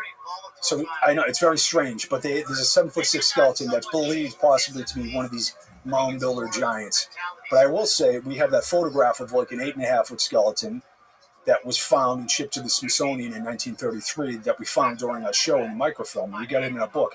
So it's this picture of Les Eaton, who's over 6 foot tall, next to an 8.5 foot tall skeleton. So to the argument I made, the Smithsonian is claiming that the largest skeleton they ever received was 6'3". So that, and I'm not saying, you know, modern day scientists, they probably don't even know these stories. But at the time, there was a particularly zealous, racist, pre-Nazi eugenist named Dr. Herlichka that ran the anthropology department with an iron fist. And oh yeah, What's his name? How do you spell his name? Herlichka. Herlichka? Hrdlick. Dr. Herlichka. See if you can find something about this dude. He sounds wild. He was a Czech anthropologist. He was a lot of the early scientists. There he is right there. Actually were into this idea of giants. They were open to it. Their scientists wrote about, you know, a 36-inch circumference skull found by Thomas N. Perrin in Illinois, like massive bones in their ethnology reports. Mm-hmm. But he was the guy in 1933 who wrote and talked about giants and no more. This is wishful thinking. This is delusions of amateurs and things like that, ignoring the fact that his own scientists had uncovered and reported these things. So it's a really interesting dynamic. And I'm going to say something that's repulsive, but he also said and believed some of the most racist things you can imagine. He wrote and edited the Journal of American Anthropology in 1933. We write about it in our book. He said, the greatest threat to the American population is blending the inferior blood of the 1/10 of the Negro population into the superior white blood of the rest of the, you know, of the white race. And he had all kinds of like that. And that's what scientists believed back then. And this is, you know, you have Native American civilizations with these giant chiefs, the tall ones, with these legends of cannibalistic, warlike giants that are clearly in their traditions. You have magnificent geometric forms that predict eclipses. You have this vast and incredible Native American civilization, but they were denigrated and they were marginalized as a ploy to steal their land. And the scientists of the time went along with that too. It's like, we're not going to embrace any of this mythological, childlike ideas of the Native Americans. We're going to marginalize them, and that's what happened. So scientists today do not operate like that. But you got to be honest about the that happened when in this crucible when modern theories were formed. And one of the missteps of science is that they pushed away oral traditions in native indigenous wisdom. So we don't listen to the Inca when they tell us something that lines up with a mythological idea. We don't listen to the natives that have been there for tens of thousands of years when they tell us that giants were a historical reality. That doesn't mean they were, but to dismiss them out of hand and portray indigenous people as superstitious and childlike, you can feel that too. When you're told about a native tradition, you know, you get this vibe of like, I have respect for the culture, but I don't believe the shit. You know what I mean? That's kind of like what we're taught by science. So sorry, that's a long-winded way of saying be open to indigenous traditional narratives. It's funny. There's a weird sort of legend around this area of Florida. We're on what's called Indian Rocks Beach right now. The beach that's literally a quarter mile that way is called Indian Rocks Beach. And it's called Indian Rocks Beach because allegedly there's all these Indian burial mounds that are around this area. Mm-hmm. And there's, for some reason, over the last couple hundred years, out of the hundreds and hundreds and thousands of hurricanes that have come up through the Yucatan and gone up the Gulf of Mexico, there's only been maybe 2 that have hit anywhere close to us.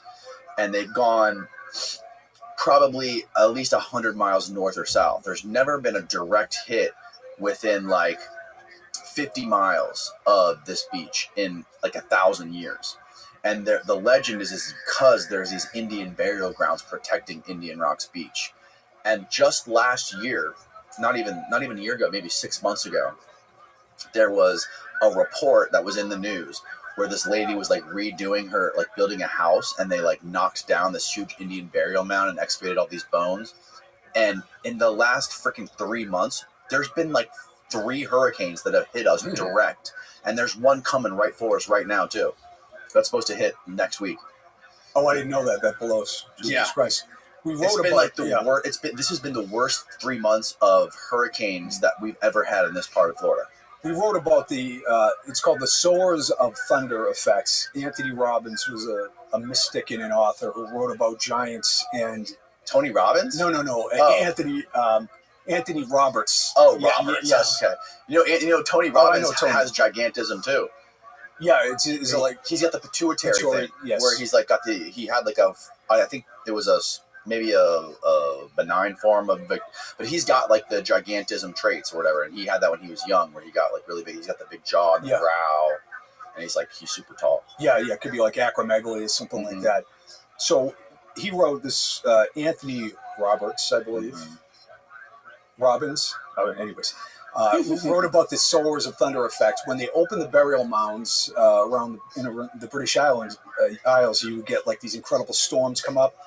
And his thought is like these ancient geomancers, they built along ley lines. They used their divination skills to build and enchant the landscape.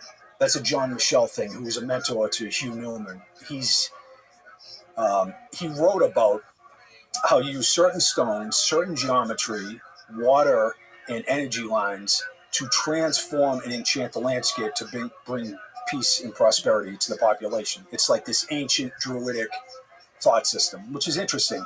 But every time you would open these burial mounds of the ancients, you would get wild storms, and they're all documented, and we get pictures of them, like old woodcuts of the explorers would go on the weekends and look for pots, and they're digging. And then the second frame is this wild storm comes up. And the same thing is this, like,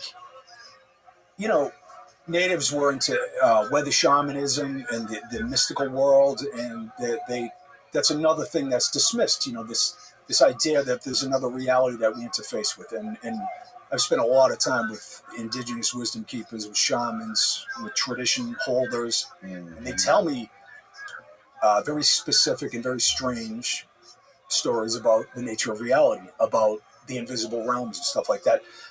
And it's my personal experience, but I got to say that is exactly what they're saying. So you can dismiss them if you want, or you could say maybe there is something to the story, just like your burial mound story. At least be open to it, I would say. Like, what's your intuition? What's your experience tell you? Right. Like, who is that freaking gatekeeper in your mind? Who is the tyrant that is like smugly knows better? The ego, right? Insidious, tyrannical. It feeds you self-loathing and doubt and conflict and judgment instead of forgiveness and empathy, Right. Like the subtle voice beneath the surface is your real state, your natural state. And the over-identification with the movie character, like, this is the only existence I have. I got to freaking fight and scratch, and I got to get things externally. That clouds your judgment, that covers you and the worst impulses. And the ego is the conspiracy. There are conspiracies in the world, but the ego is like a bad software program that makes you believe that your only experience is this right here. And that somehow it's like, once they throw you in the ground, you're done. Right. Instead of the screen of existence, the ocean of existence, and not the wave. Your real state is eternal, unchanging, blissful, and God's at home, and we're the idiots who decided to take a walk. The allegory of the prodigal son. That's what the mystics tell us. So, right. I think technology has been one of the big reasons that we've sort of lost this connection, this sort of spiritual connection that like we had, like the Native Americans would have back in the day, or like the experience that you get when you're on drugs or on psychedelics like DMT or ayahuasca or whatever. Because there's people that talk about how, like, when they first go to the Amazon or whatever, and they walk out into the jungle barefooted, like all of a sudden all these deep senses sort of arise, like deep within them, that have been buried because of this technological advanced society we live in North America, where we're surrounded by screens. You can call a car to pick you up there's an app on your phone to deliver food to your house. Like it's insane how much like electronic shit and technology and just the evolution of technology that we've surrounded ourselves with, I think, is sort of destroying that connection to whatever sort of ethereal layer of consciousness that exists out there, that some of the ancients would talk about. Bingo, you nailed it. Even Rudolf Steiner, the mystic, called it Ahriman. He called it this dark, cold technological force that would overtake humanity, but it would be chosen by humanity. And I studied with John Gardner. He was super old when I studied with him, like in the 80s, and he actually knew Steiner. Steiner was like a mystic, like Edgar Cayce, and he talked about this cold technology would be accepted and wanted.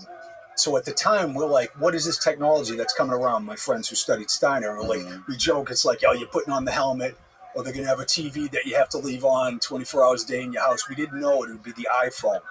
It would be this insidious, dark, cold technology that brought about the worst impulses in humans. Yeah. It agitates you. It gets you addicted to outrage.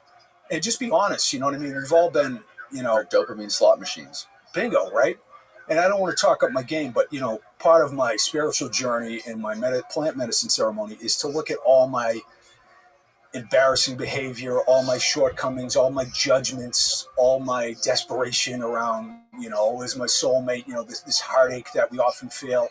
So I sat and I burned out that for years.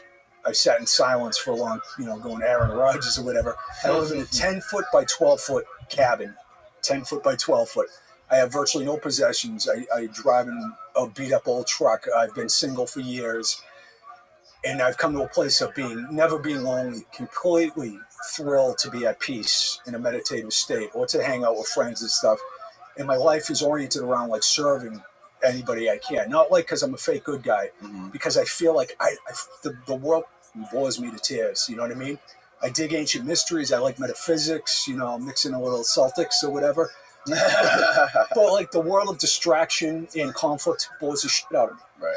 And when you like reside and surrender into your real state, it's so enthralling. You're like, I can't believe I am that. You know what I mean? Right. So it's magnetizing us all, but we're swimming against the fucking river. We really are. We really are, right? Strong river. And it's Niagara Falls is not far. Bingo. And the moral of the story is you already are perfect. You're like, and we think of that in the context of a weird movie character who's temporary. I'm talking about your real state behind the scenes. And you can experience it in your temporary movie character. Excuse me. But it's like surrendering into that state versus swimming against the river because we falsely believe this is all we are. So you got, right, I need some more money or I need a new girlfriend or I need, you know what I'm saying? Like, because I feel like about myself because I falsely believe what I am not. And especially a character that the time is, you're on the clock in a body, you know what I mean? I got to get. And now I just sit in silence. I don't freaking want anything. And I'm not saying that makes me right, but I like to think it positions me well to objectively take on these controversial mysteries, do shows, do all this other stuff I do. Because I could feel like the overstimulation happen. You're filming, millions of people watching you, like the camera's always following you around.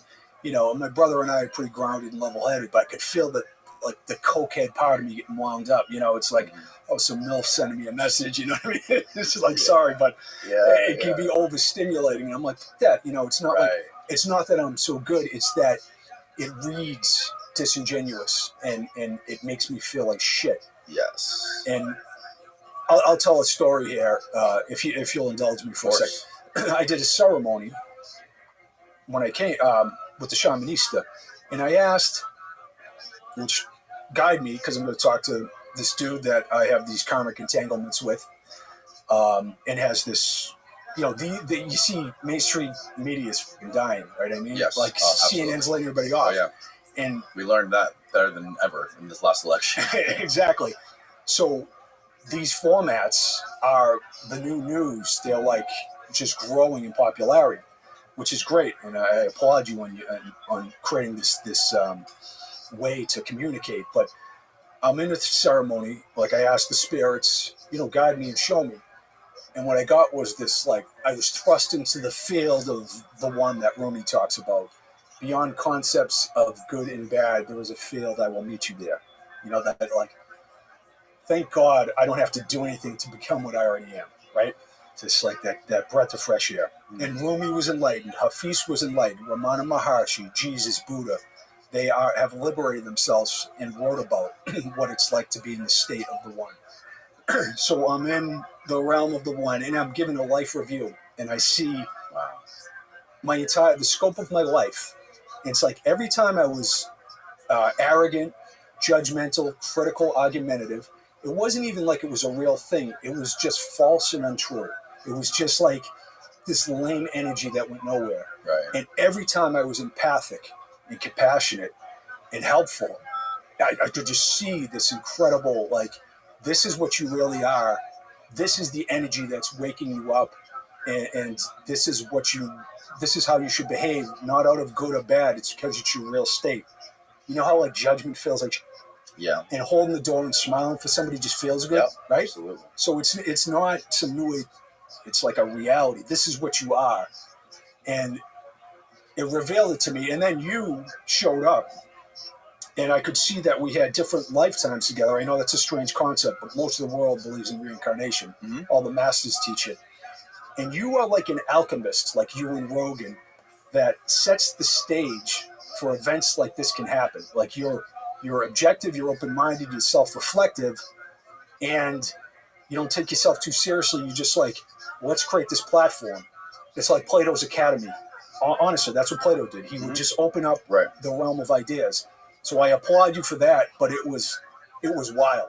It was wild. And I know it's just like, wow. I can't like, I don't know if a bunch of iron workers are going to know what I'm talking about.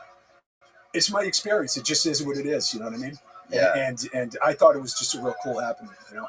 Yeah, man. That is super cool. That is very cool. What, so you, from when I talked to Hugh, he was kind of explaining to me that you are really big into the investigation of the background of the Atlantis story as well. Mm-hmm. And from what I understand, Ignatius Donnelly was one of the first people to actually write a book about Atlantis. Right, I forget the name of his book, but I had Flint come on to talk about Atlantis, and all the shit that Flint talked about, me and him disagreed on a lot of stuff. We disagreed on the bases, the Egypt stuff, but one of the things that I think that made a lot of sense that Flint said that I just can't get out of my mind is his the way he explained Atlantis and the backstory of Atlantis. It's hard, and Flint just happens to be, for what it's worth, his area of study, geographic location, Greece, and the time, 12,000 to 15,000 years ago, in that area of Athens, time it lines up perfectly with the story of Atlantis and the people who are writing about Atlantis and Plato and all that stuff. So the way he explained it to me, and I also had another friend of mine who is a classical philologist who has dedicated the last 30 years of his life to reading the ancient Greek literature. He read just endless amounts of philosophy, history, comedy, and pharmaceutical texts and medical texts in antiquity. And his ideas on Atlantis, as well as Flint's ideas on Atlantis, seem to line up. Specifically in the fact that Plato seemed to be a philosopher who was known for coming up with philosophical hypothetical ideas on like how to build the ideal Sim City, or coming up with war games, which was the idea of the Timaeus and Critias, where they were coming up with a war game between Athens and this hypothetical advanced city of Atlantis, and what would happen in that hypothetical war. It is similar to his hypothetical idea of Plato's cave, right? Mm-hmm. Like one of the main points that Flint brought up is Plato's cave. The allegory of the cave was a philosophical idea and an analogy he was trying to explain for humans to understand, and that's the reason that we're not looking for Plato's cave. Another thing is Plato was also really big. Like, he wanted to censor Homer. He didn't want the kids that were growing up being educated to know anything about Homer, because he thought that was not good for society. He wanted to come up with this noble lie for society to basically create this sort of Santa Claus for people so people could behave well and act right, not commit crimes. Like, he wanted this ideal society, and he wanted to create this sort of like noble lie where he thought, I mean, to his credit, he thought that like the philosopher king should run society, below them should be the knights and all this stuff. So he was known for coming up with these crazy hypothetical abstract ideas and these thought experiments, right? Mm-hmm. And he wasn't known for being a historian. So if you combine that with what we know of Plato, with the historical timeline of what we know about Atlantis, which is an oral tradition. The first time it was ever talked about was like 1,000 years before Solon, right? And it was an oral tradition for like 1,000 years. And then, I might be picking this up, I'm going to do my best. But then Solon told Pliny the Elder about it, and then there was like another couple hundred years, and then Pliny the Elder told his grandson Pliny the Younger, who was 10 years old, and then there was like another 100 years, and then there was like an Egyptian priest who read some sort of texts. Maybe this was before all of it. The temple priest of Sais. Yeah, the temple priest, right. Transmitted the story to Solon. Yeah. Right. But then there was never any actual evidence of that text. Like, he wasn't actually consulting the text when he told Solon, right? So this was prior to all these transmissions going down this chain over thousands of years. And then 50 years after Pliny the Elder's grandson, Pliny the Younger, told Socrates, then another 50 years goes by, and then Plato writes about it. Mm-hmm. No, those are all good points. Flint is right that Athens in 9000 BC was bedrock. There's no evidence that it was advanced culture. Right. So it's like that feeds into like, is this a noble lie or not? Is this an allegory? Right. And he did he did operate like that. Mm-hmm. And these ideas that excuse me, just because Plato said it doesn't make it factual. It could be like, this might be worthy of further investigation. That's what I would say. The idea intrigues me. Let's see. Mm-hmm. I would say that there are other sources that talk about, like the Tuatha De Danann show up from four Atlantic islands, and they show up in ancient Ireland, and these supernatural beings. And you have these stories of lost worlds and gods, and the Ogdoad and the Ennead in Egypt. And at the Temple of Edfu, you have the building text, right? Mm-hmm. I saw you talking about the building text, right? So I reached out to Mano Safesadeh, who was translating them from German to English. Now, Dieter Kurth is a doctor who, since 1986, has been translating the building text of Edfu into German, right?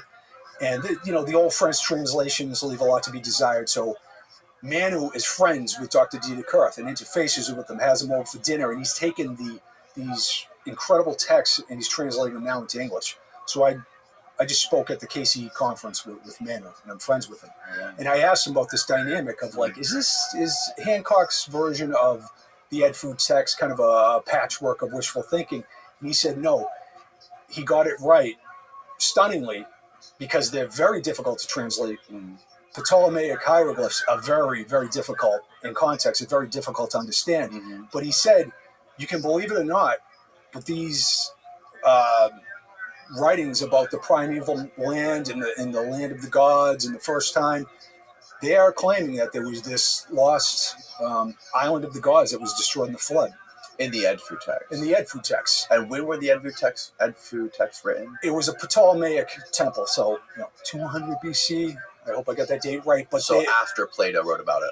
But no, the traditions go way, way back. They're oral traditions carried and written down. and like the pyramid texts of Unis are Right. super ancient, but they're even from more ancient traditions. Mm. And I will say Homer talked about Ogygia. That's his Atlantis. Ogygia? Ogygia. In the middle of the Atlantic. Yes, Ogygia. The Ogygian flood Plato talked about in Laws, Book 3. And he says it was 10,000 years before the invention of writing and music. So the date is like 10,600 BC that Plato points to for the time of the Ogygian flood. And Plutarch, and there's another geographer who's escaping my attention now, said that Ogygia lay 5 days west of England in the middle of the Atlantic. That they pinpointed this Ogygian paradise in the middle of the Atlantic. Oh, there we go. Ogygian flood is a flood in ancient Greek mythology that occurred during the region of Ogyges, a mythical king of Attica and Boeotia. Fact checked in real time. Yeah, look at that. Community notes. Interesting. It says survivors moved to Egypt, which was called Ogygia. Can you scroll down a little bit more so we can see like a timeline maybe, or like dates? What happened to Ogygia? Is it? Click on the Wikipedia. Plato gives it a date of like 10,600 BC, I believe. Oh, okay. In Laws 3. It's for Homer, it's this this age of the gods, this ancient time. One thing I find interesting is like we have a cold case, right? Science, anthropology, archaeology, they're a different kind of science. It's not like biomedicine Right. or physics or math where you can keep repeating the same. Exactly. Right? Yes. So it's a more ephemeral, difficult science. And that's not to disparage professionals because it's really hard. So you got to find a new site. You got to carbon test. You got to have things in context. Right. There's a lot to it. Yes. Excuse me. So I, being the weirdo that I am, and I'm willing to go anywhere for a good story, and I bring in the clairvoyants, the psychics, Edgar Cayce, Rudolf Steiner, Madame Blavatsky, the Rosicrucians, the Freemasons. And what's stunning is every one of those groups or mystics say that Atlantis was a historical reality. There was a cataclysm that destroyed it. Humans were originally androgynous, a byproduct of genetic engineering by What does that word mean, androgynous? Sexless beings, you know, kind of like my love life. It's like it's either possessing two sets of sexual organs or none. You know, it's weird.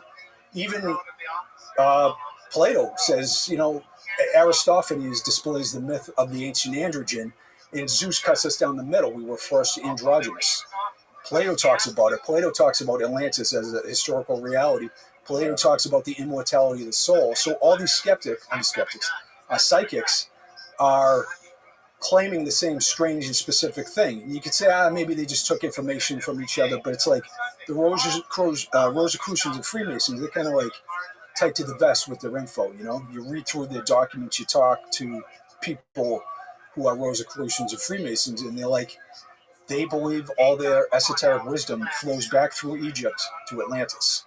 So that's just interesting. So I'm open to these ideas. To get back to Ogygia, Madame Blavatsky said that Homer was correct. He was the first one, the bard of Ulysses, understood that Ogygia was Atlantis. You know, so there's other. You could say I don't believe in Atlantis.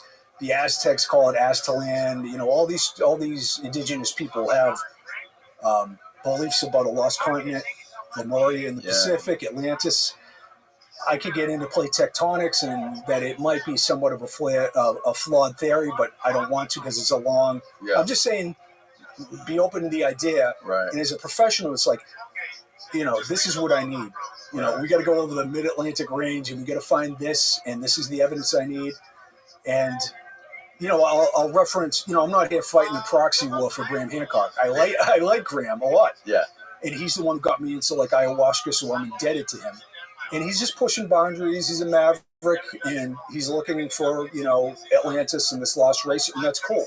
Because a lot of the mystics of old, like Plato, you ever wonder why his work is like almost so flawless?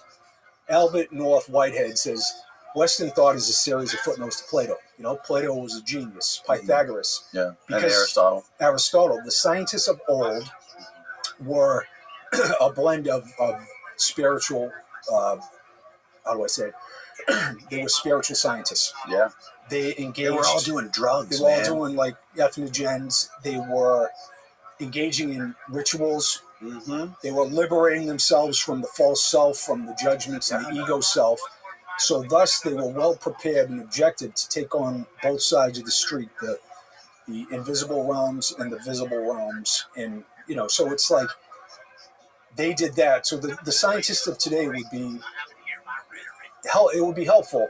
Like I say, skeptics are more afraid of ayahuasca than they are Atlantis. I know I'm being a wise guy, and I don't even want to diss anyone. I'm just saying, like, you might want to mix in a little plant medicine ceremony or some metaphysical. Usually, like when you have trauma or somebody you love dies or some crazy happens, you get a portal into the other realm. Mm-hmm. So some people get it that way.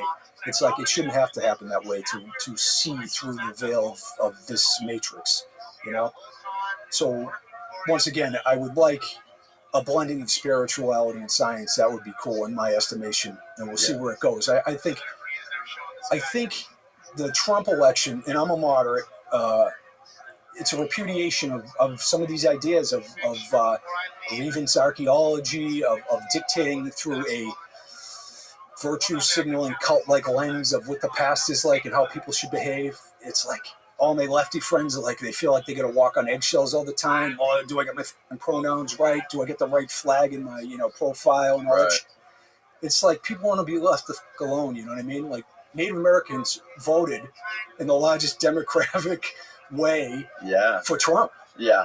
Right? So it's like, I'm a cracker.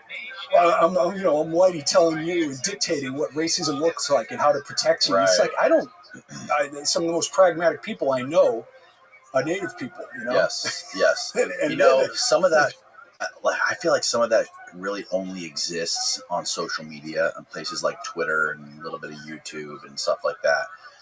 My friend Julian Dory has this great theory. He's a born and raised in New Jersey kid. And he's got this theory he calls the Wawa theory.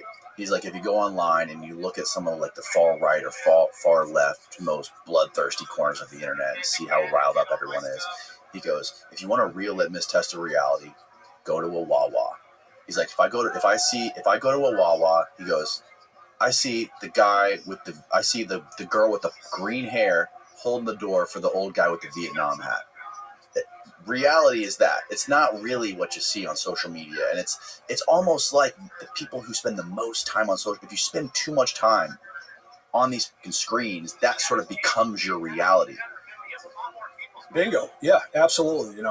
It's remarkable. People don't interact like that in real life. No, man. When you go to Wawa, you don't act like that to people. No, it's funny because, I'm whatever. Like I said, I'm trying to be the goodwill ambassador for Lunatic Fringe, but it's like, here's the giant dude. This cat's out of his fucking mind, But it's like, I'm working with I've never got dissed in my face, you know what I mean? It's like, and I like a good debate. I don't want softballs. I want to figure out the truth for real. Right. I absolutely feel that, and it's a manufactured. You can get into like the CIA. Go listen to Bobby Kennedy Jr. and they iced his father. They iced John, and my house was like a shrine to the Kennedys when I grew up. Right, my parents grew up in East Boston. My mother was Irish Catholic. Yeah. MLK, John and Bobby Kennedy all over the freaking house. Yeah. And it was like the promise was that the Democrats were going to deliver a world without war, a world of sanity, a world of respect for everyone. Right. And then the left started falsely believing that's coming back if we get the right candidate, if we get back in power, and it never fucking happened. Biden passes the largest defense bill in human history. The left loves World War III now. We're fighting this fucked up proxy war in Ukraine, and Putin's like, we're putting trillions of dollars in the U.S., and because it's the reserve currency, that's what's causing inflation, not supply chain bottlenecks. And he's just like, they had England and the United States pulled Ukraine away from the peace negotiation table, right? Yep. And then The Guardian, before it was a left-wing rag, was writing about that and cozying up to neo-Nazis and the U.S. is hankering for World War III. And now it's just like, the freedom fighters are taking on, because Putin has some conservative views about like LGBT, people and stuff like that. And so he's become this demon, and I've never heard him. He says like, I'm all for people believing what they want and doing what they want. I'm not going to get into that debate. The moral of the story is like, you have this insidious control system that divides people. That's why they're easy to control. Like you said, you hold the door for someone, you give a shit about someone. Right. And I felt it myself with the whole COVID thing. I got vaxxed, I got boosted because I thought I was being a good citizen. And then I'm taking a step back and I'm looking how people are treated, like Aaron Rodgers. Yeah. Is it Djokovic? Who was the tennis player? Nadal or whatever? Oh, I don't remember the tennis guy. And they're totally getting demonized, right? Like they're complicit in mass murder. And I'm like, So anyways, it happens on the right too. I don't want to get long, too late. I don't want to get too long-winded. But I just want to say that you're absolutely right. Get the fuck off, unless you listen to your podcast. Get off the internet. Right. Get off. If you start feeling like shit and you're addicted to outrage, it's a red flag, Right. Well, I think the podcast show is a good antidote to the internet extreme shit, because you can just put your headphones in and listen to something uninterrupted for 3 hours. That's what I thought was so cool about that Trump podcast, because this is a guy who has this. He is probably absolutely the most famous human being on earth, and he's been hyper famous for decades, right? And he's got this incredible brand, this real estate and entertainment sort of brand, right? Larger than life personality. But he exists in these overly produced television shows, commercials, and if you look at the news, like it's all kind of opinion commentary, short clips, and summaries of. But there's what has not existed until now is a long-form 3-hour uncut stream of consciousness from that guy. And I thought that was like the most profound thing that happened with that podcast. Yep. Is like you actually get to see right through this guy and see what he's really about. Is he full of shit? Is he just a pull-string puppet who just repeats the same shit over and over again? Or can he hold a real conversation? Does he actually have real beliefs? What is he? How does he think? One thing is that the maverick thinkers in the Democratic Party have been pushed out. RFK Jr., Tulsi Gabbard. Oh yeah. They're not sociopaths, they're marketing conspiracy, the trafficking conspiracy and all this. Right. Like my left friends, I was like, I like RFK Jr., man. He talks about. I love that guy. Fuck, this is how the CIA was formed. This is how they operate, and like I don't want to end up dead in a dumpster, but this cat is right on. And he's the first president talking about this crazy epidemic of cancer and autism and diabetes and obesity in the country. Like that is the number one problem. That's like the biggest killer out of anything. And he's the first president to actually talk about that shit in his campaign. That's Bingo. Insane.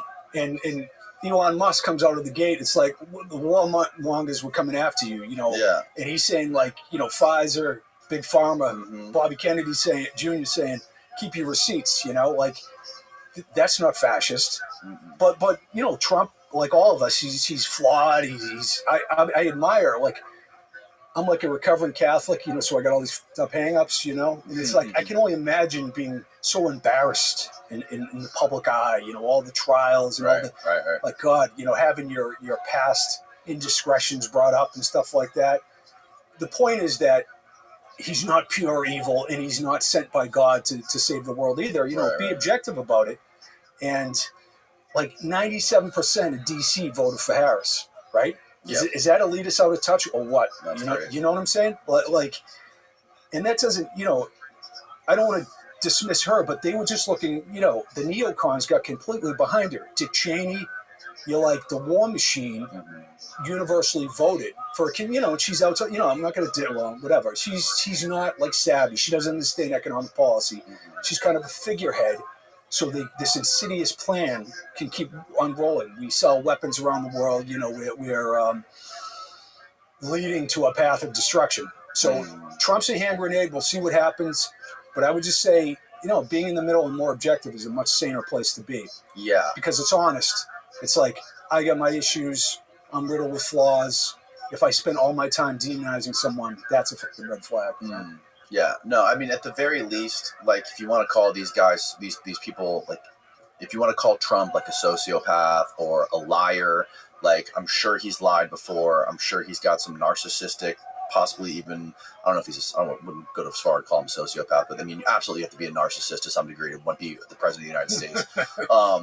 But like, at the very least, if he is lying, I mean, she's been caught. I mean, her and Walsh, like, literally have like lied their ass off objectively. Like, it's been discovered, like it's been exposed, all those lies that they told during their campaign. But like, if Trump's lying about all the shit that he's saying, at the very least, he's pretending to want to end the wars.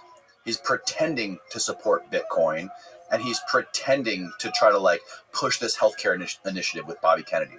So, like, I'm going to take that over her any day of the week. Early on, he was one of the only critics of the Iraq War. You had all the Democrats lining up, all the Republicans. Right. Yeah. He's saying he wants to release the JFK files, first of all. He wants to release Ross Ulbricht. So, we'll see if he does this stuff. He says he's going to do it, like, first thing when he gets into office. Yes. And I just got to say, Iraq War, Afghanistan War, once we start, all this moral superiority we feel as a country, man, our government acts in real bad faith, mass murder, you know what I mean? Mm-hmm. We traffic weapons around the planet. We're not the good guys, you know what I mean? No. And enough of that, you know what I mean?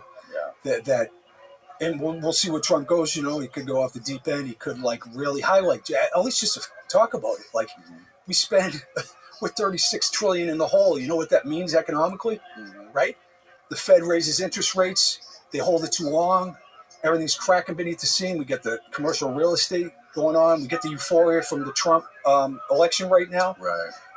The 10-year moving up. There's a lot. The bond market is the world's investment market. It's not the stock market. The bond market is huge. The Japanese and the Chinese are dumping them because of toxic debt with $36 trillion in the hole once again. So the 10-year, it's going to become more costly, right? We pay $1 trillion a year in interest payments on our fucked up debt. We're like a cokehead kid who blew all the inheritance of our parents, and now we're like, in all this like good economic data is fueled by spending, by it's debt fueled prosperity that has to end, and it gets worse because now we're going to pay exponentially for the interest on the debt. That's a long-winded way of saying we have an insidious system. And stop fighting left and right and demand at least a temporary world of peace as a springboard to awaken and get the fuck out of the matrix. You know what I'm saying? Mm-hmm. Like, just demand peace. You know what I mean? I don't give a shit who the candidate is. Talk about wars. Talk about what's going on. Shitting on Netanyahu is not the same as, it gets conflated with anti-Semitism. I got Jewish friends and they think he's a piece of shit. You know what I mean? Of course. Right? Lots of them. Me too. And he's a sociopath. And he operates like when I go to Iraq or I go to Egypt, and I hope I'm not held accountable for the misdeeds of the U.S. government. You know what I mean? Just like, Jewish people probably feel this like disgust at how their government is operating, just like U.S. citizens abroad feel the same way. It's like, this doesn't represent me, man. Right. So anyways, I don't want to go down that rabbit hole too much. I just want to express that, you know what I mean? Mm-hmm. Be kind to each other and demand a better world, not based on judgment and addiction to being right, but like empathy, Yeah, we'll see. We'll see if, because the media is clearly owned by the left-wing establishment and the party, essentially, the regime. So, and it's clearly that they got to figure out, they don't know what they were doing, especially with this election. They got really arrogant. They don't understand how this landscape works. They obviously were not able to read the room as to what was going on, and with her literally trying to dictate how she was going to do the Trump podcast, you have to come to me and it's only going to be 1 hour because I'm too busy. Meanwhile, the following week she literally cancels a rally and her plane does a U-turn in midair so she can go do SNL. So you'll cancel a rally for SNL, but you're too busy to do Joe Rogan and you're going to make him come to you. That's whoever was in charge of that. Maybe they're going to try to figure out what they did and try to figure out a new strategy here, because Trump is clearly trying to, it looks like what he's trying to do is bring more unity. I mean, he just came out saying that he was going to pay off her debts or something like that recently. Yeah. And for the sake of unity and to bring the country together. So we'll see if he can try to like turn this thing around and be more of like a JFK 2.0. Yeah, the autopsy of the Democratic strategy isn't going too well. It's not. No. There's not a lot of self-reflection. It's like, oh, we should have got Biden should have dropped out earlier. Not like, what is your message? You know, I could be a brilliant campaign strategist, but nobody would listen to me. Right. You know, they force out Bernie Sanders. I don't agree with his economic policies, but at least he's better than a lot they put out there. They push away RFK Jr. Like, it's like, we're going to work for people. We're going to work for, you know, you focus on economic needs. I'm going to have Republicans in my cabinet. We're going to like work together in a bipartisan way for real. Mm-hmm. None of that. It's like the cult members who remain in the DNC are doubling down. You know what I mean? Like Trump, you know, he's a racist. He's going to like deport everyone. He's going to do all this evil, you know. So I hope what you're saying is right. Mm-hmm. But what we really need is a multi-party system that doesn't have political machinery and funding behind it. And term limits. And term limits. And Trump's been talking about that. So, yeah, we'll see where it goes. This is just for people who, like, you know, and I'm like a lefty my whole life because, like I said, I had this. So was I. Yeah, this glorious dream of Bobby and John coming back. Right, right. And liberating us from the octopus, you know? It didn't happen. Yeah, no, I was same way. Raised like super left wing by my mom, who was has a master's degree in fine arts. Lived her whole entire life in the university system. Still that blue no matter who, and you know, like having conversations with her nowadays is like. I know it's rough. Tough. It's rough. Thankfully, my parents are in the other realm. God bless them. But we never talk. It's politics, like now you know? the Democrats today they're like the ones that support the Iraq war. It's crazy. That's true. And the intolerance that came out of the left that I never dealt with, you know, and I never saw that because, and it's not to shit on anyone because there's a of intolerance on the right. There's like a religious cult thing, of evangelical thing on the right that's a little over the top. And there's more of an atheistic cult thing on the left, you know, and it is what it is. It's more like, you know, evaluate what's going on, this binary dynamic and how it doesn't work.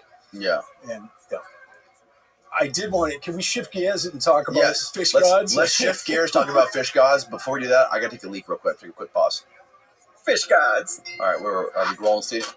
We're still going. All right, let's talk about some fish gods. Which is great, man. It's like, that is so seemingly absurd. I love it. Wasn't Veracocha's fish god? Let me start, if you would indulge me, by quoting Carl Sagan. Okay. First of all, I'll say that all around the world, the wisdom keepers, the culture heroes of virtually every culture, they were androgynous, amphibious, brother and sister, husband and wife, self-fertilizing genetic engineers who taught the arts of civilization, repaired the heavens after a cataclysm, and have many other traits in common, which is like right off the bat. And these are cultures that had little or no contact. Wow. And I'll talk about your boy Veracocha in a minute. Yeah. So, let me put on my old man glasses here. And this is Carl Sagan, right? Okay. So, Oannes is the fish dude who shows up and teaches the arts of civilization that Berosus talks about, right? He has this strange bag. Mm-hmm. You see it in the Sumerian iconography, right? He's described by Berosus in 280 BC in Babylonica. We have his, which is no longer with us, but Eusebius of Caesarea and Alexander Polyhistor wrote about the work of Berosus in their works. So that's a long-winded way of saying he talks about how when in the early times, this fish being comes out of the river and teaches the arts of civilization to the ancient Sumerian people. And he's literally got like a fish's tail and a human aspect to it too.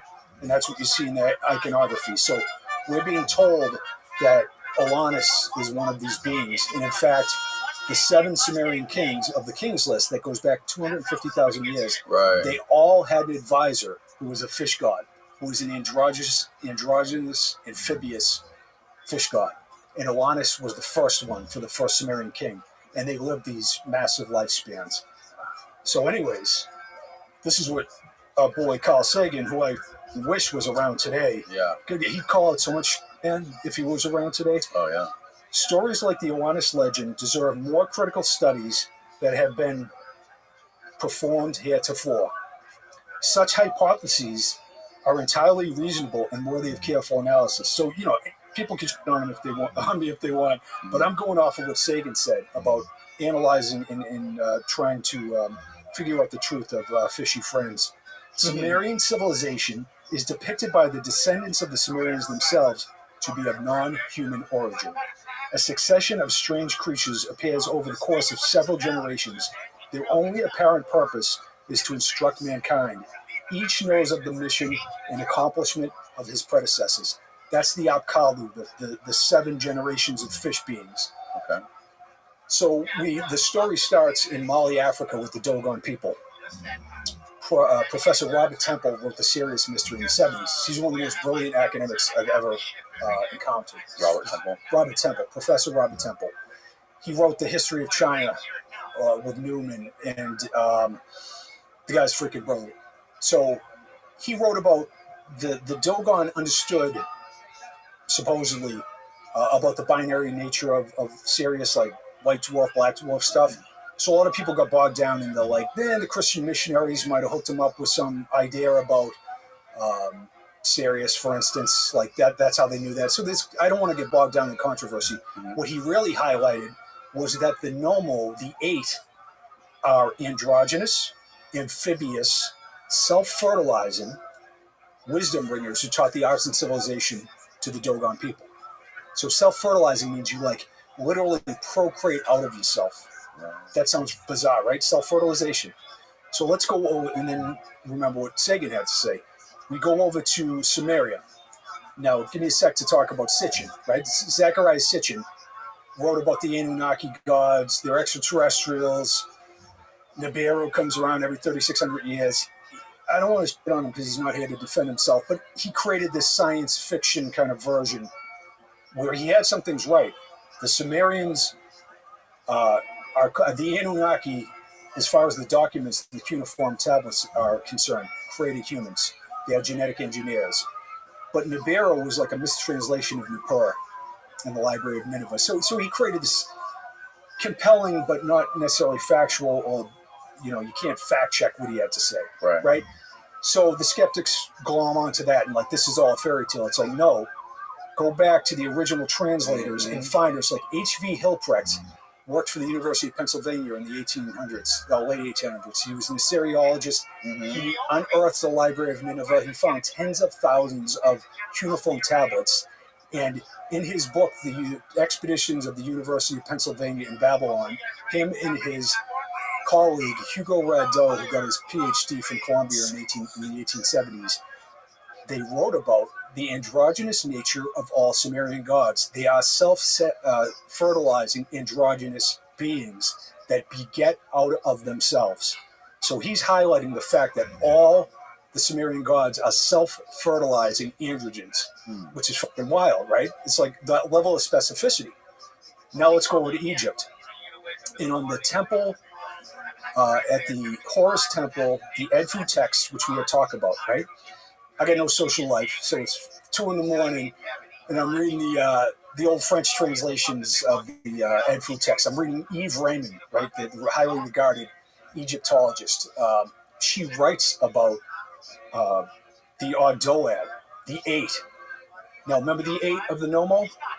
Yes. In Dogon? Yep. The Ardoad and the Ennead are brother and sister, husband and wife, self-fertilizing androgens who teach the arts of civilization. They're wisdom bringers.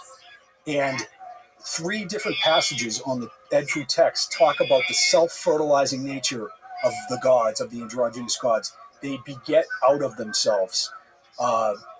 They are born without the mother. It's like clear that they are self-fertilizing androgens on the temple walls of Edfu, right?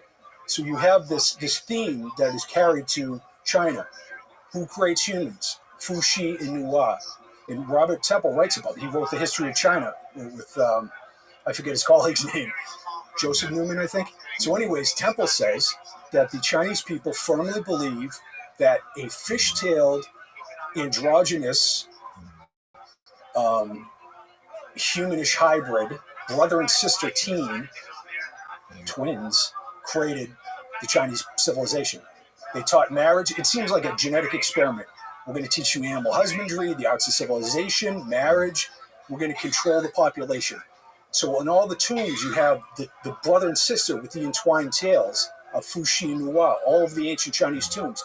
You can go to Wikipedia. They firmly believe that these androgynous, amphibious, self-fertilizing beings were the culture heroes. And then we go to Peru, for instance.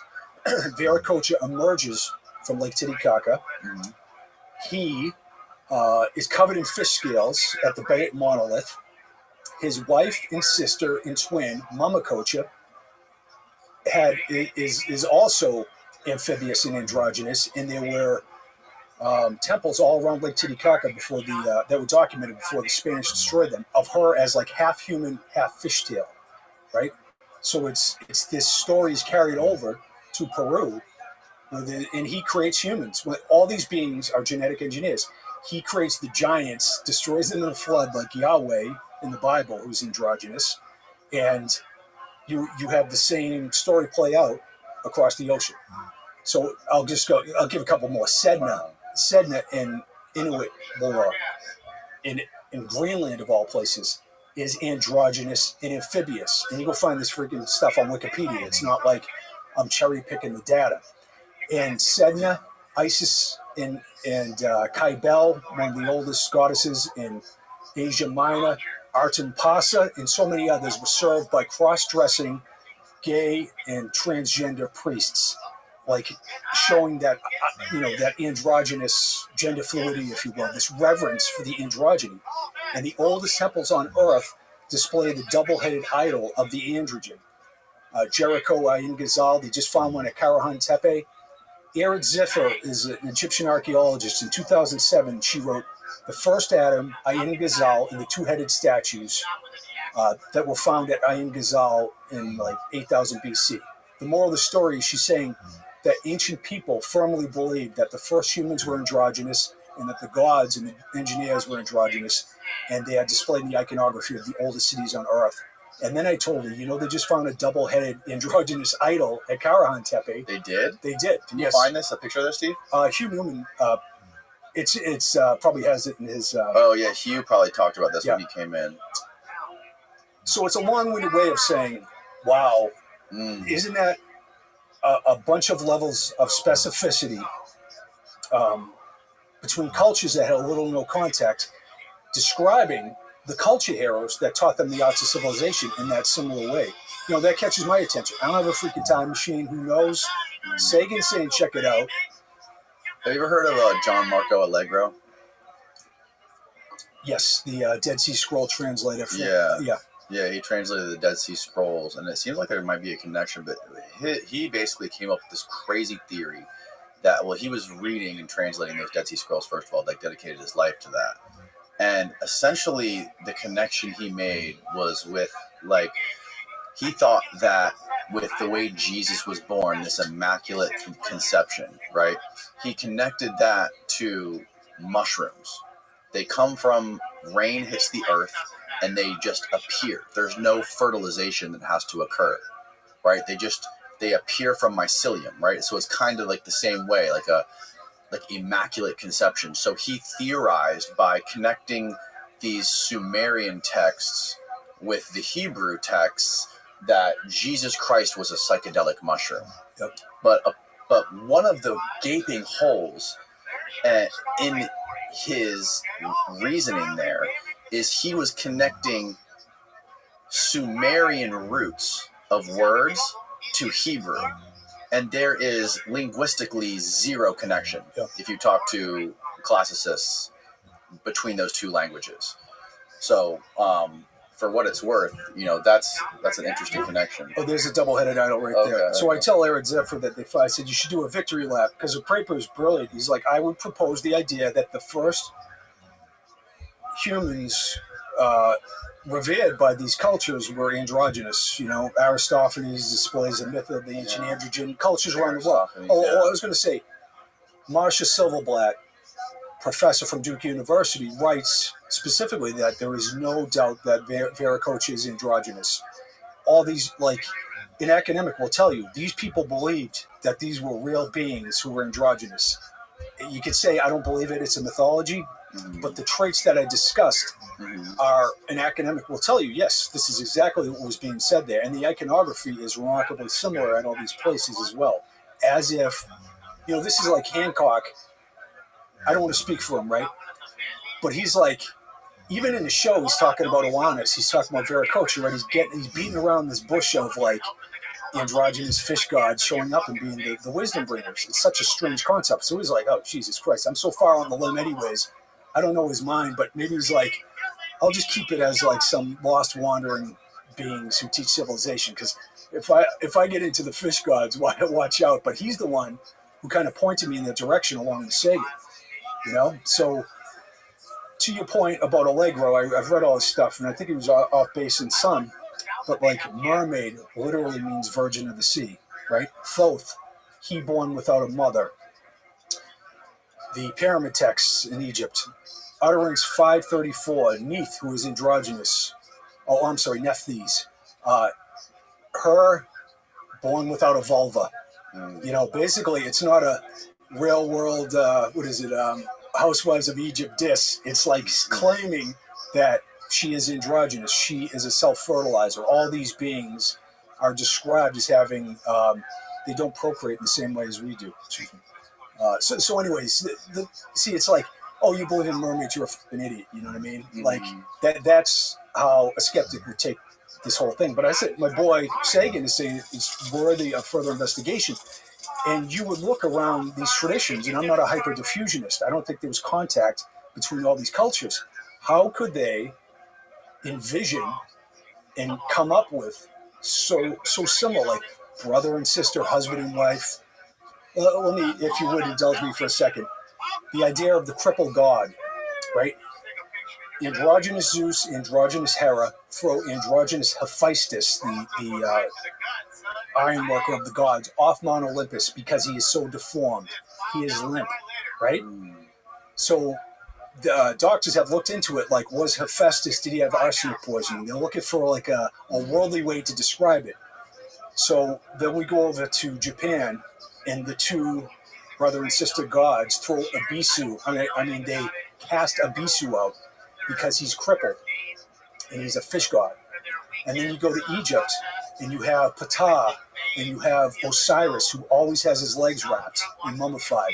He cannot walk. Plutarch tells us that he gave birth in a self-fertilizing way to his next incarnation, who is Horus, whose literal name is like fish god of our earth or something like that. Right. I know, I don't want to like go top Rain Man here, but when the scope of this, there are so many kind of hidden in plain sight aspects of this mystery.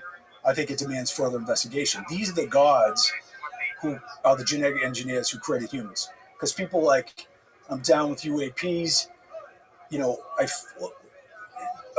Giorgio says, like, the idea is aliens didn't build the pyramids. Who are the gods? That's what he talks about. But it's like, how do I portray you in the most kind of hurtful and disrespectful manner? You're a moron.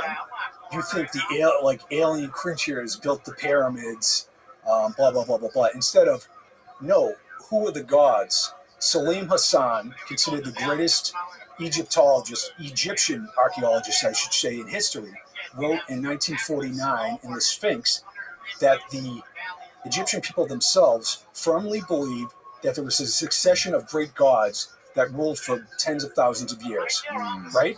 So Salim Hassan says that. Manetho, who we use the dynastic classification system, starting with Menes in around 3100 BC, academics use that and agree that he's got it right. But the time of the gods and the time of the followers of Horus, which is 13,900 and 11,000 years, are considered mythological. So when I go to Egypt, I hang out with my boy Yusuf Alwan. Oh yeah, I've heard of him. Yeah, Ben goes and hangs out with him when he goes over there. He's a super solid dude. You get to spread a lot of backsheesh around. You get to know people when you travel in Egypt. His dad apparently worked with Edgar Cayce, right? His dad was the great wisdom keeper, Hakim Awan, right? So what does he have to say? What do the ancient traditions of Egypt have to say? That there was a time of the gods that was older, that was like 10,000 years older and older, right? Not in the main, so we have, this is a great racist argument thing. There are Edgar Casey people who think the pyramids were built in 10,000 BC. Yusuf goes around and he shows. How is that racist to say the pyramids were built in 10,000 BC? Because somehow you're saying that the Egyptians couldn't pull it off themselves. But they were Egyptians still, just older Egyptians. Yes, I know. Right? This is where it gets. They were still African people. But, the Egyptians did incredible things, like that we know of. Like in Ptolemaic times, we know about Karnak, on and on and on. All I'm saying, or anybody who would take an alternative approach, is that the traditions state that the Sphinx, the Great Pyramid Complex, and probably the Assyrian, right near Abydos, are from an earlier time. I think Yusuf would say that too. So that goes to this, and they found all these voids in the Great Pyramid, right? And yes. Robert Schoch and Thomas Zubecki found a void under the part of the Sphinx. So it's like, I don't know if the freaking pyramid's 25. It's inconclusive in my estimation, but maybe it's 10,000 years old. Who knows? Right. Let's get in there and see. Let's do explorations, because if there's something that is datable within the Great Pyramid, it would be contemporaneous with the date, either 2500 BC or 10,000 BC. And like Robert Schoch would say, the weathering pattern on the Sphinx is showing a much earlier antiquity. But that's just one piece of information. You cannot extrapolate and say that proves that Egyptian civilization is 10,000 years old. You need artifacts, carbon dating, in context. So I'm like, I'm always pitching shows to different networks, and I'm like, I dig the idea of excavating under the part of the Sphinx. I like the search for the Lost Hall of Records idea. Who knows? I don't have a time machine. Don't you think people would dig that? You know what I mean? Like let's find out once and for all.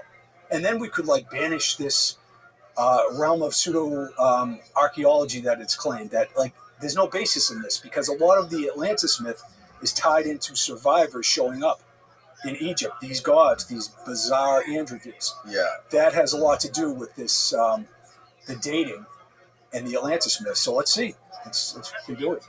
Yeah. No. Ben was talking to me about Yusuf and how his dad was a really big part of this Casey movement. Or I don't know when Edgar Casey lived. I don't know if it was possible for his dad and Casey to know each other, but he was a part of this big Edgar Casey sort of organization, right?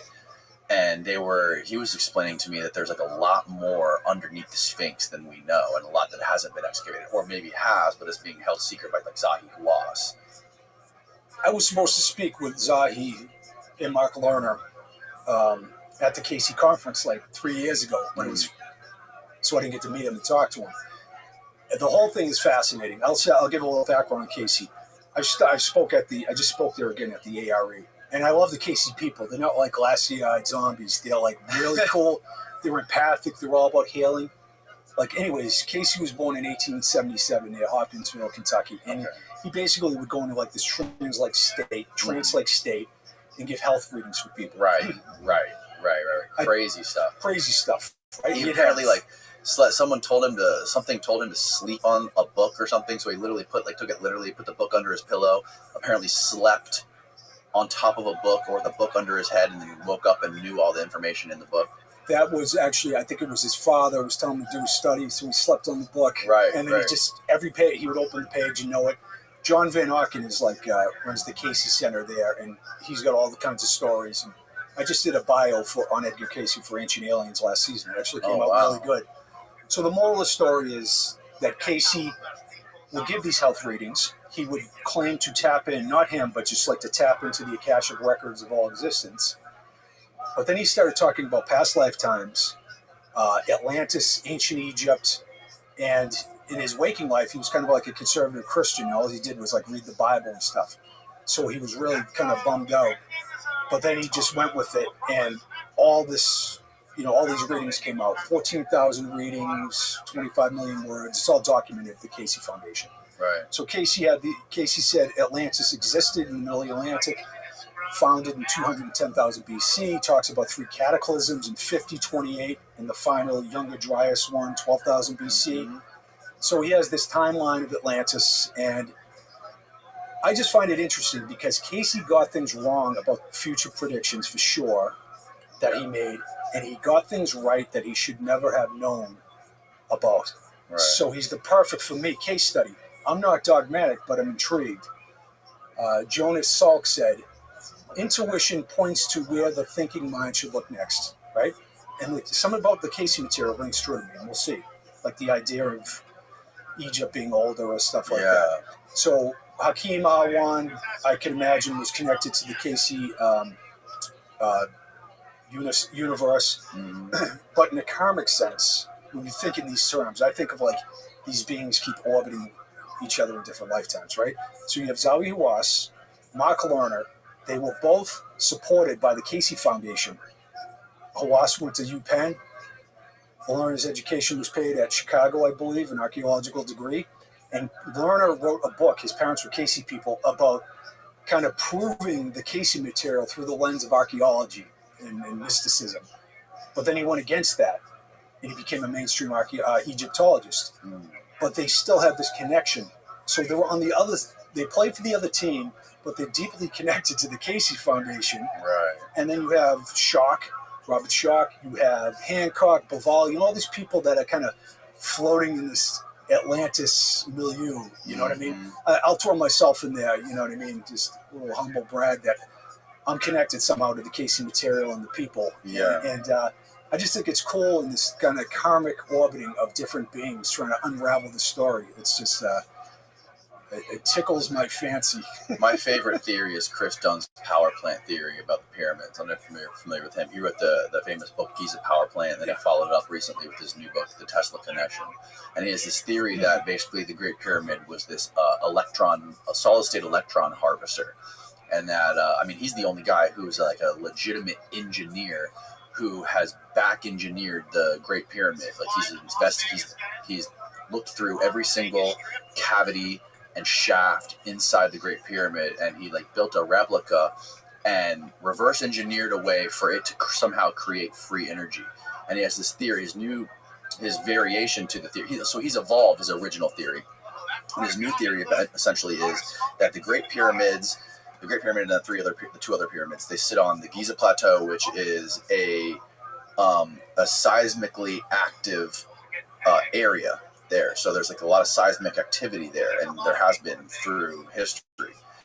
And he hypothesizes that there was a hydraulic hammer device in the subterranean chamber that would hammer the earth and induce earthquakes, which would essentially bring up electrons through the igneous rock up beneath the earth, up through the pyramid, which is built with igneous rock, with the limestone and all the granite. And all those electrons would somehow come through the queen's chamber, and there were shafts that were peripherally outside of the pyramid that they would pour. What was it? It was some sort of acid. Yeah. Sulfuric acid? Maybe sulfuric acid. I could be picking that up. But they poured it in those shafts. They were like they were pits outside of the pyramid. Yeah, and those pits fed the shafts that went into the queen's chamber. Right, because he believes that they're connected. After they sent that rover up those shafts and figured out there was that gate and Brink's door there, and then they busted through the door because the door had these little 2 electrodes that were coming through. Which is why would there be little 2 copper electrodes coming out of that door, that way up in the middle of that shaft in that pyramid that was supposedly a tomb? And he thinks that it fed liquid, that acid into those shafts, and those electrodes were there to like keep the right amount of liquid in those shafts, and that would create this liquid, or this hydrogen that would come up through the queen's chamber, or the grand gallery, would create some sort of resonant frequency and create some sort of combustion in the king's chamber. And the 2 shafts that came out of the king's chamber were like masers, right, that somehow created some sort of a field of free energy that he believes powered that civilization that was there during that time. Yeah, I'm friends with Chris. He did Hugh does an Origins conference in London. And I got to tell you, he's a funny man, like behind the scenes. He's hilarious. He's hilarious. Yeah. I love Chris. Yeah, what a great sense of humor that dude has. Michael Cremo too, Forbidden History, or I think that's a book he wrote. He's another, because people don't know the personalities of some of these guys. I love Chris. I think, yeah, it might have been a multi-purpose use, right? I think we all believe it wasn't a tomb, you know? There's no adornment, there's no hieroglyphics. You get into the Howard Weiss 1834, seemingly forged cartouche and stuff like that. He's looking for funding, he's using dynamite, he's a piece of shit, you know? Right. So, it's fine, you know what I mean? See, I know Zawi gets a lot of shit, but he pushes back because they've robbed antiquities from Egypt. They portrayed the Egyptian people in really bad ways over time. You know, science has. So I dig where he's coming from. I would just say, I think the archaeologists would agree with this. I think world government should lay out about $20 billion a year and do archaeological digs around the world, especially at this point in history, to figure out our past, because there may be clues within the past about like ways to understand our true nature and understand what's going on, you know, in time and space, all those big questions. But my point is, let's excavate under the part of the Sphinx. Let's get into the Great Pyramid as much as possible. Let's excavate all around the Giza Plateau. If you're interested in this, my boy Trevor Grassi and William Brown spoke at the Casey conference. William bought a piece of land near the pyramid, and they do have like a 3-series video set on YouTube. Beneath Gaza, no, the underworld of Gaza. For anybody listening who's into the story of Giza, yeah. So they're looking for the lost hall records. You know, they're not dogmatic; they're just following, you know, the traditions and stuff like that. So the moral of the story is like, a lot of people don't believe the pyramid was a tomb. So let's find out. Right. You know, and it seems like there's a lot of young Egyptologists that are coming up in Egypt that are taking Chris Dunn's stuff seriously and like looking more into it. So it's like sort of like a new guard who's looking at that. I'm like, we should look into this stuff that we don't understand. Like, we're never going to get anywhere if we just keep accepting the narrative. Totally. And it's part of that cult-like belief system. It's like, this is a belief in my ideological enemy. I'm not going to give anything to this. It's even like, you know, I'm a stonemason with engineering experience, and you look at like Göbekli Tepe and Karahan Tepe, these Hugh probably talked about 12,000-year-old sites. Mm-hmm. It's not impossible technology, but it's like incredible work that requires like feeding this huge population and skilled masons and all kinds of organization through a civilization or a society of hunter-gatherers. You know, that's where Hancock is like, was there a transfer of technology at the same time? You know, because it springs up everywhere, and the massive scale of it in Turkey now is just like incomprehensible how much of it is. But the skeptics, because they don't want to yield, they don't want to give anything to Hancock. It's just like, yeah, you know, there's some rudimentary stonework. Instead of embracing how up it is and how like paradigm shifting it is, you know. So I would like more honest, subjective evaluation. Like, let's take Hancock. He starts off in the 90s or the late 80s. He has this hypothesis: there's a cataclysm, and there's a lost civilization that's destroyed that goes around the world and teaches the arts of civilization. And lo and behold, we find the evidence for his cataclysm, supported by an international team of scientists, called the Younger Dryas Impact Hypothesis. Yeah. And if it wasn't considered a mythological and religious idea, it would have been accepted like 20 years ago. If you look at the evidence, it's pretty incontrovertible in my estimation. And then we find a super civilization in Turkey that's 12,000 years old. That was one of the main arguments against Robert Schoch. I am saying the weathering indicates like a 10,000-year-old date for the Great Pyramid, the Sphinx. He sits with Mark Lerner, and he gets scorn poured upon him. There is no contemporaneous advanced culture or civilization or temple sites around the world that meet a 10,000-year-old date. And then it happens, right? And I don't think the apologies came rolling in. And the same thing with Hancock. It's like, you have I don't agree with your theory, but you predicted or what came to support your theory has been evidence for a cataclysm and civilization being vastly older, right? You start there. Now, for me to buy what you're selling, I need to see more than just a thought from Plato that may or may not be true. I need to see this evidence and that evidence. But then you start, I'm going to call him a racist or all this unhinged stuff. Then you're losing the audience, right? Then you're like, that's not cool. You know what I mean? Right. And instead of like a scientist, once again, got to be like a cop. You deal with a lot of weirdos. You take a lot of shit, but you get the respect of objectivity. Science is apolitical. We need these dates. This is what we need to see. And I just say that, because, well, in the shortcomings of the alternative space, there's no peer review. You got an audience who wants to believe that you can fool and grift off of. There's a lot of flaws. There's not a critical analysis of everybody's theories oftentimes. But there are strengths too. There's intuition. There are a lot of people who are oriented towards metaphysics, because a lot of people get into ancient mysteries because they are interested in spirituality and metaphysics.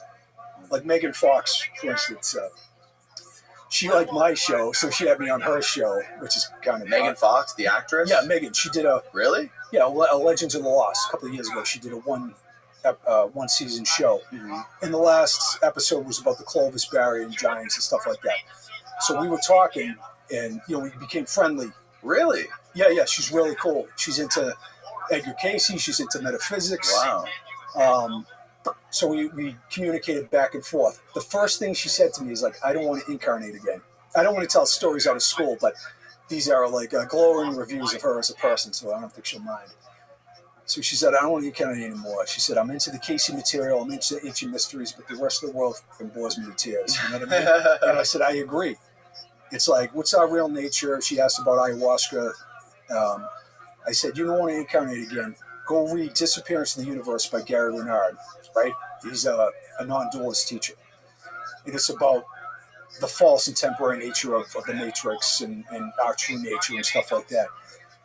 And it's hardcore and it's radical, because that is what non-dualism is. It's like, you are not a body. You are a field of awareness outside of time and space with no concrete specificity like the false and temporary matrix. I know it's mind-bending, but every mystic throughout human history says the same thing. So I said, read the book, Megan. She reads it. I mean, she sucked it up in no time. Disappearance of the Universe by Gary Renard. She gets back to me, and she's like, I'm in the gym the other day. I'm looking in the mirror, and I'm flipping out, and my image is disappearing. And she's like, I understand intellectually everything that's being said, but look, I'm a mother of 3 kids. I'm in my early 30s. What is it in the Matrix when you go back in, you take the blue pill or the red pill? She's like, I'm not ready for this. And I say, I dig that. And I'm not going to push it. I'm just going to say the seed has been planted and you'll probably come back around to this. Because it's like, when you hear the truth, it's like a Zen koan, right? What's the sound of one hand clapping? That's not a question to be answered. It is a question to dissolve the questioner, the false egoic self. So her appearance is disappearing, right? And that she's having the Zen koan effect. Like, you ever see Jim Carrey talk in a dissociative way about his movie character? Like, he's starting to move towards enlightenment. So he's talking about Jim Carrey, this separate being, as if it's a movie character. Right. And my brother and I studied with an enlightened spiritual teacher for 20 years. And you're like, what is that? Liberated from fear, in this blissful state. You're like, how the do I get there? And the point is that he encourages almost a dissociative orientation around your movie character. Don't take yourself too seriously. You have karma to play out. Your true nature is benevolent anyway, so, if you're really in alignment, you'll do nothing but good deeds anyways. It's only the twisted whispers of the ego that get, leads you down the wrong path. So Jim Carrey talks about this dissociative, in a dissociative way about his movie character. It's really interesting. And people are like, he's a fucking victim of MK Ultra or whatever. It's like, no, he's starting to move towards enlightenment, and that's what happens. And these are the lifetimes where you deal with all this trauma, you reflect, you forgive, and then next time you have to show up in the Matrix. Your parents are like mystics or whatever. You've undone so much, and then you flip the switch like Eckhart Tolle, right? Like, he came into this life, you're like, power now, I can't fucking focus, but he came into this life ready to be switched on, or switched off, I should say. And that's what the mystics say, that you undo. You keep coming back to the Matrix until you break the cycle of reincarnation, but you undo all that is false about you. And that's the book Megan read. It's just like, you undo. What's the name of that book? The Disappearance of the Universe by Gary Renard. But it's not like the Course in Miracles is this kind of new channeled non-dualistic teaching, which is interesting. But the Advaita Vedanta, the Vibhu Gita, the Ashtavakra Gita, all these texts throughout history, the teachings of Lao Tzu, Ramana Maharshi, even Jesus in the Nag Hammadi scrolls, the Apocryphon of John, he comes to John and he speaks about the inexpressible one, the field of existence, in completely non-dualistic ways. Go read it. He's like a Eastern mystic, not the Jesus of kind of the evangelical movement. He's been transformed.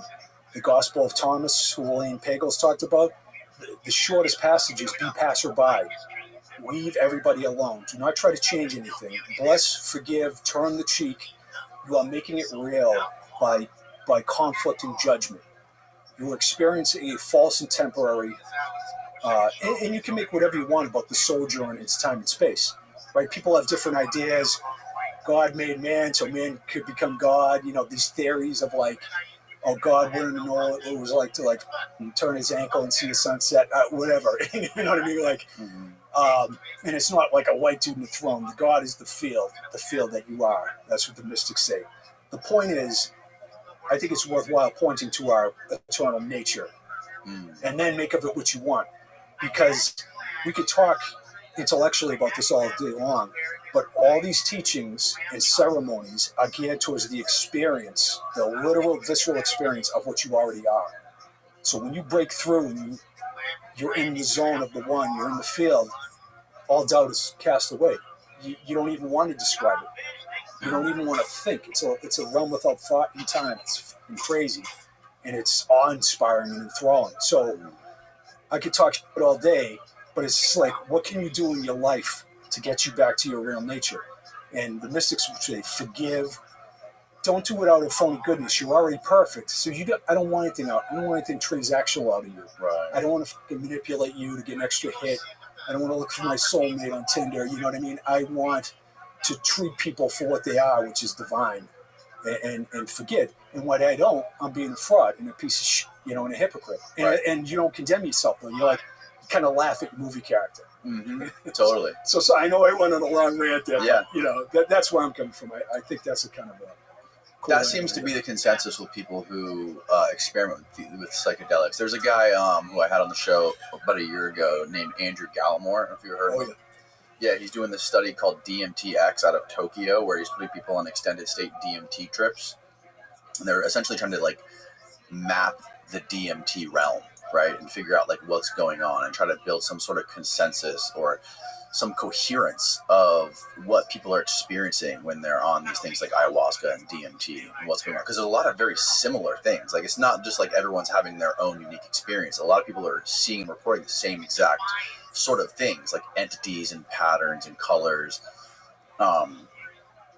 And he is a neurobiologist, and what he seems to believe is that there's more of a reality there, and what our brain is essentially like a filter, and our brain is here it exists evolutionarily to filter out everything there, so that we can only sense what we need to survive and to evolve and to reproduce.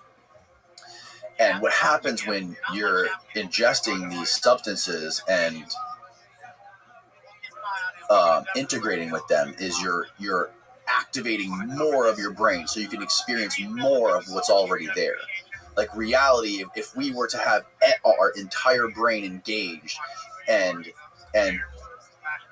somehow be turned on, it would be something that's so overwhelming for us, we might just dissolve. Maybe we can only handle like a couple hours or 10 minutes of this, but it seems like there's definitely something there. And when you hear people talk about like their experience with these drugs and tapping into this other realm or whatever it is, they seem to talk about these kind of things. Absolutely. I've experienced that. A mystic would also say you're not going to experience all your lifetimes at once, because it would be overload. You'd have a nervous breakdown, but you can, right. Well, there's some psychics, there's some good artists and grifters out there, but there's some psychics whose game is pretty tight, who have a good track record, right? So it's like, what are they doing tapping into the past and the future? It's because, Einstein would say it's a false construct in a false world. for whatever purpose. It could be the experience. You know, one of the shamans that I've studied with and did ceremonies with, he says like, there's a beauty in forgetting. It's like when you realize, you know, you're in this blissful state of eternity, and like it's incomprehensible, but it's almost kind of a cool game to forget, because when you remember what you really are, it's like so awe-inspiring. It's beyond comprehension. You know what I'm saying? Yeah. Like, I thought I was this hopeless piece of shit, but I'm this glorious divine being that has to do nothing to be what I already am, right? Right. So I don't know about the nature of that. I'll just say that on a worldly level, it's worth looking into psychedelics. Are they letting us go into other dimensions? Are they showing us our true nature? You have Johns Hopkins just built like a $17 million research facility. End stage cancer patients are losing the fear of death, right? It's like, this is the that we need in our society. We don't want to demonize it. That's why I like Hancock again. He's always like pointing to psychedelics, and it's hard, man. Have you ever done ayahuasca? Never done ayahuasca, just DMT. It's like, stop the ride, I want to get off. It's really rough. Yeah, no, it seems terrifying. Terrifying. Yeah, like I imagine, like I always thought, well, like from the description I've heard of it, it sounds like you're literally going to hell and facing demons. Pretty much. The demons your own. Well, there's third parties in the room too. That's another strange thing. Like the spirit, like if you do ketamine infusions, which are very helpful for like intractable depression. Sure. There isn't a third party. There isn't a spirit being there. But ayahuasca, they call it like grandmother. It's like this supercomputer intelligence knows exactly what you need and will kick you in the balls. You know what I mean? Like, I think it's like it or she or whatever is seeing that there's a limited window to get to you, right? Because most people run from these things. Yeah. And it's like, this is what you need to see. You want to heal? You got to face this darkness. You got to face the ugliness in your subconscious that hasn't been healed, that's been calcified with trauma and false beliefs and self-hatred. And it's a deep dive. But then then you're like, it's unicorns and rainbows out the other end oftentimes. You're like, oh my God, I feel liberated. I feel a weight. I feel like my soul's come back to me, you know, which is cool. But it takes some sack to get in there and do it. You know what I mean? And it takes like, it's not a weekend seminar that's going to heal your problems. It's the little changes you take every day. Like you catch yourself, oh man, I'm back on Twitter. I'm back on Facebook. I feel like I'm worried. I'm filled with fear. I'm filled with survival concerns. I'm filled with emptiness and heartbreak and depression. And that's fine, man. Everybody, because we're in an unnatural state in this configuration as a temporary movie character and dies eventually and gets sick and all this crazy. We are plagued with psychological difficulties. So have empathy for people. And there's another thing, you know, people think they're like good online and they're helping and they're educating and they're fixing. And just like the vision I have, it's just like you're just blowing smoke up each other's. Nothing good is happening. If you really want to be helpful, hey, how are you? Sue said it, look at all that is dark and evil within yourself. Ramana Maharshi, how'd you find out about social me? activist in human history, does nothing compared to the seeker who forgives, who evaluates their own weaknesses and liberates themselves through forgiveness. We're just watching podcasts and taking naps, so feel free to enjoy. Shelter. You know what I mean? Literally, there's got to be a family in the neighborhood that would be thrilled if you showed up with a freaking bag of groceries every week. Right. This isn't a diss, but see where you're a cokehead looking for another hit on social media versus true empathy. Like, look somebody in the eye and do something kind for them. That's not a judgment, because I've been in the cokehead zone, you know? Yeah. So, and then when I act out of empathy, you know, a couple buddies of mine, we call the Hilltown Helpers. We live in the Hilltowns. I'm always like shoveling off old ladies' roofs and shit like that. You know what I mean? Like, really, you know, some old lady hasn't seen anyone in a while, and you sit down and you talk to her and you're kind to her, and she's like, let me pay you. And it's like, no, that's not what this is about, you know? And it's those acts of empathy that really have an impact, you know? Oh, for sure. When you look back at your life review, you're going to be fucking pissed if you didn't do more, and not more in a fake way, more in a loving, empathic way. And that's true. You can say that this dude is like, you know, hawking some new age philosophy, but I'm telling you, man, you can even feel it. You don't even have to believe it. You know, when you're truly kind. Right. You know? Yeah, man. Yeah, I think you're spot on with that. What other kind of stuff are you looking into that you're working on? Like, are you writing any books? Are you working on any new shows? We got a pitch. I want to give a tip of the hat. If you did this fish god story, Paul Anthony Wallace is a friend of mine, and he wrote the Eden series. Paul, he's Australian. He's an awesome dude. He's a former archdeacon in the Anglican Church for 32 years. That's one level below bishop. He left the church, and he's writing about how in these ancient documents and ancestral narratives, there are these bizarre androgynous and genetic engineers that I talk about that are in the Old Testament. Yahweh has a consort called Asherah. They're androgynes, right? The first Adam in the Bible is androgynous, and then Eve is made, through genetic engineering. That's that parable there. Anyways, he tells us this wonderful story throughout human history.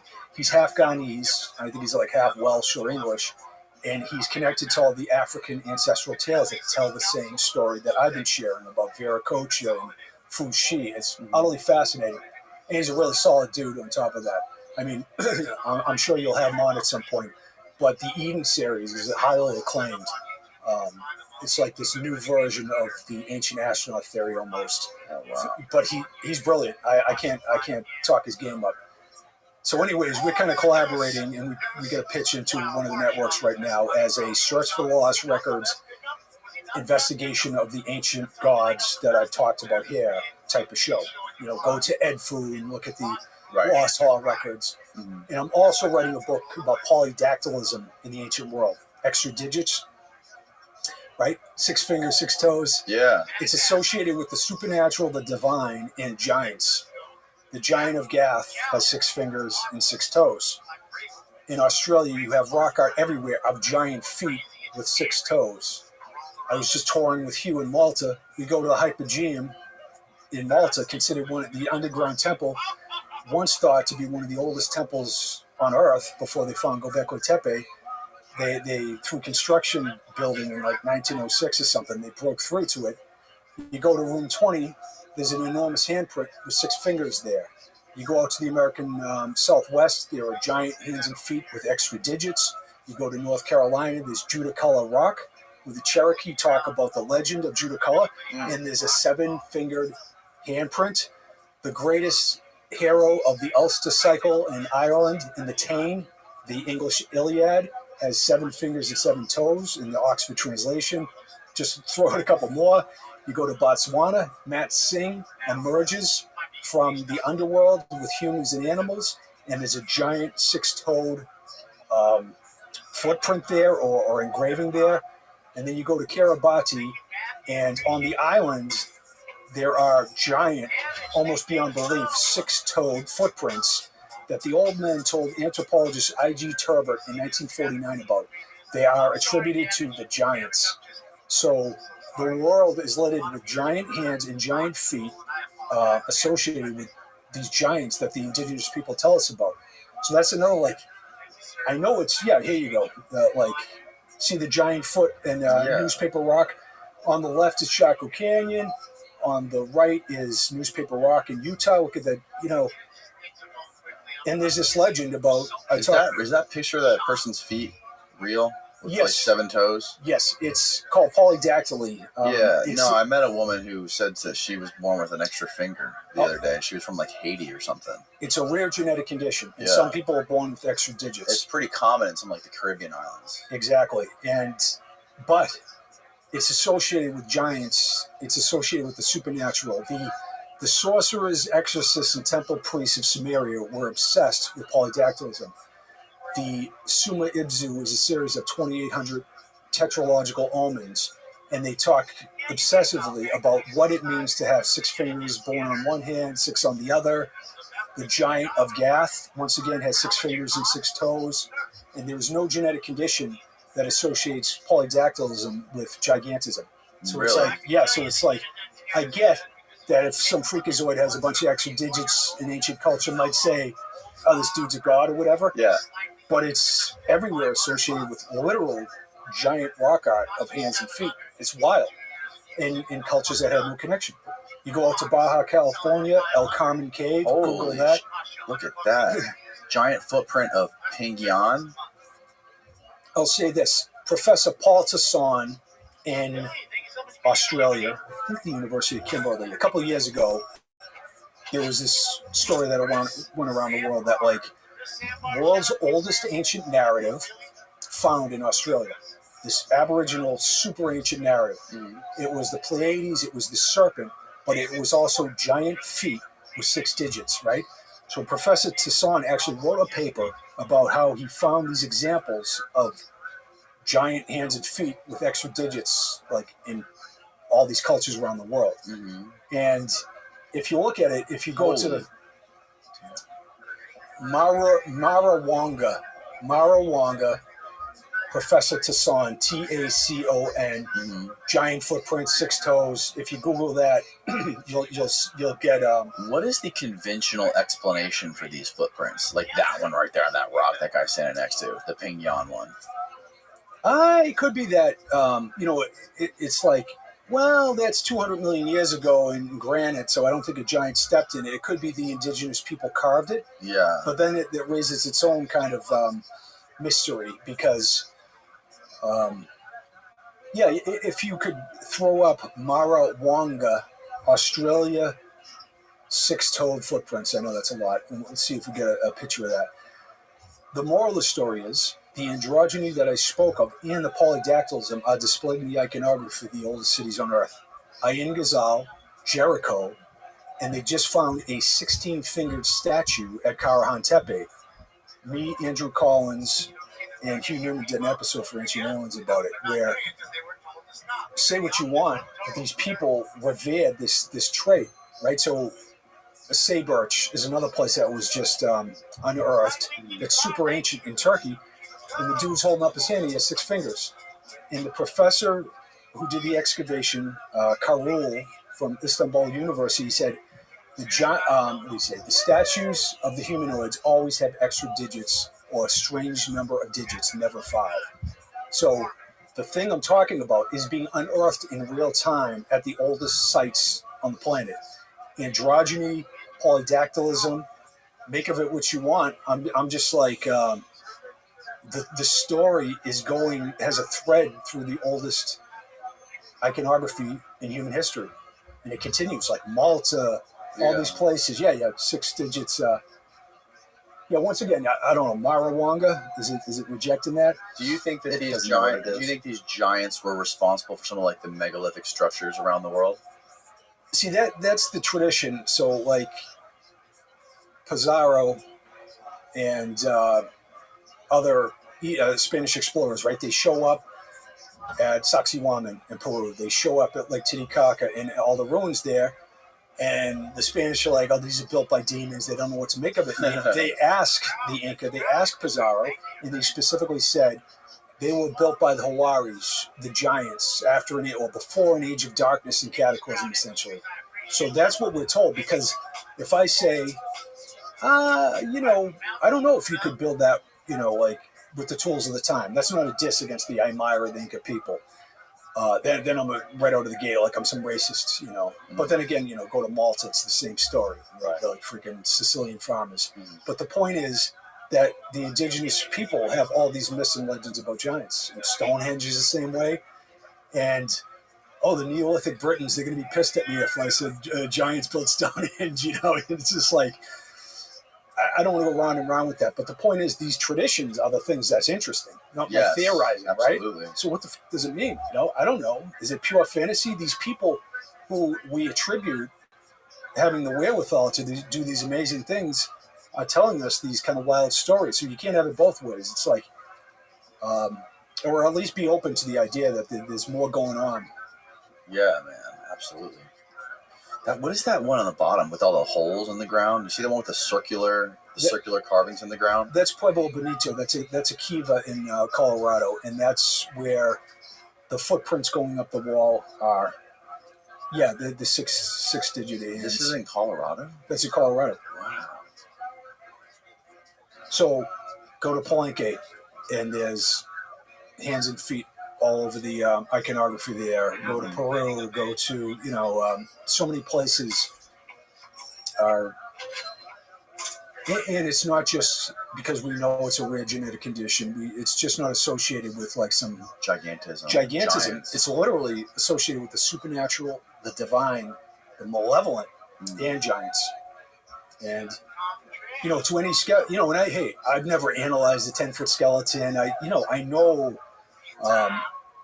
why skeptics are skeptical about the idea of giants. I just how can all these traditions exist? How can there be giant hands and feet associated? Not just they don't stand alone; they're associated with giants, and the legends are right. Excuse me, the Cherokee, Judicaul in North Carolina, Mat Singh in Botswana, on and on and on. The Australian Aborigines, they have the same stories of malevolent, extra-digited giants like the Native American tribes do in the Southwest. Right. It's like, I'm not cherry picking and trying to make an argument. I'm just saying, how can it be that there is no story there? I don't know. Right. I don't have a time machine, but it's pretty interesting. I'm just curious, I wonder what the academic consensus is on that, and how do they try to explain it? I actually, my book is heavily dependent on academic sources. 90% of it is academic excavation reports, academic analysis. Dr. Richard Barnett wrote a paper in 1986 about polydactylism. He says the academic world has given this subject zero attention. And he was right. He's the first one to piece together, there's this polydactylism everywhere in the ancient world, right? So there were a lot of academics who took on, Patricia Crown wrote in 2016 about how in Colorado, at Chaco Canyon, the natives revered polydactyls extra digits. So there's an article about that. Other Warble and other academics wrote about Palenque and Mesoamerican reverence for polydactylism. They call it divine polydactyly. So you have different academics in isolated areas talking about it. And I understand the skepticism, but I would like to know, just like we had Professor Todd Disotell, evolutionary biologist, on our first show, and I love Todd, he's great. And I asked him, how can, what's the anthropological explanation for skull elongation all around the world between cultures that had no contact? It's the most bizarre and specific thing to do. Are they emulating something? What's going on? And, he didn't have, he's just I don't know how to explain it, essentially. And I agree. It's just these levels of specificity by cultures that had no contact. When you have a kid, would you elongate little baby Timmy's skull? It is so bizarre and so crazy. Goes back at least 10,000 years to China. Right. But you have it Choctaw, a bunch of Native American tribes did it. It's fucking crazy, you know what I mean? So that's the kind of stuff where if it is dismissed as garbage or lunacy by the academics or the pseudo-skeptics, people push back and they feel like these ideas aren't getting a fair shake. Right. And then they start to believe in conspiracies, and then they're down some TikTok rabbit hole. Right. Where the professionals should say, there's a real mystery there. I'm not going to jump to conclusions. This is what I need to see to prove the case. But that is very interesting. All common sense would tell you the level of specificity and the ubiquitous nature of these things is telling you it's worthy of further investigation. Yeah. So I'm trying to bridge that gap. It's just take your foot off the brake a little. Put your foot on the brake a little, chill out, and address this as it's an interesting puzzle to solve, not a belief system of your ideological enemy. You know what I mean? Which is completely different. Totally, man. Well, Jim, thank you for doing this, man. This has been a fascinating conversation. Super fun to talk to you about this stuff. I love learning about this crap. You and Hugh are really, I think you guys are really onto something with what you guys are doing and teaming up on this work. It's fascinating shit. That's great, man. It's just being open to these seemingly bizarre ideas is really cool. I think that's why your platform is so popular, and it's just people dig it.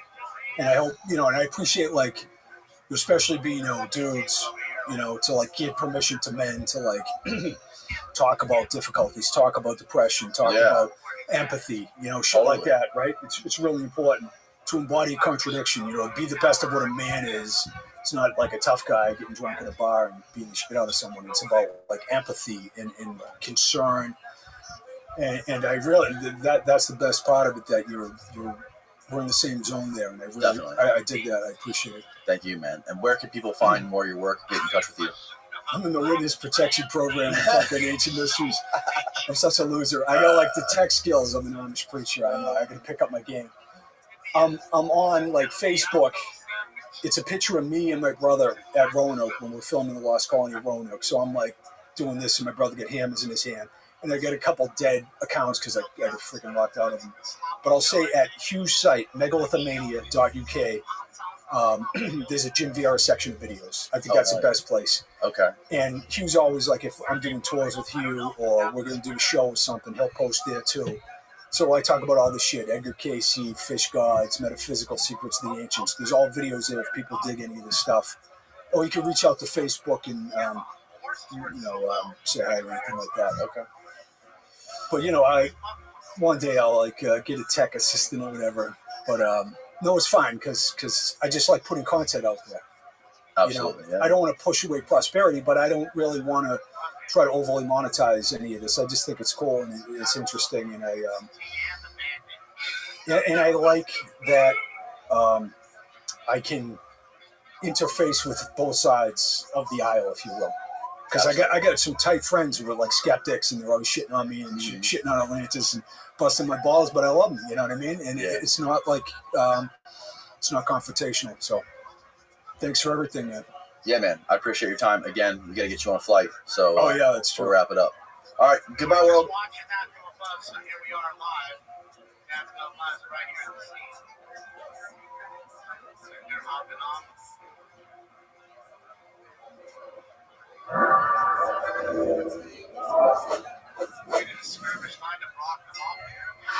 Do you listen to punk rock?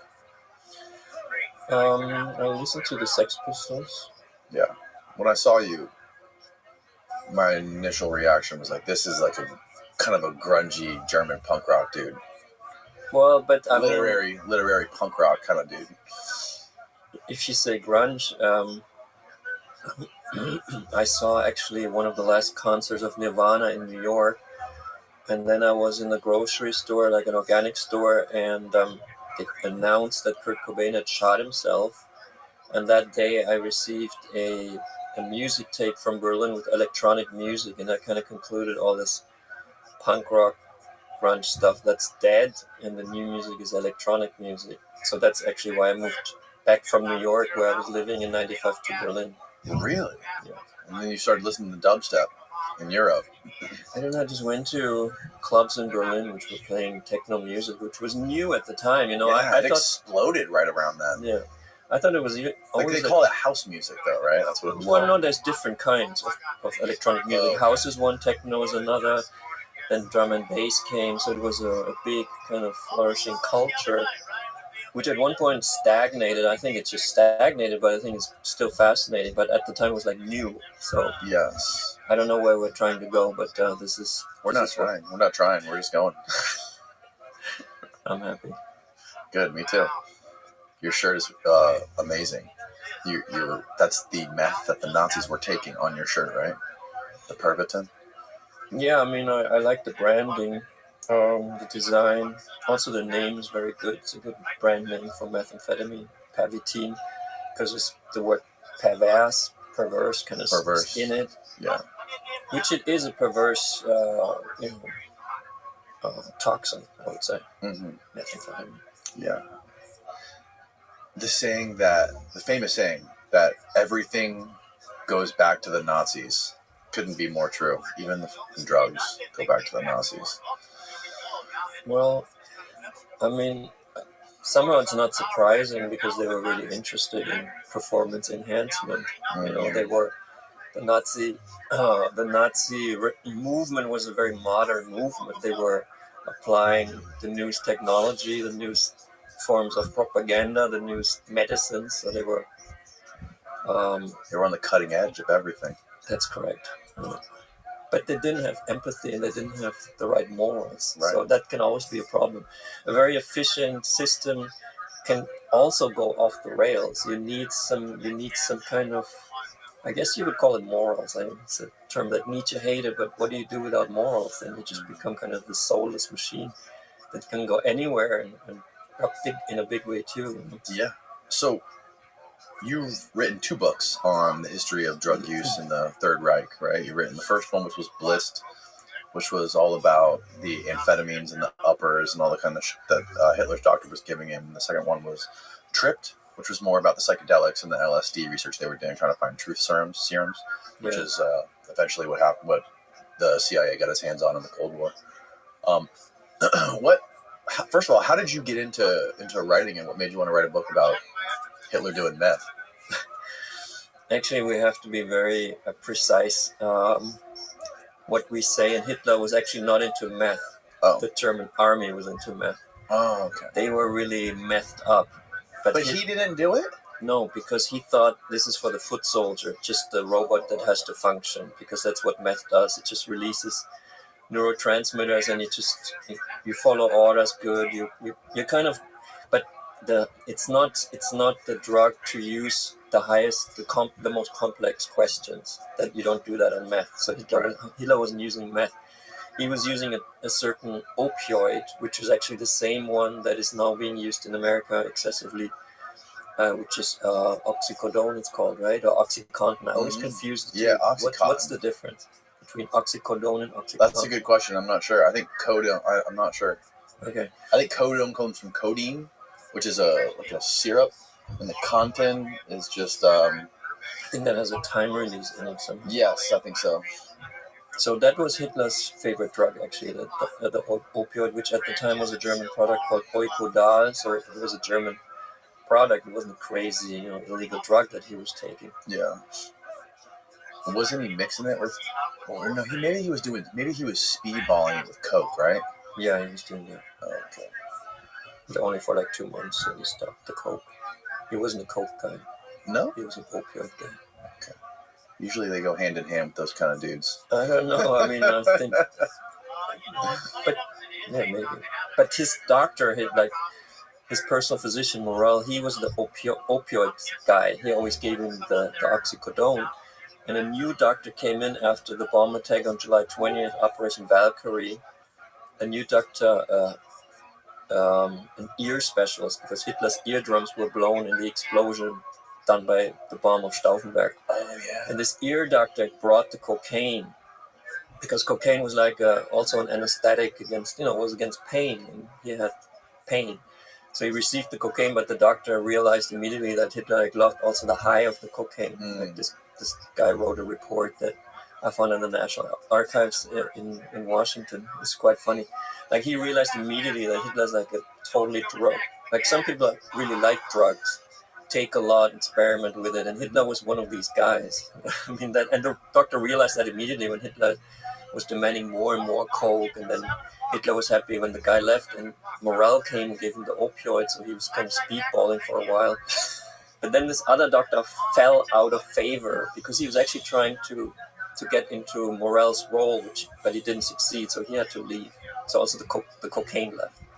So Hitler remained with opioids. And didn't they get the coke from one of the biggest pharmaceutical companies that's still around today?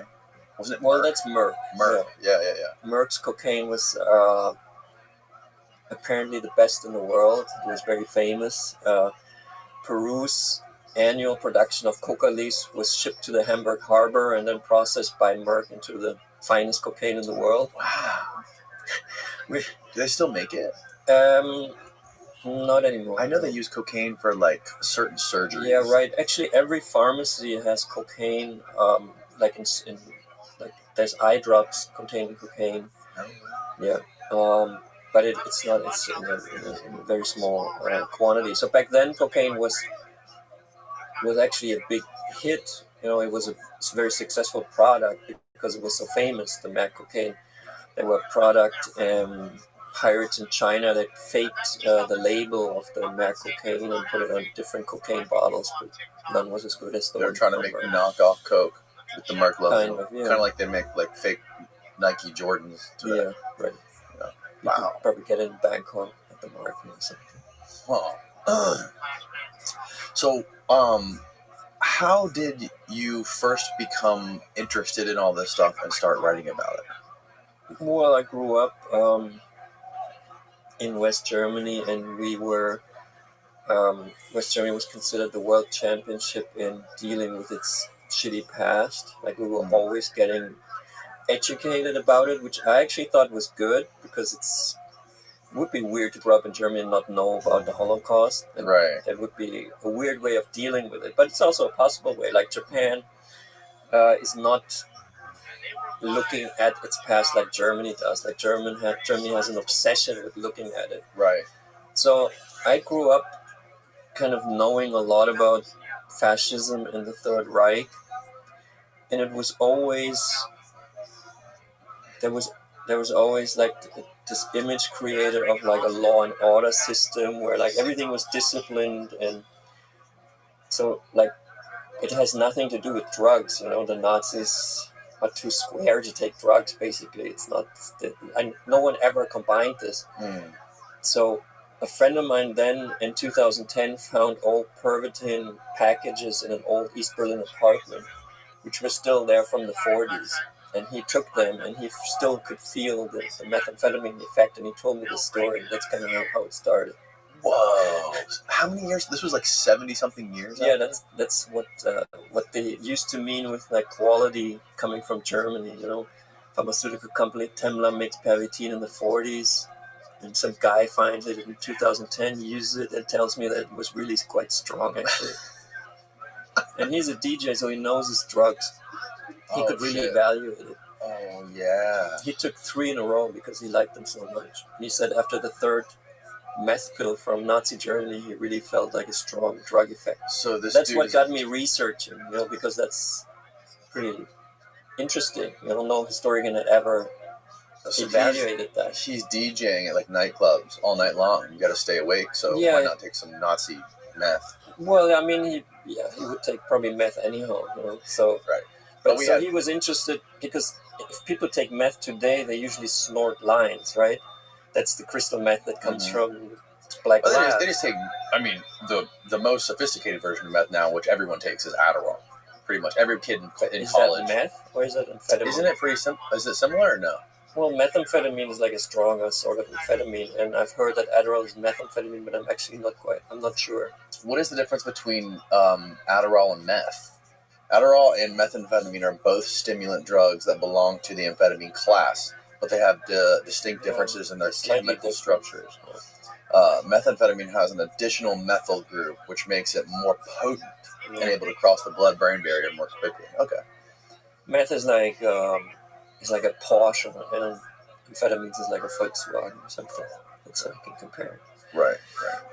And the Pervitin was like a Lamborghini, like a golden Lamborghini. Well, actually it wasn't like a Volks pill because it was like a pill for everybody. It wasn't like you take one pill and you go like insane. It was like you go one pill and you have like, you know, you can just drive a bit, you know, your engine is a bit stronger, let's put it that way, but it's still the same kind of, so it enhances your performance, and that's why it became very popular, you know. It wasn't like now we're drinking Kratom.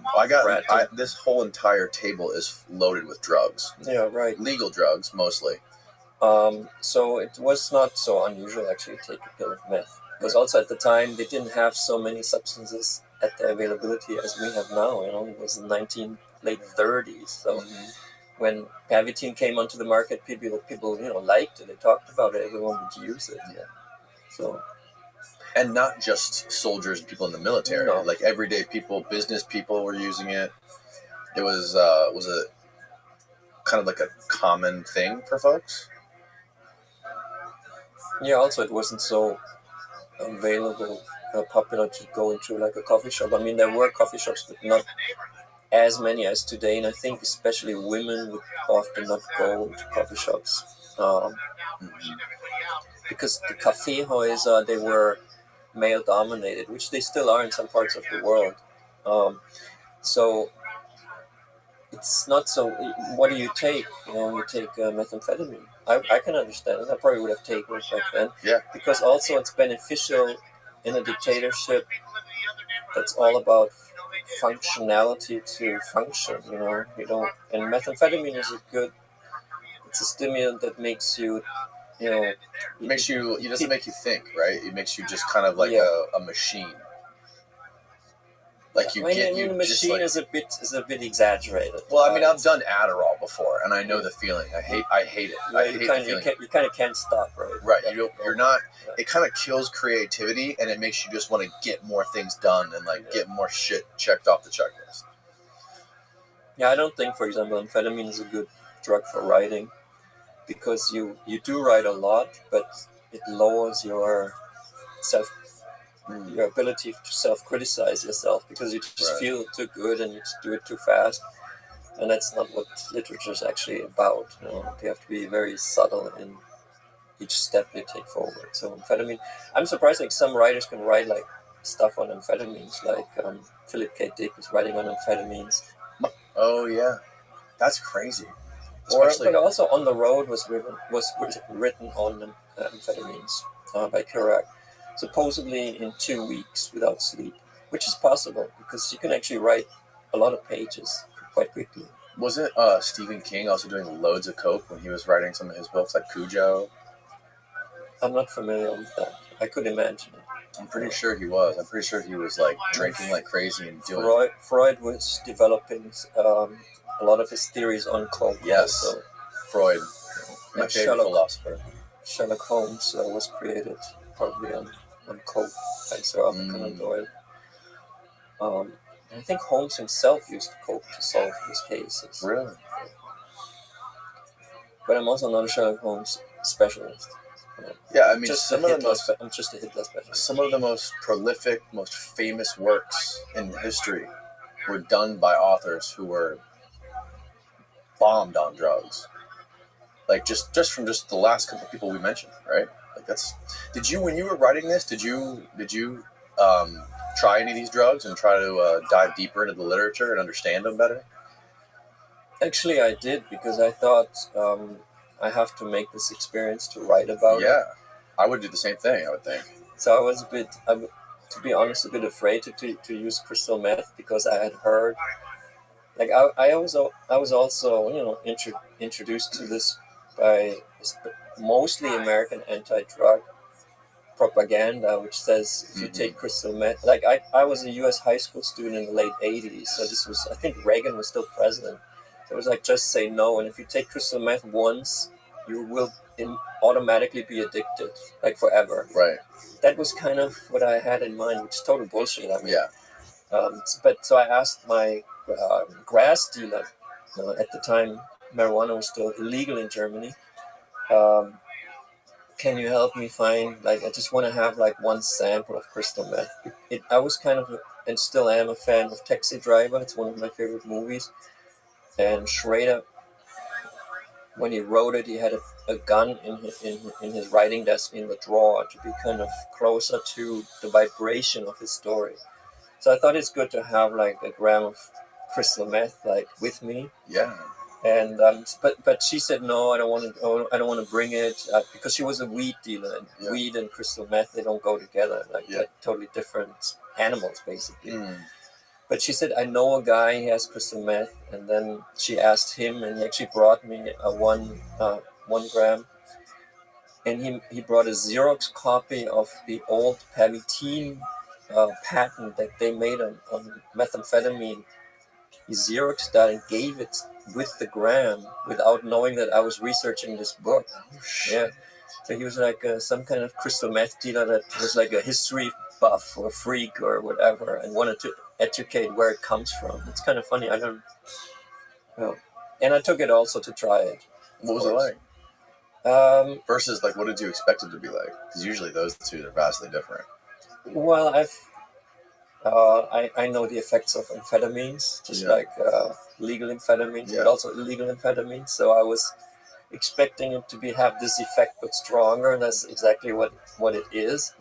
So the effect in itself can be quite interesting and pleasurable. And, you're not going to feel bad on crystal meth, while the high lasts. But the problem for me was once the high receded, I actually felt worse than I had felt before I took it. And that's something I don't like. So it didn't really become my drug, basically. I thought I thought this coming down effect is a very bad structure for like a drug effect, basically, which is different with the psychedelic drug. You have the problematic experience in the beginning when the psychedelic drug starts to kick in, but then once you're stable, it's going to be great, and there's no like hang up afterwards. Yeah, I think it feels much healthier. it does. It does. Yeah, it feels almost psychedelics and mushrooms and LSD. They almost feel like godly, like you're getting closer to God in some way, and cocaine and crystal meth and stimulants almost feel like the devil. It's like you're going to hell, Yeah. because it borrows it sucks up all your dopamine, so you feel like dog shit when you're done, and you either need more to keep that thing going, stay on the wagon, it's quite horrible, actually, or you're gonna dive off head first. So what else did you actually get a hold of any of the pervitin? How do you say it? Pervitin? No, I've never taken it myself, because my friend, he took everything he found. It was actually a couple. They were and still are antique dealers, and they found it, and they took it amongst themselves. Like, I spoke to the guy and said, for 1 month we were taking methamphetamine like every day. It was great. So that pill, actually, from the company Temla, which is Pervitin, it was probably a good product, you know. It did lead, obviously, to addiction and problems, but it's a in terms of performance enhancement, is a very good product. Yeah, seems like it worked. I mean, no, I mean, in the end, it didn't really work, but it works for a specific task while it happens, but it doesn't work in the long run. It works in the short run, but not in the long run. And a war was in this case a long war. The only chance for the Nazis to win this war was if everything becomes a blitzkrieg, if every campaign is a quick campaign like the one against the West. Yeah. Because that's how long the Pervitin works. It works like for 1-2 months. You can stay awake the whole time. The whole army is like fighting like mad, you know, but then they come down. So if this victory has been achieved after like 2 months, they cannot sustain it. So they're like sprinting instead of running a marathon. Right. They're trying to run as fast as they can. That was the new idea. You sprint, you don't go slow. Right. Which is kind of shock and awe. It's a very modern approach. I mean, it's a progressive military approach, I would say. But it only works in certain situations.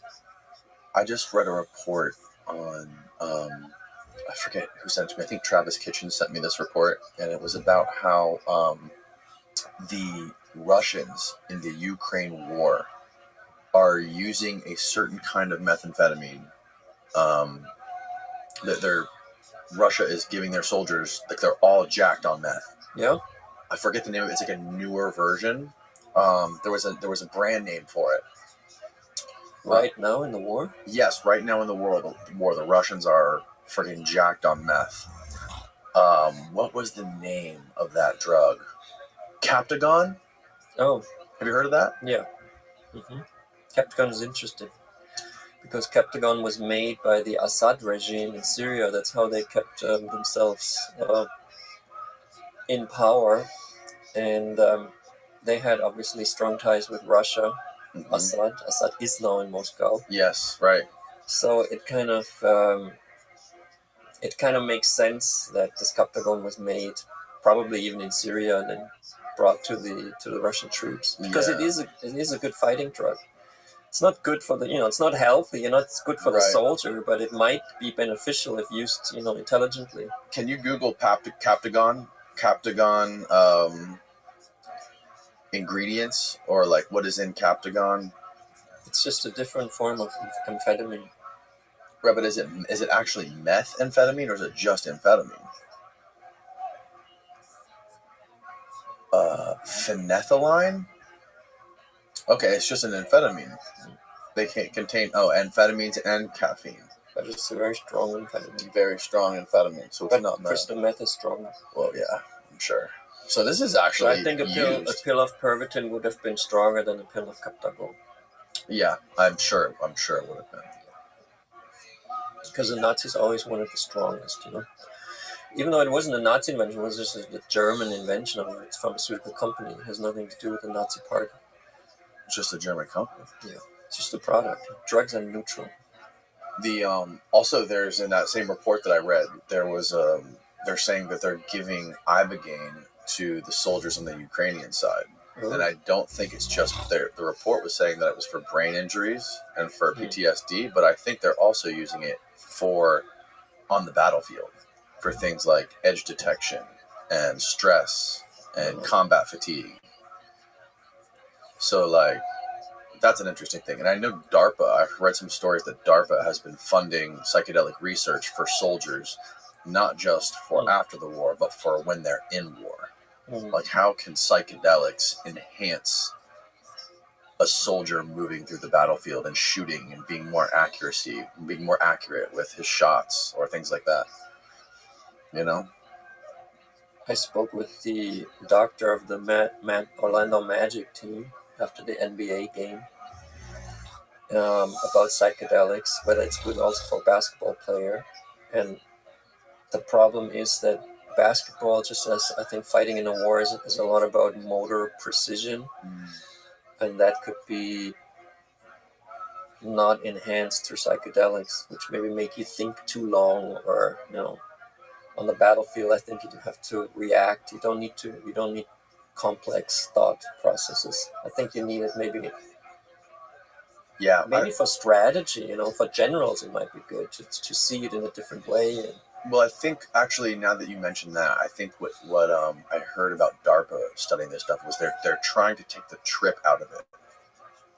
Right. So you get the benefits of visual acuity and edge detection and other things without having the trip, right? So maybe that would have some benefits to it if they were able to alter it somehow.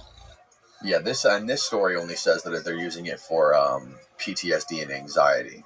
But what I read and what I heard from Dana was they're using it. He's trying to fly it into Ukraine, and with other stuff that David Nichols is working on with DARPA, trying to take the trip out of this stuff for enhancing soldiers on the battlefield, like while they're in. It's very interesting, especially with ibogaine, because ibogaine is so unexamined yet, and but I would imagine that it's probably quite healthy for the brain to use ibogaine.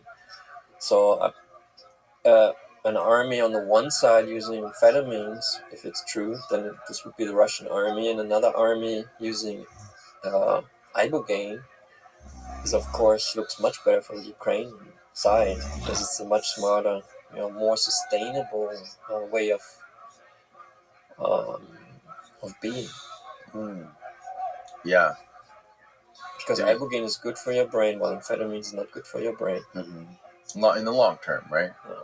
So, when you wrote your first book, you didn't do it the way typical authors do.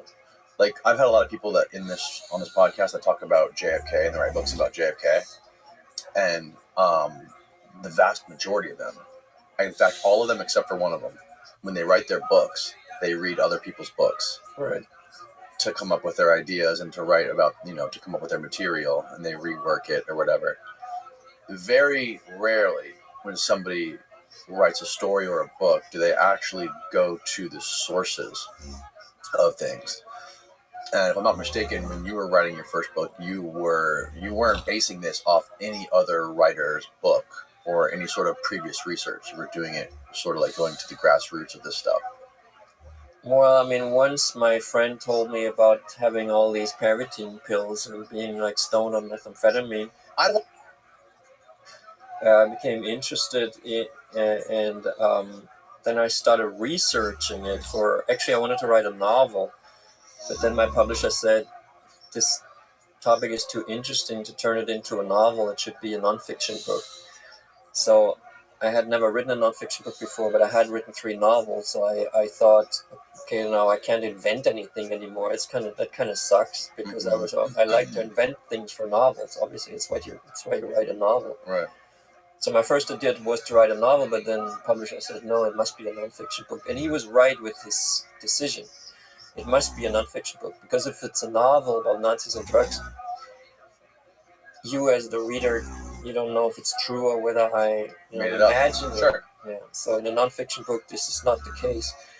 Um, so for me, it was, I don't know, what was the question? Sorry.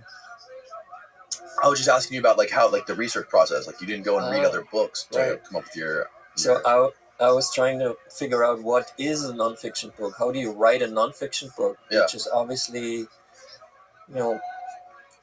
if you find out something, it must be the original material. So for me, actually my girlfriend at the time, she said you should go to the archives, and it immediately clicked, and it made sense to me. That I really want to find out the actual truth. And from that, in the beginning, I wanted to construct a novel, but later on I made it into a nonfiction book. But I wanted to actually know the truth. And I mean, there was one book out at the time by actually a friend of mine, but it was more like a random collection of articles he found on drugs in the Third Reich, but it wasn't really structured. It was like a treasure trove. Yeah. So I started expanding on this. And especially everything changed when I met a historian who had researched this for a paper, and he told me where in the archives to actually find it, because it's very difficult to find stuff in the archives. Because at the time, like this archive about the military, about World War II, these documents were filed probably sometime in the 50s. They were all collected and then filed, but they didn't file them for drugs. Like it didn't read like through where was methamphetamine used, and then we make like a note that if anyone ever in the future searches for this keyword drugs, he will find these papers, because the archivists didn't think of drugs as a relevant category.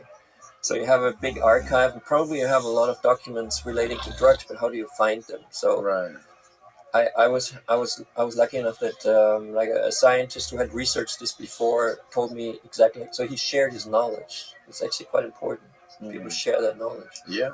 Which is kind of the spirit probably amongst researchers, because most people don't research. It's kind of a secret cult if you actually go to the archive. It's very fun, and everyone is kind of friendly because you're like such on the fringe, but at the same time you're like at the center of it all, because only at the archive are the documents, in their original form. They have not been processed by, let's say, books. Yeah. So being a historian, just copying passages in books of others or ideas in other books. I mean, you can probably write a compelling book, but it's more interesting to try to find these documents. I guess I was also lucky to find them. It's not so easy. I bet it's way more exciting to do it that way, because you feel like you're probably getting something out that hasn't been out before, right?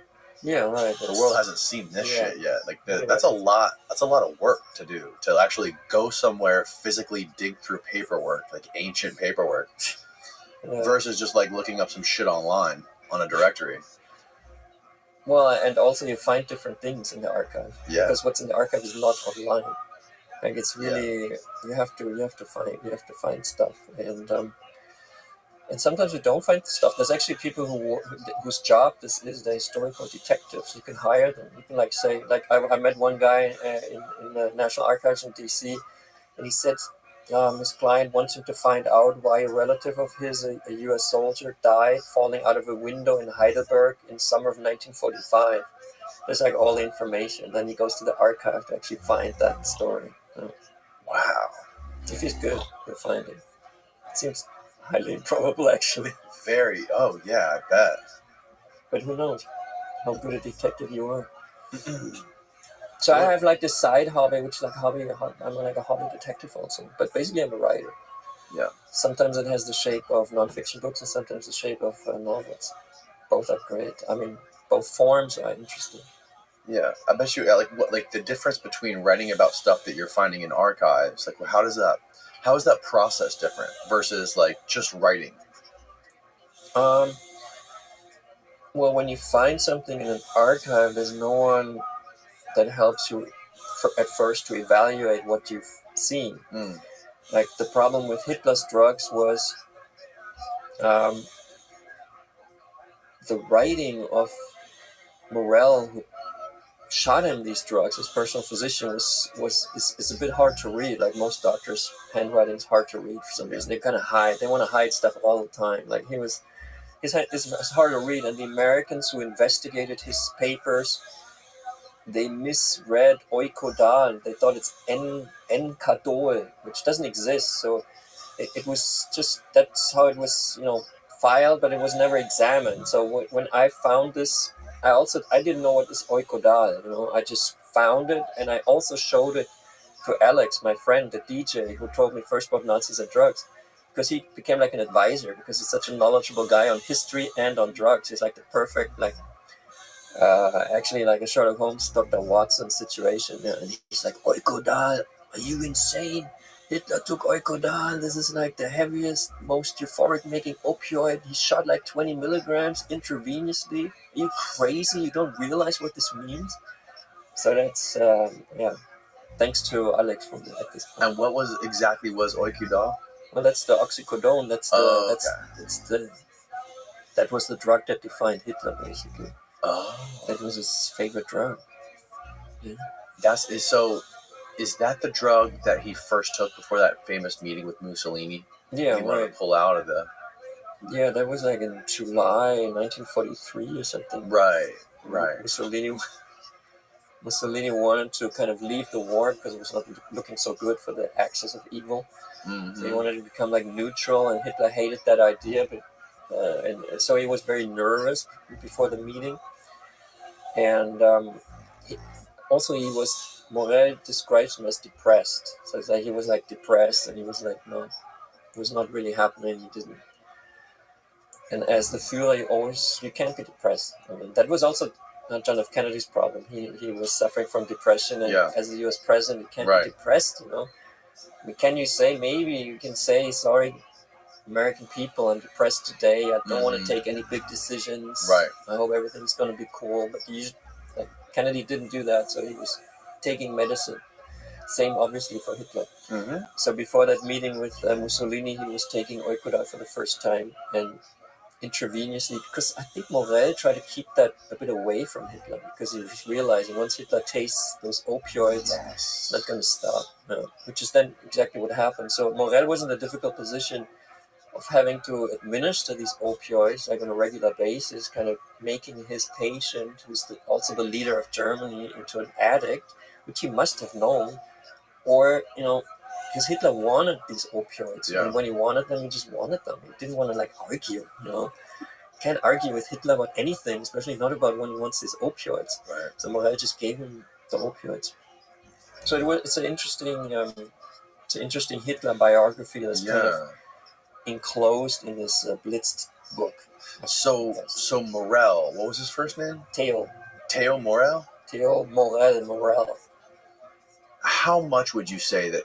How much literature was there on him that you had to read? I mean, first of all, when I researched where that stuff was, and that's in one archive in Koblenz in Germany, the Federal Archive.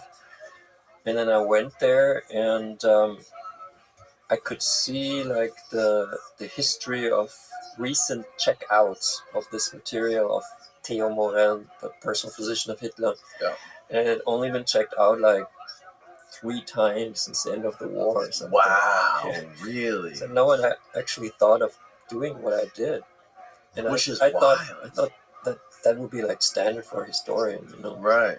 Because Morel played a very important role. He was with Hitler all the time. Right. They were close, very close buddies, and you wouldn't leave home without him. Not really, because he's eventually he's your dealer, because he injects you with a very strong opioid into your vein, every other day. So that becomes a very important person to you, Yeah. So without this Morel story, you can't really understand the Hitler story, I would say. That's fascinating. Actually, some stuff I left out, which concerned Hitler's shit. Hitler's shit is examined by this doctor, and there's tons of writings about it, and what's in there, and is it bad for him, or is it good for him, and his shit. Yeah, it was always sent to a certain lab in Bavaria, even during the war. It was a special courier. Why did they do that? Because the Führer had to be healthy.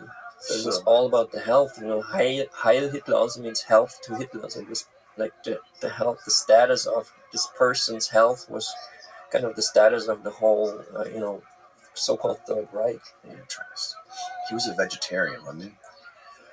Well, I discovered that he had basically 3 drug phases, which was 36 to 41, mostly like vitamins and harmless stuff, and 41 to 43, he used a lot of animal concoctions, like pig's liver extract injected, and thyroid glands extract that he used. Like, he became a bit crazy because Morel was like inventing new medicines. Morel had his own pharmaceutical company.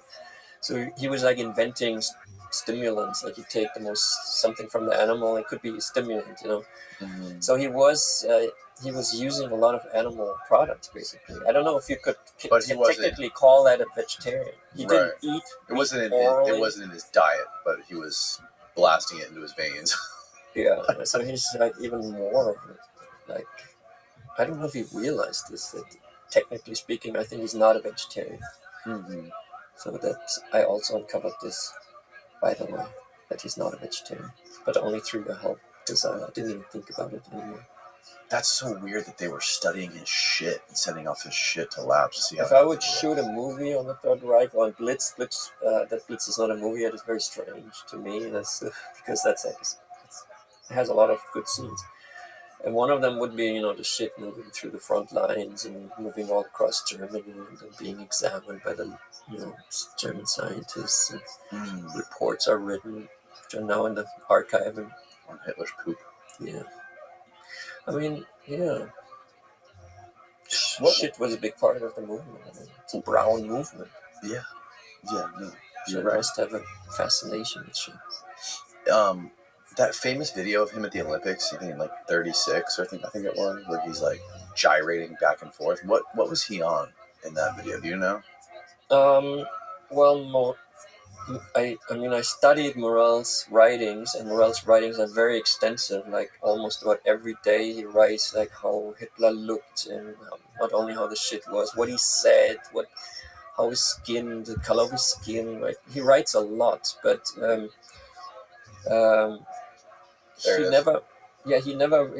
he doesn't mention this thing, so I kind of think it looks a bit unnatural. It looks sped up, doesn't it? Yeah, I think it's definitely sped up. I think it's not natural.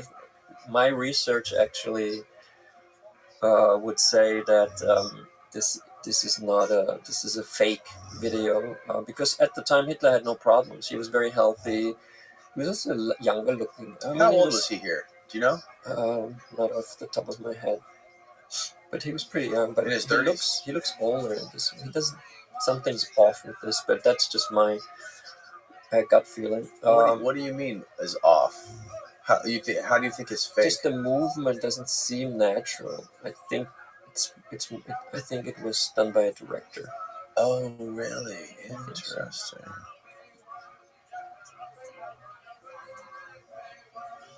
So someone staged this and recreated it. I think it's digitally manipulated to look this way.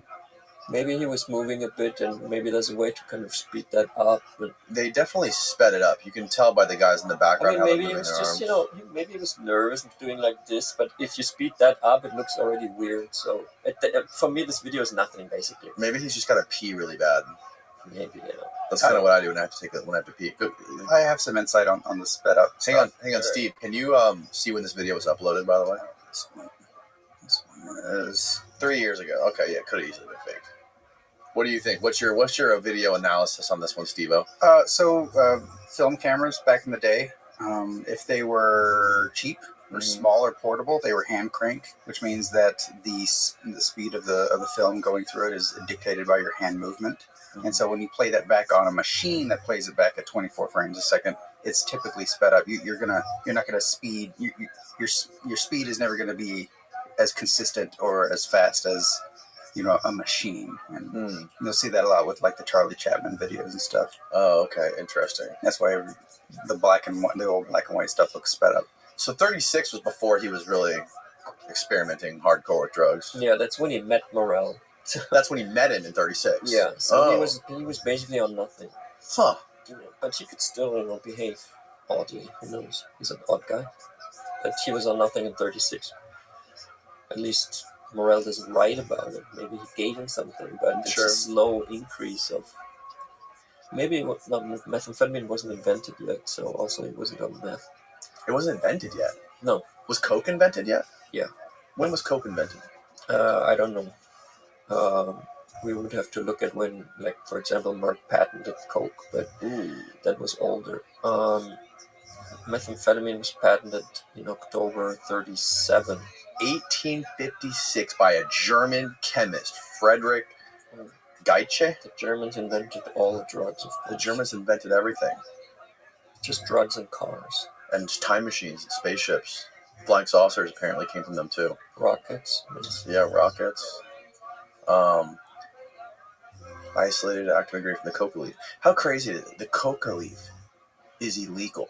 It's illegal to own a coca leaf in the United States of America. Yeah, I landed once in an airport in Cusco, Peru, and I was given a coca tea as a welcome present, so I could deal with the elevation. Yeah, they use it for. It's pretty cool.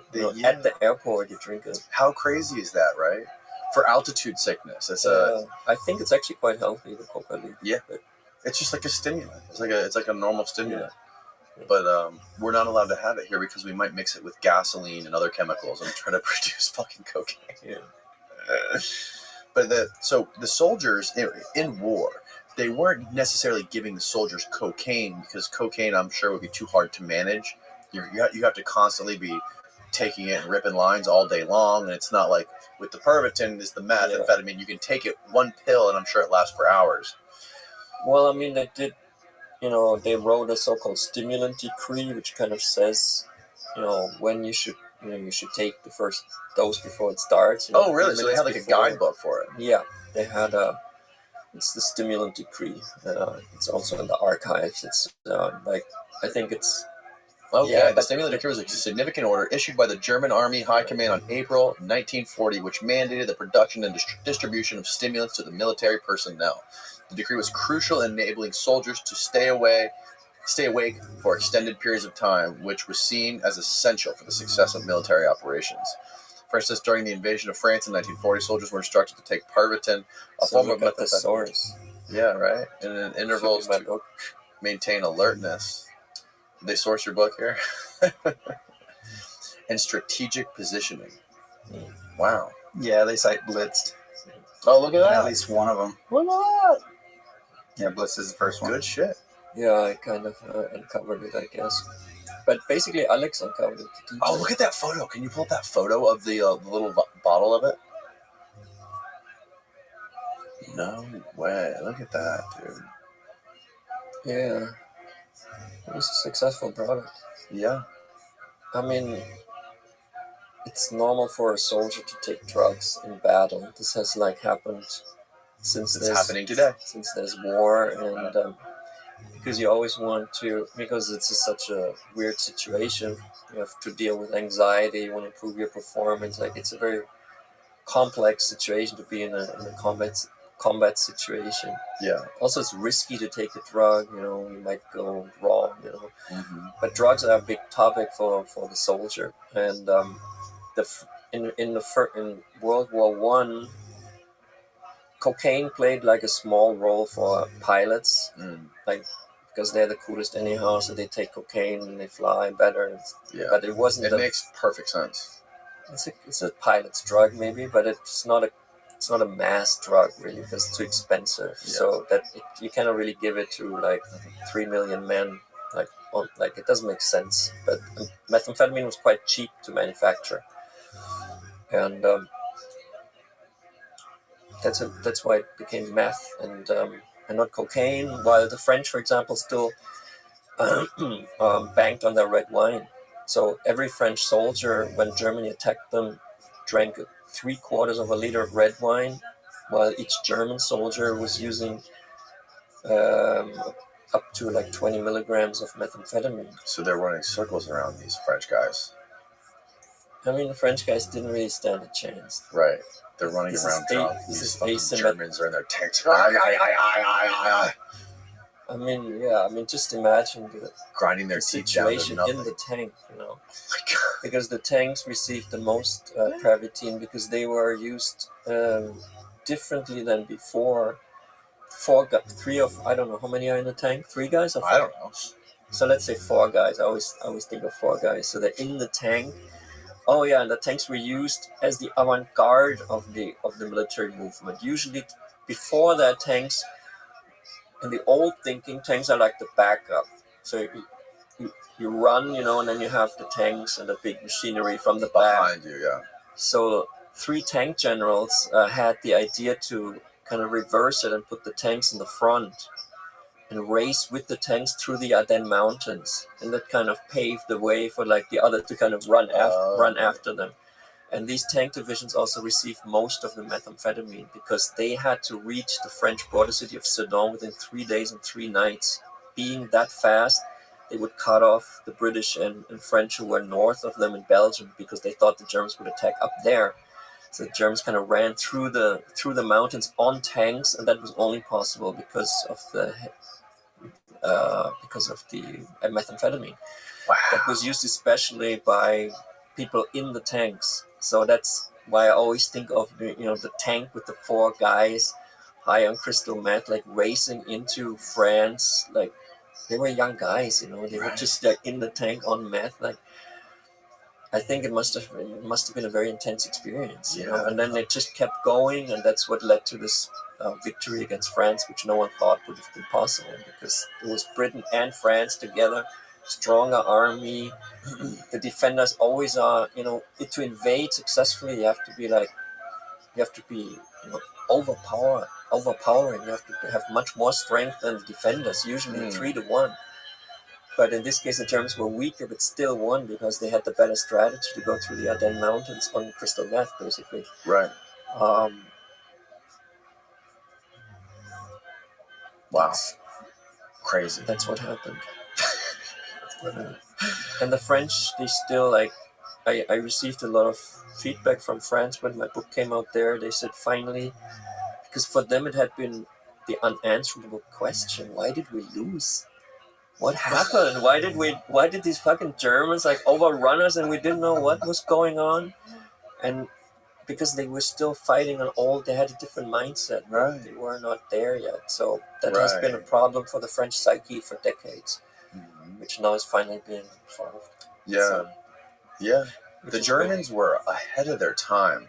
I know, like, some of the guys that were close to Hitler were really upset. I think maybe it was Himmler, who was obsessed with, like, ancient civilizations and, like, what the Egyptians were doing and the pyramids. Well, he had a Tibet expedition, for example, where he sent scientists to Tibet to find, like, the origins of mankind. And so the Nazis were about creating, like, a big story. Like, they were... It's not just limited to Germany. It's a global kind of narrative that they spin on the superhumans who then conquer everything and where they come from. So they had, like, historians look at history in a totally different way than we do today, because they were supposed to interpret it a certain way. Do you know if they were into, like, the Greeks and what the Greeks were doing? Well, that's classical. Because the Greeks were big into drugs. Yeah, but I don't think the Nazis looked up to the classical Greek period because of drugs. Because drugs also was not something that was officially enhanced. Officially, the Nazi government was an anti-drug government. And when they took power, some of the first people they threw into concentration camps already in 1933 were like drug users. So they were... That's why I, growing up, always thought, Nazis, they're all about purity and cleanliness. Yeah. So that was also the image that was a big part of their image. So, what did I want to say? I was asking you about like how they looked at like the classical Greek civilization and like how much attention did they pay to the stuff that was going on then, or did they read any of that stuff? Did they translate any of it, or were they taking any ideas from classical civilizations or any other ancient civilizations that you know about? that you've discovered? I mean, the swastika does exist in India. It's just reversed. Yeah. So, and Himmler apparently did 3 hours of yoga each morning in his office because he was connecting with the ancient Aryan roots that come out of India or out of the Himalayas, or like I think he was like believing in magic and that there was something higher going on, more than the eye could see. Mm-hmm. While Hitler was much more like on the ground, but Himmler was this kind of evil dreamer. Yeah. So he's a very interesting character, actually, quite scary. How was so you said you went to high school here in the U.S. and then went to Germany? Or I grew up in a German town, which was 30,000 Germans and 10,000 American soldiers. So you could say there was like a big military presence. Yeah. So I kind of grew up with the American culture, and then when I was 16, there was the offer to go to the United States as an exchange student. This was financed by the U.S. Congress and the German Parliament to like make people get to know each other better. Like Americans would go to Germany for a year, Germans would go to America. Yeah, sure. Which I think makes a lot of sense, actually, because if you live in another country for a year, you learn the language, you understand the culture. So I actually became a state-sponsored, something I don't even know if it still exists, exchange student. Yeah. And at the end, we were all invited to Washington, and I was chosen to give a speech at the Senate of the United States, but not in the big hall, but like in a smaller room, but it was still big, about the different perceptions of the term freedom in Germany and in America. And I delivered that speech. Interesting. And that night I got late for the first time. Oh, by really? Someone who was in the audience. So the speech was good. No way. What a great story. Unforgettable. At Georgetown University, Washington. I've never told that story. Very cool. Very exciting stuff. That sort of changed the trajectory. Did it?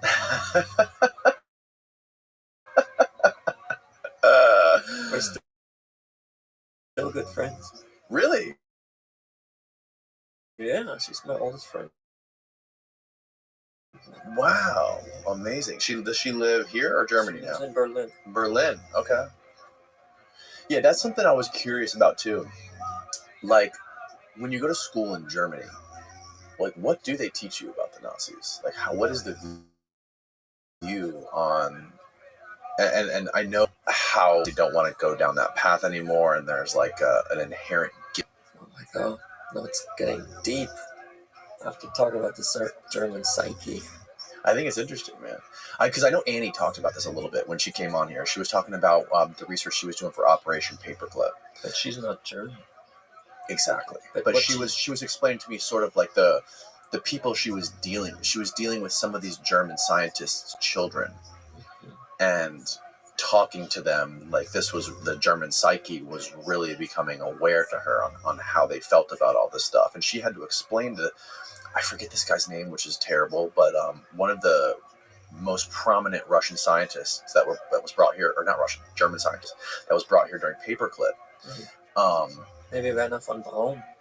It wasn't von Braun, it was someone else. A guy who did a lot of evil shit. But he eventually had to leave his wife and his kid behind in Germany.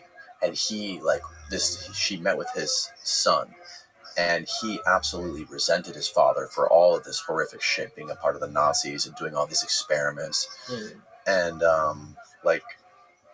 basically she sat there and had like a 3-hour conversation with this guy. And this guy was like every day writing love letters to his wife and his son about how much he missed them and how much he wanted to reunite with them and how he was back in America doing this stuff. And like this guy had like a deep love for his family, and he thought his dad just abandoned him. And like it was a really complex, like deep story, but like this guy ended up giving Annie all of the material, all the books, all the letters that he's been writing his son his whole life. And she went back to America, and she had to hide all this stuff because some of these letters had swastikas on them and stuff, and she had to like hide all this in the bottom of her bag because I think you go to prison for trying to take the stuff out of Germany. Like, they're very, very strict about anything to do with studying Nazi history or Nazi propaganda or anything like this. Well, I mean, yeah, we are taught a lot, but it's always we see like secondary, how other people evaluate it. So it's kind of, in a way, you could say it's force fed to you. It's a very, you learn that the Nazis are bad and that everything's horrible, and it's probably the right way to go about it, because the general consensus is that it was bad, that it shouldn't happen again, that we don't want to engage in such behavior anymore. So I think that's good. At the same time, I think certain things might be weird. Like, I'm not sure, for example, if Mein Kampf is prohibited or not. So maybe, usually it's maybe some sources are not.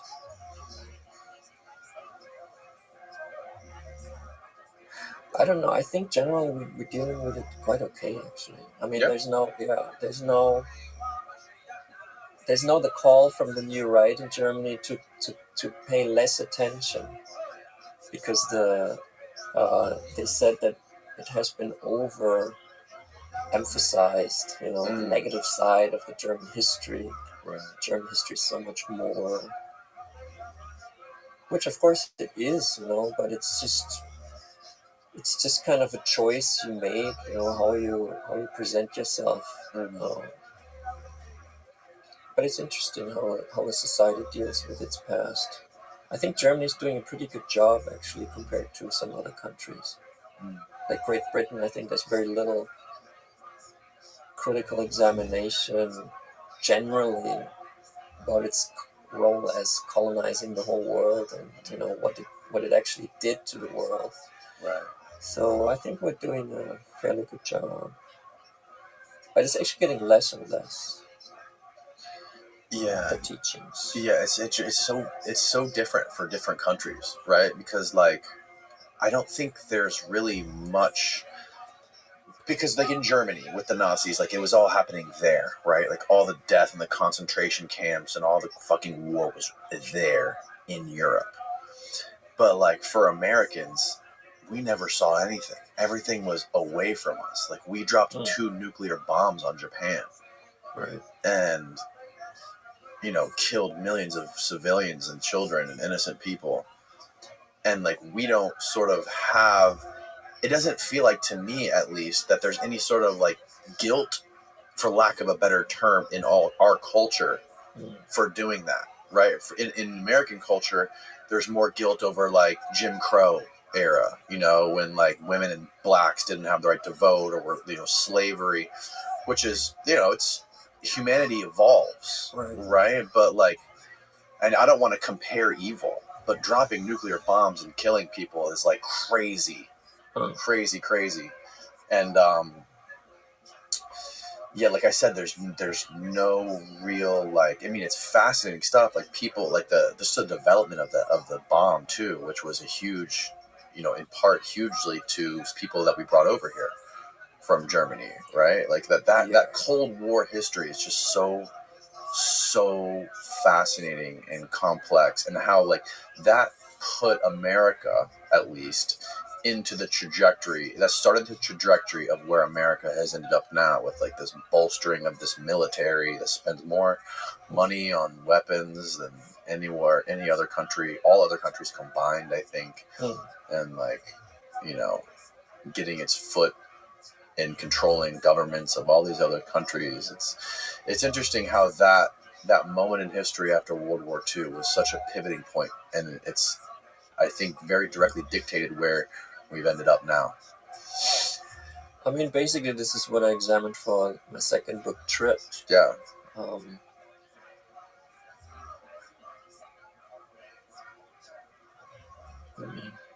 Let me think how I want to put it. Want some more? Okay. So what do? You always cut it out, or you just leave No, we just put it in there. We didn't do drugs on camera. Huh? No, we just do it. No, I mean, in general, do you leave it running, or do you cut the talk? We don't cut anything. We leave it all in here. I think it's better. It's more raw. Good. I love it. Yeah. When it's brand new, when it's fresh, when you first get it out of the package and you take a whiff out of it, it'll literally ruin your day because it's so strong. So yeah, I just kind of like did like I really was long-winded on that elaboration on how the Cold War and bringing the Nazis over here to develop the bombs and the creation of the CIA and all that shit kind of spiraled out of World War II. And your book Tripped essentially is about LSD and how we got LSD from the Nazis and tried to use it as a truth serum to try to do different things. And people are familiar with the shit like MK Ultra and Operation Chaos and all the stuff that was going on. I mean, I wanted to write about the early history of LSD, not about what went wrong in the 60s when all the hippies were taking it. So I was actually curious about why was Sandoz, the Swiss company that made it, not able to turn it into a product. Because I had found reports, like when they found LSD in 1943, they didn't really know what it was, so they created an intoxication room within the company, and employees could just go there and then they would receive LSD, maybe 20 milligrams or micrograms, 100 micrograms. And like people then just took LSD and looked out the window, and they'd be in there all day. Yeah, I mean, there was a secretary typing, and people really liked it. Like they loved it. They were like, finally, I feel like I always want to feel. I can think much better. So Sandoz thought that they had a potential big hit on their hands because this was in 1943, World War II raging. Yeah. So a lot of people have and will have mental problems, right? Like depression and trauma. Also, I didn't bring this up earlier, but I meant to. Weren't the Nazis spending a lot of time in the Amazon jungle studying this stuff and trying to find different plants and herbal stuff? I'm not familiar with the Nazi expedition to the Amazon. No? But I heard rumors about it, but also this would have to be carefully checked, because this could also be fake news that I heard. Fake news, yeah. But it's, I mean, I would imagine it's possible. Like, I wouldn't be surprised. So when the Nazis were looking for the truth drug in 1943, there was one guy that played a crucial role in this search, and his name is Richard Kuhn. And he was the leading German biochemist. He received the Nobel Prize for chemistry, and he was best friends with the Swiss CEO who had discovered LSD. And they had been friends since the 1920s, so they had been friends for a long time. And they'd always shared their knowledge. And I found the document, like the letters between them. I read the letters between them. And so this Nazi chemist who's supposed to find the truth drug for Hitler receives the knowledge in 1943 from his best friend Stoll. We found this compound that works so potently in the mind. You only need like a few micrograms, and someone has completely different perceptions and everything. So the Nazi scientist, and you can call Kuhn a Nazi scientist. I mean, he was basically a German scientist, but he like started his lectures with Heil Hitler and stuff like that. So it's he makes it clear that he's part of the system. So he finds this very interesting, and he asks Stoll to send him 0.5 gram, and he receives 0.5 gram. And then the Nazis, the SS, which is a Nazi organization, the SS started tests with psychedelic substances in the concentration camp of Dachau at that time. So the Nazis were testing the prisoners with LSD? Yeah, and mescaline.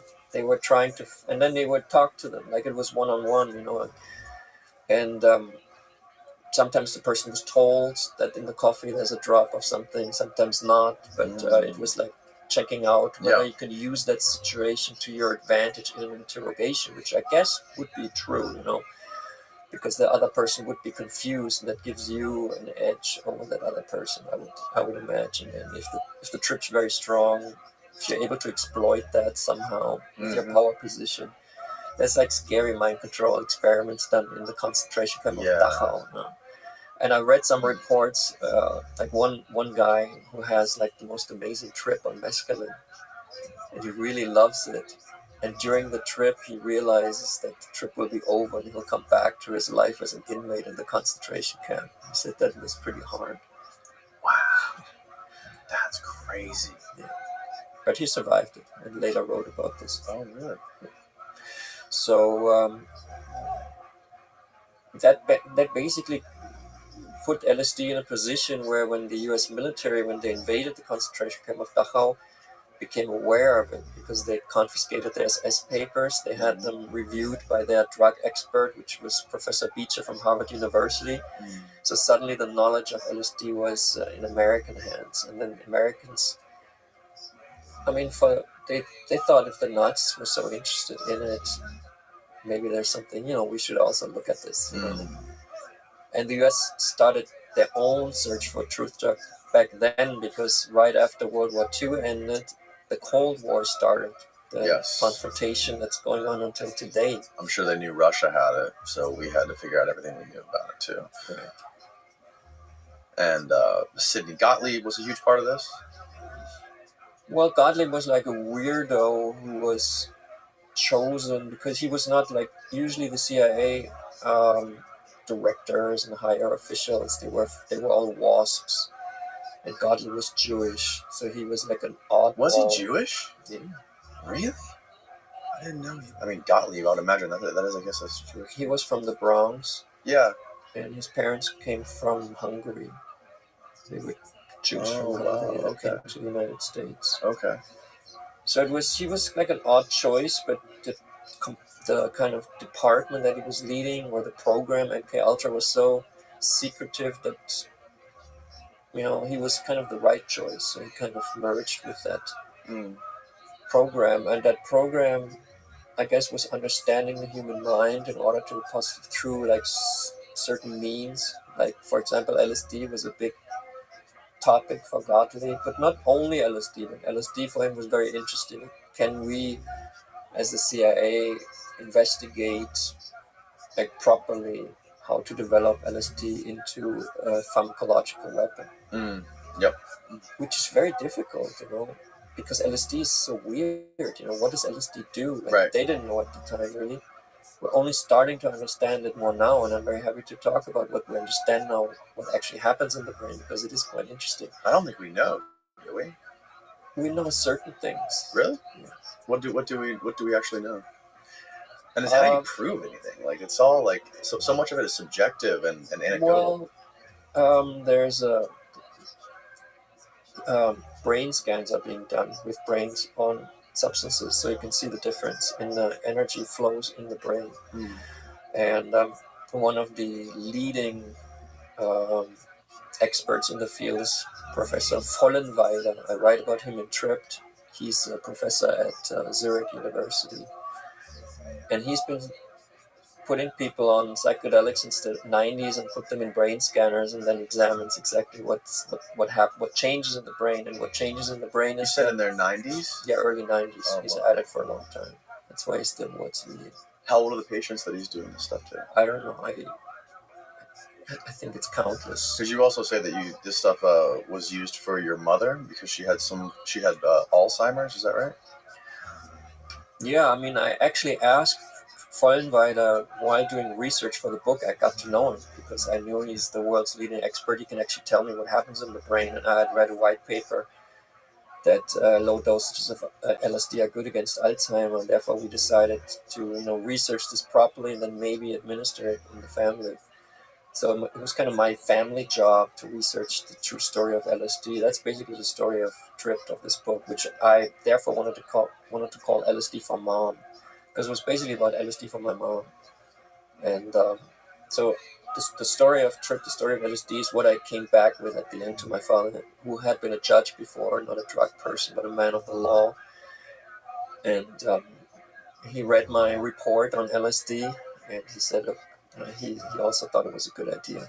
So we all in the family decided to use it. It's been very helpful for my mom. And for example, in Australia, it is now patients dementia patients are receiving LSD legally. Australia is the first country that has made this kind of treatment legal and possible. And from my experience, I think psychedelics are very interesting in treating dementia. I think this is something that has to be looked at. It's very important because dementia is the pandemic of the future. It's what a lot of people will be getting. More, it's an increasing disease, and we have no medication right now. Do we know why it's increasing? More people, more old people, but I'm not a dementia expert. But I know it works. LSD works against dementia for my mother. That was quite amazing to see whenever she does that. And what is the law in Germany in regard to using psychedelics to treat different ailments like this? Is it the same in the U.S.? Yeah, it's illegal. And my father was visited by 4 young policemen, and since he was like one of the highest judges in the state, and everyone knows that, they were very timid and approached him in a shy and respectful manner, but asked to have a glance into the fridge. And because I write about it in Trip, so apparently they had read the book, and I write about that he takes it out of the fridge. But that day there was nothing in the fridge. So they were like, okay, we see there's nothing in the fridge. And they left, and they stopped the investigation, so it was officially dropped. It's officially been dropped. He was already kind of looking forward to it. That's the benefit of having been a judge. I'm just kidding. No, he was actually, he thought it would be fun to be in court. Oh yeah? Accused. Yeah. Did you ever convince your dad to try it? Yeah, he's tried it a few times in microdoses, and usually it doesn't feel it. You can't feel like the hallucinogenic effect. No, microdose, but you could feel a little like drinking an espresso, maybe. It does something to the brain, right? Like it does. Yeah, like the first time I microdosed mushrooms, like I didn't feel high at all, but I felt just like smiley and happy, and like I thought everything was funny. I mean, so what Freudenweider found out is that certain areas of the brain receive less energy when you are on a psychedelic, and the area that receives less is kind of a command center. Some neuroscientists call it the default mode network. Oh yes, and that is what kind of tells you right now that you're doing a podcast with me, and that it's like associated with like the ego, right? Yeah. Like me, I'm here doing this now. Yeah. And if this receives less energy, then you're more open to perceiving something not being separate, because you don't the ego like immediately judges this as a can, you know? But if that judgment wouldn't be there, you look at it and you kind of maybe see like it's how beautiful it is, maybe as an art. I don't know. You would see something else. So that is what he could see actually in energy flows. Also, he could detect that on psilocybin, unpleasant memories are less often recalled than not on psilocybin, and that makes the antidepressant effect. Really? Yeah. Because we all have negative things inside of us, obviously. Yeah. Some more severe than others, but we all have them. Yes. It's just a question, do you access them the whole time? Do you get into loops and repeat them the whole time? And psychedelics disrupt that. Interesting. Yeah. So you think about something else, and then it immediately becomes a little less relevant to you if you can get out. Isn't that so wild about psychedelics? Because with marijuana, for me, when I smoke a lot of marijuana, or if I do like a marijuana gummy, which can be like 10 times more potent, psychoactive, all of the dark shit creeps in. Like for me, like if I take too much, if I get too stoned, I will be like in the fetal position in the corner with my world caving in on me. But at the end of it, usually it's positive, right? At the end of it, I kind of like, I have an epiphany about something, you know what I mean? But it's not the same with like DMT, for example. Like first time I tried DMT, I thought it was going to be like that times a million, right? And it was completely not even in the same universe. Yeah. Have you ever done DMT? Yeah, I've done it, I don't know, a few times. I had once a DMT vape, which was kind of nice because you could just vape DMT. Yeah. But it's also a bit crazy because it's a very strong drug. So just to use it so casually is a bit weird. Yeah, it's interesting because it's the one drug, one of the few drugs that's illegal that is in every living thing on this world. Like it's in every plant, it's in every biological creature. DMT is a bit under-examined, I think. Yeah. Like it's a very important substance, but we don't really know that much about it. Mm-hmm. So it's a different thing than the other drugs, right? That's like it's like almost impossible to become addicted to it. To DMT. Or to maybe like to ayahuasca. Because for most people, when you talk people like psychonauts, people that are very into this kind of stuff, when you ask them about like their experiences, they'll explain to you like in vivid detail everything they've learned from it, how they do it, and what they see and what it's like and how it changes their brains. It's like, when's the last time you did it? You'd be like, oh, it was October of 2022. But I can describe it like they did it yesterday. It never leaves you. It's not something that you constantly are chasing and want to do it again. Right. Like heroin or cocaine or meth or some of these things. Yeah, it's hard to become addicted to psychedelics. I tried it once with LSD, and I took like every other day LSD for like half a year, and I wouldn't leave the house without LSD. And then I just stopped. I never became addicted. You did it every day? Every other day. Every other day? Yeah. There was in microdoses or like big doses? Hero doses. Hero doses? Yeah, with my girlfriend. We were both experimenting. This was in Berlin in the mid-90s, so you didn't have to work. Because everything's so cheap. Right. You just party. Wow. Yeah. How did that affect you? I think I couldn't have written a Nazi drug book without drug experiences, because I was able to understand much more because of the drug experiences I have had, and I worked on the book closely with an elderly German historian, Hans Mommsen, who was like the leading German historian on National Socialism, and he kind of said that we historians, we don't know anything about drugs. That's why we have overlooked it the whole time. Like for him, he immediately understood it when he saw my all the Xerox copies I had made from the from the archives. He like said, this is it. This is the missing piece. We just never thought about it because we don't use drugs. So in a way, I know I'm kind of thankful for using these drugs. First of all, it was a lot of fun while I was using them. I thought for a while I would become like going to parties and nothing ever comes out of it. This is what usually happens if you become a Berlin kind of party person. You just kind of, you have fun, but you kind of waste your years. Maybe, Yeah. So I could use it all for this book. So that was actually, I think it really helped me to grow up in Berlin, to understand that much about drugs and about German history, because Berlin, this is where it all happened. This is where the bunker was, whatever. Have you heard of a guy named Carl Ruck? Yeah. He wrote that book with Gordon Lawson and Albert Hoffman. I spoke with him. Oh, did you really?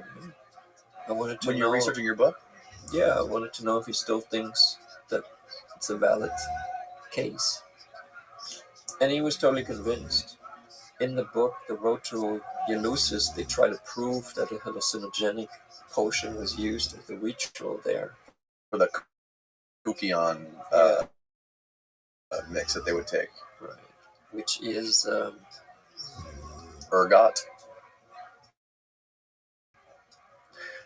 That's what they think. Yeah. So they went there, and Hoffman, being the chemist who had found LSD, like his drive was to show to the world that this freak that he found, LSD, was actually a compound that has helped us evolve as a culture, especially as the Western culture, Western civilization. Most important ritual had a psychoactive drink called Kukion. Right. And it has not been proven because technology only recently is able to examine like residue in like pots. Yes. So when they were writing the book, The Road to Elosis, this was like, I would say the 80s. No, it was in the 60s, I think. Yeah. I think it might have been. No, I think it was Ruck, later. Ruck was I think he was at Harvard in the 60s, as early as the 60s. And maybe it was find out when The Road to Elusis first came out. But he was blacklisted from academia when he came out with that. That's crazy. Yeah, now you're like the hottest shit. If you're doing psychedelic research, back then you were blacklisted. Yeah, Steve, so I'm sorry, but you're going to have to go back to Chrome, man. There's just some stuff. So, okay, 78, published in 78. Interesting. So they didn't know, and the problem in the book is that it all makes sense. It's very probable, but it still just remains a speculation because they don't find the proof. Like Hoffman really goes all the way, you know, he like examines like plants and like tries to find ergot there, and I think he finds something and then they brew it there and then they take it, but it's not strong enough. So it's like they really try to figure out what was taken back then, but the only way to figure it out would be to examine like cups where the kykeon was in, and then we would know. Yeah. So this was probably going to happen. Yeah. I think one of the reasons that Ruck was sort of blacklisted, and then there was a famous guy from Boston University named John Silber. I think he was I think he was the head of Boston University, who basically came out and said that Ruck's work was vanity press. And I think the academic institutions didn't like the idea that Ruck was basically vindicating the psychedelic renaissance, which was happening with the Vietnam War and the psychedelic movement in the United States, connecting that with the people that founded Western civilization, the people that came up with democracy and the scientific method. These people were doing the same thing that these crazy psychedelic anti-war people are doing, right? So it kind of like validated that.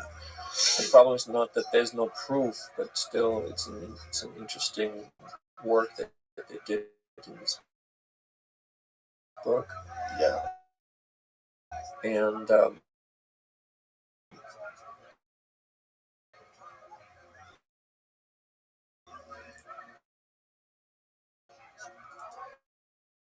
I mean, today I visited the Tampa Bess? The god Bess? Yeah. Oh, yeah. Pull up that article, Steve. That's fascinating. They found like breast milk and vaginal fluids in this thing. So you went and saw all this? Yeah. And I had a conversation with the curator. Yeah, one of the things is the use of bodily for viper venom.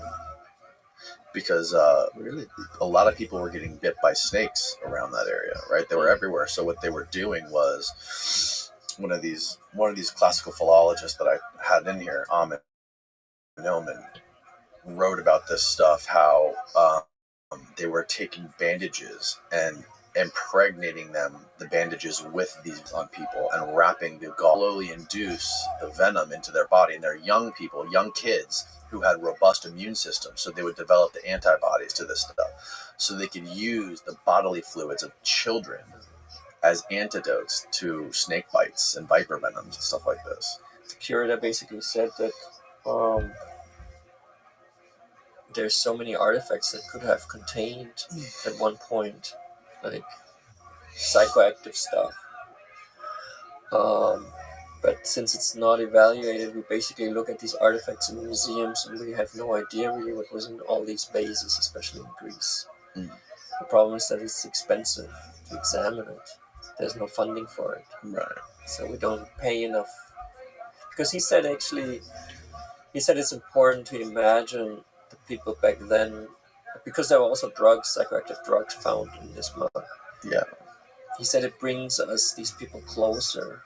If we imagine that they were, maybe using same drugs as we are today, because a trip is a trip, If it's a certain strength on a mushroom trip, I think today a trip would be very similar to someone tripping thousands of years ago. So it does kind of create an empathetic notion.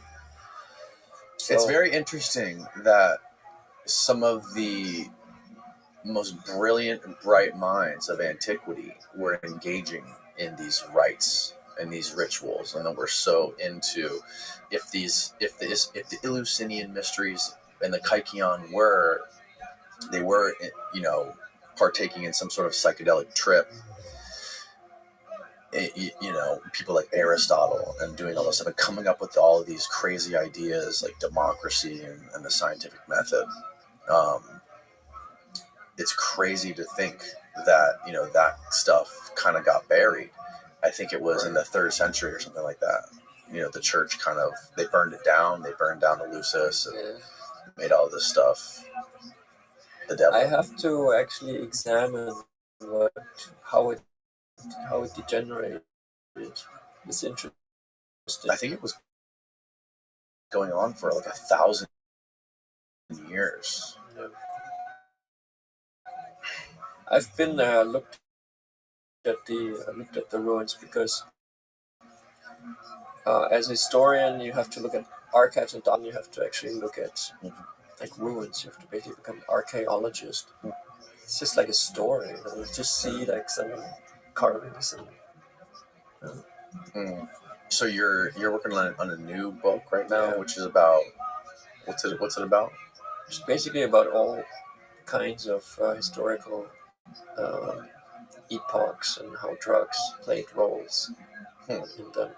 That's why I was interested in this bass head, because that's sheds some light on a certain period in time that psychoactive drugs for sure were used, because it's hard to find proof.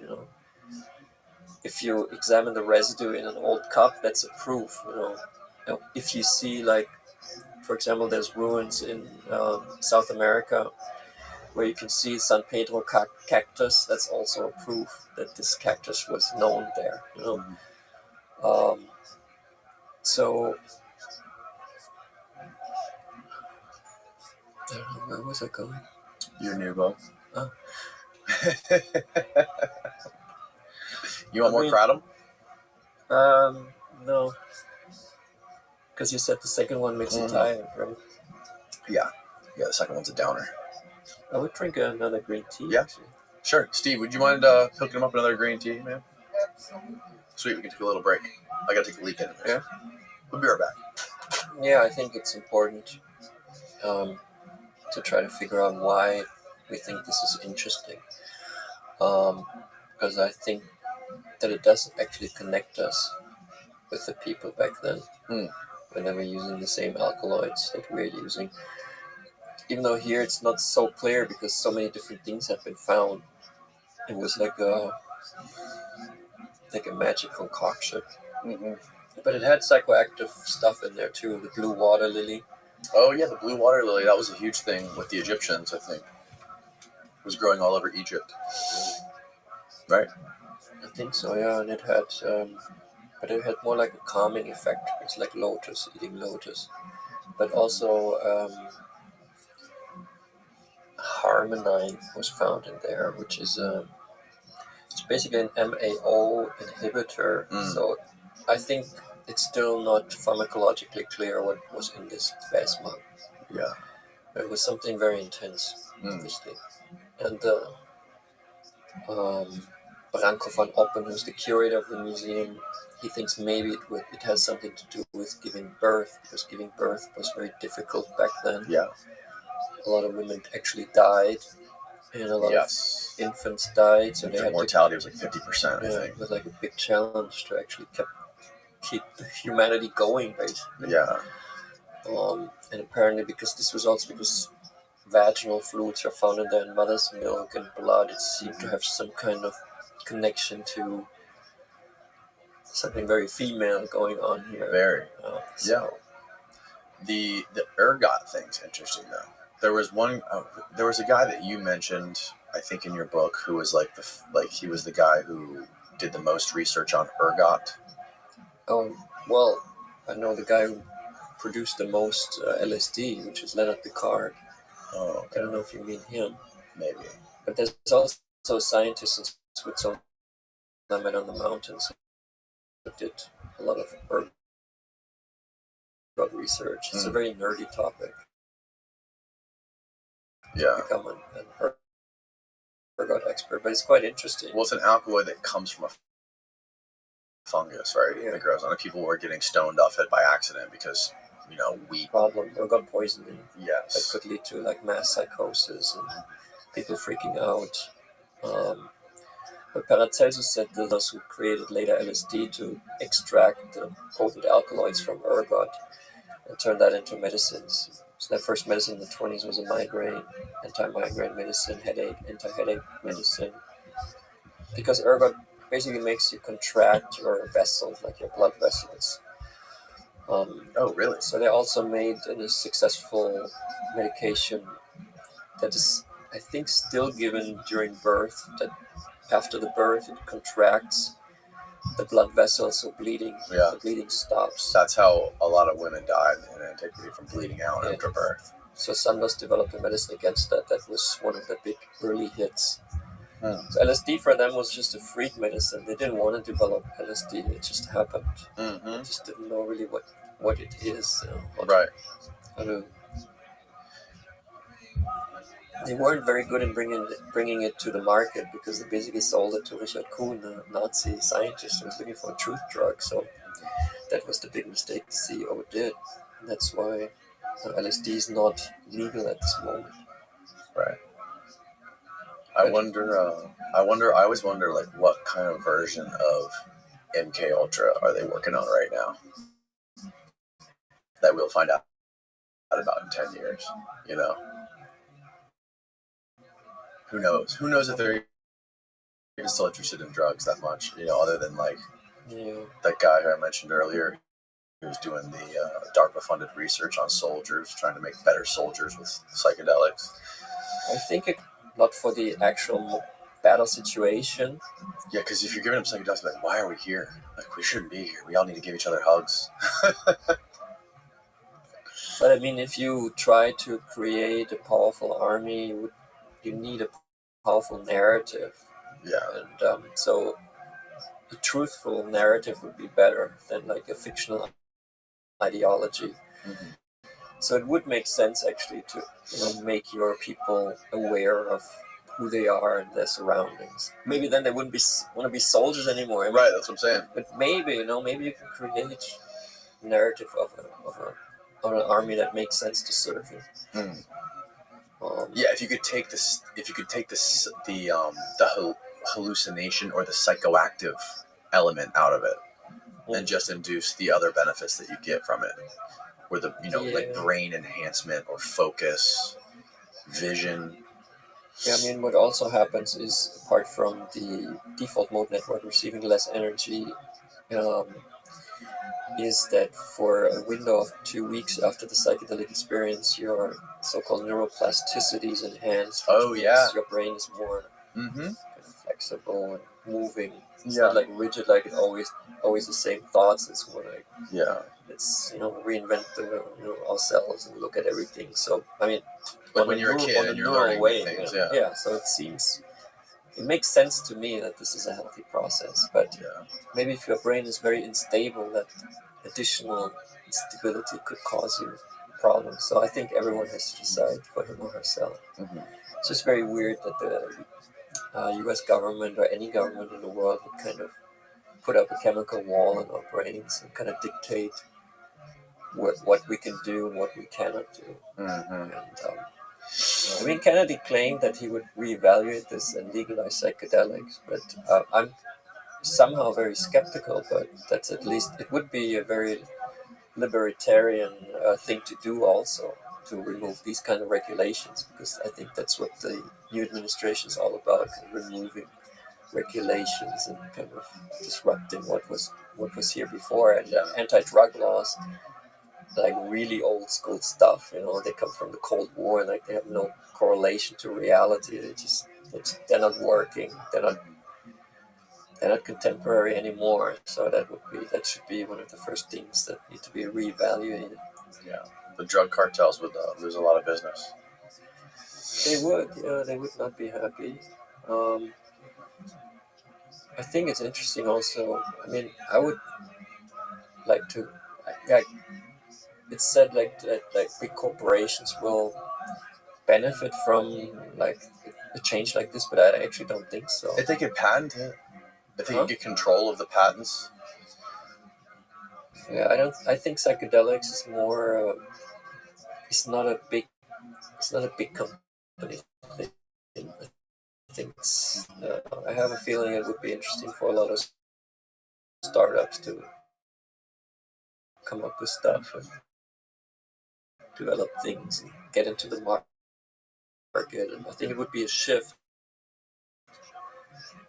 Big companies would lose. So Kennedy said you have a theory that There's one source only for this, and it's Timothy Leary's autobiography. So if you believe this source, then he received a visitor in April 1963, Mary Pinchot, who was kind of Kennedy's lover. She was always in the White House with him when they were alone a lot. And she said to Leary that she wants LSD for a very important person, and Leary kind of suggested that he would do the ritual with them, but she never said it was JFK. She was like what year was this?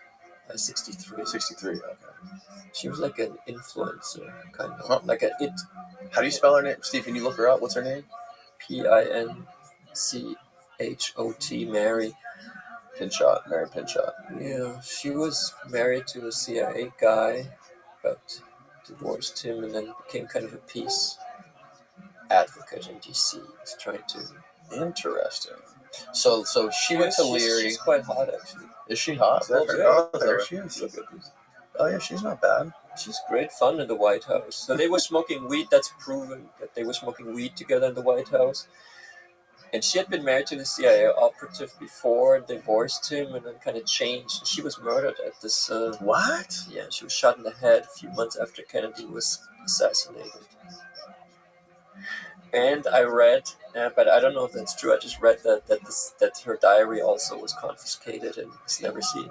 Pinchot was murdered in the Chesapeake, Ohio Canal towpath in Washington, D.C. on October 12, 1960. October 12th, so a year after Kennedy was killed. Well, they have to wait a bit. The suspect, Ray Camp Jr., was arrested and charged with her murder, but he was ultimately acquitted. Wow. Beginning in 1976, Pinchot Meyer's life, her relationship with Kennedy, and her murder became the subject of numerous articles and books, including a full-length biography by Nina Burley. Yeah, that's a good book. So in any case, so she went to Timothy Leary. Because Leary was known that he's the LSD guy. He made that pretty clear. Oh yeah. So she wanted to turn on JFK. And she received LSD from Leary. And then she gave, he wanted to go, but she was he wanted to go and participate, but she was like, no, you can't go. You just got to teach me how to do it. Right. Because this guy's a big shot. Yeah, he's too big. Find some more photos of her. Are there any other photos? And also you should look up Kennedy's peace speech at the American University. Oh yeah, I'm familiar with that one. Which he held after she returned from Harvard with the LSD. So that's the theory that they tripped. Well, they tripped together, and then he realized. And this was in what month? This was late, right? Close to his death. More like half a year before. Because he changed his policies. He was like a hawk before, really into arms race, and with the peace speech, he kind of said the arms race is bullshit. And he basically is kind of hippie-esque, and he wasn't like that before. In June 10, 1963, rather than his speech at Harvard, however, Kennedy gave a speech at Harvard University on 1456, where he expressed his views on the importance of peace in its role in the United States. If more politicians knew poetry and more poets knew politics, I'm convinced the world would be a better place in which to live. He says a lot of things that the Russians also have children just like us, and so we just want to take care of our children, and friends, and peaceful. Yeah.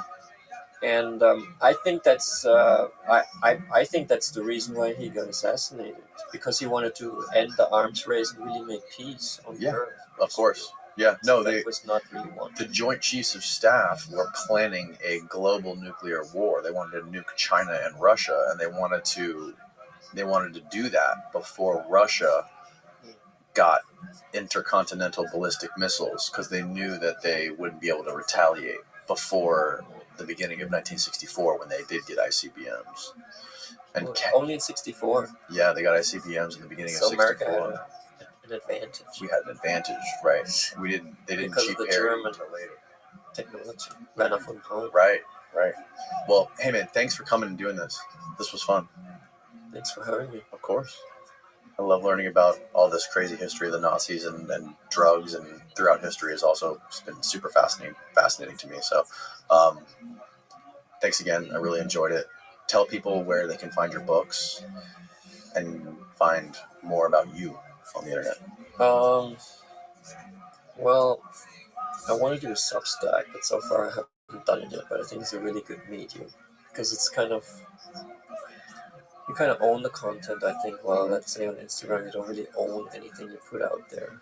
Right now, I'm just posting shit on Instagram, but I think it's unworthy somehow.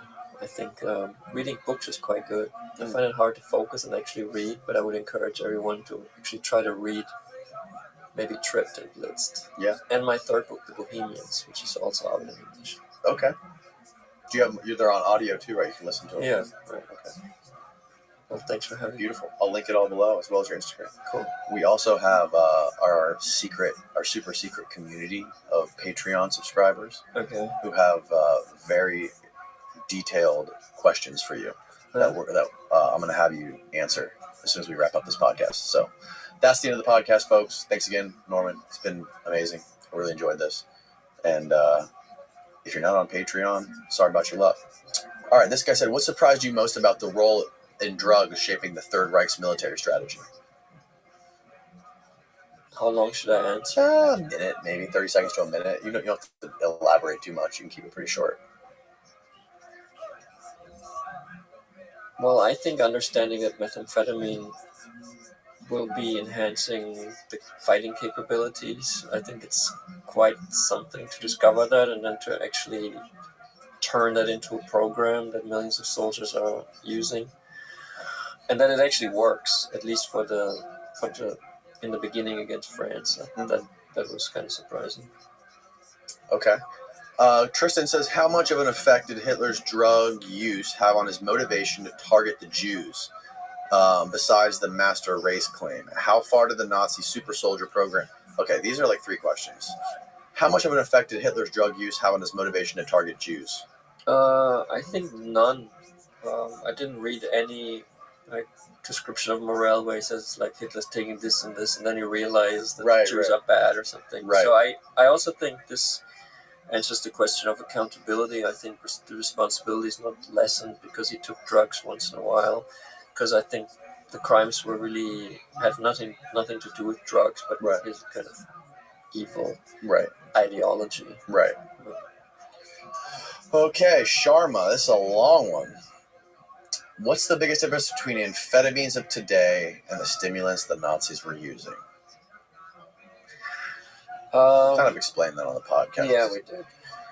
What's the long-term result of the drug use amongst the average soldier? Any evidence of typical substance use disorders associated with symptoms or behaviors that we see now, or did they just return to whatever the new normal looked like?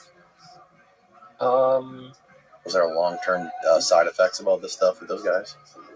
It was never examined. I mean, the army had a program, like a rehab program, but they didn't put it into place because the war was, became so chaotic and they didn't have any resources anymore. So the people just came back. Like I spoke to one guy, his father was a writer, and he said he just took it then in the evening when we all went to bed. And at 10, he took a Pavitine in the 50s and wrote his books, like 2 at night.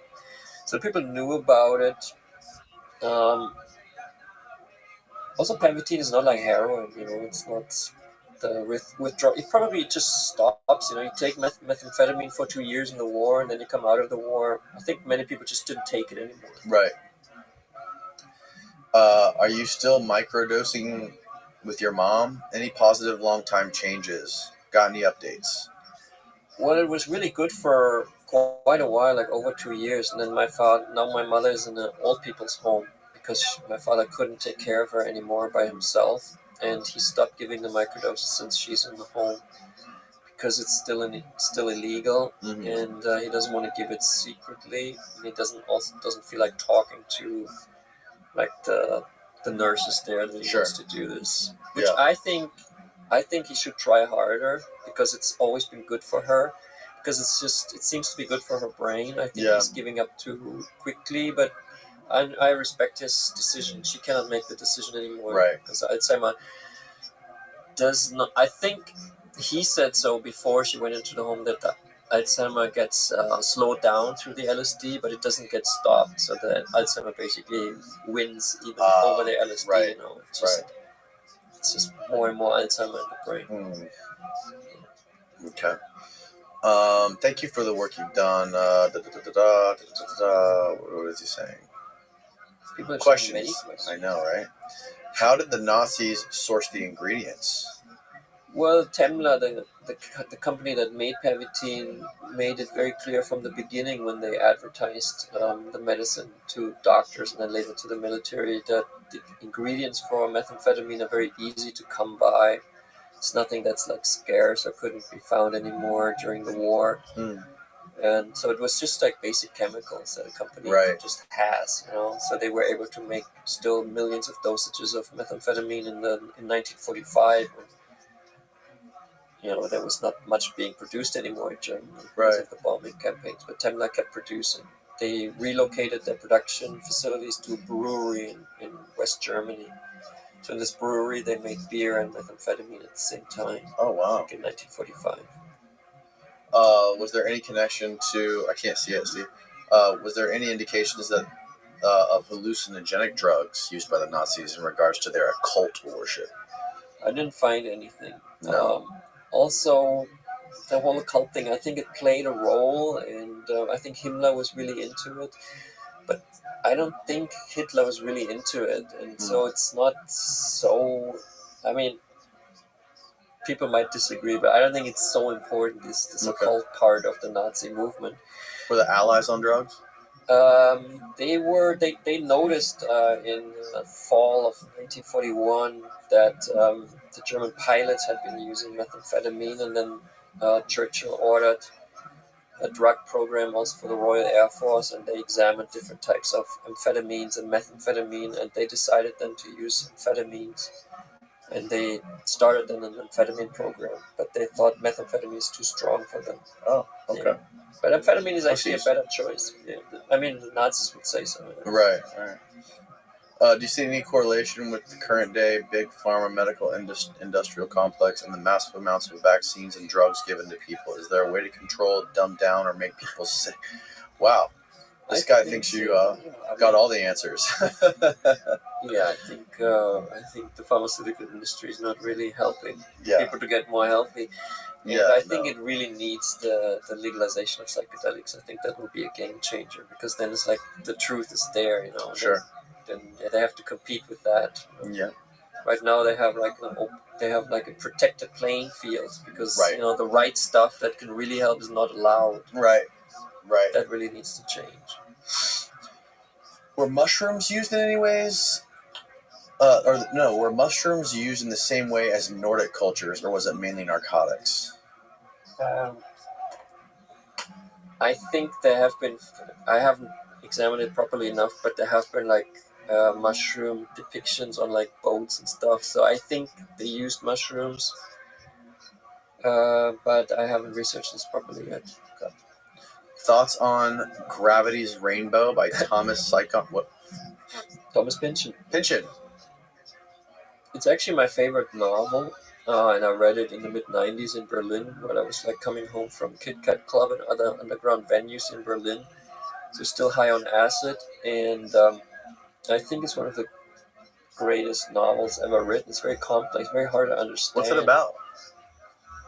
It's set in Germany during the war and right after the war, and it's about an American special agent, Tyrone Slothrop, and they find out first he's in London, and he always like has sex in places where then the next day the German V2 rockets land. So he's kind of psychically connected to this, and so they kind of follow him, and wherever he kind of fucks at night, they're going to evacuate the area the next day because the V2 rocket's going to hit there. And then he later goes into Berlin, and he has all kinds of crazy adventures. I think it's an amazing novel, and I'm wondering really how Thomas Pynchon wrote it, because he has so much esoteric information about drugs and rocket science in Germany, and it's a very knowledgeable book. It's a bit hard to read. When was he? When was he around? He's still around. Is he really? He's the most famous, completely unknown American author. No one knows where he lives and how he looks. What's his name? I gotta get him on here. He won't. I'll have him on here tomorrow. He's very hard to trace down. He lives here though? I know the city where he lives, but I wouldn't disclose it. Oh. Because he just doesn't want to be he doesn't want to be known. Right. It's hard. You know? Yeah, I'm sure. He's not gonna do Instagram stories. You know? Right. But he doesn't need to. You know, he's great. He should receive the Nobel Prize for Literature. I would be interested in whether he would come out with that. Yeah. Interesting. What year did he write that novel about 70s. the gravity rainbow? 70s. Solar panel death sentence. I don't even know what that means. Do you know what that means? No, I don't know what that means. Let's skip that. All right. Sounds scary. It does. Hand me that lid. Do you think the Nazis' history of drug use and experimentation influenced the knowledge or practices transferred to Operation Paperclip? Yeah. I think we talked about that, right? What's the best drug for inducing lucid dreaming or enhancing a creative flow state? AI says that maybe galantamine and modafinil. Well, AI is pretty bad, actually. Everyone praises how intelligent it is. I think it's pretty stupid still, and it makes a lot of mistakes. And this, which drug did it recommend? Oh, modafinil. Modafinil is okay, you know. It's like what the hell is modafinil? It's like it works a little bit like an amphetamine, but it's not an amphetamine. It's like a brain enhancer or a performance enhancer. Like the German army, when they were deployed in Afghanistan, they would use modafinil in certain combat situations because it makes you more awake and more alert. But it doesn't really have a great trip. It's kind of like what you said. It's like it doesn't have an intoxication effect, but it does have like a stimulating effect. Okay. And galantamine, I don't know, but I think the AI didn't give it. These guys talking about lucid dreaming and flow state. Yeah, you need something else. Yeah, I wouldn't imagine that to get into a flow state, you would be wanting to go towards like stimulants like that. I don't know. Yeah, that's just me. Mr. Oler, are you suggesting that your work shifts the blame from Hitler to drugs? Yes, Farouk. That's exactly what he's saying.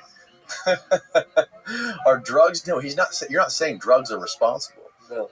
I don't know what. I don't know. He clearly. No. Well, I mean, it's a legit question. So I'm not suggesting that. It could be. Yeah. It could be my angle if I was like a right wing kind of guy, but it's not really my angle at all. Yeah. What historical connections are there between pharmaceutical giants of today and the Nazi regime? Well, Merck is still around, right? I mean, IG Farben was like a conglomerate of the biggest German pharmaceutical companies, and they were like... Weren't they also making rubber? Yeah, they were making rubber, but they also made like Cyclone B, which was the gas chamber. So they were like a big influence from a business side into the government, kind of. That's Mussolini said democracy dies when money has too much influence on the political process. And this was certainly what the Nazis did. They allowed, CEOs to talk into their politics. Wow. Yeah. Crazy quote coming from Mussolini. Yeah.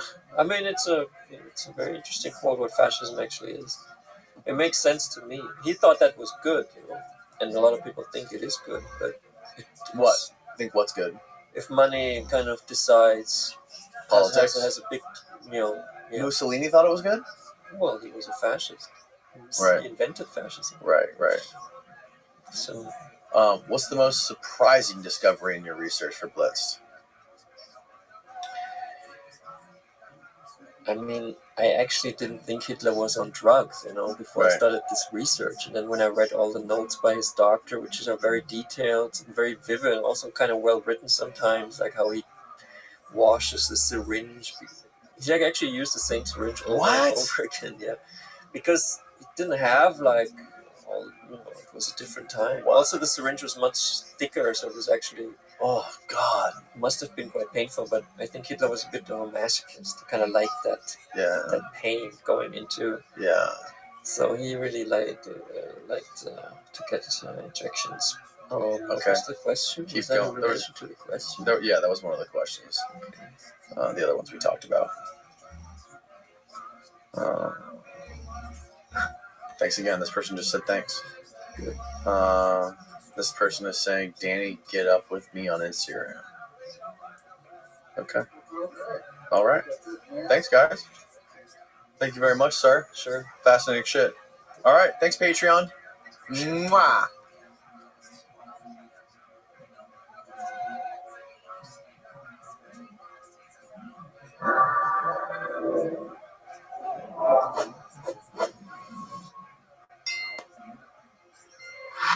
Oh, we are rolling. Beautiful. Like you all mean right. jiu-jitsu rolling or just rolling? Not jiu-jitsu rolling, just regular rolling. Maybe later we'll do some jiu-jitsu rolling. I got to bring my mat over here, though. Maybe you can smoke DMT and then you guys can roll.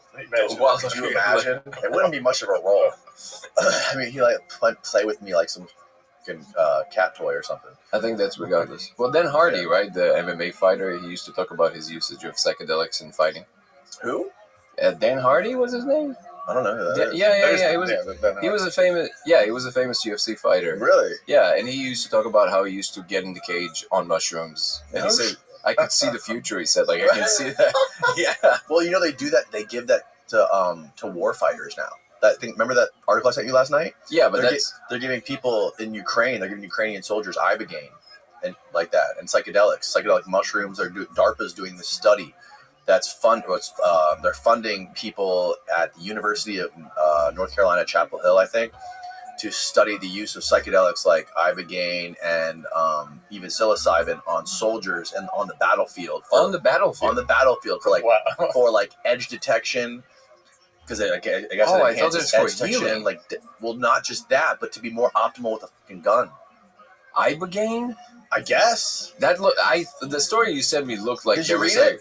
I just saw the title because it was in the middle of the night. But the title seemed to have been implying that it's for healing, a trauma. I think part of it's for the trauma, and part of it is also removing trauma so you can go back to battle. Also, a huge part of it is for optimizing battlefield, like soldiers on the battlefield. That's what it says in that story.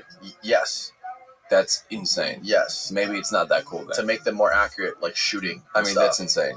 That's the wrong usage of the thing. I can see what LSD definitely would be. LSD, that's what they thought. Yeah. MK Ultra, all that stuff, that's what they thought, right? Yeah, I mean, look, the government's been weaponizing drugs since the beginning of time, right? If they are studying drugs, they're going to figure out a way to weaponize them, Mm-hmm. I mean, that you would think, it sounds like it should be an obvious thing for us, and yet I think that the problem is that it's an obvious thing for us. Yeah. That should not be the attitude of humanity as a whole. This idea that it's always a zero-sum game just needs to go away, basically.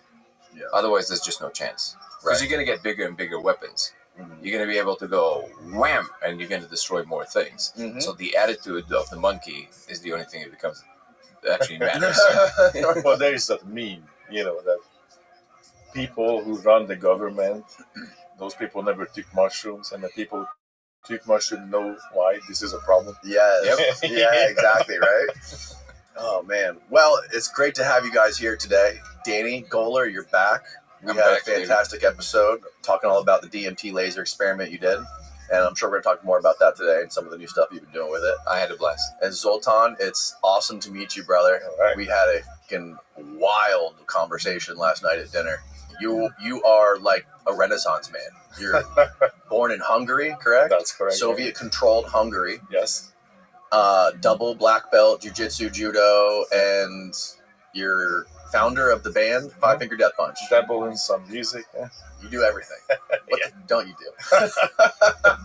That's pretty much it. You have a check mark on life. But these are the things I need to do, and I just check them. That's pretty much what it is. Yeah. So how did you guys get together? How did you guys first meet?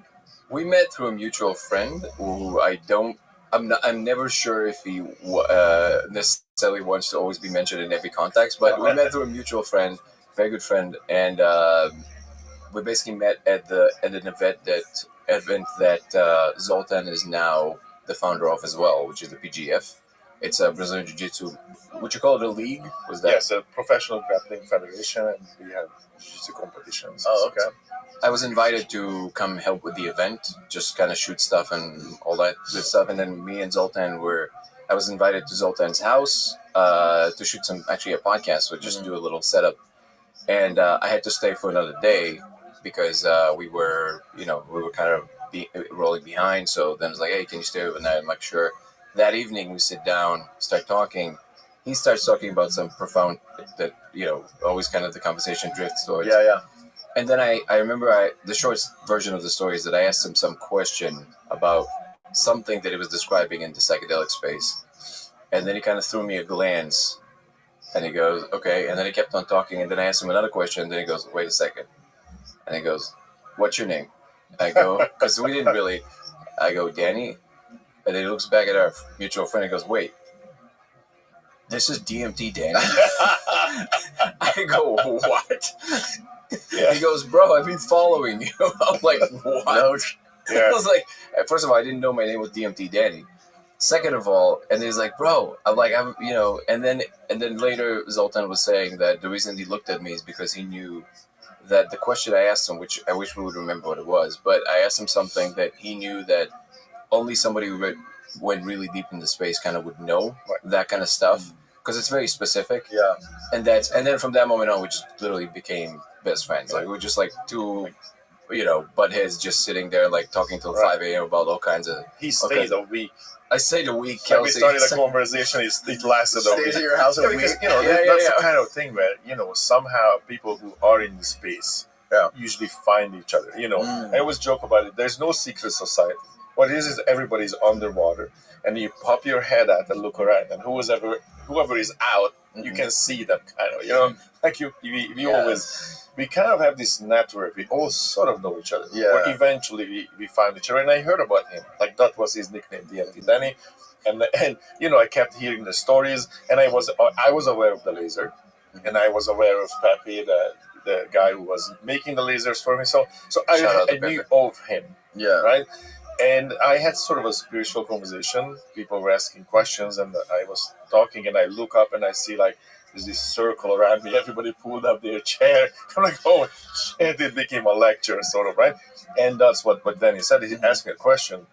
And the reason I looked at him, like, okay, he cannot possibly know that. I wish I remember what you asked. I don't remember. But there's no way for you to know that if you haven't been there, right? And then he asked a second question, and that's when I'm like, okay, hold on for a second. Are you Danny? You knew it. One thing I can say that was kind of surprising to me is because a lot of people in the psychedelic space in general, they have this way of exploring these spaces that is very loose, so to speak. So people go into these spaces and they have their experiences and then they exchange notes. But ultimately, it's always a very shifty ground that people are trying to describe to one another, right? So people come to a conclusion about particular things like beings or spaces and things like this. But with Zoltan, it was so obvious that not just that he explored it very deeply, but also, his reputation kind of runs in front of him. So, like, it's not like... So Zoltan loves stories. He has a lot of stories. But at the same time, there's the execution level is so high, right? Every single thing he touches, I call him like a master pattern recognizer. Yeah. The martial arts, the music. He was never taught to play the guitar. So it's like he just understands what patterns work. He just started, like what I started telling you, like he started building this property he got, and then he was like, well, maybe I'll get into like understanding some things about architecture. Pulls one of the most reputable architects in Vegas back from retirement, brings him into the project. The reason I started telling you the story is because we met the guy when he was already finishing the project. Yeah. He told us, completely unsolicited, he said, Zoltan is the most he's the most talented architect he's ever worked with in his life. And I said, "Wait, are you an architect?" I was looking and goes, "No, I just understand what works." So he gave him ideas that he never thought about. So like he has this one of these minds that just understands what works in terms of functionality and outcome. And that's fascinating. Yeah, and this is why when he started talking about the space, usually it's a conversation between two guys like, dude, I went to that space, I did this thing, oh my god, it was crazy, it blew my mind. Yeah. But it doesn't usually come from someone like Zoltan, who's like, on the other hand, like has all these responsibilities and serious stuff and all these businesses riding on his shoulders that he has to make like serious decisions. And somehow it all works. And Zoltan always, if you hang out with Zoltan like just one-on-one, it always looks like he's just hanging out. Like there's no effort whatsoever. Yeah. And I had this moment. I'm gonna share this one small anecdote. But at this moment, we were sitting with Aaron, the director of the film. Again, shout out to Aaron Benden. We were at Zoltan's show. We went to see Five Finger Death Punch, and we're sitting there, and Zoltan is sitting and talking to everybody after the show. Security, other people, like all this stuff happening, right? And Aaron and Zoltan are sitting, and Zoltan is telling him the story. And then later, we spoke to Aaron, and he goes like, "Dude, how does he have time to talk and sit and talk to us?" And I go like, "I don't know." But I'm like, do you understand that everything around us right now, the arena, the security, everything that is happening right now, this is a machine that he built. Like, the buses here, everything. Now, obviously, there's other people involved, and they're doing their jobs and everything. But the mind to put everything together in a way so it's like it works like this lubricated machine, that's all Zoltan. So somehow he put it together in a way that now you can just sit and enjoy and not worry about too many things. Like I said, he travels with a posse of all black belts in Brazilian Jiu-Jitsu and a full dojo just so he gets to also train. So he thought of everything. Yeah, how many black belts do you travel with on your tour? The last tour we had 7. 7 of them. And you guys just drop a mat out in the driveway and just. So I'm carrying my mats, and then pretty much I have 2 video guys, both of them black belts, the rigger light guys on black belt. And you video the sessions? Guys. Sometimes. But I bet that's super helpful. So I can train, basically. But that's the case for the last, 19, 20 years. I always had at least one, and as we, were progressing and more crew we can afford, everybody I would hire people who have a skill set and also martial artists. You can expect more from a person who's a martial artist. It's because martial arts restructures your mind. You start thinking differently, right? Because I started when I was a kid. I was 9 years old, and it develops rewiring in mind, meaning like it develops a personality that otherwise you wouldn't. And that doesn't mean that you have to start when you're really young. You can start right now. It still will do the same thing, right? Because there are these moments where, okay, you have to go on the mat and fight this other guy. So what happens there? Procrastination. Can you push this fight back? No. This is happening right now, right? So you have to accept the inevitable. Like, this is going to happen right now, you like it or not, comfortable or not. This is going to happen. So you have to accept those things, and if you parallel that to life, right, things happen, and you have to deal with that. Then second, nobody can jump in. This is not a group effort. This is going to be you and the other guys. So no one's trying to save you. So you have to be responsible for everything that's going to happen, right? So there's a teaching in that. And then as a martial artist, you start to, let's say that the fight starts or the match starts. And then, you have to figure this out, right? Again, in life, difficult things are happening and you have to figure it out. You get caught in uncomfortable situations and you have to know when to fight your way out or where to tap and fight another day, right? So that's a skill that you will have to understand in life, and the skill that my natural reaction is to figure out a way. I have to problem solve when both mentally and physically I'm being pressured, basically. Right? It's because it's a human chess game. So it's both mentally and physically intensive, right? And then as you master this, you start to realize that, wait a minute, I can also use your emotion against you, right? And so the uncomfortable situations will turn into, advantages. And it's the same thing in life. That's what crisis management is. Like, you look at the crisis like, wait a minute, I can use this, right? This is maybe a great PR moment when it looks like a crisis, but I'm going to turn this around. So you start to see that in martial arts, what we do, it will develop traits in you that you can parallel to your career, to your life, because these are the same things. But most importantly, it becomes a reflex. Like when you have some kind of adversity, I don't think about the adversity. I immediately go to the solution. I don't even think about it. So it's that element is not there anymore. Like, oh my God, Right. oh my God, what do we do now? That doesn't happen. It's like the situation happens, and immediately I automatically go into solution, and ultimately go into how do I use this, whatever it is that's happening. How do I use it as an advantage? And it becomes automatic. If you start to live your life that way, it's a game. It's the whole thing is a game. It's a chess game. So life becomes this chess game of basically strategy, and then it becomes fun. Right. And then once you do it for a while, you walk on a mat. You're not scared.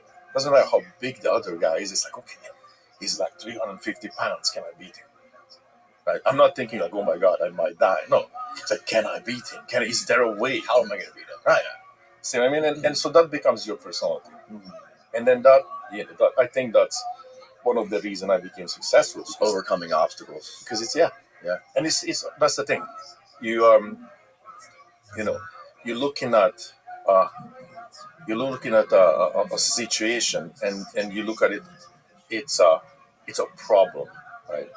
It's like, oh, there's a problem. I look at it like, oh, it's an obstacle I have to jump over. It's fun. Yes.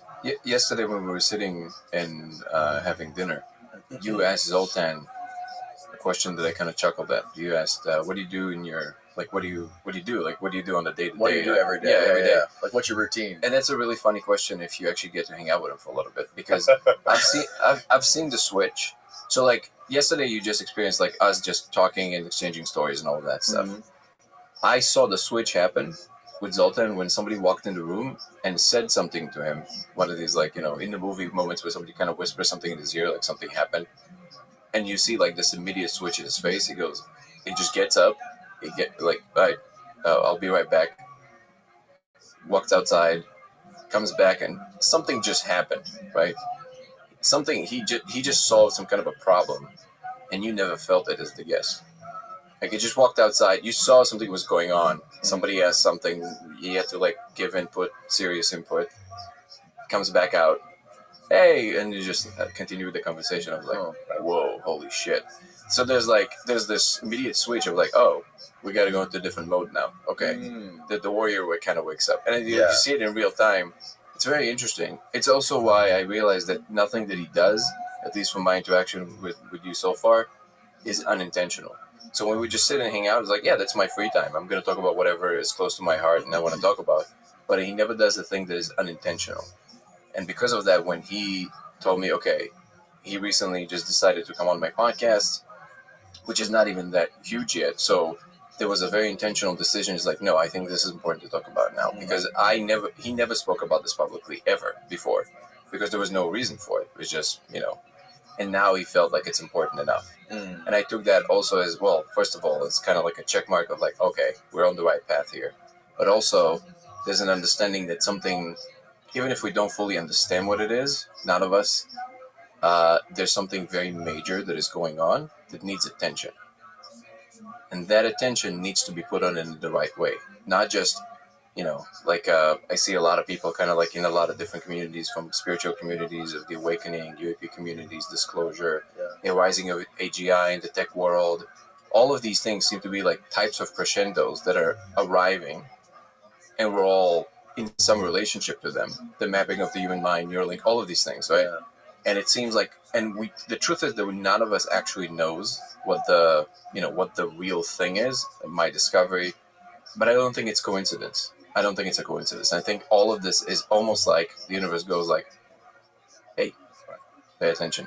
Yeah, there's end of chapter. Yeah, this conversation is going to get very meta, for lack of a better term. And we're going to talk about a lot of deep philosophical ideas and but also practical things. Practical stuff, the DMT. I want to get into the DMT laser stuff.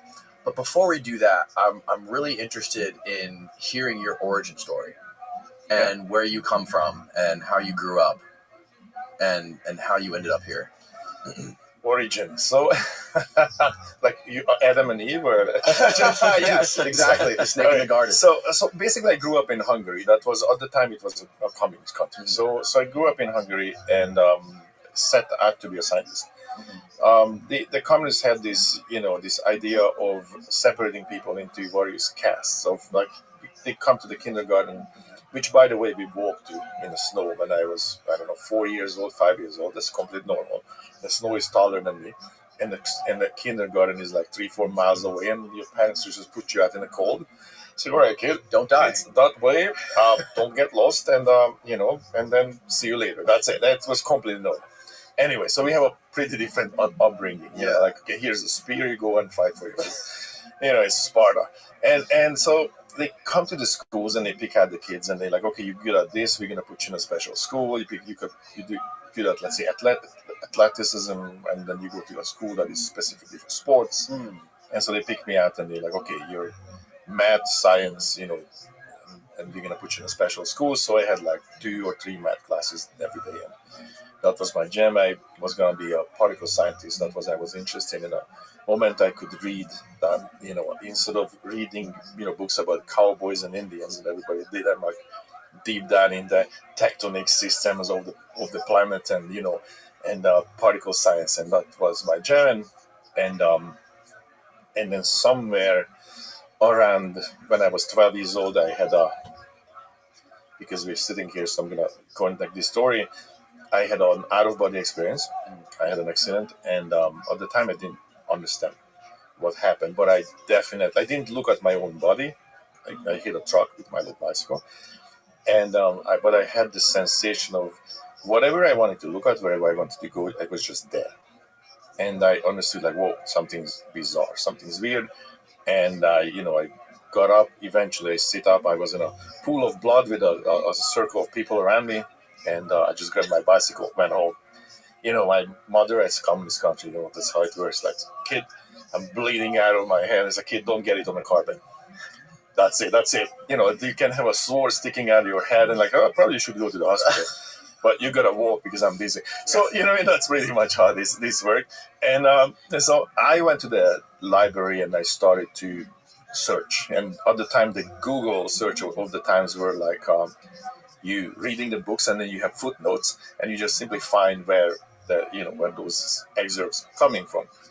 So I dug down the path of eventually I found books about life after death and eventually find Eastern philosophy. So by the time I was like 14, 15, I was knee deep into Kriya Yoga and meditation and all that. And so, and I also had issues with science.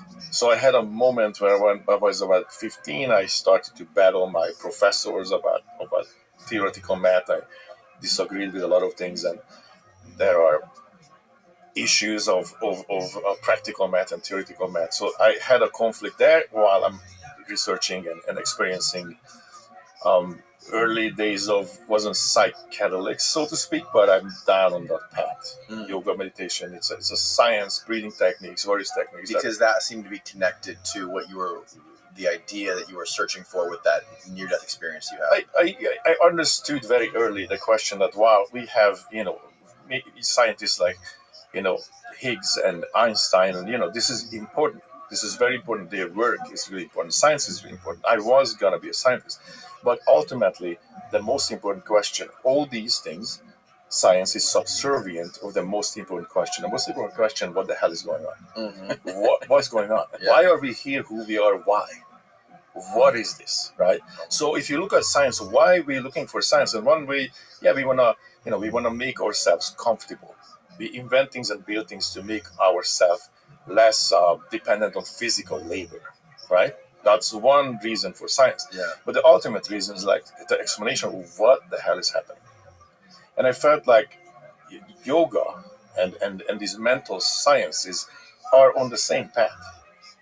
This is, I try to answer the question, and later in life, psychedelics. To me, it's the same exact thing, trying to figure out the ultimate question of what the hell is going on.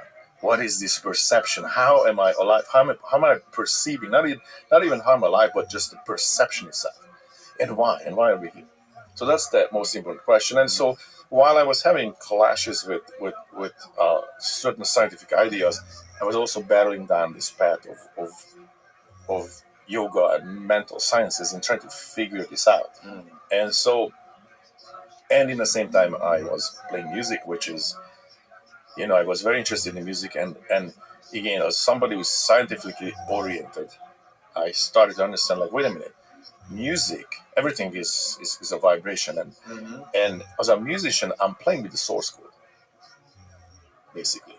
I am playing with harmonies, melodies, and their correlation. And if you think about the entire universe, is basically cymatic patterns, right? And so I understood that, like, at that age, that okay, so as a musician, right, I am playing the source code, and also with music, I can affect you as a human. Like, just to give a very short example, I can give you a guitar riff and I put a drum beat to it. I'm going to make this drum beat a little bit shuffled, meaning that the snare will not come mathematically, but it's supposed to. It's going to be a little bit late, barely audible, right? It's gonna give you a feeling that, oh man, you're cruising. Yeah, this feels good. This, island time. Yeah, right? Yeah. Now I take the same guitar riff. I'm gonna put a drum beat on it. I quantize it, so it's exactly on time. It's gonna be like, oh man, let's go to war. Bam, bam. It just feels like, let's go. Or I take the same snare and I push it a little bit. Again, it's not really audible. You can only feel it. And so now snare comes a little bit early. I'm giving you anxiety, physically giving you anxiety, right? Go, right? So imagine if I start to just mix those patterns within a song. I give you an anxious verse, and I release it in the chorus. Was there a moment you can remember that inspired you to start practicing music and learning it? There's the obvious cliche that music kind of chose you. Right, so I don't really have I was always interested. I wanted to be a guitar player, so couldn't afford it. I got a jigsaw and my parents' coffee table. I'm like, yeah, this looks good. All right, and I just made myself my first unplayable but very heavy metal guitar. So you had to make Eastern philosophy and Eastern life is like what we have and how far we can go with that versus a wish list of what I need to accomplish. So I made my first guitar. Right. I wanted to be a guitar player. I wanted to, I was interested, but I don't have a specific moment that ignited like, oh yeah, that's what it is. And what kind of music were you listening to at that age? So I started with British punk. Okay. Like it was just like the voice of the rebellion in a communist country. And then eventually switched into heavy metal. And it was a purpose. The purpose was really like it was not, it was not that it wasn't illegal, but it was frowned upon, right? So it was like a little kid. What can you do when you're 12 years old? You're not gonna, steal your grandfather's AK that he hid in the Second World War in the backyard. You're not gonna start a revolution. You need some kind of an outlet. Like, how do I oppose this system? And the heavy metal felt like, well, this is the rebellion.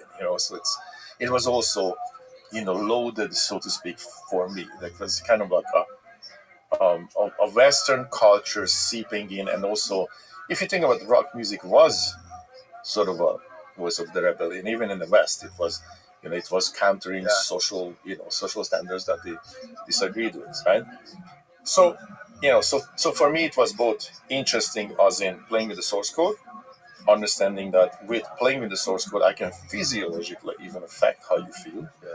And I've just talked about rhythm. Now there are major and minor scales. Minor scales are sad, major scales are happy. So I can manipulate how you feel. And I thought that's fascinating, right?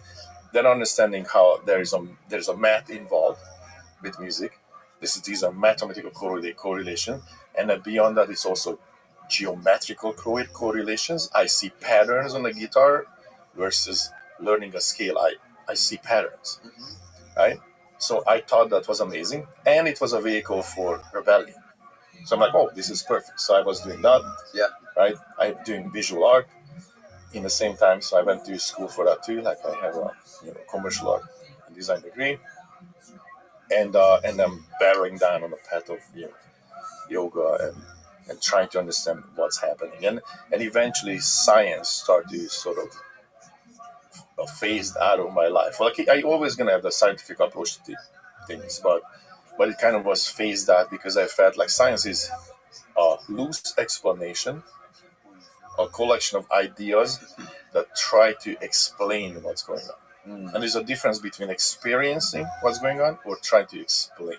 Right. Right? Because I look at it. There are four kind of people. When the reason Danny said that I finally said, like, okay, you know what, I'm gonna step out and I'm gonna start talking about it. What we talk about, the second space. I've been involved with that for decades. There was no reason to talk about it because it's not like I needed the attention, and I felt like the world is not ready. It's just not there yet to talk about it. But something's changing. There is a end of childhood from a spiritual perspective for this planet. People growing up spiritually, and the forecast of people. Like there are the flower child that we joke around, tree huggers, right? The modern the hippies who jump into the place and it's a playground. And there's the explorers.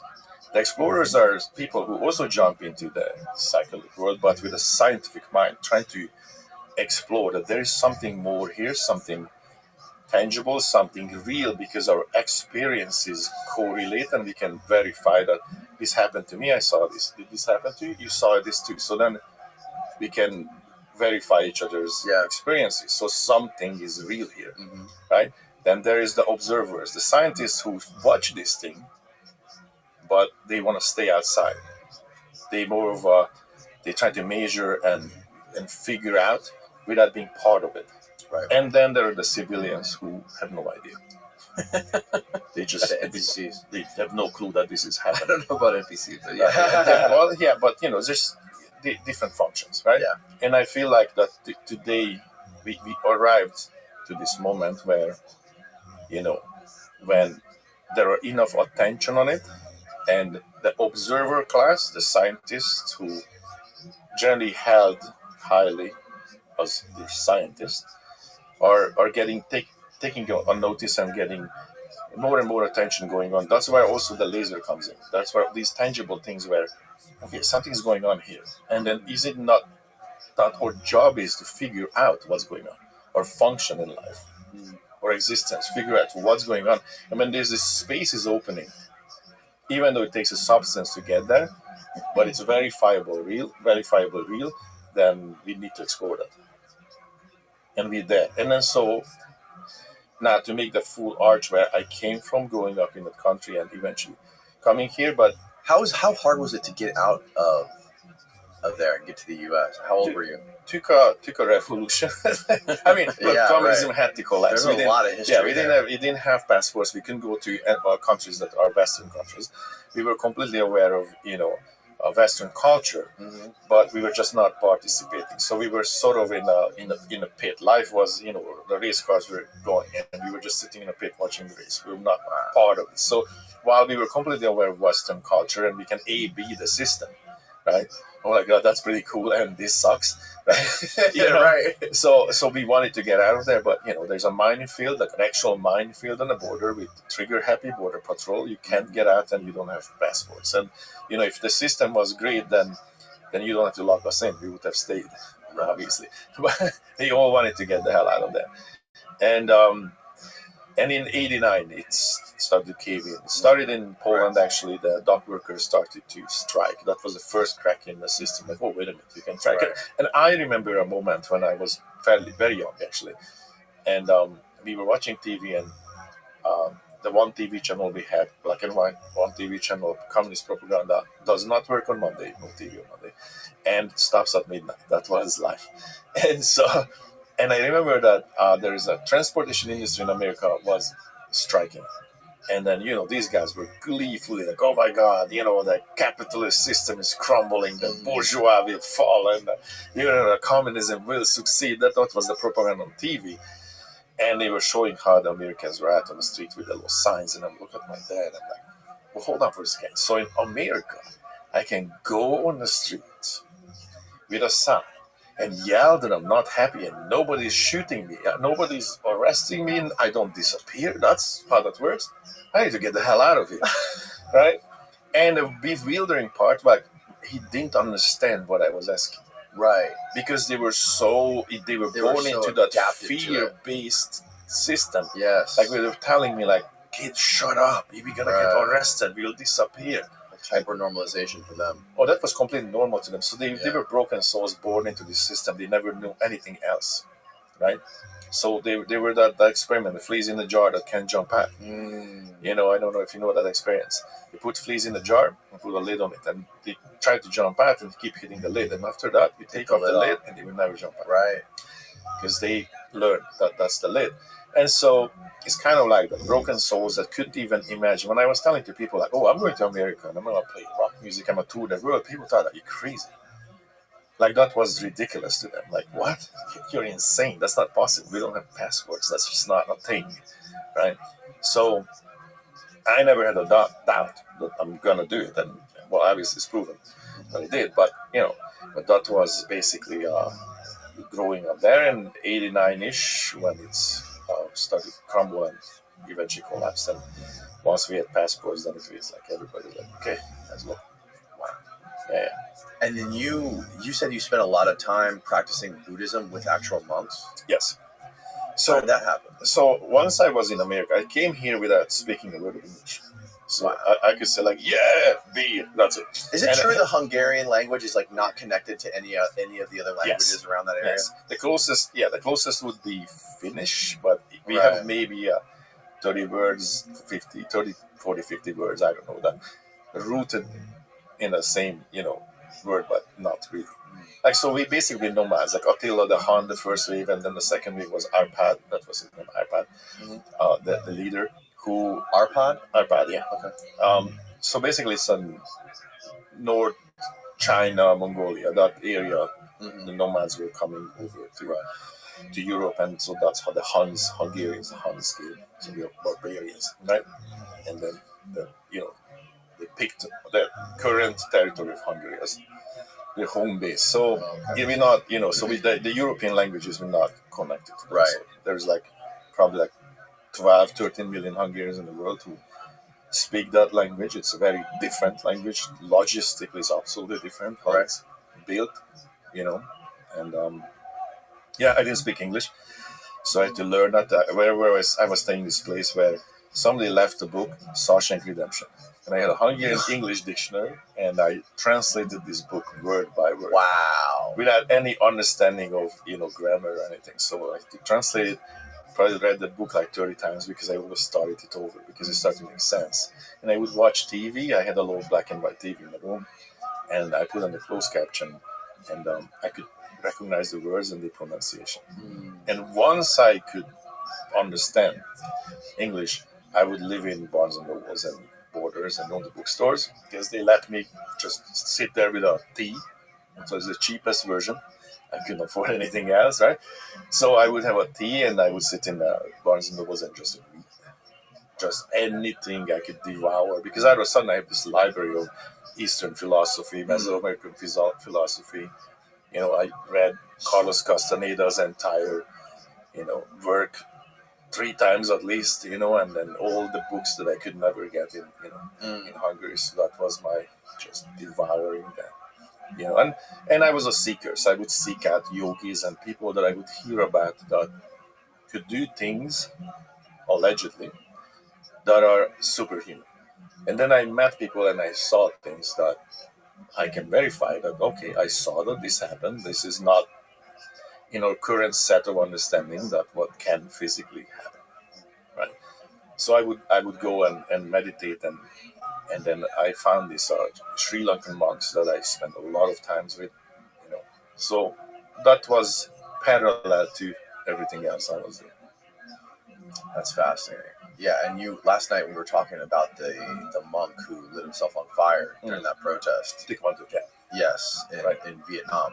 And you were saying that was a recruiting call. That was not sort of a protest based on the gasoline exports or anything like that. If you understand, if you understand the way they think, the Buddhist monks, and it's very, very similar to the shamans or the men of knowledge, so to speak. Can you pull up that photo, Steve? Of Mesoamerican history, right? When the Spaniards came and what happened there, they have a very similar way they relate to oppression, because the smooth seas won't make great sailors sort of idea, Right. that spiritual or physical oppression will lead to your most rapid development as a person, right? And so if you know that they understand that concept, right? If you understand that concept, then you know that they're not going to get involved in political. The motivation is not political. And if you read the Dhammapada or any of the teachings, right? It's always that the meaning of those teachings is dynamic. It's almost like you will understand what you're capable of understanding at the moment. And you read that same thing a couple of years from now, and it will mean something else. And that's the brilliance of that, right? And so there's so many of these teachings and these anecdotes that you read it and it might mean one thing, and then later you realize, like, oh, that's just a seed, and there's some amazing things in there. Right. So if you understand how they think and how they operate, then you know that it's that there's a different motivation. So things that what you see on face value is usually not what it is, right? And that particular picture that we're talking about, to me that was a light tower moment. What I call a light tower moment is when you look at something and in face value this is a political protest, and as a political protest, this picture was one of the most famous picture in the time. I think it's 1962 when this happens. You find out, Steve? I think 62. Pull up like the Wikipedia page about it. And so so this triggered this major event of human rights, and so the picture was published everywhere, and it was a very well-known picture because how the world related to this, like the shocking element of, like, you see this monk motionless, right, just burning to the absolute most horrible death without flinching. Taekwondo, right? 1963, June 11th. Okay, there you go. So 63. So Kennedy was president, right? So go back, Steve. On the time. That again. Well, 63. So I think Kennedy was president at the time. In June, he was still president. Yeah, right. So this picture, this moment, right? Because of the nature of the picture, because how shocking that is, right? This became sort of and even if you read Wikipedia, it's probably still to this day going to relate to why this happened as a political event, right? And again, go back to how monks and how these guys actually think and operate. If you intimately understand that, then you know that this is the face value, but there is more to this.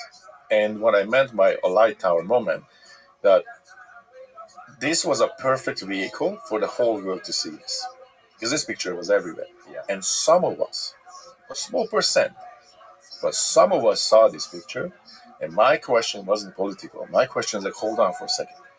If this monk can sit there, burn to death without a blink of an eye, whatever power this human attained, I need to know and attain.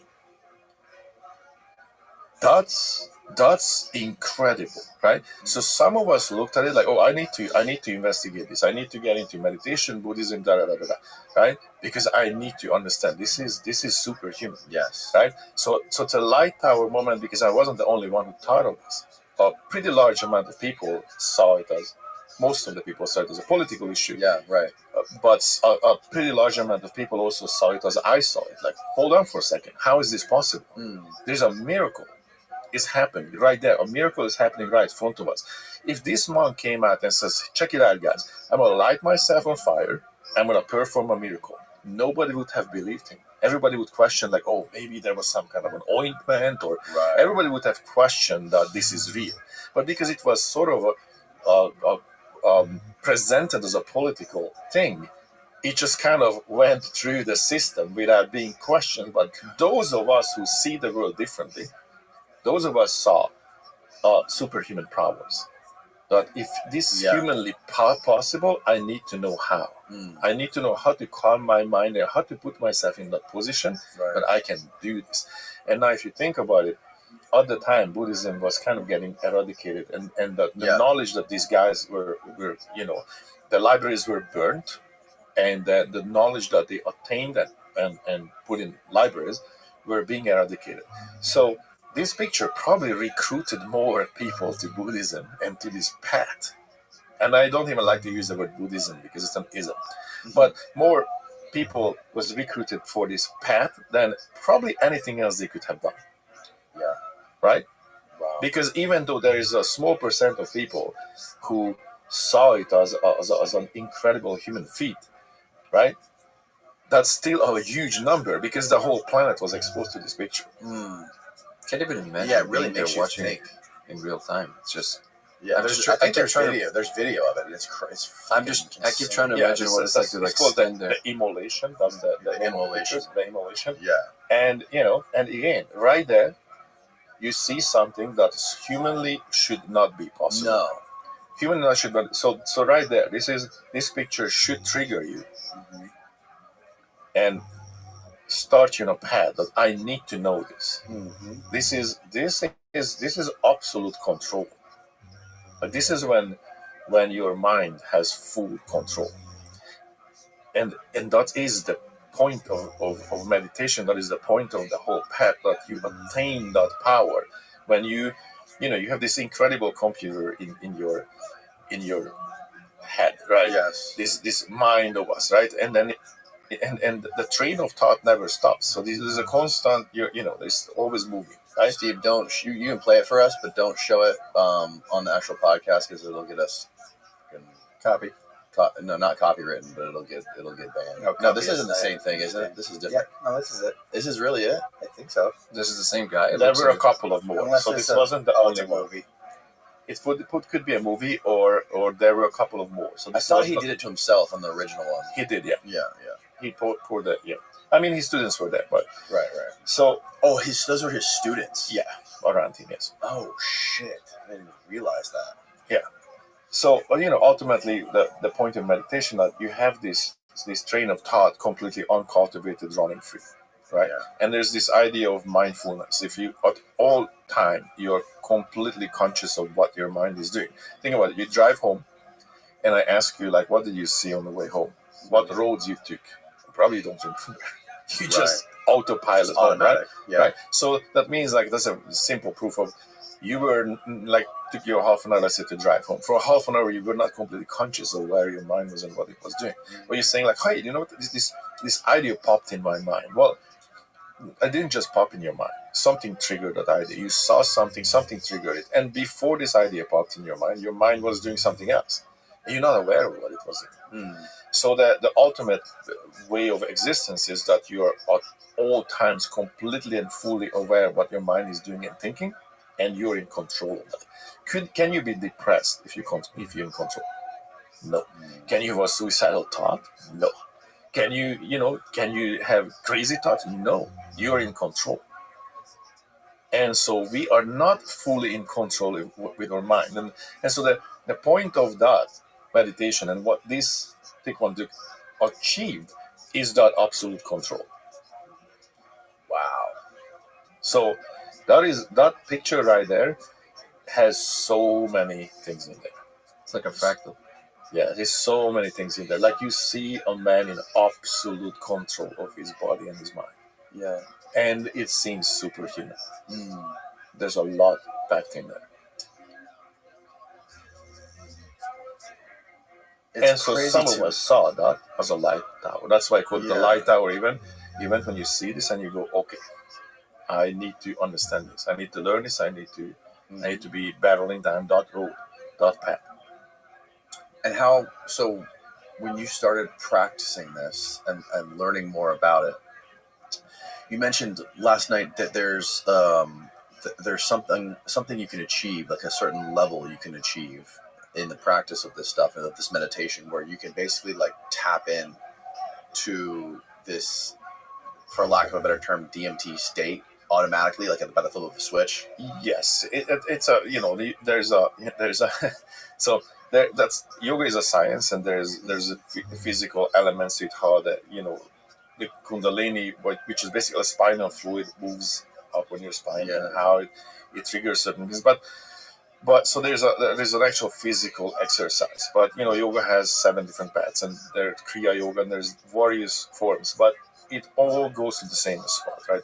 You have a narrator, right? And this narrator is basically explaining to you the world as you're moving around, or it's like, did I close the garage door? That's technically a voice in your head. Yeah. Okay. So if the voice in your head is talking to you, that is bound by it's in a prison of the language. That voice will never say anything to you that's not being already spoken, invented. Sure. Because it is using a language. And you're a prisoner of that language that you speak. Because everything, and so this voice will talk to you in that language. That's one issue. The other issue that we have a built-in automatic filter. An automatic filter is that you have the base operating system is the survival of the individual, then the survival of the species, and so forth. Right. And there is a hierarchy of what's important, right? And so the most important part is you to survive. That's the red telephone of like, hey, you're in danger, run or fight, right? So there are those things, but in everything else, there's like almost like there's an equalizer, what's important, what's not important. So let's say you're sitting on an airport and there's a million people talking. You don't hear anything, just noise. And I was somebody's going to say the word podcast. You'll hear that word because it's important to you, right? But you didn't hear any of the other words, right? If you bought a new car, you start driving it around and you start to notice like, man, everybody has a car. Well, the number of those cars didn't change. Right. It just wasn't important to you. Yeah. So what it means that your mind actually deletes information that is seemingly not important to you, right? You perceived it, but just it deletes it. Save energy, right? Correct. And it's just a lot of data. Yeah. It finds it not important. Now, here's the problem. So you have 2 elements here. One, the voice that's processing everything is in English for you, right? So you're prisoner of that language and the boundaries of the language. And then there's also a filtration system that you're not even aware of. You don't even know what was deleted. You drove home, and a lot of things happened that you didn't see. Because you saw it, but I shouldn't say you didn't see. You saw it, but you didn't register it. It's like I notice sometimes, like if there's ever like a route you are used to driving, like on a daily routine, that you're driving from here to there, whatever, and then one day you decide to walk the same route. All of a sudden, it's a whole new world. Right. Like I never saw this building here before. You know what I mean? Right. Now the question there is that okay, so I have the filtration system that takes out information that might have been important, but I didn't focus. Right, and everything that is described to me, my mind is kind of speaking to me in English. How do I get out of this? And that is the science of yoga. That is the meditation. Let's get out of the filter. Let's get ahead of the filter. Yes. And let's do non-verbal communication versus verbal communication. Right.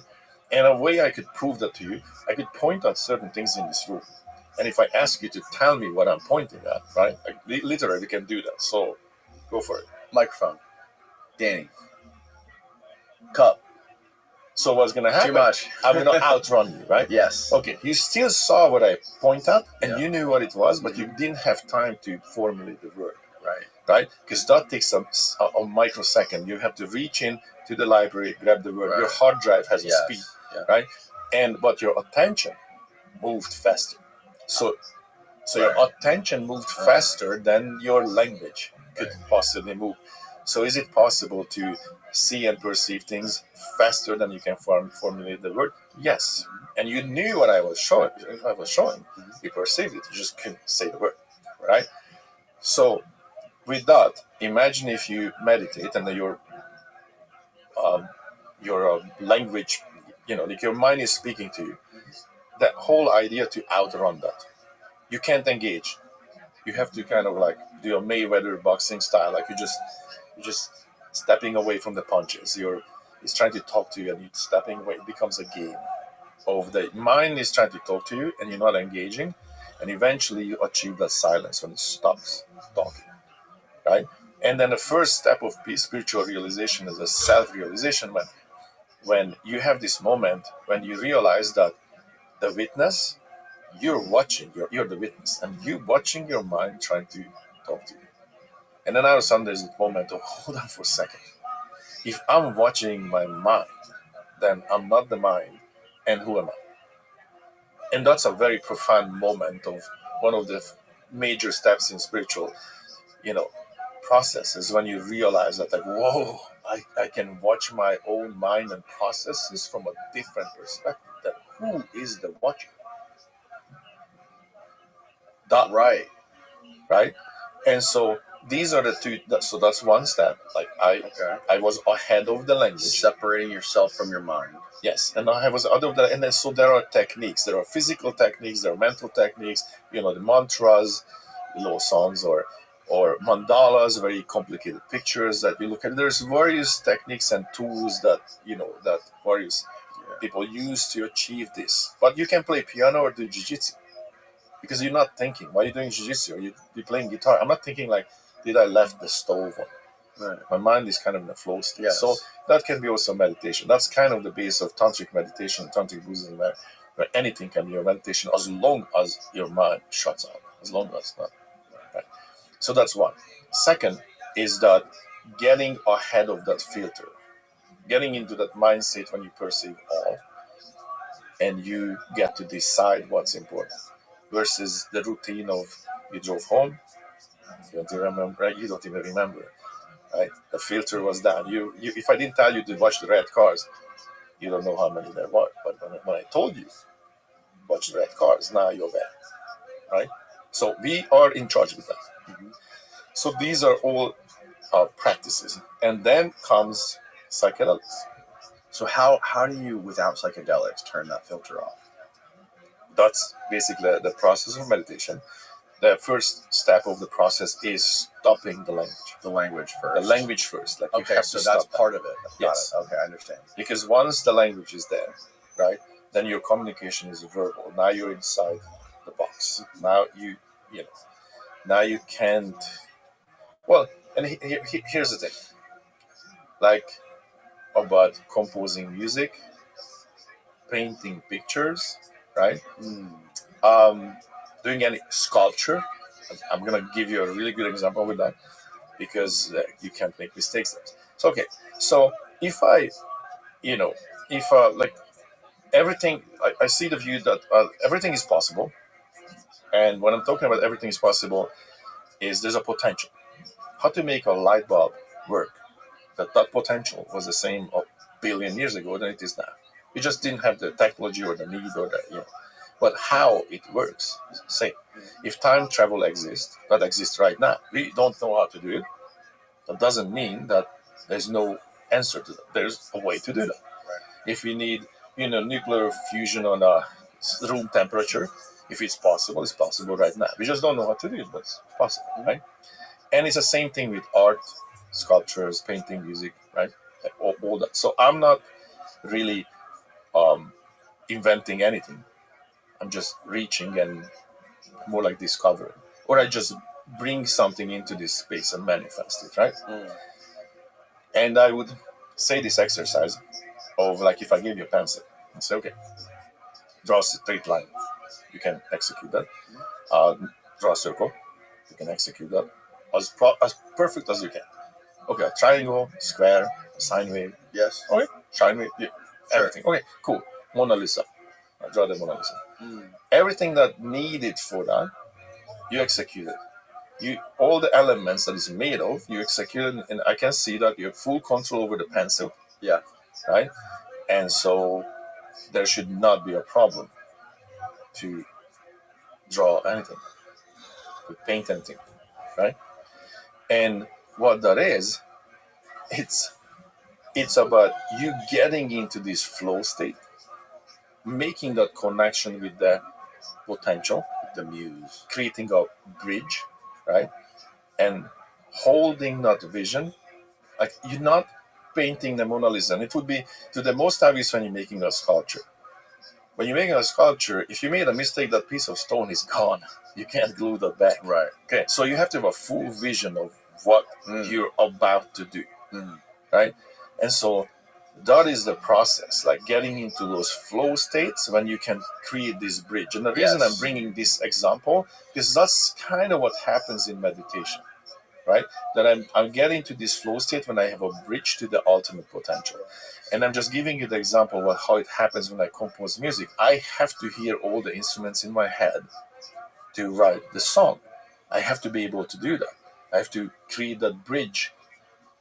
If I'm making a sculpture, I have to see that sculpture in my head and hold that vision in order to make that. Yeah. So I'm copying what's in my mind. What's in my mind is not mine. Exactly. Right? So I created the bridge. I am making a sculpture. I can't make a mistake because I chipped the wrong thing. It's no longer gonna be possible to make this sculpture. And so that's the thing that you're trying to strengthen in meditation. Like, how do I make my connection to this universal soup of consciousness as solid as possible? Have you ever heard of the book called, I think it's called The War of Art by a guy named Stephen Pressfield? Art of War, yes. Art of War, yeah, of course you heard that one. There's another one called The War of Art. He's a guy named Stephen Pressfield. He's a writer. And he talks about the idea of tapping into this muse, which is similar to what your idea is of universal consciousness, where like he every day he basically follows the same protocol where whether he feels like it or not, he sits down at his desk at the same time every day and forces himself to write for an hour, 2 hours, 3 hours, whatever it is. And he says sometimes he doesn't want to fucking do it. It's the last thing he wants to do, but he forces himself to just start fucking writing for the first hour. And then eventually, with no distractions, locked in a room with just his pen and paper, the muse will start flowing through him and take over, right? And then this creativity, this magic will start flowing through his hand. So what he's doing, I could equate that to, well, that's meditation. That is the process, right? So the difference, I guess, is that we are very specific. When I'm talking about the reason I used, let's say, an idea of a sculpture, because it's so permanent. If I made a mistake, that's a permanent mistake. Not even like drawing, but I can use an eraser. That piece of stone was chipped off of that rock. It's gone. Right. You know? Right. So that demonstrates like how strong your vision has to be. And I can also parallel that to your life, because that's just what I do as an artist. But I do the same thing with my life. So when we talked about like, okay, you do all these things. Well, that's how it happens. I wanted to race monster truck. Okay, I'm going to race monster truck. I wanted to work for the space industry. I have worked for the space industry for years. Right? I wanted to be a musician. Yes, I am a musician. I wanted you work for the fucking space industry? Yeah. Yeah. Jesus Christ. Yeah. Doing what? We can't just gloss over this. He was the guitar player for this. Right. We were experimenting with 0G guitar solos. No, it's like, look, my God. It started with, not to take a big side road there, but for a few years I was a consultant for the space industry. I have been in a conversation with Anusha Ansari. Was up on the, with who? Anusha Ansari. She's an Iranian astronaut, basically. Okay. And she was on the space station. We were on the phone while I'm on this tour bus. My band is hanging from the chandelier, throwing bananas at each other, and I started screaming at them like, "Guys, shut the fuck up! I have 14 minutes to be on this phone call because then it's out of reach." Oh my God! Everybody looked at me like, "What? Why did they want you to consult with the space astronauts?" Okay, I designed a spacesuit and mission patch and all that. So I was a designer originally. That I was doing 3D movies, and the short, the story, to compress the story, started with scientists engineers were looking for somebody who can make their visions into 3D animations, so they can build certain things or get funding for certain things. So that's where it started. Then a friend of mine who was working on a flying car, which eventually became a flying motorcycle, which flew, and in the Smithsonian Museum, came to me like, "Hey, can you help me engineer or at least do the representation 3D movies of this?" And I do have understanding on engineering, so I started to build this thing for them. And I'm like, okay, this is not going to work, right? Like I can see this is not going to work. How about move this here, move that there? So did some modification, and that made it patentable.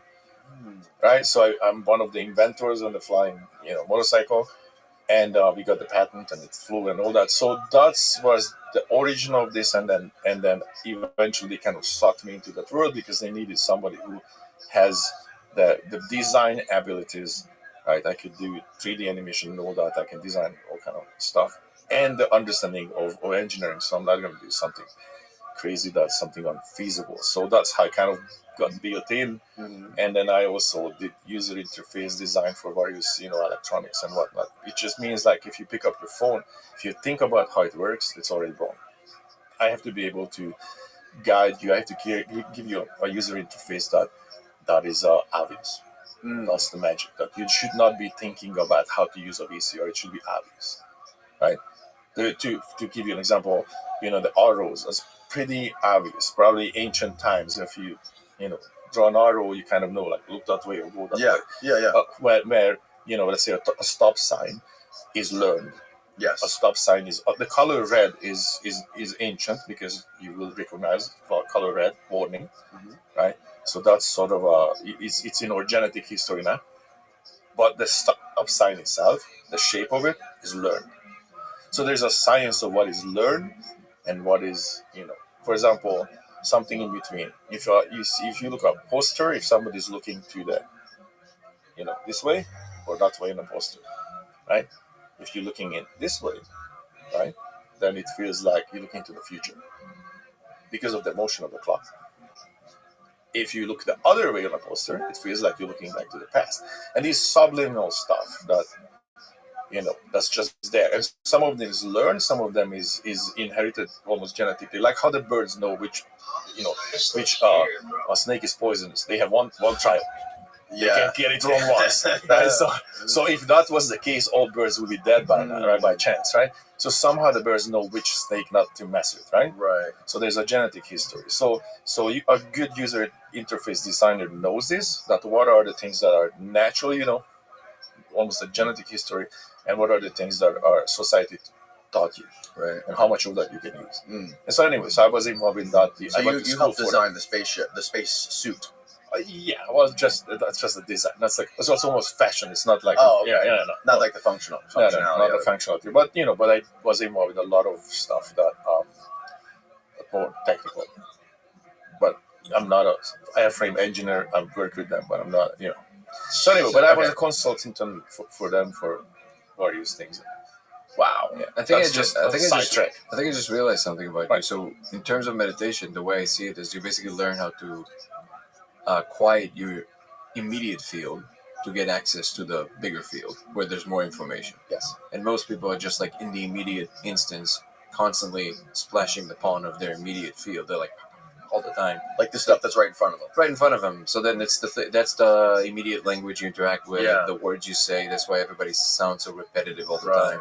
And because you're constantly excited, that's where you believe the boundaries are. That's my mind. Right. But if you learn different forms of meditation, what you learn is to, every time it tries to get excited, it's like asking you, like, hey, excite me again. Usually you just tap, right? But then you learn to not tap. You just wait. And then eventually it quiets enough and you start seeing the further parts of the mind where there's like more interconnected information. And it's actually easier to acquire some form of genius in a lot of different things because you all of a sudden see, oh, I didn't realize that's like connected. Oh, then you start like connecting all these things, right? And essentially the ultimate path, the Buddhist path, is to stay not excited forever. Basically, till the moment that the full dissolution of the form just happens. Yeah. But the degree to which you can do that, that's the degree to which how far you can see into the mind space, so to speak. Well, you create or recreate. Meaning, what do you mean by that? Meaning that, like you if you're on a human plane, we have a language, we use all the same words, same phrases, and I'm looking around, and I take things and I combine them and I recreate, regurgitate, recycle things that already are here. Yeah. Versus if I can get beyond that, if I can shut down my language center, if I shut down the chatter, right, and then I also manage to even the filter system, the filtration, which basically what we travel to the spaces, what some of these psychedelics do is just jump over that. Take a shortcut. Boom, you just ride that. It just shoots you through the, Yeah, so technically a little bit of a cheat, but, we jump over that. But you end up in the same space where, okay, I'm not bound by the language, and I'm not bound by, by the filter system. So I all of a sudden have access to things that still you didn't create it because you just bring over the potential. You just bring over what can be, but you're outside of this regurgitated sort of recycled human space. You're not reusing existing stuff. You have a space now to bring things over and have original thoughts. I'm doing it in an air quote because it's just my personal belief that you're just an antenna, right? But let's say you bring it for the first time here. But yeah, that's the innovation. Manifesting, right? Meaning we're living in this three-dimensional universe that we accepted as a agreed upon reality, and by having these meat puppets, these exoskeletons of meat puppets, I guess I can call it, that can interact with this perceived physical world, I can create things. That sculpture exists because it was somebody's idea, and then that was a non-tangible, just an idea. It's energy, sure, but it was non-tangible, right? So that was an idea. We could argue about it, what an idea is. Well, yeah, that's a good question. What is an idea? It's energy, but it's a conscious energy. Yeah. So that was first, and then somebody through the exoskeleton that we can control, the meat puppet, will physically capable of bringing that into this world. The same way that I need this body and an instrument to create a guitar piece, music, right? But the idea, the melodies and all those things, the idea itself, we could argue about what that is and where it is from. My personal belief that is the number of beings in the universe is one. There's one field of consciousness, and we have a capacity to capture some of it. Yeah. Can you explain? I thought it was fascinating how you explained last night. You had the cup, and you were explaining there's a lid on the cup, right?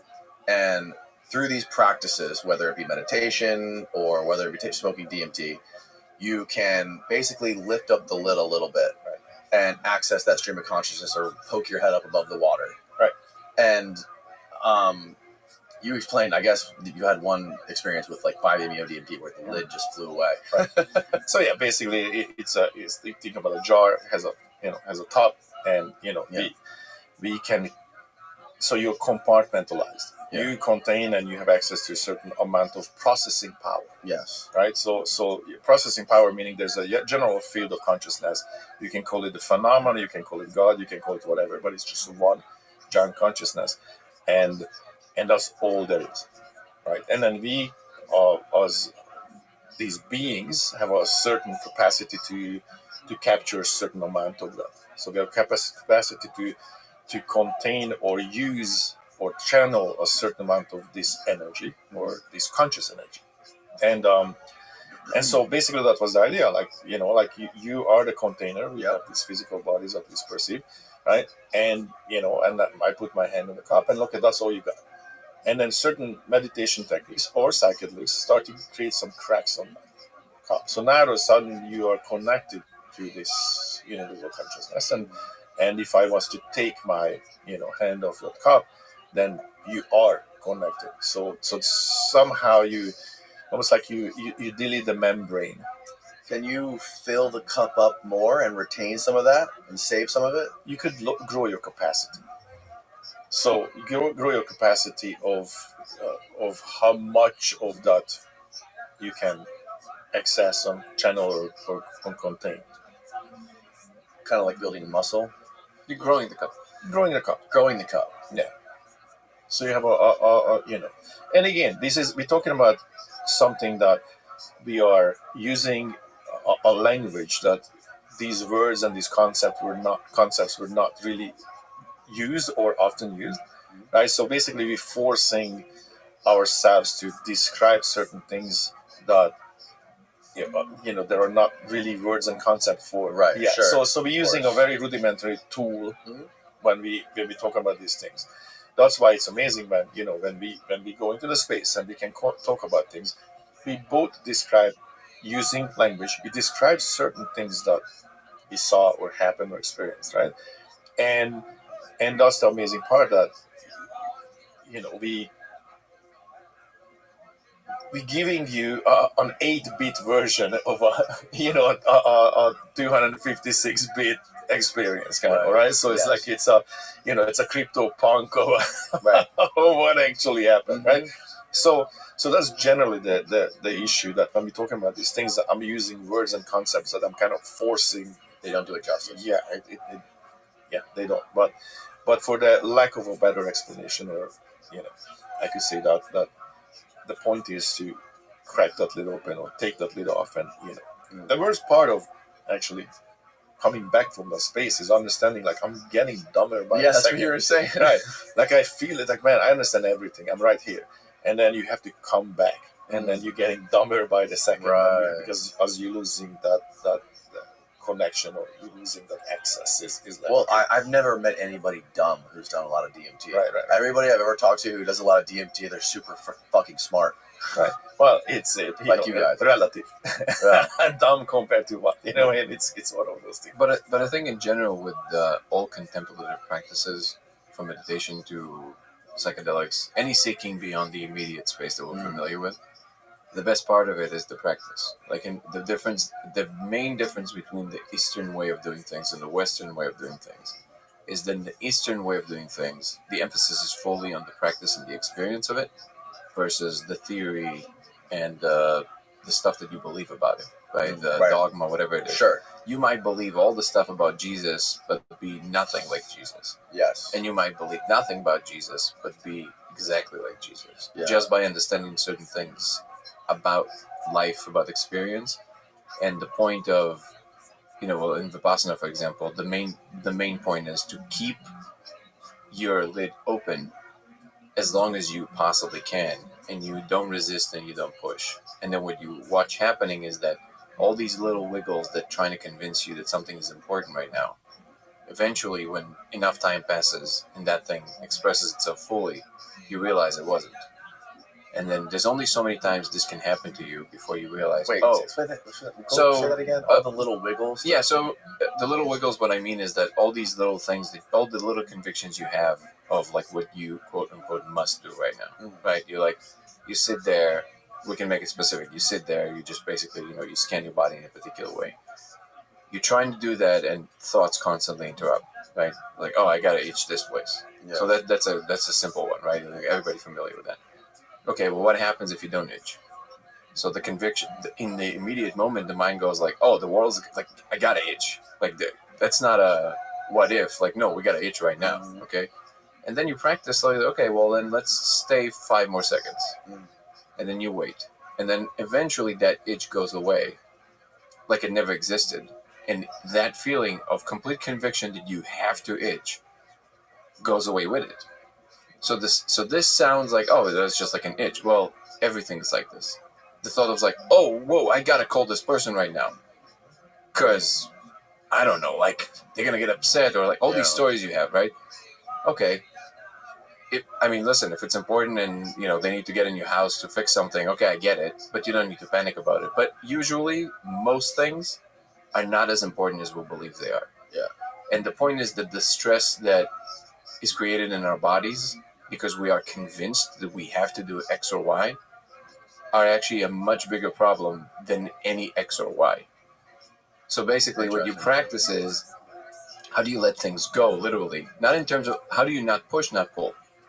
If something is pleasant, how do you not get attached to it? Like, I want more of that. Or if something unpleasant happens, how do you not immediately recoil and try and push it away, versus like, hey, you can fix it if it's uncomfortable, but you don't need to, like, freak out about it. It's like, okay, how do I just stay with it for a second? That's really the main practice. Now, from that simple practice, you start understanding that really it's the concentric circles, the fractal of life. Everything is like this. So when you try and get to, like, a solution or to something complicated, under pressure, you can be more or less successful in it, but you will for sure be more successful in it more of the times if you can have a more quiet mind. A mind that is not constantly trying to compete with a million ideas of what's important, what's not important. If you know how to quiet that pond, the right ideas find you immediately. It's almost like as obvious as I just got to pick up this cup, versus all these competition that happens in your mind. So I think that ultimately, when you're looking at all the practices, meditative practices and the psychedelics, the late part is just the realization that your immediate space is not everything. And most of the time, you don't have to make as much effort to achieve things as you think you do. It's more just your neurosis. I don't know how to pronounce that word. How do you say that word?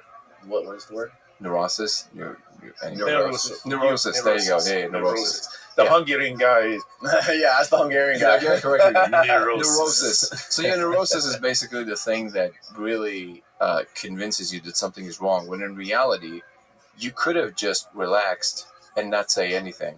So this is actually a perfect example right now, right? So You it's guys making you like basically. This is basically you're comparing something like myopia of the mind to Perfect like example. seeing the forest Yeah, for the trees. I just want to say this was super interesting for me. I'm watching you guys talk, and every single thing you guys are saying is so fascinating to me. And I'm like, oh yeah, I want to say this thing about it, right? And then I was like, okay, but then you just wait a second, and then it was expressed. I was like, oh, perfect. But imagine how much this happens in life, right? Where you just like kind of like, oh, I gotta do this. It was like, well, what was your goal? Your goal was that idea would be expressed. Well, it was just expressed. So don't worry about it. Right. Yeah, just relax. But that is very difficult to do because we always want the self-expression, and we want to in some way to existence is already implying you there. And if you can be comfortable with not being implied, the degree to which you can be comfortable with not being implied is the exact degree to which you're free. Because if you're okay to be completely to dissolve into the background, that's essentially nirvana. It doesn't matter. You just kind of float there. Now, I mean, given that's a very difficult thing to achieve, because but that's really that is the ultimate seed of the ultimate path, where there's really, you can enjoy whatever happens, and you can go through very difficult times when they do happen, but the extra suffering on top of it, with all the inner struggle of the mind, doesn't actually have to be there, and you can just let it go. It seems so counterintuitive to the way civilization is going, right? Because like everything we do, like everyone is just in such a rush to get shit done, and it's like, and to what end? That's what makes technology advance. That's what makes things more convenient. That's what makes more money, and like that's what's pushed our society so far, like to where it is now, to where we literally have self-driving cars and headsets where you can fucking fuck other people across the world on, and like all this crazy shit.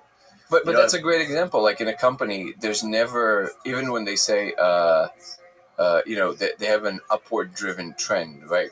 But when like a company cannot stand the idea that there's a downwards trend of some sort, like there's a flux in everything, right? So if over 20 years the company always makes money, but some years it goes a little down, the year that it goes a little down, everybody are losing their minds. Yes. Why? You know what I mean? Like it's just part of a natural flow. Like if the company is constantly losing money, it's just not working. Okay, that's a different story. Yeah. But if you can have, like you said, the myopic nature of it is a perfect way of describing it.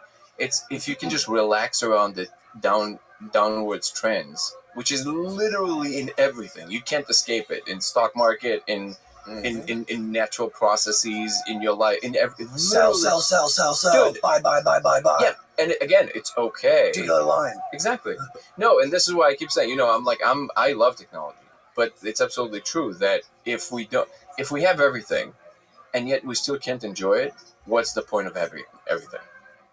Yeah, it's finding that balance, basically. So I think that's what we were talking about is the end of childhood, for end of spiritual childhood for this planet is coming. That's why these conversations, and especially exploring these spaces, we maybe talk about psychedelics and DMT, is coming because what you guys right now talking about is this chaos.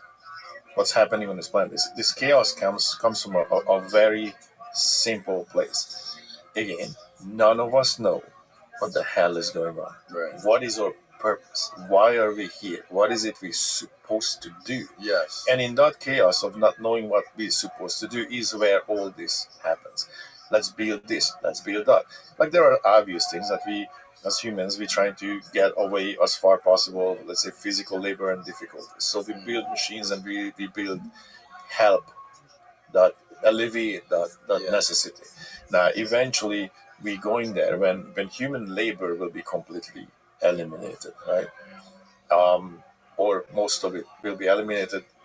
AI and technology and robots will do most of those things, and when that happens, that will be a massive change how this planet behaves. Because once human labor is unnecessary, that will crush completely the financial systems. Because if you don't work, how do you afford the things that are being produced? Right. And so that will completely change how money and finances and everything works and how society works. Also, it will give you the freedom that now you can do really whatever the hell you wanted to do, because your physical labor is not necessary. Also, the exploitation of that will has to end, because we don't need you to, seed and harvest those, I don't know, rice crops or whatever the hell, or you don't need to go and mine because robots are doing that, right?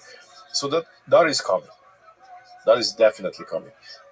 But there's the spiritual side of that we're going back to the times where, the great philosophers from ancient times, when they had the time to sit around and think about what the hell is going on. Yeah. Right? Yeah. And so I think our society, or species, I should say, is going back to that point where we will, what we're doing and core is what we're talking about, what our connection is, like me and Danny, and a bunch of people who are in this space talking about is like, okay, there are answers in that space, and humanity, the entire species, needs to figure this out. Because again, there's science. Is science important? Yeah, but what science is basically looking for answers for the same question: why are we here? What's going on?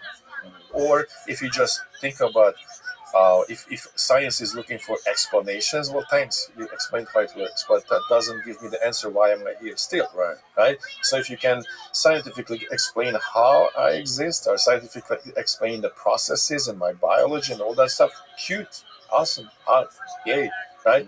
But still did not answer the ultimate question. What the hell is going on? Why are we here? Why this is happening? The way that science is done now, I feel like it basically decided that there's one modality to understand the world. Yes. So the original question was always, what is going on, right? Yeah. And then people went about it in different ways, through religion, philosophy, fill in the blank. Right. Science came along, and it was another way of coming at what's going on. Yeah. But it produced a certain amount of tangible goods through that method that kind of verified it on a different level, because it made something that everybody can see regardless to their, inner seekings. Like, they're just like, oh, it made a camera, it made this and made that. Yeah. And it is a very, very strong tool. Mm-hmm. But I think what the confusion became then is that is the ultimate modality, where, of course, it isn't. So, like, I always say that Science? Yeah, well, capital S science, for me, in the grand scheme of things, has to be just the enterprise of human understanding. That's it. Which should include all the inner science, which is like what it's like to be you, what it's like to be a society. It has to do with everything that is contained within what we call existence, including experience and everything else. So contemplative science is part of science, capital S science.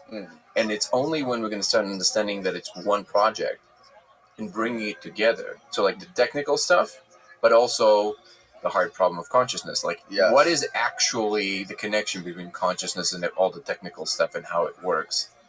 And what Zoltan was alluding to is that we just started the Code of Reality Inc. So I guess it's just in its infancy, and I asked Zoltan to be on the board of directors just to kind of help guide the process. He has a lot of experience both in building things, understanding what works, and our ultimate goal is to basically bring as many smart people from all the possible domains together to work on this problem without feeling the pressure of either being ridiculed or like, we want to create a coherent picture of what it's like to have what we call capital S science. So like the enterprise of human understanding. Science.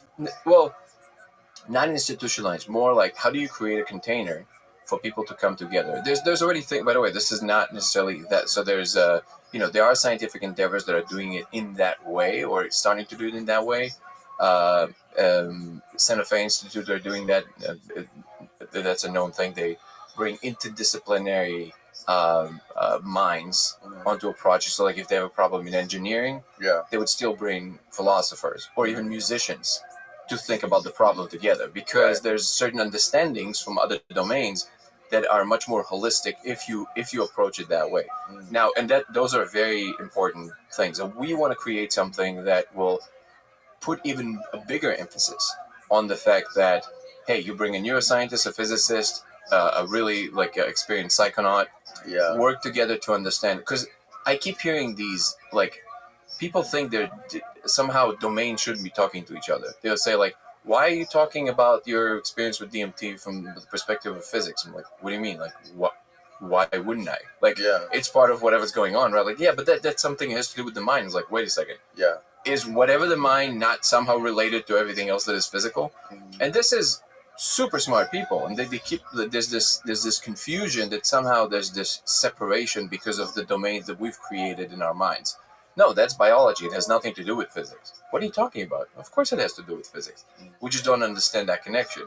So we want to create a container for people to express themselves in that environment in a way that will build towards a common goal versus just having like a patchy kind of interaction online that sometimes maybe somebody will stumble upon some information somebody else did in a different domain. We want to bring it together. And it's also by nature, this thing, you can't really study this thing with the scientific method. And which one specifically? With the DMT experience, with the laser. Like, it's Gallimore is doing that, right? Define science, right? Right, like so reductive science, like the reductive method of solving or figuring out what the fuck is going on here, right? Like, I don't agree. I think it's just broader. So I think it's just like how wide the ontology you include. So right now, if you can't actually put it in a fucking on a scale and weigh it. You might, right? But you're talking about science. When we look at science from the observation point of, I measure and I verify processes and see if it's repeatable, right? Yes, exactly. But here's the thing: is it repeatable? Yes, because we are going, regardless of the method, regardless of what way, and it is a chemical process. So this is scientific. Something happens that a molecule gets introduced to your mind, and out of a sudden switch something on, that I can access spaces that otherwise are inaccessible to me. And when another person, and many of us, doing the same thing, and then we can talk about verifiably the same thing, that you see the same things in that place, right? Even even as a scientist, you go, well, you guys all hallucinating. It is pretty strange if you're hallucinating the same things. So it needs to be explored, right? So, what the science look at things like, it's science if it's repeatable and verifiable. Well, you can talk about a lot of psychonauts, and they're gonna draw you the same, let's say, beings that they saw, the same places that they saw, right? So it's verifiably we have similar experiences. So that means we absolutely, as a species, we need to explore this, right? Beside, your body generates DMT. Right, so your lungs and your mind is manufacturing this to begin with. So crazy, right? So so needs to be. Now, if I just go from the individual perspective and say, okay, I'm in a space, and I am seeing structures, incredible structures, like incredible, complicated cathedral-like structures, right? Where the Notre Dame is child's toy compared to what I'm saying. Okay, then let's say I'm hallucinating. All right, let's go with that right. If I am, then clearly my mind is capable of creating such complicated structures that was before unknown to me. If my mind can imagine these incredible things on its own, that means I need to step out of the way and let this mind roll and create and bring these things here. Yeah. Or I am going to something that exists, something that is tangible, and this is when the scientists drop off, like, But if I can go back to the same places, which I can, I've been mapping this for over a decade, and going to the same places, have familiar places, and then we have conversations with people who also going into this space. Now, that's what I mean. Like, childhood ends. This conversation is now out in open. I haven't been talking about this, but I am, because now a lot of people start to understand, so we have common references. If 15 years ago I told you or told anyone this, they would look at me like you're crazy. We have to have a common reference. Not enough people being in this place when we have common references. There's a common library. Even words that we use. People talk about the machine elves. Yeah. And everybody knows what you're talking about. Whoever been in that place. That came from Terrence, right? Right. But the thing is, like, when you have many people saying the same thing, then it's like, okay, there's something to this, obviously, right? So if that's the case, then these places we're going to are more likely to exist than not. And what would fulfill the scientific, question here? That if we can talk about the same place completely independently, describe it to each other, many of us, and it aligns, is parallels, then absolutely we need to explore this. So I think it's an absolute necessity. That's why I said there's 4 cats. There are the flower childs that jump into the space and like woohoo, colors and explosions, awesome. There's that. Then the scientific minds, the explorers like us who go into this place and okay, what's happening here? We're going in there with a purpose and a question and explore. And then there's the scientists who would like to measure things and looking from the outside. And there are research on this, right? But they're not researching it with using the molecule. So you cannot have the experience. So that's it's like that's a difficult. That's the barrier right there. And there are the unaware who have no idea. To be fair, DMTX is doing that, but I would say they are one facet of a much larger attempt at this, and it shouldn't be limited to the way they're doing it. And I think the main difference to what you said about that, I guess you can't quantify it. That's because you didn't have a wide enough of a sample of it. So it was repeatable, but not repeatable enough, right? Now it's repeatable enough because you have more people doing it more often, and they can actually. So you had Dennis on, right? The legendary Dennis McKenna. Yeah. By the way, wonderful book. That he wrote about the Brotherhood from the String Abyss. Incredible book. And here's the thing: what happened to him was particularly interesting to me because he was the one experiencing this incredible opening of whatever happened to them in La Chorrera, and it is also the thing that made him recoil and go a different route into science.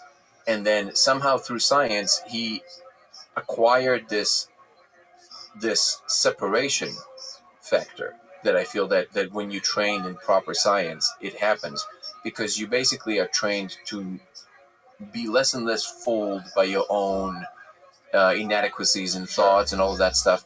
But it's almost like you're now being convinced that there is no place to your convictions and all the stuff that you're experiencing. And the truth is that everything we do is just conviction in the aggregate.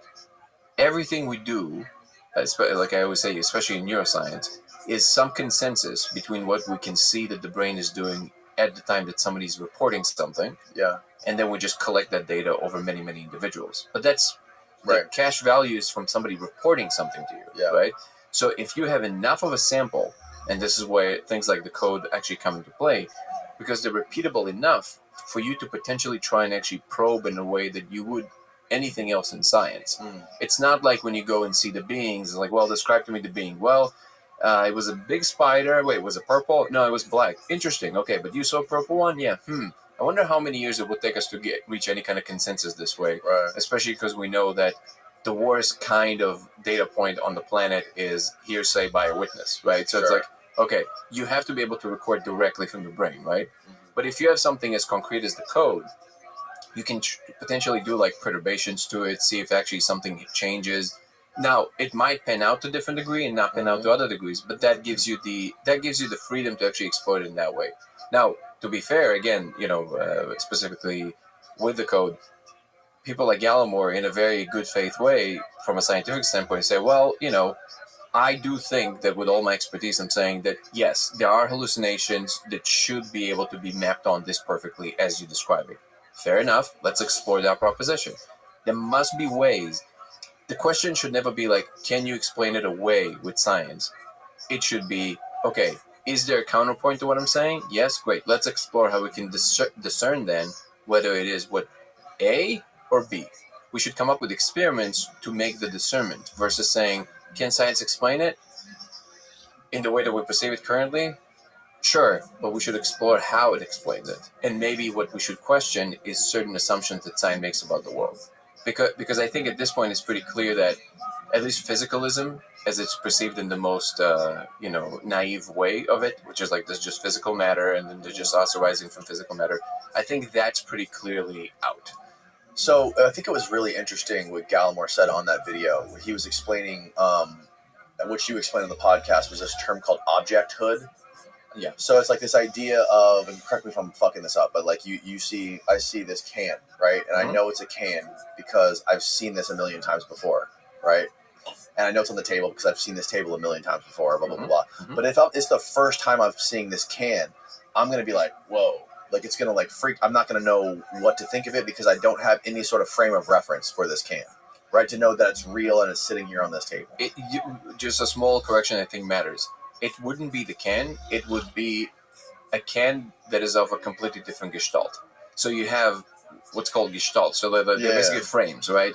So you have, this is, with the way we perceive the world at the moment, you can think of this level of qualia for each and every one of us as a gestalt. So it's like, that it has a quality to it that I recognize, that I never think about because it's the water I swim in. Right. But this can is part of that gestalt. It's like, I know. So if another can appears with a different writing on it, you're not going to freak out. It's like, oh, why does it say, these letters? Right. Well, what happens in DMT, which is why it's so interesting to so many people, that there's no argument about that.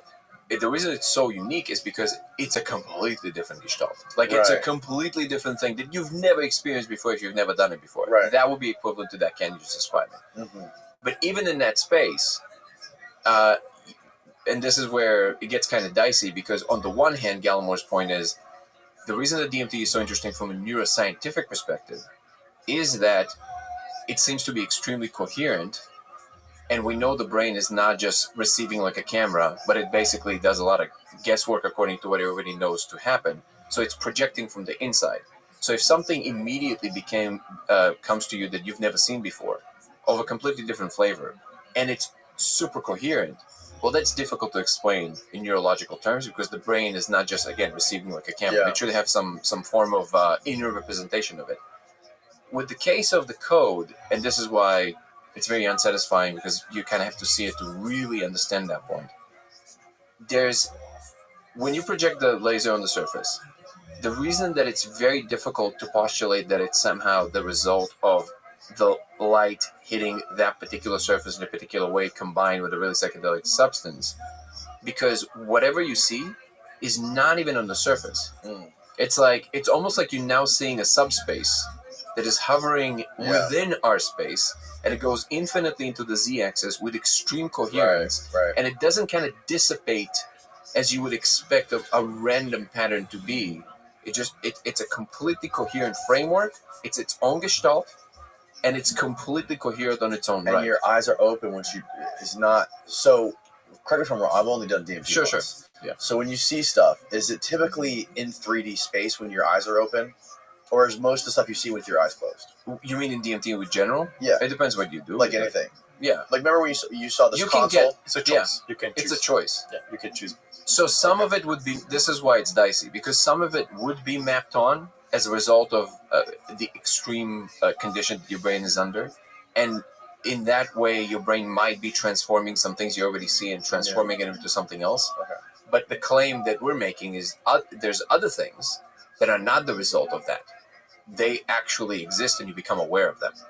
So now the question is, how do you discern? How do you make that discernment? Yeah. Which is where the conversation around the word objecthood comes in. Yeah. Gallimore's correction, just to be super fair to what I said on your latest podcast, was that Anil Seth is using the word objecthood not to describe some objective component of what real objects would have. Now, it's not actually what I was saying, but I understand his correction because maybe it came across as if I was saying that. So I'm not saying that objecthood, that quality that Anil Seth is talking about, is somehow an objective component, and this is how we can discern what's real and what's not real. Right. But it is a good enough of a parameter to use to triangulate what might be more that thing that just exists and we become aware of versus the thing that is like a hallucination, where it's just something your brain saw that is now incorporating into a larger cognitive structure that it's making by itself.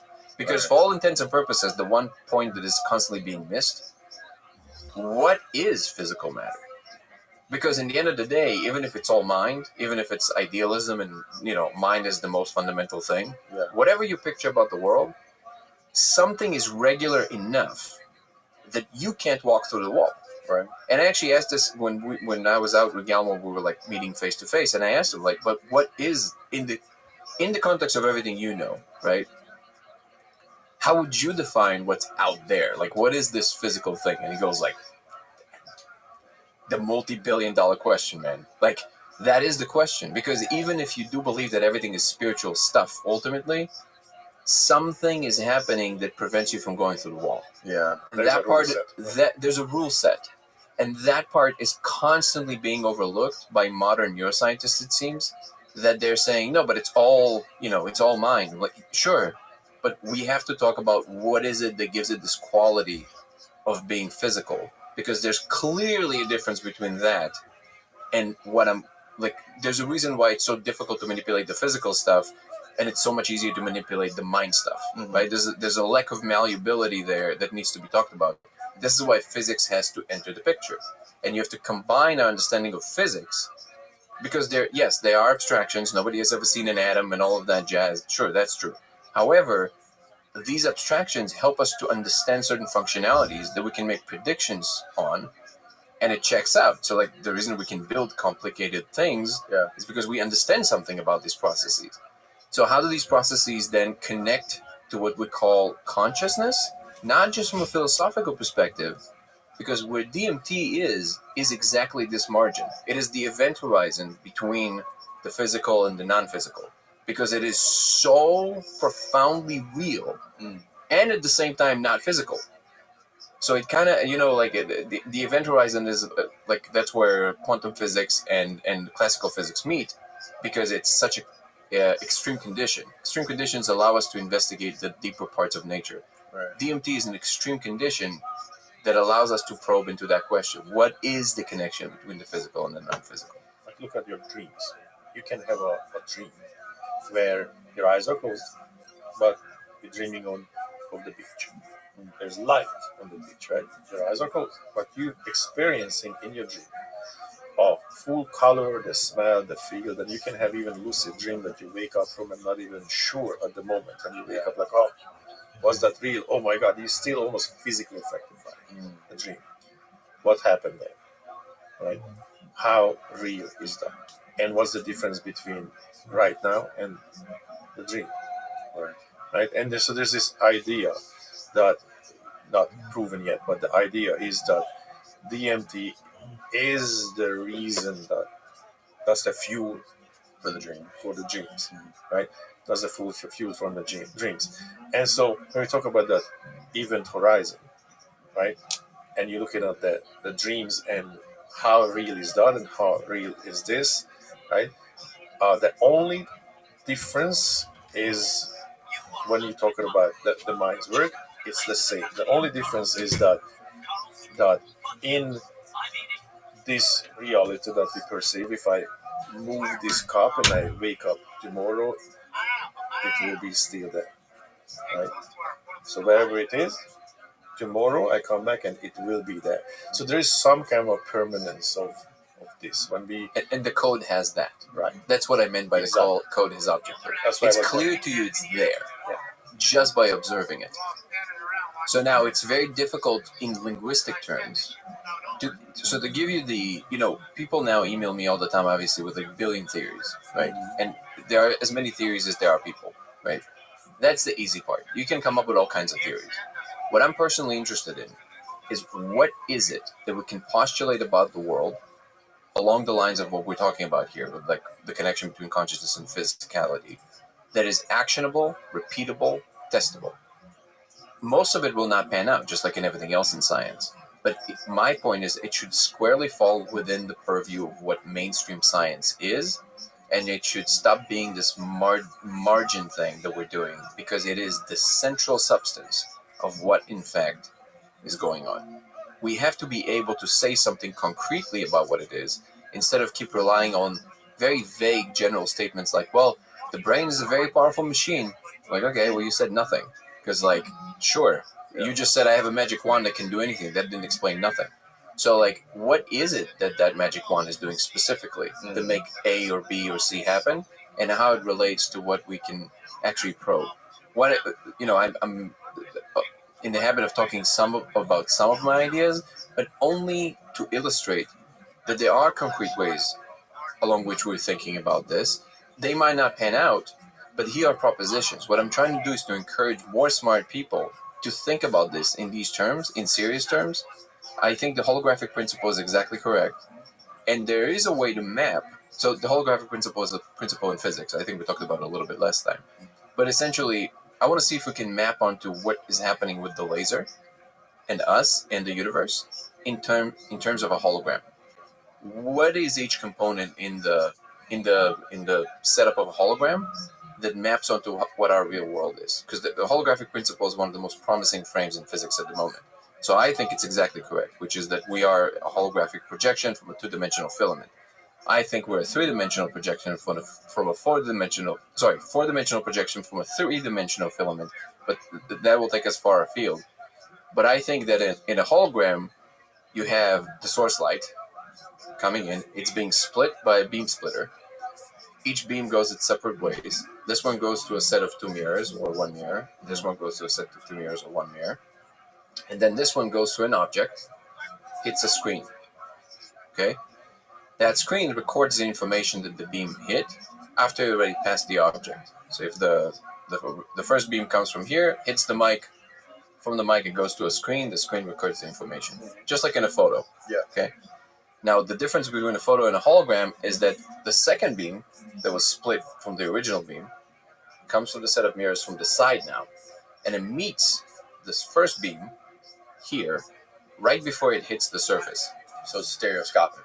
Essentially, it measures not just the amplitude, but also the phase shift. And that gives you this ability to basically measure more information about from all directions of the whatever it hit, the mic in this case, instead of just hitting the two-dimensional imprint of the mic. Right. Okay? Yep. So what I think, here's one proposition of how to think about this problem, and we'll see if it checks out. I think that our consciousness, whatever it is this is called the reference light, the one that comes from here. So I think we are the reference light. Literally, our consciousness is a form of light. It's a reference light that hits the source light. It came from here. And where they meet, the source light and the reference light. Where's the source light coming from? Big question. So that might be the source, God, whatever you want to call it. Okay, if you want to use esoteric terms, I don't know what the source is. I have no idea. Whatever started it all. Okay, but where they meet at the sheet, which in our case I would say it's the bulk, which is space-time. Okay, the sheet that registers everything is the substrate of whatever physical matter is, whatever space-time is. Okay. So when the reference light and the source light meet, that instance, together with the bulk, they create the triangle that creates conscious moment. It's the information being registered in real time. And I call it the pistons of consciousness. Like it's that of like instances of actual consciousness. Now, this sounds super theoretical, esoteric, cool. I think there's a way to map this in a way that is testable. Because we can say, okay, if this is the reference light and this is if we are the reference light, certain things would be true and other things would not be true. Like what are they? For example, there would be a related angle to perception, specifically with light, so diffraction, for example, that would yield a certain kind of observation the second we get to the details of it, and wouldn't yield other kinds of observation. So if I make the turn 30 degrees, it would create a certain coherence of the image. And if I go 50 degrees, it might not create the same amount of... Now, we have to get to the details of that, and I need a lot smarter people than myself to actually think about that because there's a lot of math involved. But here's an example of how you can think about this specifically. You have to come up with a theoretical framework that would lend itself perfectly for experimentation. And then you have to run the tests. We tried 30 degrees. Didn't work. That must have been wrong. As Feynman famously said, if it disagrees with the experiment, it's wrong. That's the part that I feel that is missing. You either have people that are so far deep into the experiential side that they simply don't care about experiment. They just want to keep everything being whatever they think it is. And you have the other side, the extreme on the other side, which you have this form of rigidity where people just go like, no, it's only what we can verify with external tools. Yes. That's another component of it, I agree, but it is not the whole picture. There's certain things that we, as the collectors of data that we are, can experience that at the moment other instruments can't, and that should be taken into account. Mhm. It complicates things, I agree, because people have aspirations, ideas, confabulations. We're not a perfect, thing. But even though it complicates things, it's the only way to go. Because you have to include what we're experiencing if we see that we can, recruit the right kind of people that are interested in finding out what's true instead of, constantly just believing whatever it is.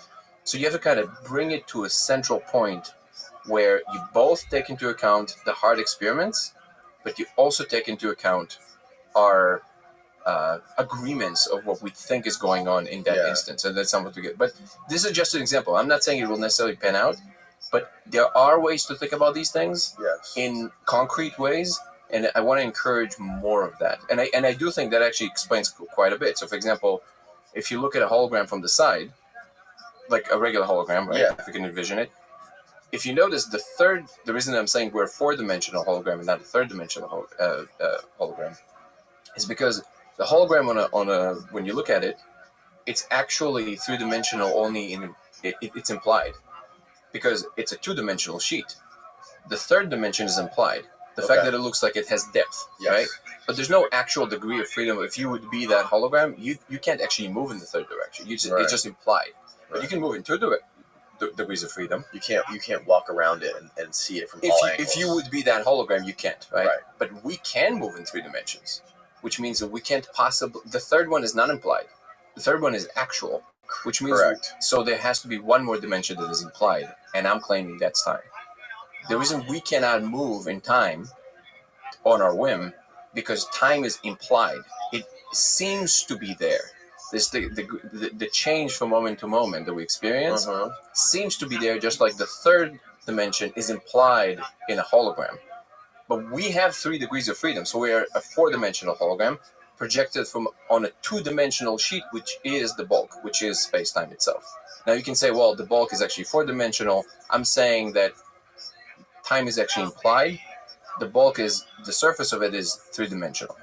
And again, this actually lends itself to real experimentation. Like, is there ways to curve the surface in a way that we can see that if we do that, then time would appear to move slower or faster, depending on our perception of it, which we know to actually happen, right?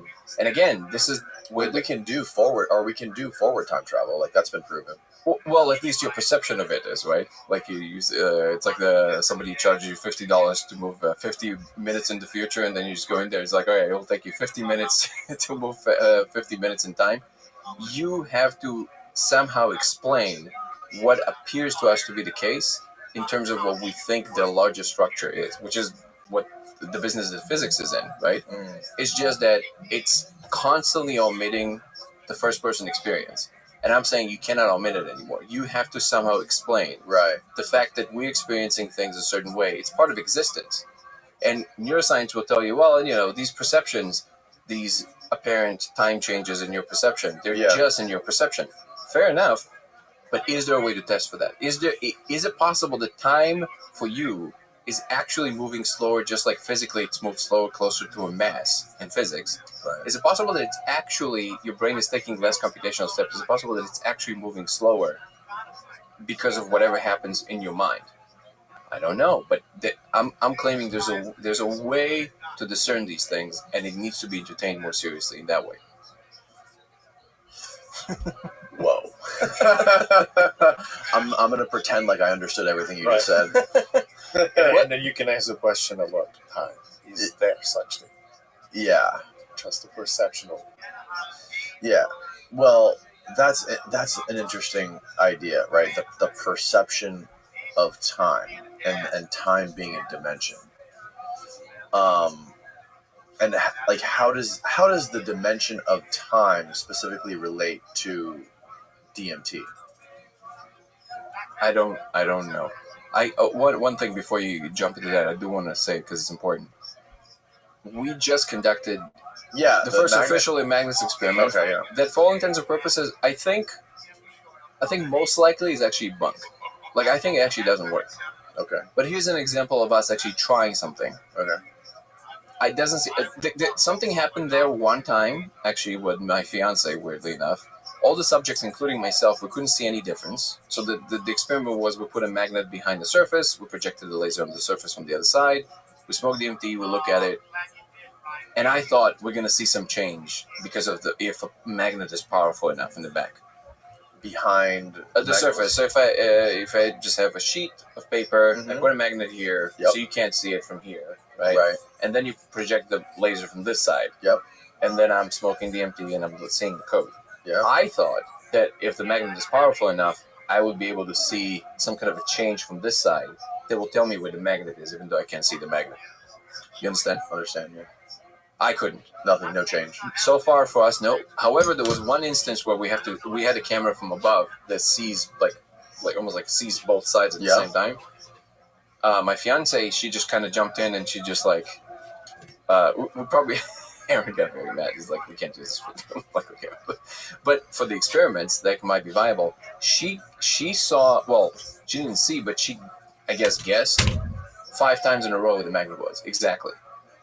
So that was strange, because I have to admit, I didn't see any difference. Okay. So either there's some other component here we don't understand, or she just got super lucky. I don't know. We have to look through the data. But I just want to emphasize this, because this is how it should be.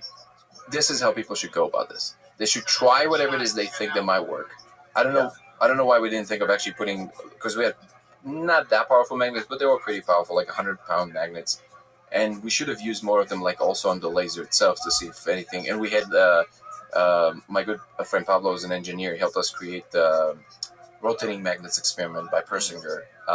He helped us create a device. Well, by the way, it was suggested by John Chavez. Shout out to John, who also, by the way, invested in our film quite a bit. So thank you, John. And basically, the rotating magnets is something we can maybe put the laser in between and rotating the magnets and see if that does a difference. We didn't do that. We're learning. The larger point is, there should be more of that. We should just test this in this way, and if it doesn't pan out, it doesn't pan out. But we're going to keep trying. And I want to encourage more of that. This insistence that where I feel that I mostly depart with the way that Andrew chooses to go about this. Again, I have tremendous respect for him, and we had since then really great conversations. But where I would openly disagree with him is that there's this insistence that DMT is so crazy that there's no way anytime soon we will ever be able to make sense of it. I'm saying that attitude actually shoots you in the foot, because if you decided that, of course you're not going to make progress. You have to believe that it's possible to actually discern certain things. Yeah. And maybe even he does think that in other ways, maybe he just disagrees with the specific way which I'm doing it. But this is the way I choose to go about it, and I want to encourage more people to do that and not to get caught up in what they want to be true. If it doesn't work out, say it doesn't work, so we can proceed to the next thing, so we can try another thing, so we can all think about it together. Well, one of the things that he said, which struck me, was, or one of the questions that he asked was, what makes this code any more real than anything else that you see in the DMT world, right? Like, for example, it's closer to what this is. It appears closer to to what this table is. Yeah. So it's always the same thing. It's matter-like, no matter who it is. No, it's as real. I'm claiming it's as real as Jupiter is there. That's what makes it different. Huh. So, like, when you explained that console thing that you saw, you explained that sitting in 3D space, that was anchored. Yeah, it's just existing to the floor. You could walk around it and see all around this whole thing that was there. So it was similar to I that. see it all the time. So that would be the equivalent of, you still see it all the time. 100% of the time. Every time I smoke. Every time you smoke, you see the console? Oh, yeah. Holy shit. Oh, yeah. Did I send you our Laszlo, our VR guy? He's much more than a VR guy, but he's also a VR guy. He created a fully immersive environment with the representation of the console in it. And it really delivers how real it is. Now, this is like Zoltan says, an 8-bit version of the real thing. Right. But it delivers how real that is for me. But that's just me. The reason the console is much less impactful is because I don't know what to do to make other people see the console. Oh, right. Okay. But I can show you the code. You don't use any sort of external devices like the laser to see the console. The console just no, it just appears. It's as real as this mic for me. By the way, the console, just a small anecdote and unrelated to, not going to be that interesting probably, but the console was doing something when we were shooting that experiment that it never did before. Usually the console opens up and it has a lot of sections all over the room, and only the very small sliver of menus come and like follows me, but the rest of the console just kind of hovers in the room. It's almost like the body of the console, right? It has different sections. One of the sections, the more physical sections, the one that is just always there, came out and started scanning the people that were looking at the laser. I've never seen that before. Yeah, it was like a plate that came off it, and it was scanning them. Like, it was interested in what we were doing. I've never seen that before. Again, this is one of these, like, trip report. I don't know what to do with that. It's not a... People say, hey, can you release the next video of the console? Because I'm working on one. I'm like, dude, I need to have some information there that I didn't have the first time, and I don't have that yet. I want to say something new. I don't want to just keep repeating, what we already said. And if I'm not sure, I'm not sure. Zoltan, how many times have you seen this code? So maybe four times. But the idea is that eventually this will reach a critical mass. There was a time when we had an idea about geocentric universe, right? And who thought that was geocentric? The scientists. It wasn't the workers in the field. It was the scientists who agreed to, and so there's a scientific class agreed to something that wasn't the case. And then came, Copernicus, Galileo. There were people who thought, well, I don't think that's the case, right? And at the time, that was the craziest idea. It almost cost their lives. It definitely cost their freedom, right? And it had to reach a critical mass where it flips. People start to be interested in this deeper because there's a critical mass of people, right? And that's what. So that's kind of what's happening. That like what Danny was explaining is that he's actually approaching it in a very scientific way, right? Of scientific mind will get into the space and will try to analyze it, and that's the point of these experiments. That is there a scientific way to prove beyond the anecdotes that there is a code, we all saw it, right? That's an anecdote, and how do you physically prove that? But eventually there are going to be enough people to see this code. That's what I mean by a critical mass will happen. Or enough people venture into space. That's why I said end of childhood spiritually, that more and more people venture into space, and our anecdotes start to, be parallel. Right. When it's just simply not, I'm coming from a pragmatic or a spiritual direction and a scientific direction, but I'm just pragmatically saying, like, when 10,000 people say that, hey man, I saw this, and our experiences are verifiable in a way that there's a mass of people that saw this, right? Then it's not possible to ignore anymore. It is asking for the scientific community that, well, we got to look at this, right? And the whole idea of basically creating the DMT TED Talks, that a community that can start comparing notes, and then there is enough data just alone by witnesses, right? Then is it tangible evidence? Well, when 100 people saw you rob the bank, you probably robbed the bank. Man, it's just one of those things. So, by the way, did I tell you that we might have figured out a way to see the code without the molecule? No. What? Yeah. So David Carter, the other board member, who approached me a few months ago with the opening line, "You don't know me, but I've been following you for a while," which is and disconcerting. I get that a lot. Yeah. No, he's incredible. Carter's incredible. So he basically, I guess the best way to describe is who he is a large. He would say he's a organizational expert, but I think he's a large scale problem solver. So basically, he worked from everything from government projects, software development, is big into crypto and AI now. He understands what makes big processes work. He even worked on some classified, projects. And he said, look, about a year ago, back then when you reached out to me, I ordered the laser, I saw the code, I never reached out to you, but I started basically talking about it in my circles. And because I have a certain reputation, people listen to me. They said when I would go to these conferences, I would like, when we were at the end of whatever, conference we are, I would like whip out the laser and start showing them. I said, wait, what were you showing them? He's like, well, here's the thing. I have a certain kind of reputation. So this was a prop. I was removing one more step for them to venture into. So like instead of me telling them there's this laser, I'm like, no, here's the laser. And I would just turn it on. It's just a simple diffractive laser. But I was telling them, like, I've tried this. I've seen the code. And I'm explaining where you would see it. And people got so interested because they are looking for this, like, next step of, like, understanding. So David recently told me that I haven't seen it myself yet, but he is, there's a certain, reputation that he has with, like, being accurate with what he's saying. He said he thinks they figured out a way to see some visibility of the code with these old sensors of Sony cameras that had this night capability. And if we string a bunch of them together, I think we'll be able to see it much more coherently. Now, if it's true, that will automatically change the conversation entirely. And there's also a team from Japan that apparently from 2014 was collecting data from light coming from stars.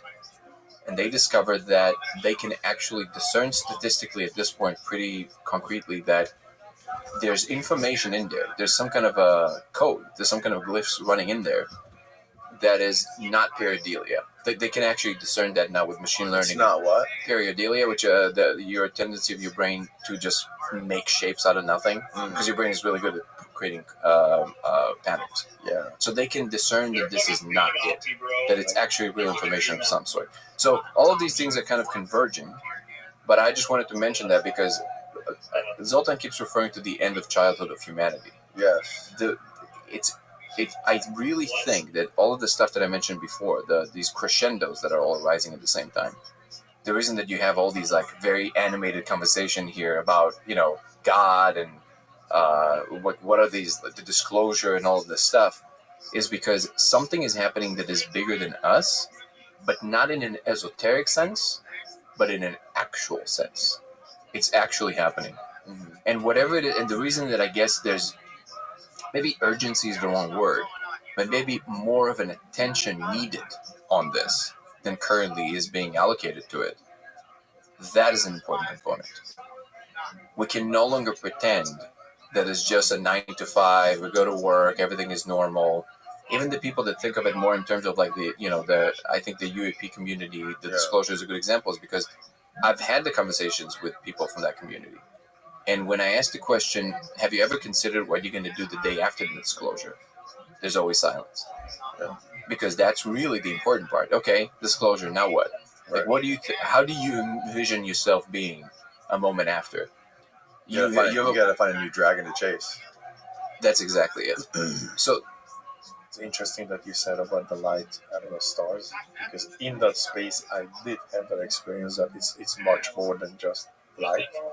And I saw this scientific paper were talking about like, well, the electromagnetic processes within a star are much more complicated and much more than the processes in our brains. So is that possible that they have consciousness? Theoretically, yes. Yeah.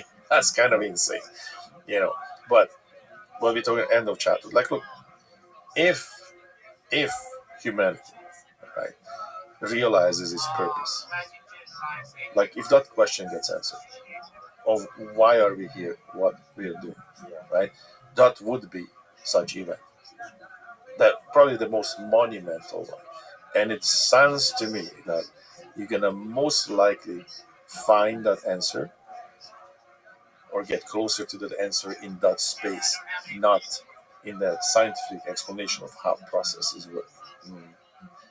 The process is just a result of the much deeper space. Right. I was gonna ask, when you're studying this stuff and when like you try to help more people become more aware, like the only way to study this is to have obviously lots of people look at it. If you have 1 million people look at this thing and 900,000 see it and 100,000 don't, or to see a way to substantiate it on a screen, or to send the information directly into some kind of a chat GPT. But at the same time, when you're saying like we're seeing this code, Like, how do you eliminate this confirmation bias that they're expecting this to see something? You know what I mean? 'Cause isn't that a way that people would attack this? Say, look, these people are expecting this, and they're already seeing something. Like, it's not double blind. So right?